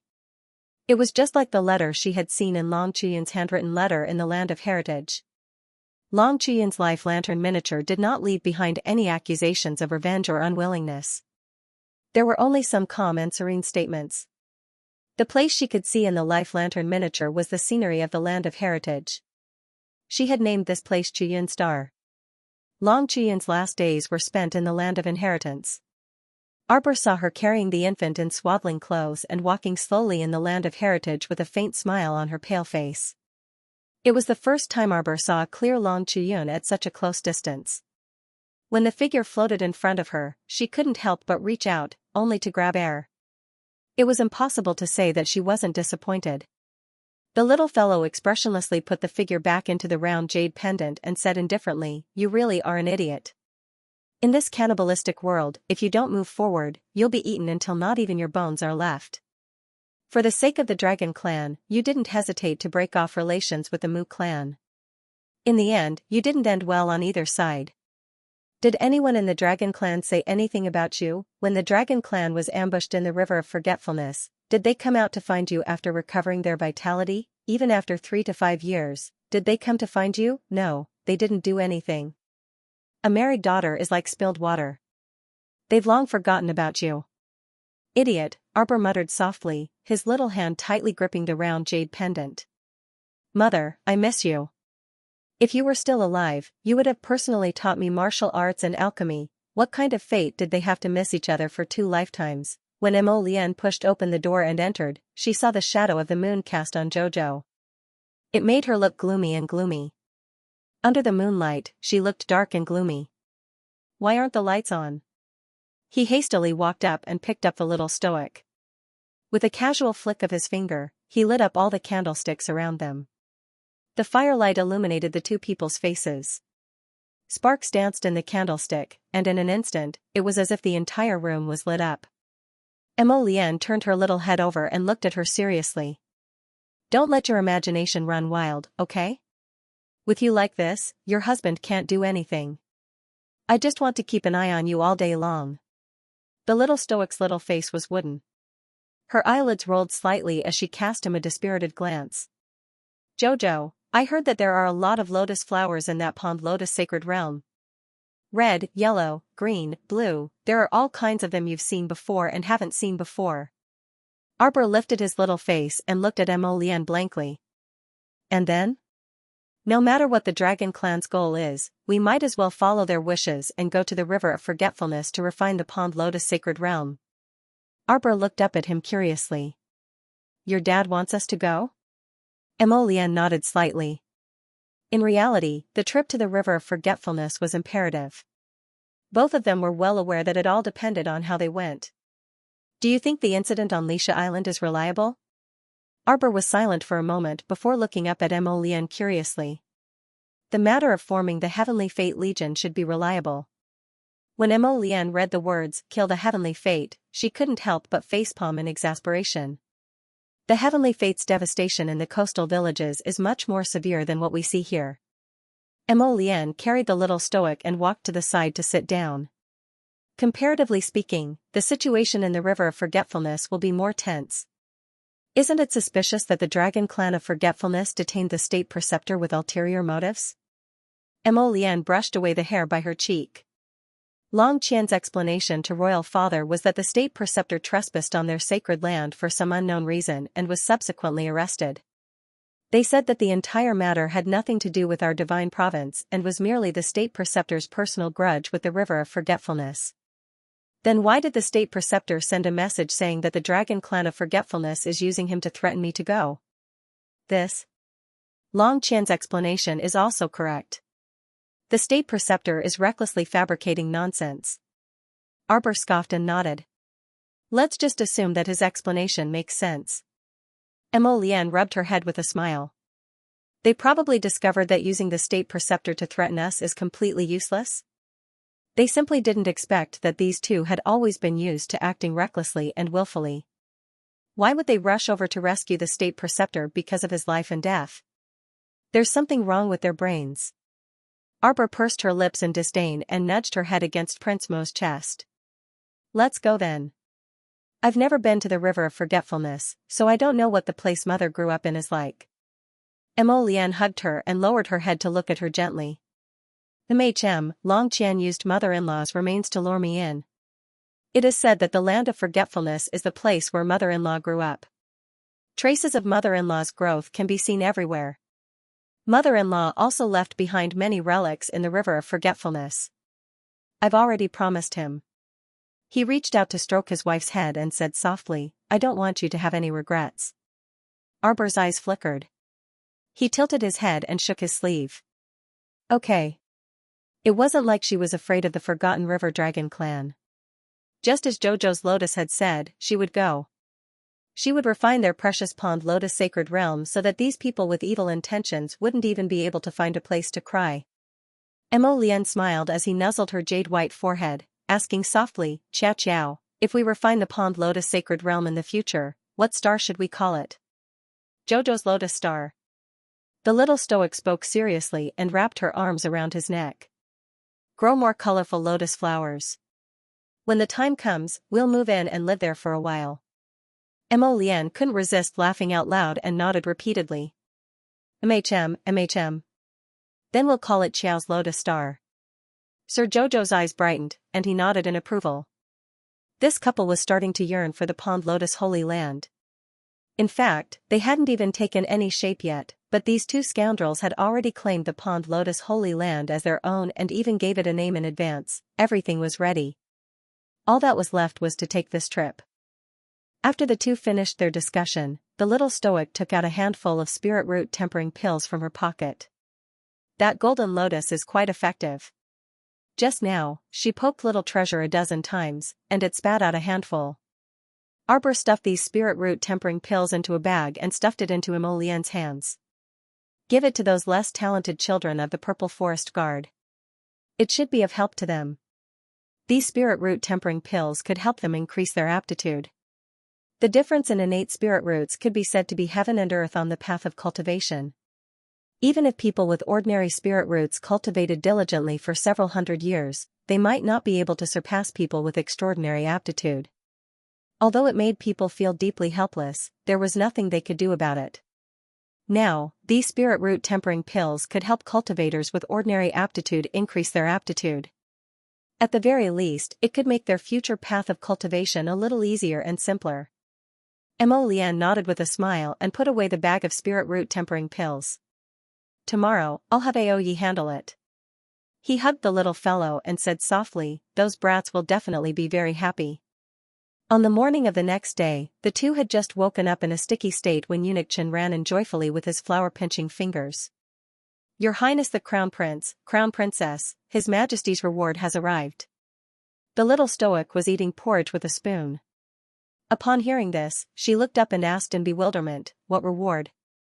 Mo Lian placed a portion of pastry meat in front of his wife and said solemnly, His Majesty naturally has to reward us since he sent us on a diplomatic mission to Wangchuan. What a joke. If there was no reward, they could go as they pleased. It was such an arduous mission, and they had to wander the seas and spend their days on a deserted island. Not everyone could endure this kind of hardship, Arbor's eyes brightened, and he tossed his spoon aside and pulled Emolian up. Let's go and take a look. Emolian tugged at her small hand in amusement and picked up her small rice bowl. Have someone move a table outside. You can admire it while eating. Good idea. Perhaps if this darling is happy, I can eat 2 more bowls of porridge. Sir Jojo's eyes seemed to be sparkling. Prince Emo couldn't help but be overjoyed as he watched from the side. He knew that his wife was the happiest when she was counting the supplies. His father had done a good job today. He had sent someone to deliver gifts early in the morning so that Jojo could eat more. Thus, everyone saw that their master had the dining table moved out of the courtyard early in the morning and accompanied his wife to eat a very sumptuous breakfast in the garden. Everyone in the Eastern Palace knew that the great emperor had sent someone to deliver the reward. The gifts flowed into the Eastern Palace like flowing water. Just the list of gifts alone took more than 2 hours. After the little crown princess finished her breakfast, she nibbled on some fruits and some pastries. When the list of gifts was finally finished, she was secretly speechless. Her eyes sparkled as she glanced at her husband beside her. She nodded repeatedly and said, "Your father is quite impressive." Of course, Mother opened Father's private storehouse and dug out a lot of good stuff for us. Prince Emo grinned and rubbed against his wife's body. Jojo, I'll give you all of these. Are you happy? Arbor nodded. Don't worry, there must be a lot of things in the river of forgetfulness. When the time comes, your husband will secretly help you search for them. Prince Emo murmured in his wife's ear. Sir Jojo's little face became more energetic. Those who were originally very resistant to the idea of going to the river of forgetfulness were now inexplicably reduced by half. Jojo's lotus was right. Since they had a hidden agenda and were harboring evil intentions, Sir Jojo and her husband would go and rob their nest clean. The river of forgetfulness was vast and had abundant resources. When Emolian saw that his wife was starting to get spirited, he hurriedly struck while the iron was hot. Jojo, let's go, we'll go and pack up these goods. Look at our father, he's so rustic, he didn't even bring out a space ring. He even had to bring out a list of gifts to sing, putting on airs. If Emolution heard this, he would definitely scold this rascal to death. What was a reward? Of course, everyone in and out of the court knew. That was a true reward. Xianxia nodded in deep agreement. Then, she stretched out her hand and made a gesture. Over 10 storage talismans suddenly floated up into the air, and sorted everything in the courtyard. Then, all the things that were scattered all over the ground were stored away. Crown Princess. Li Yi suddenly appeared in front of the young crown princess with a leap. This fellow's little face was taut, and there was even a small square brocade box under her arm. When she saw the young crown princess looking at her, she respectfully extended her hand to present the brocade box to her. Please take a look. Her Majesty the Empress said that the property inside should originally be handed over to Your Highness the Crown Prince. Since the Crown Princess is in charge now, it's the same to hand it over to you. The young Crown Princess took a look, and saw that it was filled to the brim with house deeds and spirit coin cards. Her little hand trembled, and she almost dropped the things on the ground. When Emolian saw this, he hurriedly extended his hand to help her hold on to the brocade box. The young Crown Princess quickly patted her husband's chest, saying with a long sigh, Mother really doesn't lack money. Wife, keep all of these well. They're all yours now. When the Crown Prince said this, he didn't see those palace maids and eunuchs in the courtyard looking at him with worried gazes. They were really worried for His Highness In front of the Crown Princess, why did he hand everything over? They remembered that those court officials would more or less keep some private stash of money on their side as backup. His Highness the Crown Prince was too honest with his wife. Husband, do you want to keep some for your use? No need, husband has money. The group of palace maids and eunuchs looked at each other and felt a trace of melancholy. Although he didn't know where this trace of melancholy came from, he still felt quite stifled. Every time they saw the way His Highness and the Crown Princess interacted, they always felt a little stifled. At this time, they still didn't understand that this was the feeling of a single dog being forced to swallow a mouthful of dog food and having nowhere to complain. Speaking of which, the Crown Prince and his wife didn't have much to prepare. In the past 2 days, the young Crown Princess had chosen a few of the more famous shops and estates in the capital from the estate the Empress had given her and toured them. sigh, the number of businesses in her hands was increasing. It seemed that she needed to train a manager to help her manage all the businesses. When the little crown princess returned, her face was full of melancholy. When Crown Prince saw that his wife was unhappy again, he quickly asked for the reason. He couldn't help but laugh. "Jojo, isn't it just finding a female manager? What's there to be worried about? You forgot that there are many talents in all aspects in husband's hidden night pavilion. I'll find one for you." Crown Prince was a man of his word. In less than half a day, he had found a capable female manager for Arbor, Song Ting. Arbor had a long talk with her and was very satisfied with this shrewd middle-aged woman. In the future, with someone to help him filter out important information and grasp all the business trends, she would be able to relax a lot. After all, she still had to put most of her energy into cultivation. As for the various problems with the businesses, she could only pick the important ones to deal with. After another 2 days, Long Qian could not hold it in any longer and went to the emperor to persuade him. For example, Tianyun is in dire straits, we cannot waste any more time on singing and dancing. Another example was, the crown princess leads people around the capital every day, we should not waste too much energy on nonsense, we should focus on doing something practical. He rambled on until the emperor felt dizzy and could not help but reach out to interrupt him. "Young Master Long, what are you trying to say?" Long Qian took a deep breath. If he could, he would pick up the inkstone beside him and smack the emperor on the head. "Why are you pretending to be confused? Your Majesty, let's not beat around the bush. The situation along the River of Forgetfulness is really bad. We should unite the 3 continents and fight against Tianyun together. This is not a joke. We have already delayed long enough, I wonder when the Crown Prince and the Crown Princess can set off with us." "Oh." Realization dawned on the emperor's face as he nodded and said, "We thought you had already discussed it with the Crown Prince and Crown Princess. Didn't you?" "Long Qian, why was this family so difficult to deal with?" Long Huan pressed his throbbing head and tried his best to suppress the anger in his belly. What was her relationship with the little Crown Princess? The emperor would have to be blind to not see it. Their relationship was already like this, but the little Crown Princess would either roll her eyes or ignore them expressionlessly whenever she saw them. What was the point of discussing? The Crown Prince had no integrity in front of his wife. How could they expect the Crown Prince to help them persuade the little Crown Princess? He might as well throw a sow into the sky.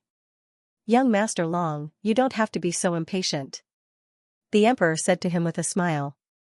These 2 days, the empress sent over some of the properties that originally belonged to the couple.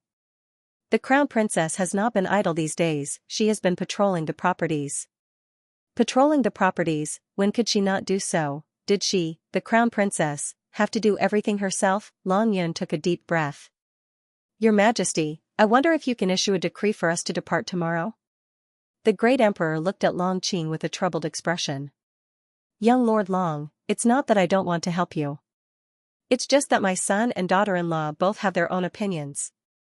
If I issue an edict without asking for the reason, it is very likely that they will throw my edict and the eunuch out of the Eastern Palace." Long Qian was speechless. "What use do I have for you? You are king piece of trash. Why did this family of 4 look so hateful?" Long Shi held back his anger and returned to the guest house. He continued to stay there patiently. 3 days later, the Eastern Palace finally sent someone to look for him. The one who sent the message was a young lady whose face was even more taut than the young Crown Prince consorts. She had a pretty appearance of 18 or 19 years of age and was dressed in black tight-fitting clothes. She hugged her sword and said when she saw him, "We're leaving in the afternoon. Prepare the sea supplies, food, clothing, and other necessities according to this list. It's all thanks to my master. Let's see who's the real deal." With that, she unsheathed her sword and sliced a stone table in the courtyard into 2 halves. Long Shangyun was sitting by the table. She jumped up and screamed in shock and anger. Her finger trembled as she pointed at the girl's departing figure. Long Yun was also so angry that he almost exploded. Thinking of the purpose of this trip, he forced himself to swallow his anger. "Tomorrow, I'll catch up on 2 more chapters."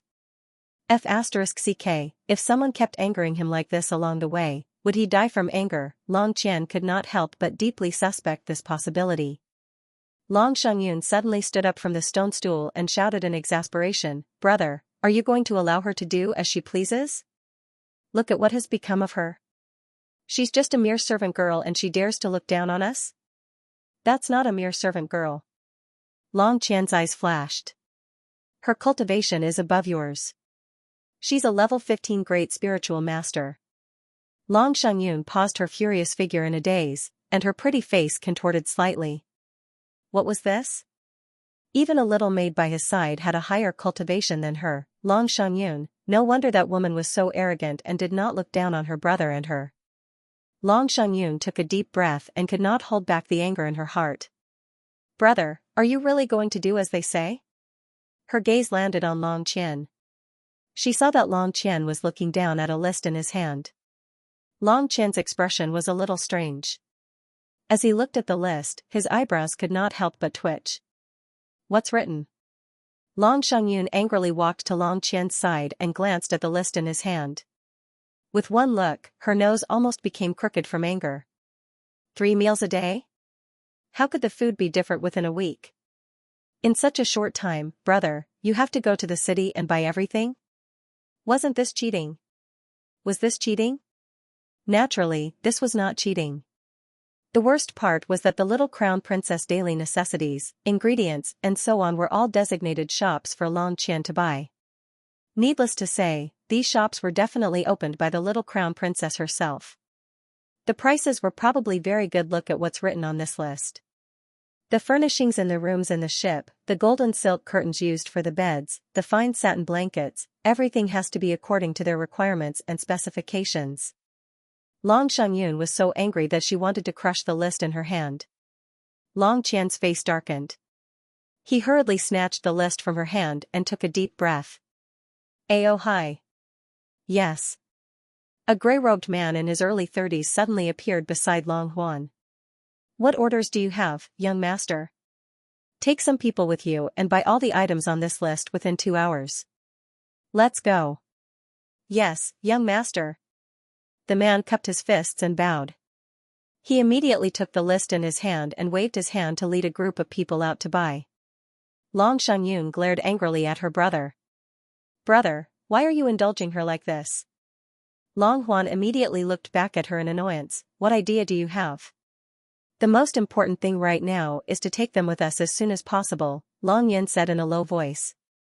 "Don't cause any more trouble." Long Xiangyun's beautiful face was extremely gloomy.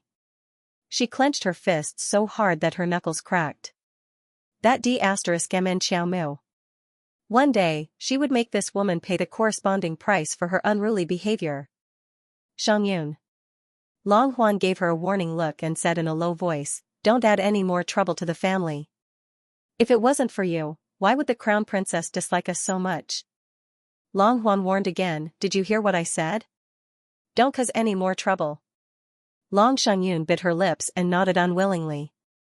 "I understand, brother." Gold and red curtains were drawn, and a fragrant mist filled the air. Mu Rochuan bowed as she walked into the room. "Mother, may I know why you summoned me?" Mu Qingyao was wrapped in a moon-white robe and leaned against the edge of the brocade couch. Mu Qingyao frowned slightly when she saw her daughter's unsmiling face. Her gaze fell on the centipede-like scar on the left side of her face, and she immediately looked away. "Rochuan, pack your things and get ready to leave," Mu Qingyao said casually. Mu Rochuan was startled. "Mother, where do you plan to send me?" Mu Qingyao smiled and said, "My child, you're almost fully recovered. I can't keep you by my side all day and watch you do nothing. Others will gossip about it." "Mother, feel free to tell your daughter what to do," Mu Rochuan said indifferently. Mu Qingyao nodded with a smile. "Rochuan, mother wants you to go to the Forgetful River and do something for mother." Mu Rochuan looked up at the elegant woman in front of her. "Mother, please tell me." Mu Qingyao couldn't help but nod in satisfaction when she saw that Mu Rochuan's attitude was rather respectful. She raised her hand and took out a letter that she had already written and handed it to Mu Rochuan. "Just do as the letter says." Mu Rochuan took the letter, lowered her head, and silently read through it. Then, she looked up at Mu Qingyao in surprise. "Mother, you want me to capture her?" Mu Qingyao nodded. Mother has already thought of a few ways for you. You just have to act according to the circumstances. Mu Rochuan couldn't help but smile bitterly. Mother, I'm afraid this matter won't go as you wish. I wasn't even her match when I was at the peak of my cultivation, let alone now. Rochuan, you have too little confidence in yourself. Mu Qingyao glanced at her indifferently.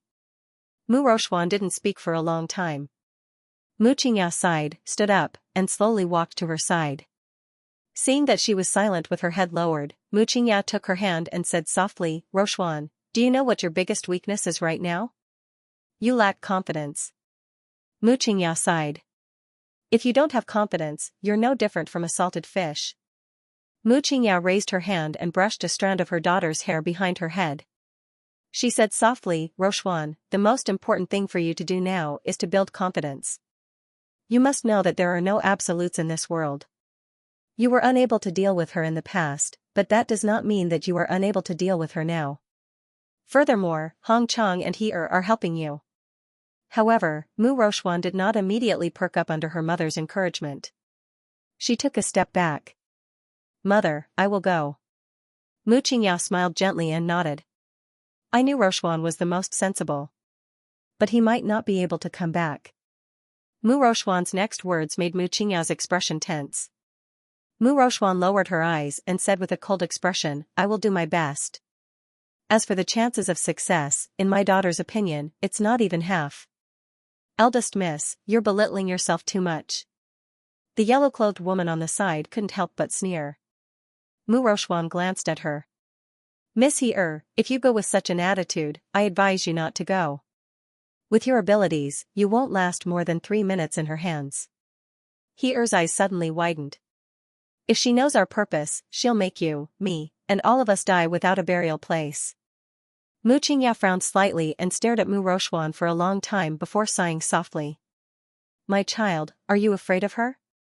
Mother, I was ignorant in the past. Now, I've grown up quickly under the painful lesson.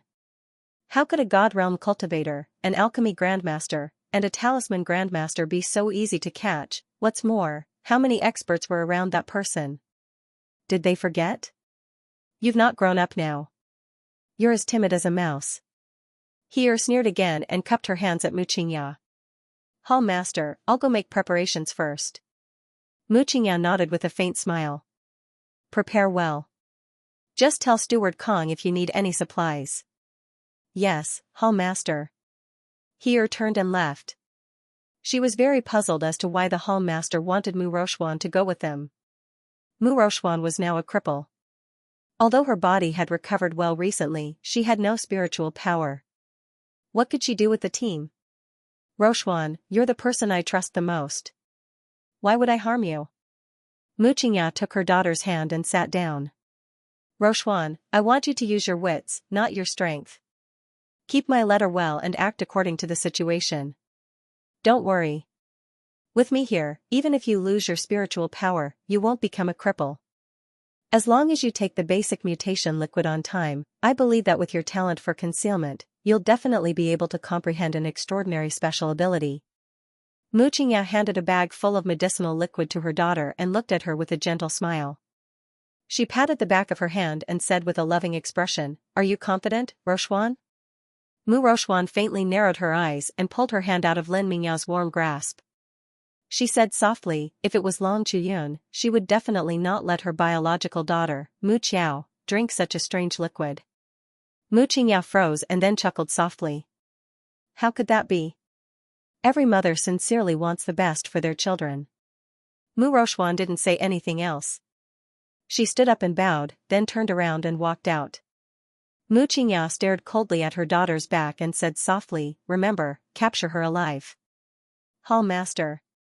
An old woman with a face full of wrinkles appeared beside Mu Qingyao and said in a deep voice, Miss, can we really use you like this? Ro Xian is a smart child. She knows that she has no way out now. She has no other choice but to follow our Tianyun. Yaolan, you don't have to go this time. Let the children do it. Hall master. I know you want to avenge your sister. What happened to Huilan was truly regrettable. She's definitely dead now that she's in Mu Qiao's hands. Mu Qingyao sighed. But I want you to keep an eye on the people of the Hidden Moon Hall. This matter is very urgent. Yes, Hall Master. Zhang Yaolan gritted her teeth. This subordinate can wait for revenge. Mu Qingyan nodded and smiled. If we're lucky, Rochuan should be able to capture him, Lin Chuan Pier. Long Qing stood in the wind in a white robe and watched the people of the Long family moving boxes of supplies onto the ship. The Crown Princess's food, clothing, and other necessities were all purchased according to the list. It was actually very simple.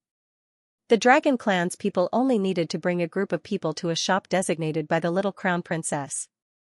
Once they entered and informed them, the goods would be brought directly to the dock. It was obvious that the little Crown Princess had already informed the shopkeeper that everything was ready.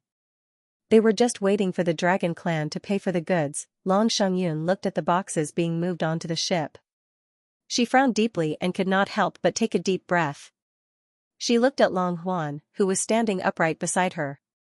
Brother, they are not here yet. The veins on Long Huan's forehead twitched. He suppressed the anger in his heart that was about to explode.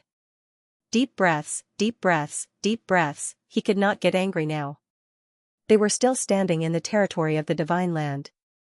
He could not make the decision. After a phoenix's cry. Everyone saw a green bird with long wings coming from afar. Prince Mo and the little Crown Princess stood on its back, hand in hand. Their clothes fluttered in the wind. Behind them was a two-winged eagle. Mu Xingchen stood with his hands behind his back. When Long Huan's gaze fell on the little Crown Princess, he was obviously relieved.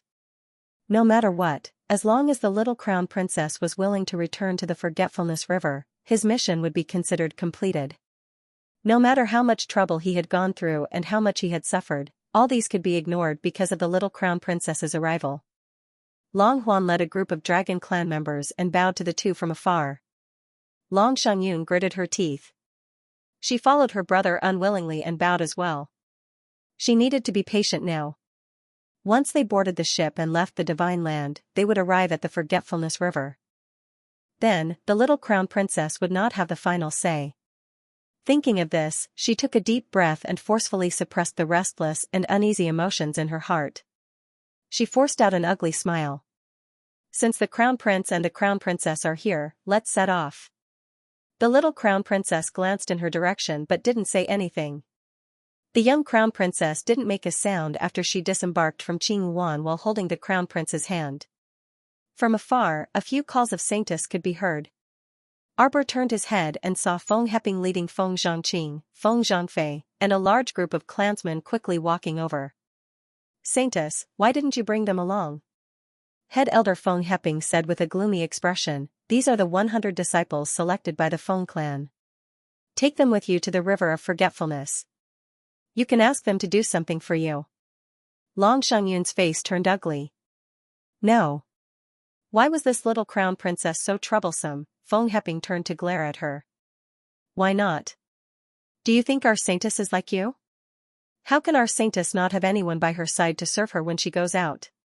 Feng Chongqing and his brother looked at the sky speechlessly. All right, it's decided then. Feng Heping said to himself. He glanced at Long Xiang, then turned to face Arbor with a bright smile. Sanctus, it's getting late. Let's set off.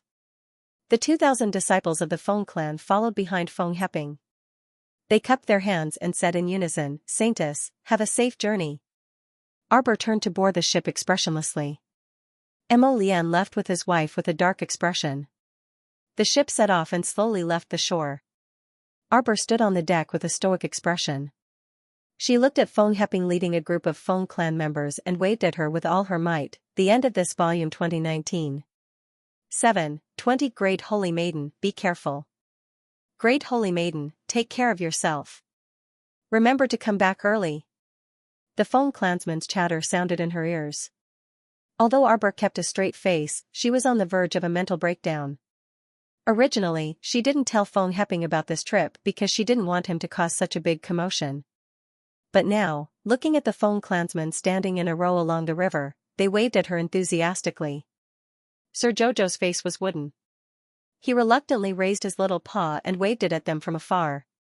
Prince Mo turned to look at his wife. For some reason, he felt like laughing. Feng Changqing coughed lightly. He walked forward and said, "Great holy maiden. It's quite windy here. Let's go into the cabin." Arbor put down her paw and turned around. She put her hands behind her back and walked into the cabin with her back straight. Long Huan and his sister were sitting in the elegantly decorated cabin on the first floor. Seeing them enter, Long Xiangyun's expression turned ugly. She had never seen such a troublesome person before. Who would bring so many guards with them when visiting someone else's home? Only this crown princess would be so troublesome. Arbor pulled Prince Mo and found 2 random seats to sit down. She asked expressionlessly, "Where is our room?" "The last room on the left on the 2nd floor. "It's your room." Long Huan's mouth twitched. "Cousin, don't worry. Everything has been arranged according to your preferences. Golden silk curtains, fine satin blankets, even a pillow and a fine-toothed comb were of high quality. Why don't you go to heaven?" Sir Jojo replied with an "oh" and didn't say anything else. Long Huan rolled his eyes inwardly. He really couldn't stand the way the little crown princess talked to others. If she was happy, she would talk to you. If she wasn't happy, she would ignore you. She couldn't be bothered to talk nonsense with you. Such a strange temperament. What kind of family did he come from? "Since we have nothing better to do, why don't we play mahjong?" Long Xiangyun suddenly suggested. "After we enter the sea, we still need to sail for about half a month." Long Xiangyun glanced at Arbor and said, "It's quite boring to be idle every day." "Oh right, cousin, do you know how to play horse diao?" "I know a thing or two." The little stoic nodded his small head, looking very obedient. Mo Lian's lips twitched. Long Xiangyun smiled and waved her hand. "It doesn't matter if you know a little. It's good that you know how to play. Don't worry, big brother and I will go easy on you." Long Huan smiled and nodded. "Cousin, we're all family. Even if we lose, we can't lose to outsiders." Soon, the mahjong table was set up. Arbor, Long Xia, and Long Xiangyun sat down together. Prince Mo moved a stool over and sat beside his wife. He attentively poured her tea and fanned her. When Long Xiangyun saw this scene, her mouth couldn't help but twitch. "Crown Prince, don't you want to play a few rounds?" Mo Lian glanced at Long Huan impatiently. "How can I win my wife's money? It was really annoying to flaunt affection all the time, okay?" Long Huan silently shut his mouth. Then he turned and said to a guard standing beside him with a sword, "Jiang Song, come and play a few rounds with us." The guard instantly looked terrified and shook his head repeatedly. "Young master, I don't have money." Long Xiangyun was anxious to get back at him. She clapped her hands and said, "Sit down. If we lose, you don't have to pay. Big brother will naturally pay." Long Huan. The little crown princess cupped her fists at the 3 of them. "Thank you for letting me win." The 3 of them were speechless. "Let me win, my ass. The game hasn't even started yet." What's with her expression, as if she's sure to win? It's so depressing. Feng Changqing and his brother, who were standing behind the little crown princess, couldn't help but twitch their lips. They felt that the little crown princess's expression just now was strange and hilarious. "Wifey, you just have to perform normally." Crown Prince Mo fanned his wifey while peeling an orange with his slender, jade-like fingers. "Cousin, with your net worth, why don't we play a little bigger? How about 10 times the original amount?" Long Xiangyun's smile was extremely radiant. Arbor nodded. "It doesn't matter. I like it when cousin is so generous." Long Xiangyun smiled and complimented her, but her hands didn't slow down at all as she played a deck of cards. Arbor drew a card expressionlessly and played a card that she didn't want. Prince Mo stuffed a piece of orange into her mouth. She chewed twice, played another round, and drew a flower. Just look at her expression. It was impossible to tell whether her cards were good or bad. She was expressionless the entire time. Mu Xingchen inspected the front and back of the boat and found that there were about 100 Dragon Clan members on the boat. The boatman had been sailing the route from the River of Forgetfulness to China all year round. It was said that he had been sailing for more than 10 years and was very experienced. You immortals. It's said that there's a transportation array that can transport you far away in a flash, right? But it can't be used at sea. The boatman's tanned face showed a simple and honest smile. There's no specific direction at sea. It's not as easy to identify as on land. If you're transported wrongly, you'll probably be lost at sea forever. That's why I've sent many immortals like you. When they go to the river of forgetfulness, they'll come to us. Mu Xingchen chatted with the boatman for a long time. When he returned to the cabin, he saw his sister and Long Huan at the mahjong table. As soon as he stepped through the door, he heard his younger sister's cold voice in his ear. A one-colored 9-treasure lotus lantern. Thank you. 888,000 spirit coins per family. Thud. Mu Xingchen saw a guard fall from his stool and sit on the ground. Long Shangyun's hand that was holding the card trembled slightly. She put on a fake smile and said, "Cousin is really lucky." It's okay, it's okay. Let cousin win a little first. Long Shangyun continued to smile. Jiang Song, get up quickly. Don't act like you haven't seen the world. Anyway, Big Brother will pay you if you lose. What are you panicking for? Long Xia felt like crying. Jojo, have some water. Mo Lian handed a teacup to his wife. Jojo-sama took a sip and shuffled the deck again with the others. His movements were fluid and it was obvious that he was not a newbie. Long Shangyun secretly gritted her teeth. Her face trembled as she said, "Cousin, you don't look like a newbie. Why do you say you know a little?" I do know a little. Arbor nodded and said sincerely, not many people are willing to play with me. I've only played horse diao 5 times in my life. This is the 5th time. Everyone, Feng Zhangfei couldn't help but laugh. His elder brother, Feng Chongqing, glanced at him. Feng Zhangfei hurriedly stopped. If Feng Heping was here and saw that Feng Zhangfei dared to laugh at the saintess, he would definitely use a water ladle to smash 3 big bumps on his head. Half an hour later. Long Shangyun's cold sweat dripped down from her head, and she couldn't help but fall to the ground. In such a short period of time, she lost 13 rounds in a row. The little crown princess played 13 rounds in a row, all of which were the same color, the same color, the same color, the same color, and the same color. Long Qian's face was somewhat numb as he played. The 14th round, the same color, the same color. The 15th round, the same color, the same color, the 16th round, ha, ha, ha ha. Long Shangyun's forehead was covered in cold sweat, and she suddenly raised her hand to support her forehead. Brother, I feel a bit dizzy. I want to go rest first. Why don't you find someone else to play? Long Qian hurriedly stood up and pretended to support his younger sister. Shangyun, are you all right? Maybe it's because the weather is too hot. The sea will be even hotter. We haven't even entered the sea yet, Arbor said lightly. Long Qian laughed dryly and continued, then, Crown Princess, I'll help Shangyun back to her room to rest first. Don't you plan on leaving after paying the spirit coins? Long Qian's back stiffened. We played 19 rounds just now, so the total is 16872,000 spirit coins per person. Leave after paying the bill. This Crown Princess doesn't like people owing me money. Long Qian stiffly turned around and said to the young Crown Prince consort, You. Why you, but aren't you very good at playing cards? How could she have the face to say that she only knows a bit? The little Crown Princess had a puzzled expression. I only know a bit. She only knew how to play cards, so how could she not know a bit? She didn't even know how to play ping hu, and she had always complained about it to her mother. Mo Lian, who was sitting on the side, was about to die from laughter. Just now, he had been sitting next to his wife and watching her play cards. It was simply a visual pleasure. His wife was like a little monster, getting whatever she wanted and getting whatever she wanted. Her 9 treasures lotus lantern seemed like a gift from the heavens. As expected of a relative of the Tendo family, Prince Mo thought to himself. Long Yan took a deep breath. All right. Like a martyr, he took out several spirit coin cards from his pocket and tossed them all to Qiao Mu.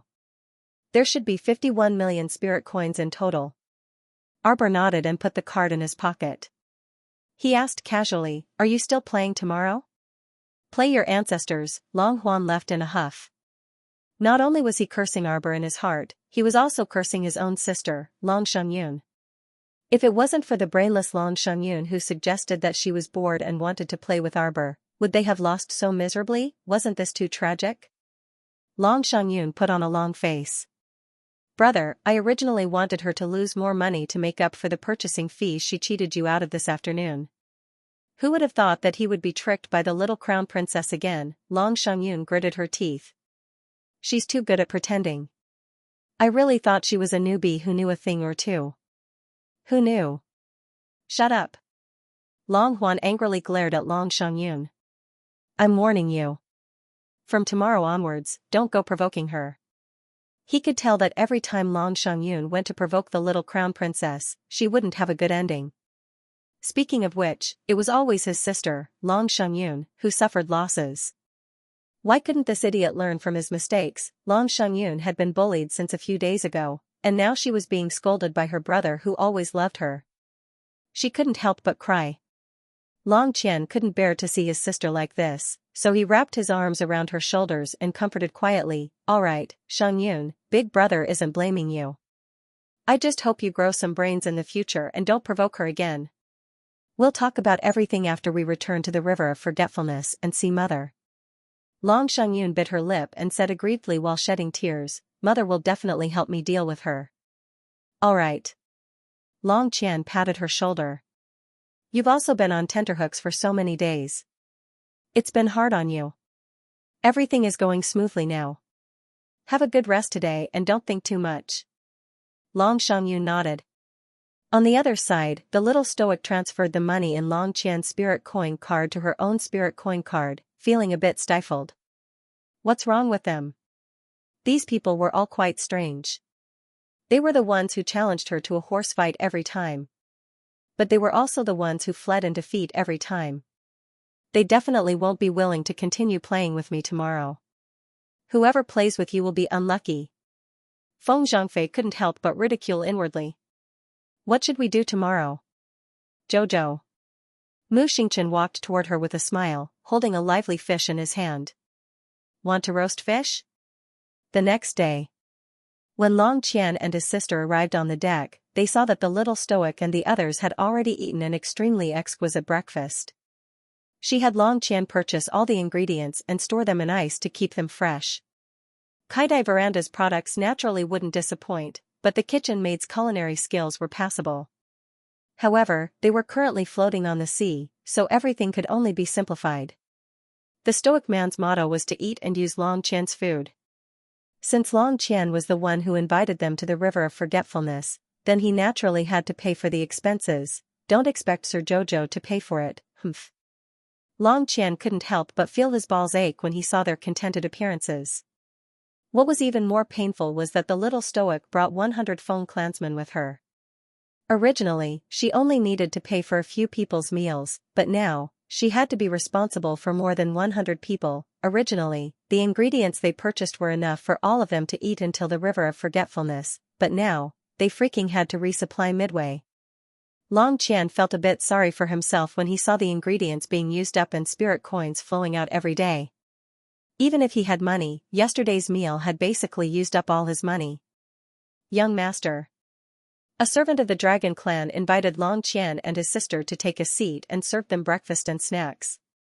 The little stoic, Prince Mo, Mu Xingchen, and the Feng Chongqing brothers were seated at the original square table.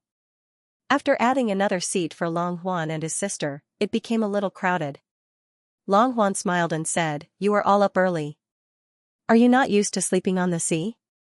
Mu Xingchen said indifferently, "It's all right. We will cross the river and enter the sea at this time tomorrow. When the time comes, the sailing speed will be faster.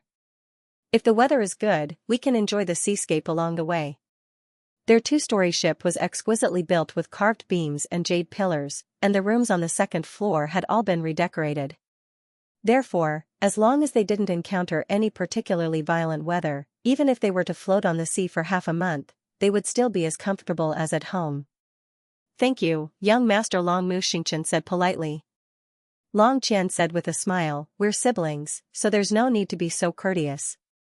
As they spoke, they heard clanking on the surface of the river. Everyone looked over and saw a skiff bobbing up and down on the river, drifting with the current. A person was sitting at the bow of the skiff with his back facing them. From the back, his white robes and long hair fluttered in the wind, making him look like an elegant young sir. The sound of a zither flowed along with the river water, approaching from afar. The little stoic glanced curiously in that direction, her eyes revealing traces of vigilance. Which elegant young sir with a normal brain would go with the flow and play the zither in this boundless river? With such a small boat, a slightly bigger wave would immediately capsize it. What elegance could a drowned rat have? Long Juan's eyes flickered as he gazed at the back of the figure on the skiff. He said with a smile, "Truly an interesting brother. Cousin, do you think we should invite him to sit on the boat?" The little crown princess turned to look at him, revealing a treacherous expression that seemed to want to say something but hesitated. As Long Juan held his teacup, a strange thought instantly surfaced in his mind. Why did he feel like his cousin's gaze was so abnormal? Feng Zhangfei's lips twitched, and he looked at Long Juan sympathetically. He felt that with the little lady's abnormally vile and bewitching personality, this young Master Long was probably going to be in trouble again. "Cousin, there's no harm in speaking frankly. You like men?"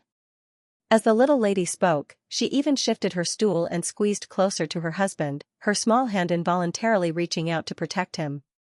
Mo Lian, Long Juan, right now, his mental activity was, "Why can't I freaking slap this little stoic to death? What nonsense are you spouting?" Long Xiangyun was enraged. "How can you slander my brother like this?" The little stoic extended 2 fingers, drawing an arc with her gaze. "Just now, you kept looking at the man on the skiff with a strange gaze. Is it admiration?" Everyone, Long Juan's face twitched harshly.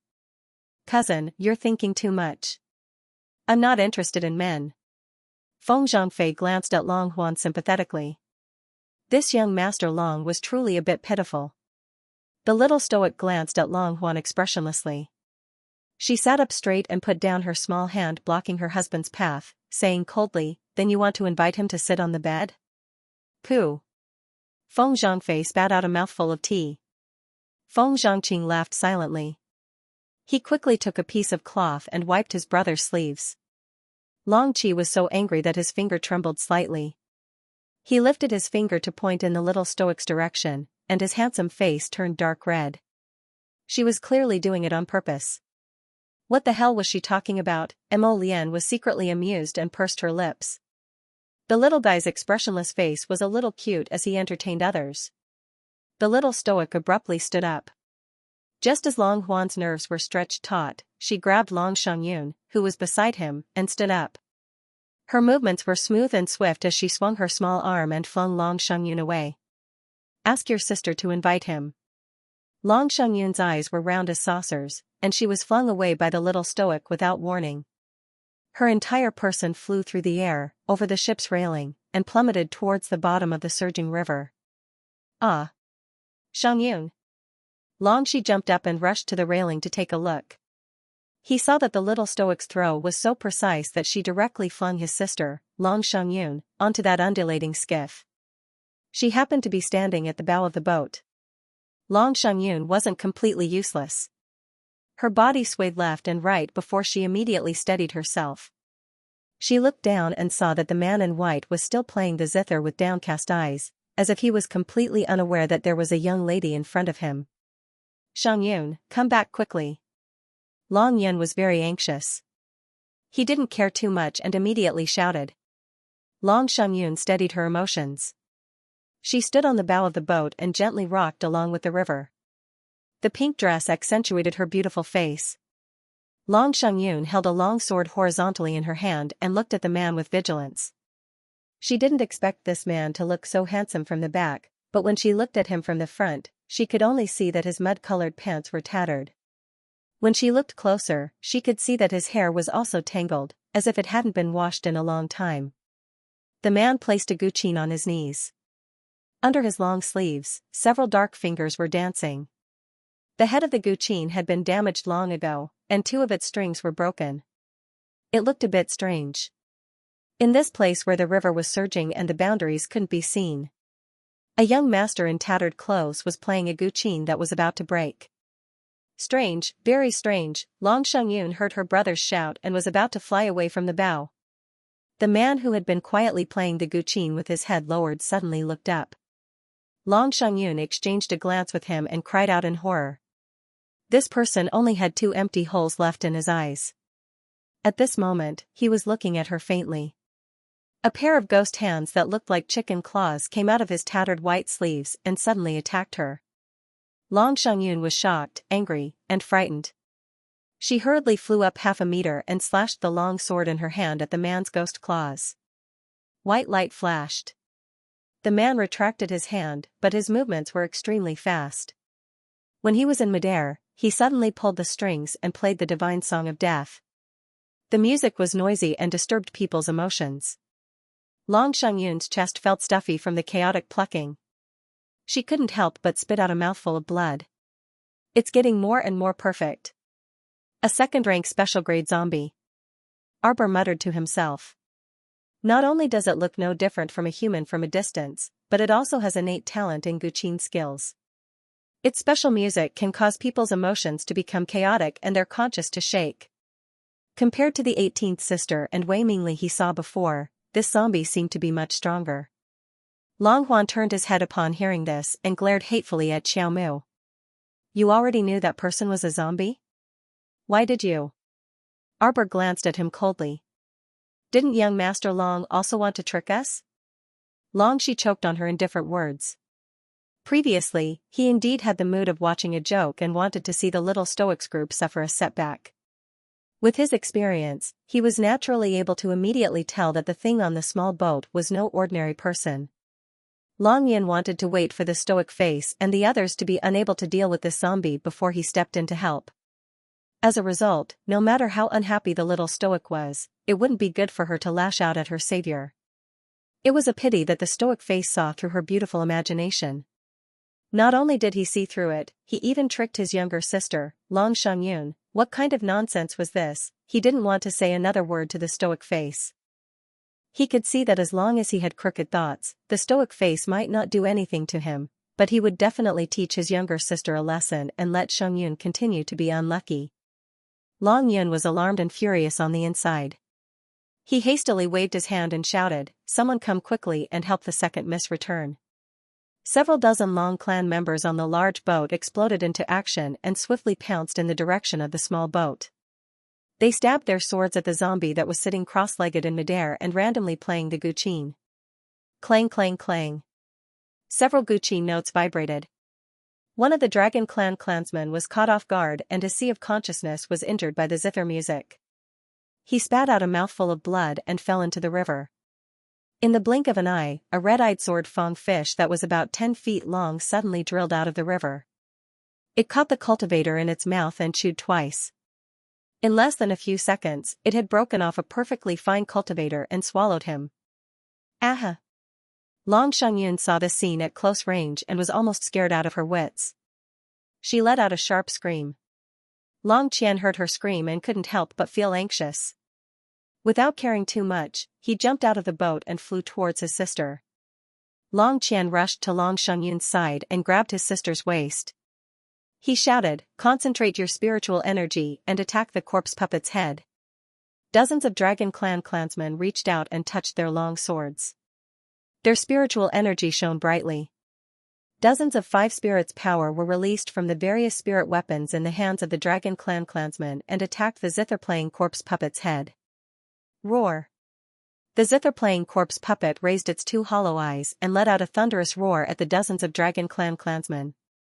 The river water suddenly became turbulent, and a whirlpool formed in the middle of the river, rolling and rotating.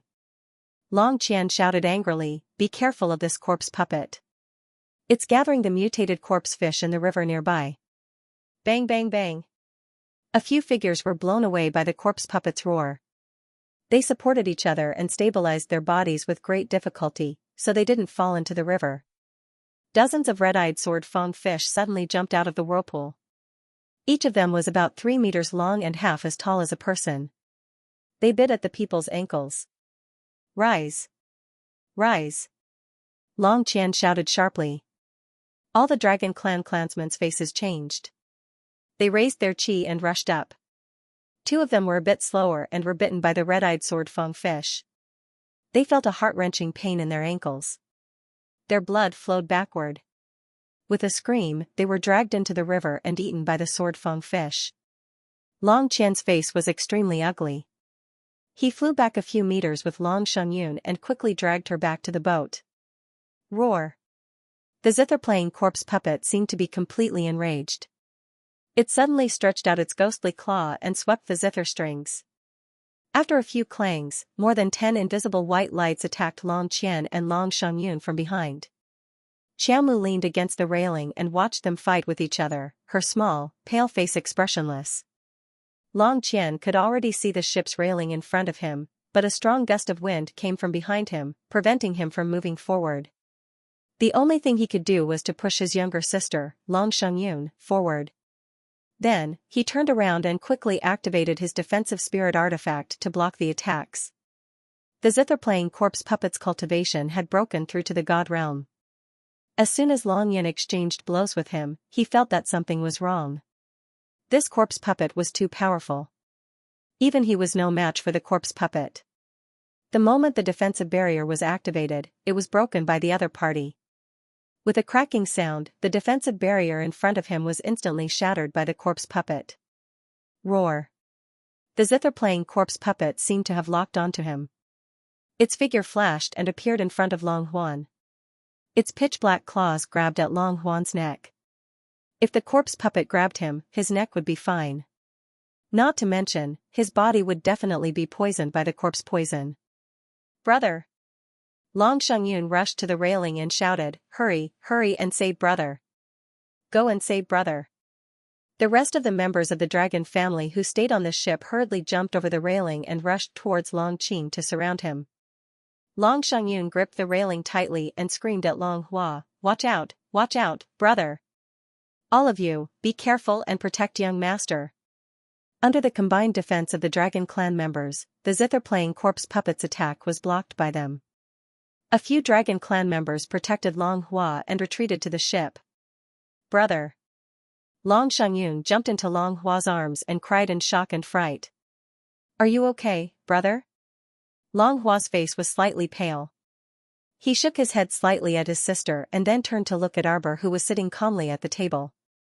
Like an enraged leopard, Long Xiangyun abruptly pounced in Xiao Mu's direction and swung her fist at Xiao Mu's face without any explanation. "Do you have any sense of propriety when joking? You can't play around with this kind of thing." "Ah." Before Long Xiangyun could get close, Arbor whipped her away. "Xiangyun." Long Hua hurriedly had two dragon clan members grab Long Xiangyun. The two dragon clan members supported Long Xiangyun on both sides and barely steadied themselves before glaring angrily in Arbor's direction. Arbor grabbed Mu Xingchen's hand and looked in Long Xiangyun's direction. He said coldly, "You want to die?" Long Xiangyun's eyes were red with anger.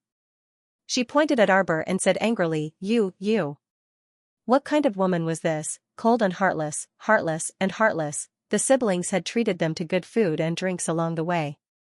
How many spirit coins had they spent for this woman? However, the other party didn't appreciate it at all. Just now, they even threw her to the corpse puppet, causing her to almost die. Arbor snorted and turned to look at Long Hua. His eyes flashed with a demonic light.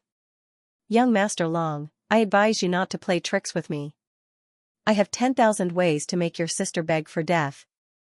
You can try them one by one." Long Hua's heart went cold. He hurriedly went forward and grabbed the furious Long Xiangyun. "Cousin, you misunderstood." "I misunderstood?" Arbor glanced at the siblings as if they were idiots. "You're an expert in the sea. How could you not know whether the visitor is a human or a ghost?" "Long Xiangyun, I'm not joking with you. I'm Arbor, and I never joke." Arbor looked coldly at Long Xiangyun, who was about to go crazy, and said word by word, "I wanted you to die just now, so I threw you out. Didn't your brother want to screw me over? I'll screw you over first. Let's see who dies first." "You." She hurriedly grabbed Long Xiangyun, who was so angry that she wanted to rush up again. Long Huan looked at Arbor deeply and took a deep breath. "It's my fault. I shouldn't have used that corpse puppet to joke with my cousin. It's good that you know." Arbor looked at him coldly, then turned and left. Long Xiangyun shrieked, "Where are you going?" Once this woman left, Prince Mo and the others naturally followed. Were they going to let the Dragon Clan members deal with the zither-playing corpse puppet alone? Didn't they need to do anything? Long Huan grabbed his sister's hand tightly, stopping her from rushing over and humiliating herself again. Taking a deep breath, Long Huan lowered his voice and said to the Dragon Clan members, "Everyone gather and deal with the corpse puppet." Thump thump thump, thump thump. Knocking sounds came from around the ship. A few boatmen ran up sweating profusely and hurriedly said to Long Huan, young lord, it's bad. We don't know what's at the bottom of the ship, but it's digging at the deck. If it's penetrated, the lower cabin will leak. The entire ship might not survive." Long Huan was shocked. It's the sword-fang fish. In this vast water, if the ship was penetrated, they could only fly. However, it was hard to tell directions on the sea. If they flew in the wrong direction and had to start all over again, it would be troublesome. Moreover, even the strongest flying spirit beast couldn't fly for more than 10 days without stopping. However, they couldn't stop on the water unless they encountered a small island. According to his experience, the nearest ferry would only arrive tomorrow night. If they changed ships there, if they were lucky, they could buy a ship immediately. If they were unlucky, they would have to wait. Xianxia, take 10 people down and guard the bottom of the ship. Do your best to get rid of those sword-fang fish. Yes. Aohai, come with me to meet the crown princess and the rest. Long Huan took a deep breath and closed his eyes tiredly. There were still so many days left on this trip. If he didn't build a good relationship with the little crown princess, the journey would be very difficult. It was also his fault. He knew that the little crown princess was someone who couldn't tolerate sand in her eyes, but he had to use the corpse puppet to test her. In the end, he went for wool and came home shorn. He almost lost his sister's life. Long Huan brought Aohai to the second floor of the ship and knocked on the door of the little crown princess's room. It was Mu Xingchen who opened the door.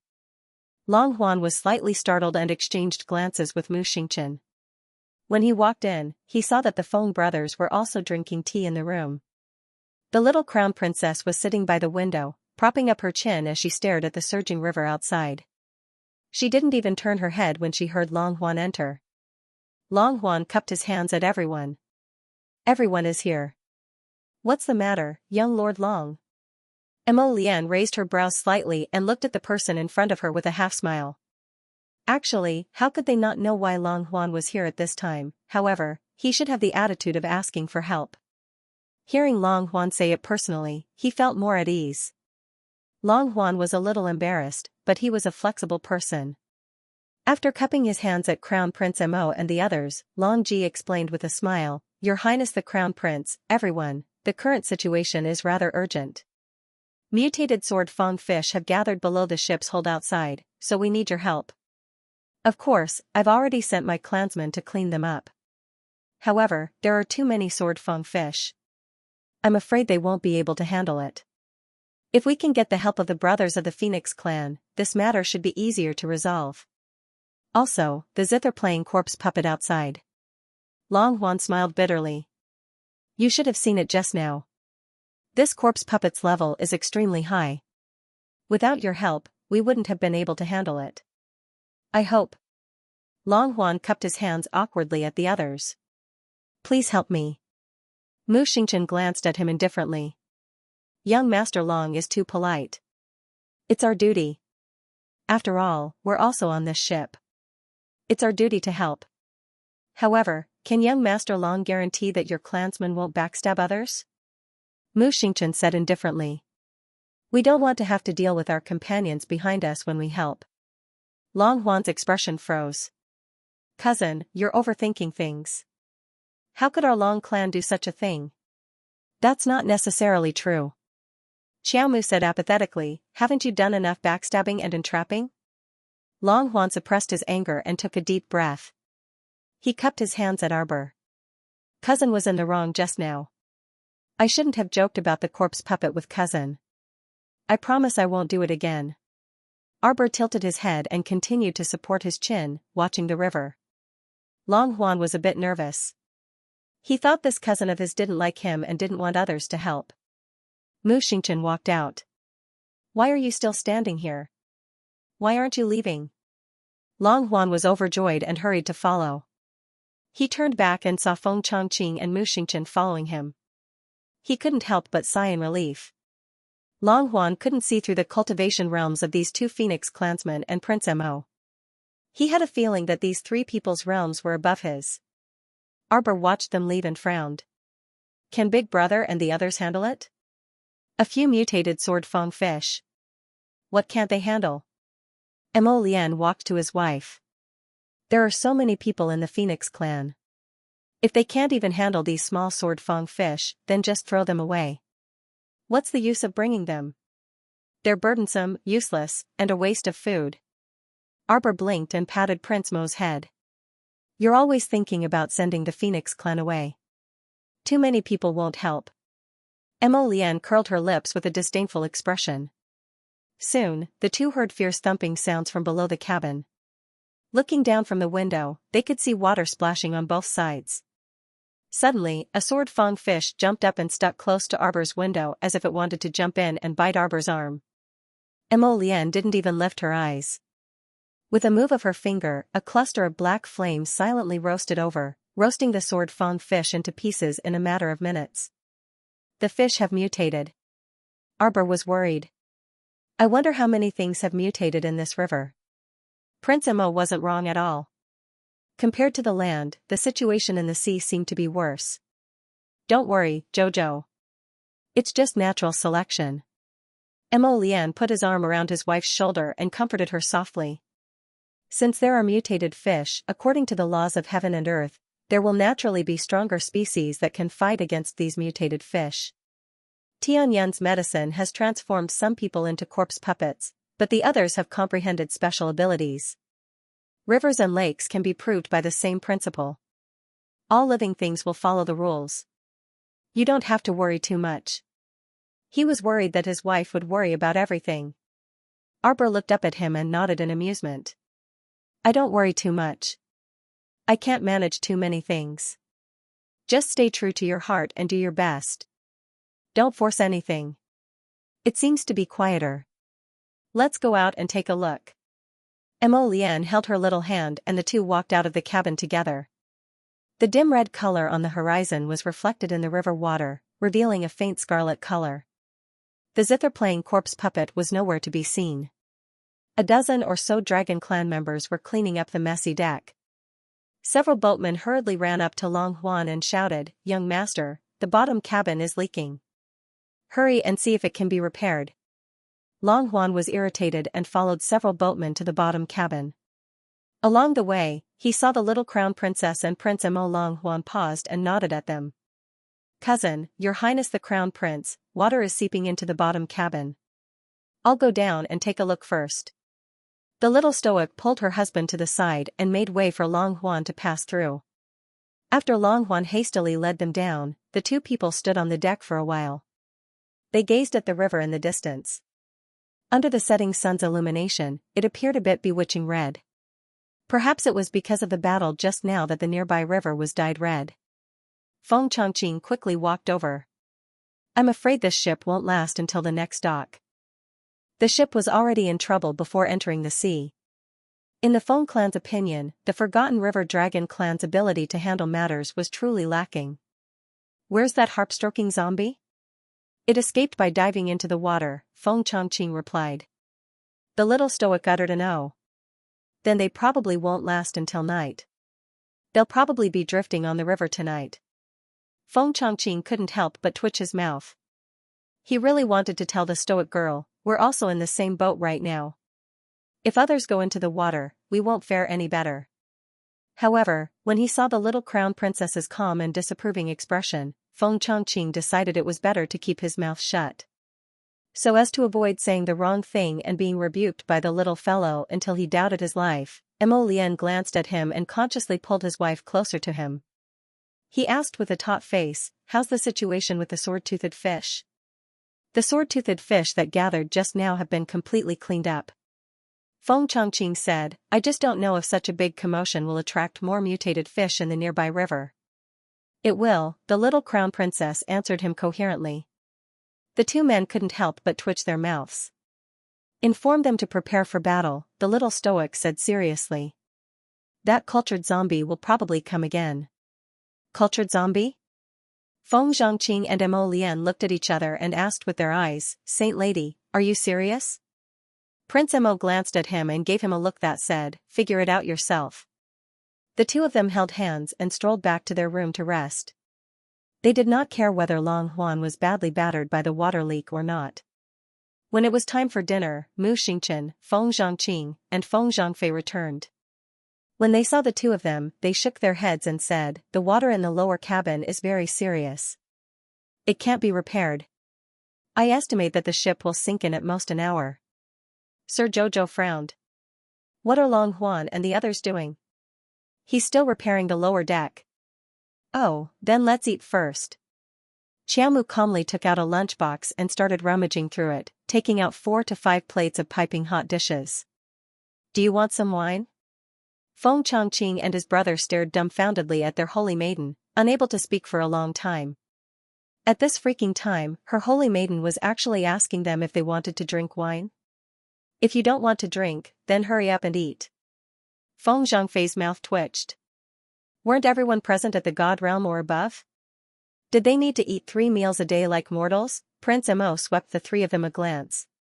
Feng Chongqing and the other two sat down resignedly. My master said that humans are made of iron and rice is made of steel. If you don't eat, you'll starve.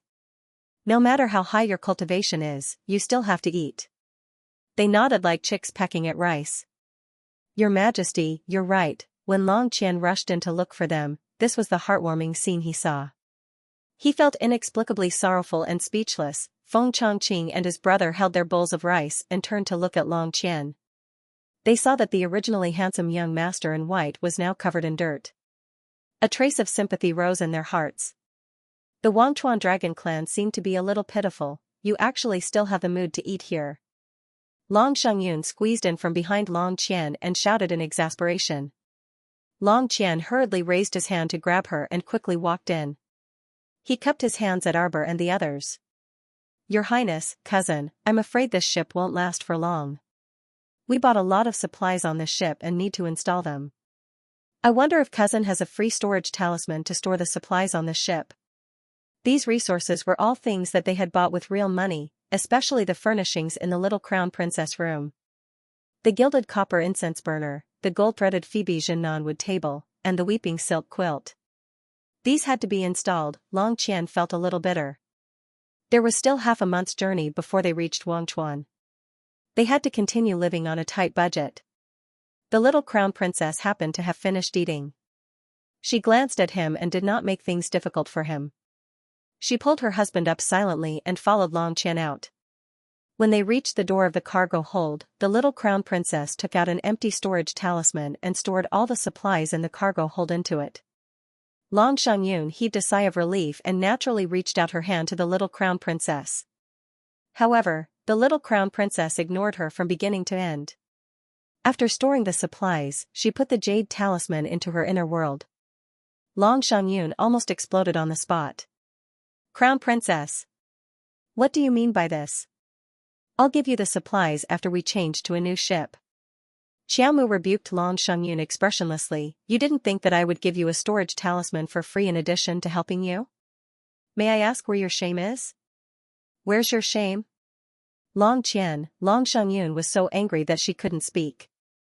The experience of past tragedies told Long Shangyun that it was best not to refute the little crown princess at this time. Otherwise, she might get beaten up again. This crown princess was simply an evil little demon. She would immediately draw her sword and brandish her fists when she couldn't even finish a sentence with you. Why don't you give it a try? The little crown princess will definitely beat you up until you start doubting your life. They're baffling. The little stoic looked up at Mo Lian. Prince Mo laughed as he nodded. He pulled his wife's hand and walked out. Young Master Long, I hope you don't forget that we are only here to help you. It doesn't matter if you don't help. What a joke. Didn't Long Huan run in himself and ask them to use the storage talisman to collect the supplies on this ship? He had a lot of demands, And he even wanted his wife to hand over the storage talisman. It was really baffling. Long Huan smiled bitterly and cupped his hands. Yes, please continue to help me collect the goods on the ship. Don't forget about the things in your rooms. Those were all money. Long Huan's heart was very dismal. He kept feeling that he was truly lowly enough serving this young couple on this journey. Return to the river of forgetfulness, return to the river of forgetfulness, return to the river of forgetfulness, everything will be fine. Long Huan reminded himself in his mind and silently swallowed his bitterness. Long Huan reached out and tightly grasped Long Xiangyun's wrist, afraid that his sister would go mad from anger and not be able to hold back from making things difficult for the young crown prince consort.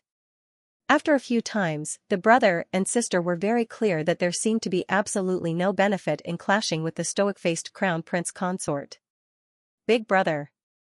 Long Xiangyun was so angry that she wanted to cry. She had never seen such a vile person. Long Xiangyun felt that if she continued to interact with the young crown princess like this, the latter would drive her crazy sooner or later. Why don't we go our separate ways? Big brother. Long Xiangyun's anger had yet to dissipate.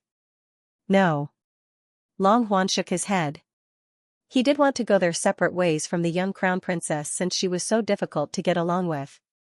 However, the problem was that he had to ensure that the young crown princess would not turn back midway and reach the river of forgetfulness safely. Bear with it for a while, Xiangyun. Long Huan knew that his sister had been spoiled by her family since she was young. She had suffered too much at the hands of the crown princess these few days, and his heart ached for her. However, in order to successfully complete this mission, she did not mind suffering a little. Long Huan took a deep breath and said, "Your cousin has an eccentric personality and doesn't play by the rules. Just keep your distance from her. With her quiet personality, if you ignore her, she won't take the initiative to find trouble with you. Why do I have to accommodate her in everything?" Long Xiangyun was furious and almost flew into a rage. What cousin? I won't acknowledge her identity. I don't know how Long Chiyun raised her daughter to have such an unruly and disorderly thing. Xiangyun. Long Huan hastily covered her mouth in fright and looked around with a guilty conscience. Seeing that there was no one else around, he sighed in relief. If the crown prince consort had heard those words just now, she would definitely have taught Xiangyun a lesson. There was no doubt about that. Alright, let's go and get ready. Later, we'll summon your flying bat. We'll rush to the nearest ferry and change boats first. But we're in such a hurry. Is it so easy to change boats? Long Huan sighed. Let's take it one step at a time. Right now, he was also extremely anxious. Truly, the road to happiness was strewn with setbacks. If he wanted to bring the crown princess back to the river of forgetfulness, why was it so difficult? After the little crown princess looted everything in the room, she followed the 100 people from the Phoenix clan to the deck. At this time, the water on the lower deck had gradually spread to the deck, and the whole hull was tilting to one side. The ship is sinking. Long Shi turned to look at his sister, Long Xiangyun. Xiangyun, summon the flying bats. Yes, big brother. Long Xiangyun waved her hand, and an enormous bat that blended into the night appeared before everyone. Go. Long Yin waved his hand, and the Dragon Clan clansmen carried the boatman and jumped onto the back of the flying bats. Brother, come up quickly. Long Xiangyun stood on the back of the flying bat and looked down at Arbor's group on the deck. She snorted. Long Huan cut open a few partitions in the cabin and quickly placed them into his inner world. If his inner world wasn't so small, he would have placed a few more partitions. Hearing Long Xiangyun's voice, Long Huan agreed. He then glanced in the young crown prince consort's direction. Seeing that they were still standing motionlessly on the puddles of water on the deck, he warned with a frown, "Cousin, the ship is about to topple over. You should also quickly summon your flying beasts and follow us to the nearest ferry. There's no need for you to worry." Arbor glanced indifferently at Long Shi. The latter sighed and cupped his hands toward them. Then, with a leap, he landed beside Long Xiangyun. Clang clang. When Long Shi heard the intermittent zither sounds, his expression suddenly changed, and he urged Long Xiangyun to hurry and leave. This was the sound of the zither playing corpse puppet in the day. This fellow wouldn't be here to ambush them again in the dark and windy night, right, after a howl, a white figure pounced at the flying bat, instantly eliciting panicked screams. Longxi shouted in a low voice, "Don't panic. Activate the defensive barrier." Boom boom, boom. Gusts of strong wind flowed down from the sky. In the pitch-black night, everyone could only see the streaks of light emitted by the crisscrossing sword aura. Long Shengyun shouted anxiously, "Hurry, hurry and fly. Go, go." The flying bat flapped its wings, flying unsteadily. The people standing on the bat's back naturally fell as well. It was a thrilling experience. "Holy Lady," a Phoenix clansman hurriedly said, "can you allow this subordinate to summon the flying beast? Be careful of that corpse puppet." Boom. Arbor expressionlessly raised her hand and released a black gold arrow. The arrow pierced through the air, carrying a violent gust of wind as it shot viciously toward the head of the corpse puppet pouncing down from the sky. The corpse puppet played its zither, and the zither sounds vibrated, deflecting the black gold arrow. The black gold arrow lost its aim and pierced to the side. It made a turn in the air and shot toward the corpse puppet's head again with a whoosh. This corpse puppet couldn't be so smart. After dodging the first time, it simply didn't expect the black gold arrow to make a turn. The black gold arrow hit the back of its head with a crisp clang. Arbor pulled out a vine whip with hidden barbs from her sleeve and viciously lashed it at the corpse puppet's head. With a crisp crack, the little fellow ruthlessly whipped off a large piece of rotten flesh on the zither-playing corpse puppet's head. The Phoenix clansmen surrounding the little girl all looked at the unusually valiant stoic face with shining eyes. They suddenly cheered and almost applauded. Mo Lian glanced at them speechlessly. "Step back. This bunch of idiots." "Awoo, awoo, awoo." The zither-playing corpse roared. Everyone felt that the boat under their feet was trembling, slowly spinning along with the river. Countless sword fang fishes jumped out of the water and flew to the deck, wanting to bite anyone they saw. It was a pity that these little things were facing experts above the deity realm. Everyone could produce partial divine armor to protect their bodies, so it was impossible for them to be bitten by the sword fang fish. Furthermore, the speed of everyone's attacks was extremely fast. The sword fang fish simply couldn't get close to them. It was chopped into pieces in midair. "Ascend." At Arbor's command, everyone floated into the air. Then, they saw the little girl take out several divine power balls from her inner world and throw them at the water below. Boom, boom boom boom, boom boom. A terrifying explosion shook the entire river, and in that instant, time seemed to stop. A deep whirlpool appeared in the river, and the countless sword fang fishes that were torn to shreds were instantly sucked into the whirlpool. Awoo, awoo, awoo.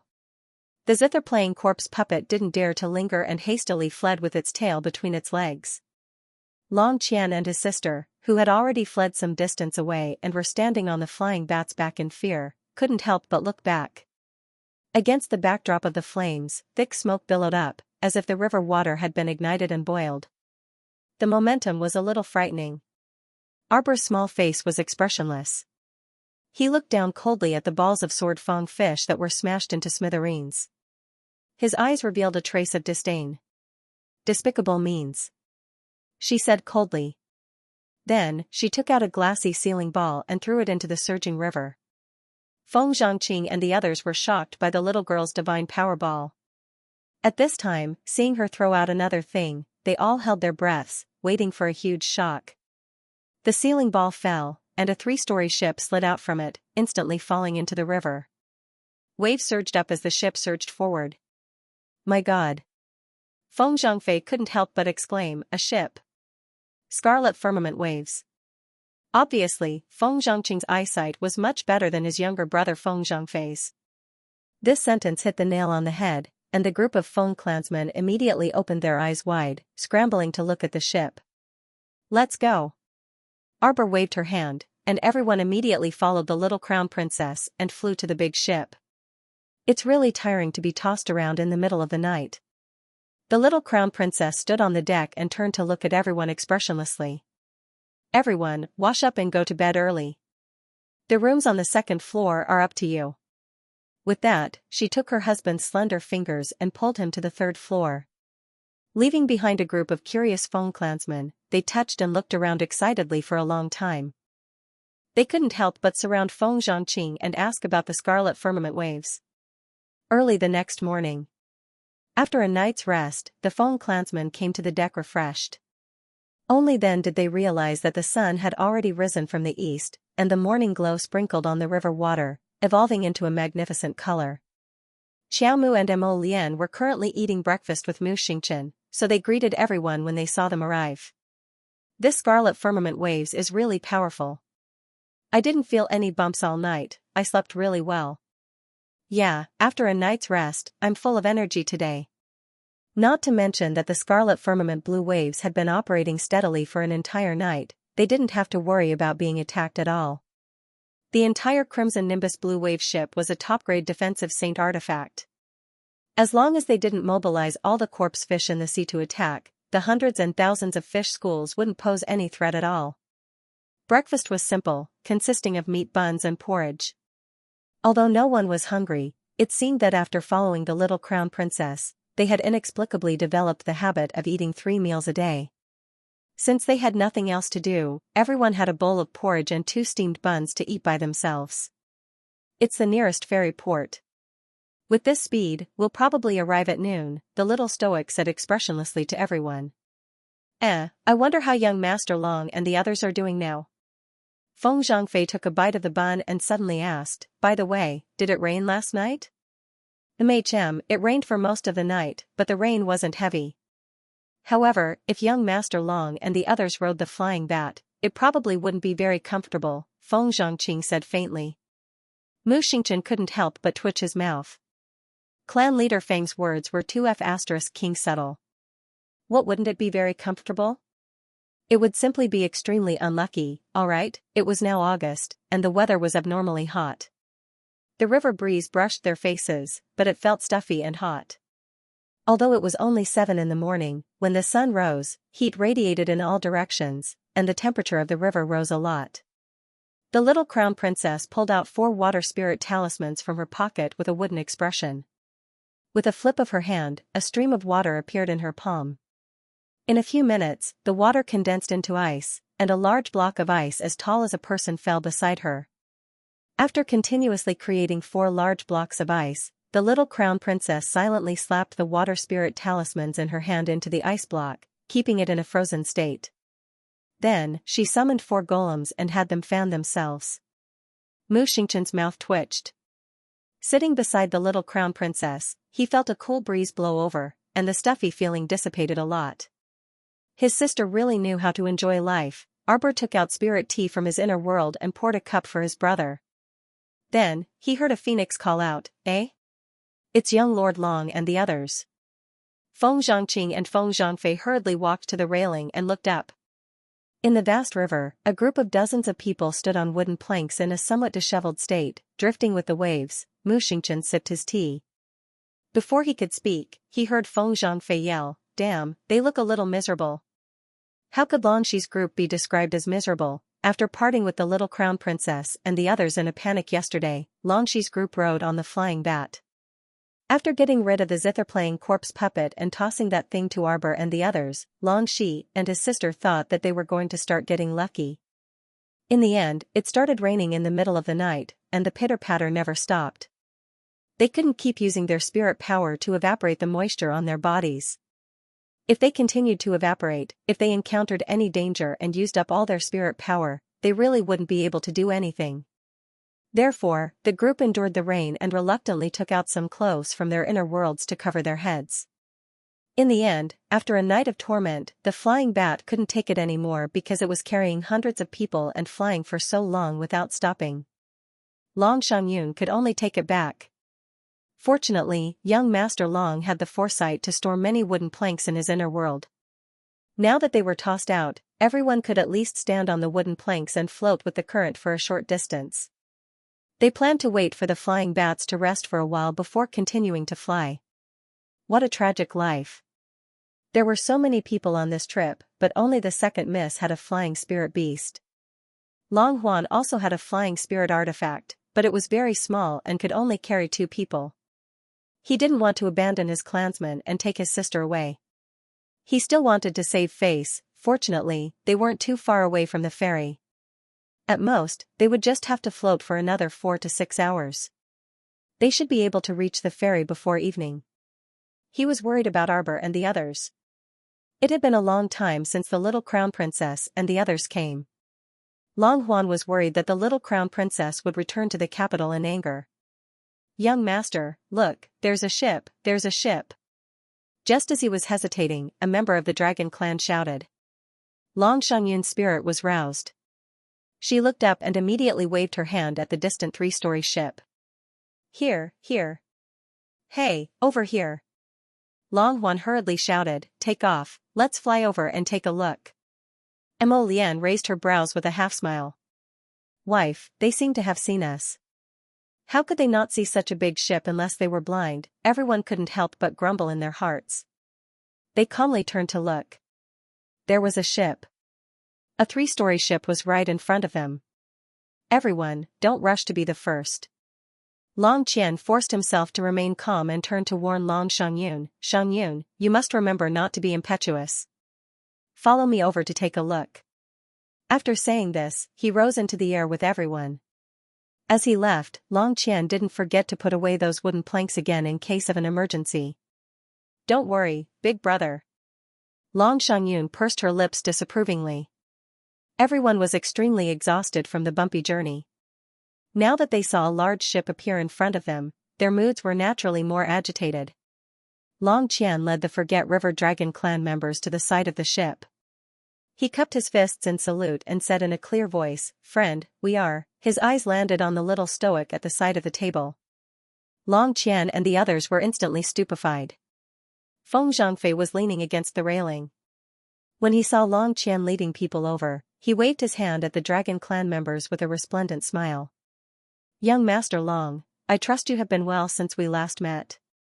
Long Qian glanced at Feng Zhangfei dumbly. He opened his mouth but couldn't speak for a long time. Long Xiangyun and the others were also stupefied, as though they had been punched in the face. Yes, were their eyes playing tricks on them or what? Why did the stoic-faced crown princess and the others look so comfortable and contented? Where did this magnificent 3-story ship come from? Could it be that they had already stayed on this ship and spent the night comfortably since last night? After Long Qian's expression changed several times, he finally stabilized his emotions with great difficulty and forced out a smile that was uglier than crying at Feng Zhangfei. "Young Master Feng, you guys? What is this ship?" "Young Master, look. There are so many mechanical people on this ship, and even the one manning the helm is a mechanical person?" One of the Forget River Dragon clan members exclaimed in shock. Could it be the legendary Crimson Firmament Wave? Long Qian's eyes abruptly widened as he carefully sized up the large ship in disbelief. Long Xiangyun was so shocked that she lost her voice and couldn't utter a word for a long time. Crimson Firmament Wave, the legendary sacred weapon Crimson Firmament Wave ship was actually right in front of them right now? Impossible. Could it be that you're overthinking it? Long Xiangyun could not help but shout out. She would never believe that the little crown princess actually had a sacred weapon like the Scarlet Firmament Blue Wave. Impossible. Impossible. Long Xiangyun glared at the little stoic and tugged at her eldest brother's sleeve. Long Shi nodded slightly and led Long Xiangyun and the remaining 70 or so clansmen towards the deck. Boom. With a flash of light, the Scarlet Firmament Blue Waves, a large-scale defensive saint artifact, let everyone witness its power. Long Huan and the others were all blocked by the light released by the red Firmament Blue Waves. They looked at each other in confusion. "Cousin, can you let us come up first?" Arbor looked at Long Hua with a troubled expression. "The holy artifact has a spirit. If the red Firmament Blue Wave doesn't allow you to come up, there's nothing I can do." Long Xiangyun's pretty face twisted slightly. "Who are you trying to fool? Aren't you its master? Won't it be fine if you remove its external defense so that it doesn't block us?" Arbor blinked and glanced at her before directly refusing. "What do you know? The holy artifact has a spirit and has its own thoughts. It's not something the master can control at will. You indeed don't understand since you don't have a holy artifact." Arbor shook his head at Long Xiangyun. Long Xiangyun nearly vomited blood from anger. Upon seeing this, Long Qian silently pulled Long Xiangyun to his side and looked at that stoic face in despair. Although this child didn't have any expression at all at this moment, Long Qian saw the word mischievous on Sir Jojo's small face. Continuing to be mischievous with a wooden face truly made people feel very helpless. Cousin, tell me, what do you want? Long Xiangyun turned to look at her elder brother, Long Qian, as if she had seen a ghost. What did elder brother mean by this? Could it be that they still had to pay for a boat ride? They were truly crazy, crazy, crazy. The boat fare is 1 million spirit coins per person, Arbor said expressionlessly. The boat will arrive at the next ferry. After that, you will have to pay for a bigger boat that's more reliable. Don't let it break down after half a day at sea. At that time, I'm afraid you won't be able to afford the rest of the expensive boat fare. Long Qian already knew how much of a scammer the little crown princess was, but he still underestimated how much of a scammer this stoic face was. He really wanted to cry. Cousin, can you? The little crown princess waved her hand. I'll give you a discount. There are more than 70 people here, so I'll round it off and you'll pay 70 million spirit coins. You might as well rob me. Long Xiangyun couldn't resist cursing loudly. The little stoic glanced at her disdainfully. You're so poor from head to toe. What do you have for me to rob you of? This disdainful gaze and disdainful tone made Long Xiangyun so angry that she wanted to vomit blood. Here. Long Qian gritted his teeth and agreed. Didn't the little crown princess like money? Then he would give her money. As long as it could improve their relationship, he wouldn't hesitate to give her more money. However, cousin, I don't have that much cash on me. Can you sign an IOU? When we return to River of Forgetfulness, I'll definitely give you the full amount. After saying this, Long Qian immediately realized that his cousin was looking at him with even more disdain. You're too poor. Arbor shook his head. His serious expression of disgust made Feng Zhangqing and the others twitch their mouths. Alright then, Arbor sighed, since we're on the same road, I can't just leave you in the lurch. Unlike you guys, you immediately fled on your flying bats the moment you saw the zombies. The Long siblings' faces alternated between green, white, and red. After the little stoic scolded them, they waved their hands and opened Qishao Songlong's defensive barrier. Long Huan and the others finally let out a sigh of relief. They quickly went through the gap in the shield and landed on the deck. After a night of torment, Long Huan and the other poor people all looked pale. They were very unlucky. Arbor looked at them and took out a brush and ink from his inner world. Young Master Long, please. Long Huan took a deep breath and quickly signed an IOU and handed it to Arbor. Then, he looked around the interior of Red Nimbus Blue Waves. This deck was more than 3 times wider than their previous ship. Not only was it spacious, but it was also fully furnished with tables, chairs, cups, and plates. More than 100 Feng clansmen sat in groups of 2s and 3s at their respective small tables, drinking tea and munching on melon seeds. Pairs of eyes looked at them curiously. Why the F***ck did they look like they deserved a beating? After Long Huan landed, he discovered that there were 4 ice walls erected around his cousin. There were 7 to 8 golems fanning themselves on the side. No wonder the cool breeze blew over. On the small table in front of them were tea, snacks, and a few servings of fresh-looking fruits. Long Huan felt a headache coming on, and his eyebrows couldn't help but twitch. Why does this guy look like he needs to be taught a lesson? Cousin, this scarlet firmament blue wave is? Oh, you were running too fast. I didn't have time to call you. Arbor said indifferently, this scarlet firmament blue wave was given to me by an elder in Shuntian Prefecture. I don't use it often, so I often forget about it. Qiaomu's words caused the Long siblings' chests to hurt from choking. They were sure that this guy did it on purpose. Things like not using it often and not being able to remember it were all excuses. She had purposely waited for them to leave on the flying bat before she slowly took out the sacred artifact and placed everyone inside. Long Xiangyun pursed her lips and whispered, he's just watching us make a fool of ourselves. Long Huan tugged at her sleeve, and Long Xiangyun shut her mouth in embarrassment. Young Master Long, I think you guys are tired. Mu Xingchen stood up and said, I'll bring you guys to the rooms on the 2nd floor to rest. Long Shi immediately looked at Mu Xingchen with a wary gaze. How could they be so kind? Don't worry, 1 million spirit coins is enough to cover food and lodging. Mu Xingchen explained and gestured for them to enter. Longxi heaved a sigh of relief. That's right, when the little crown princess asked them for a sky-high price, she did say that the fairy fare was 1,000,000 spirit coins, but she didn't say anything about food and lodging. Longxi and his sister followed Mu Xingchen to the second floor. Only then did they realize that there were many rooms on the second floor. From the outside, the scarlet firmament blue wave looked like a 3-story ship that was slightly bigger than a normal ship. But when they got closer, they realized that the cabin seemed to stretch on endlessly. As they walked along the corridor, they seemed to have passed by dozens of rooms, but they still couldn't see the end of the cabin. As expected of a sacred weapon, Longxi was speechless. It seemed that the space on this ship was completely different from the outside world.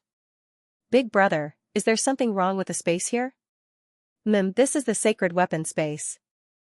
It looks no different from a normal ship from the outside, but when you enter, you realize that it's a completely different world. Mu Xingchen stood still and pointed to the rooms behind. The rooms in front are all occupied by us. You guys can do whatever you want in the back. Long Shangyun hurriedly opened the door to one of the rooms. After closing the door, she went to open another one. Mu Xingchen said faintly, Miss Long, the furnishings in the room are exactly the same. There's no need to be picky. The reason he brought them here was to prevent them from entering the wrong room. Thank you. Long Huan sincerely thanked Mu Xingchen. Then, he let his younger sister choose a room to enter while he chose the one opposite. The other members of the Dragon clan also went to choose their own rooms to wash up and rest. Mu Xingchen nodded at Long Yun. Young Master Long, you've worked hard this time. I won't disturb you any further. If you want to eat, please come to the deck. Thank you, cousin. Long Qi hurriedly cupped his hands and watched Mu Xingchen leave. He wasn't in a hurry to return to his room. Instead, he pushed open the door and walked in. Long Shangyun was touching everywhere with a curious look on her face. She touched the bedside table for a while, and then touched the lamp at the side. These are all made of wood. Long Shangyun rolled onto the wooden bed and heaved a sigh of relief. Although there was no mattress or blanket and it felt hard to sleep, at least it was sheltered from the wind and rain. The room was warm and fragrant. It was much better than sleeping outside for a night. End of chapter 4267. Don't forget to subscribe, like, and share the video to support the channel.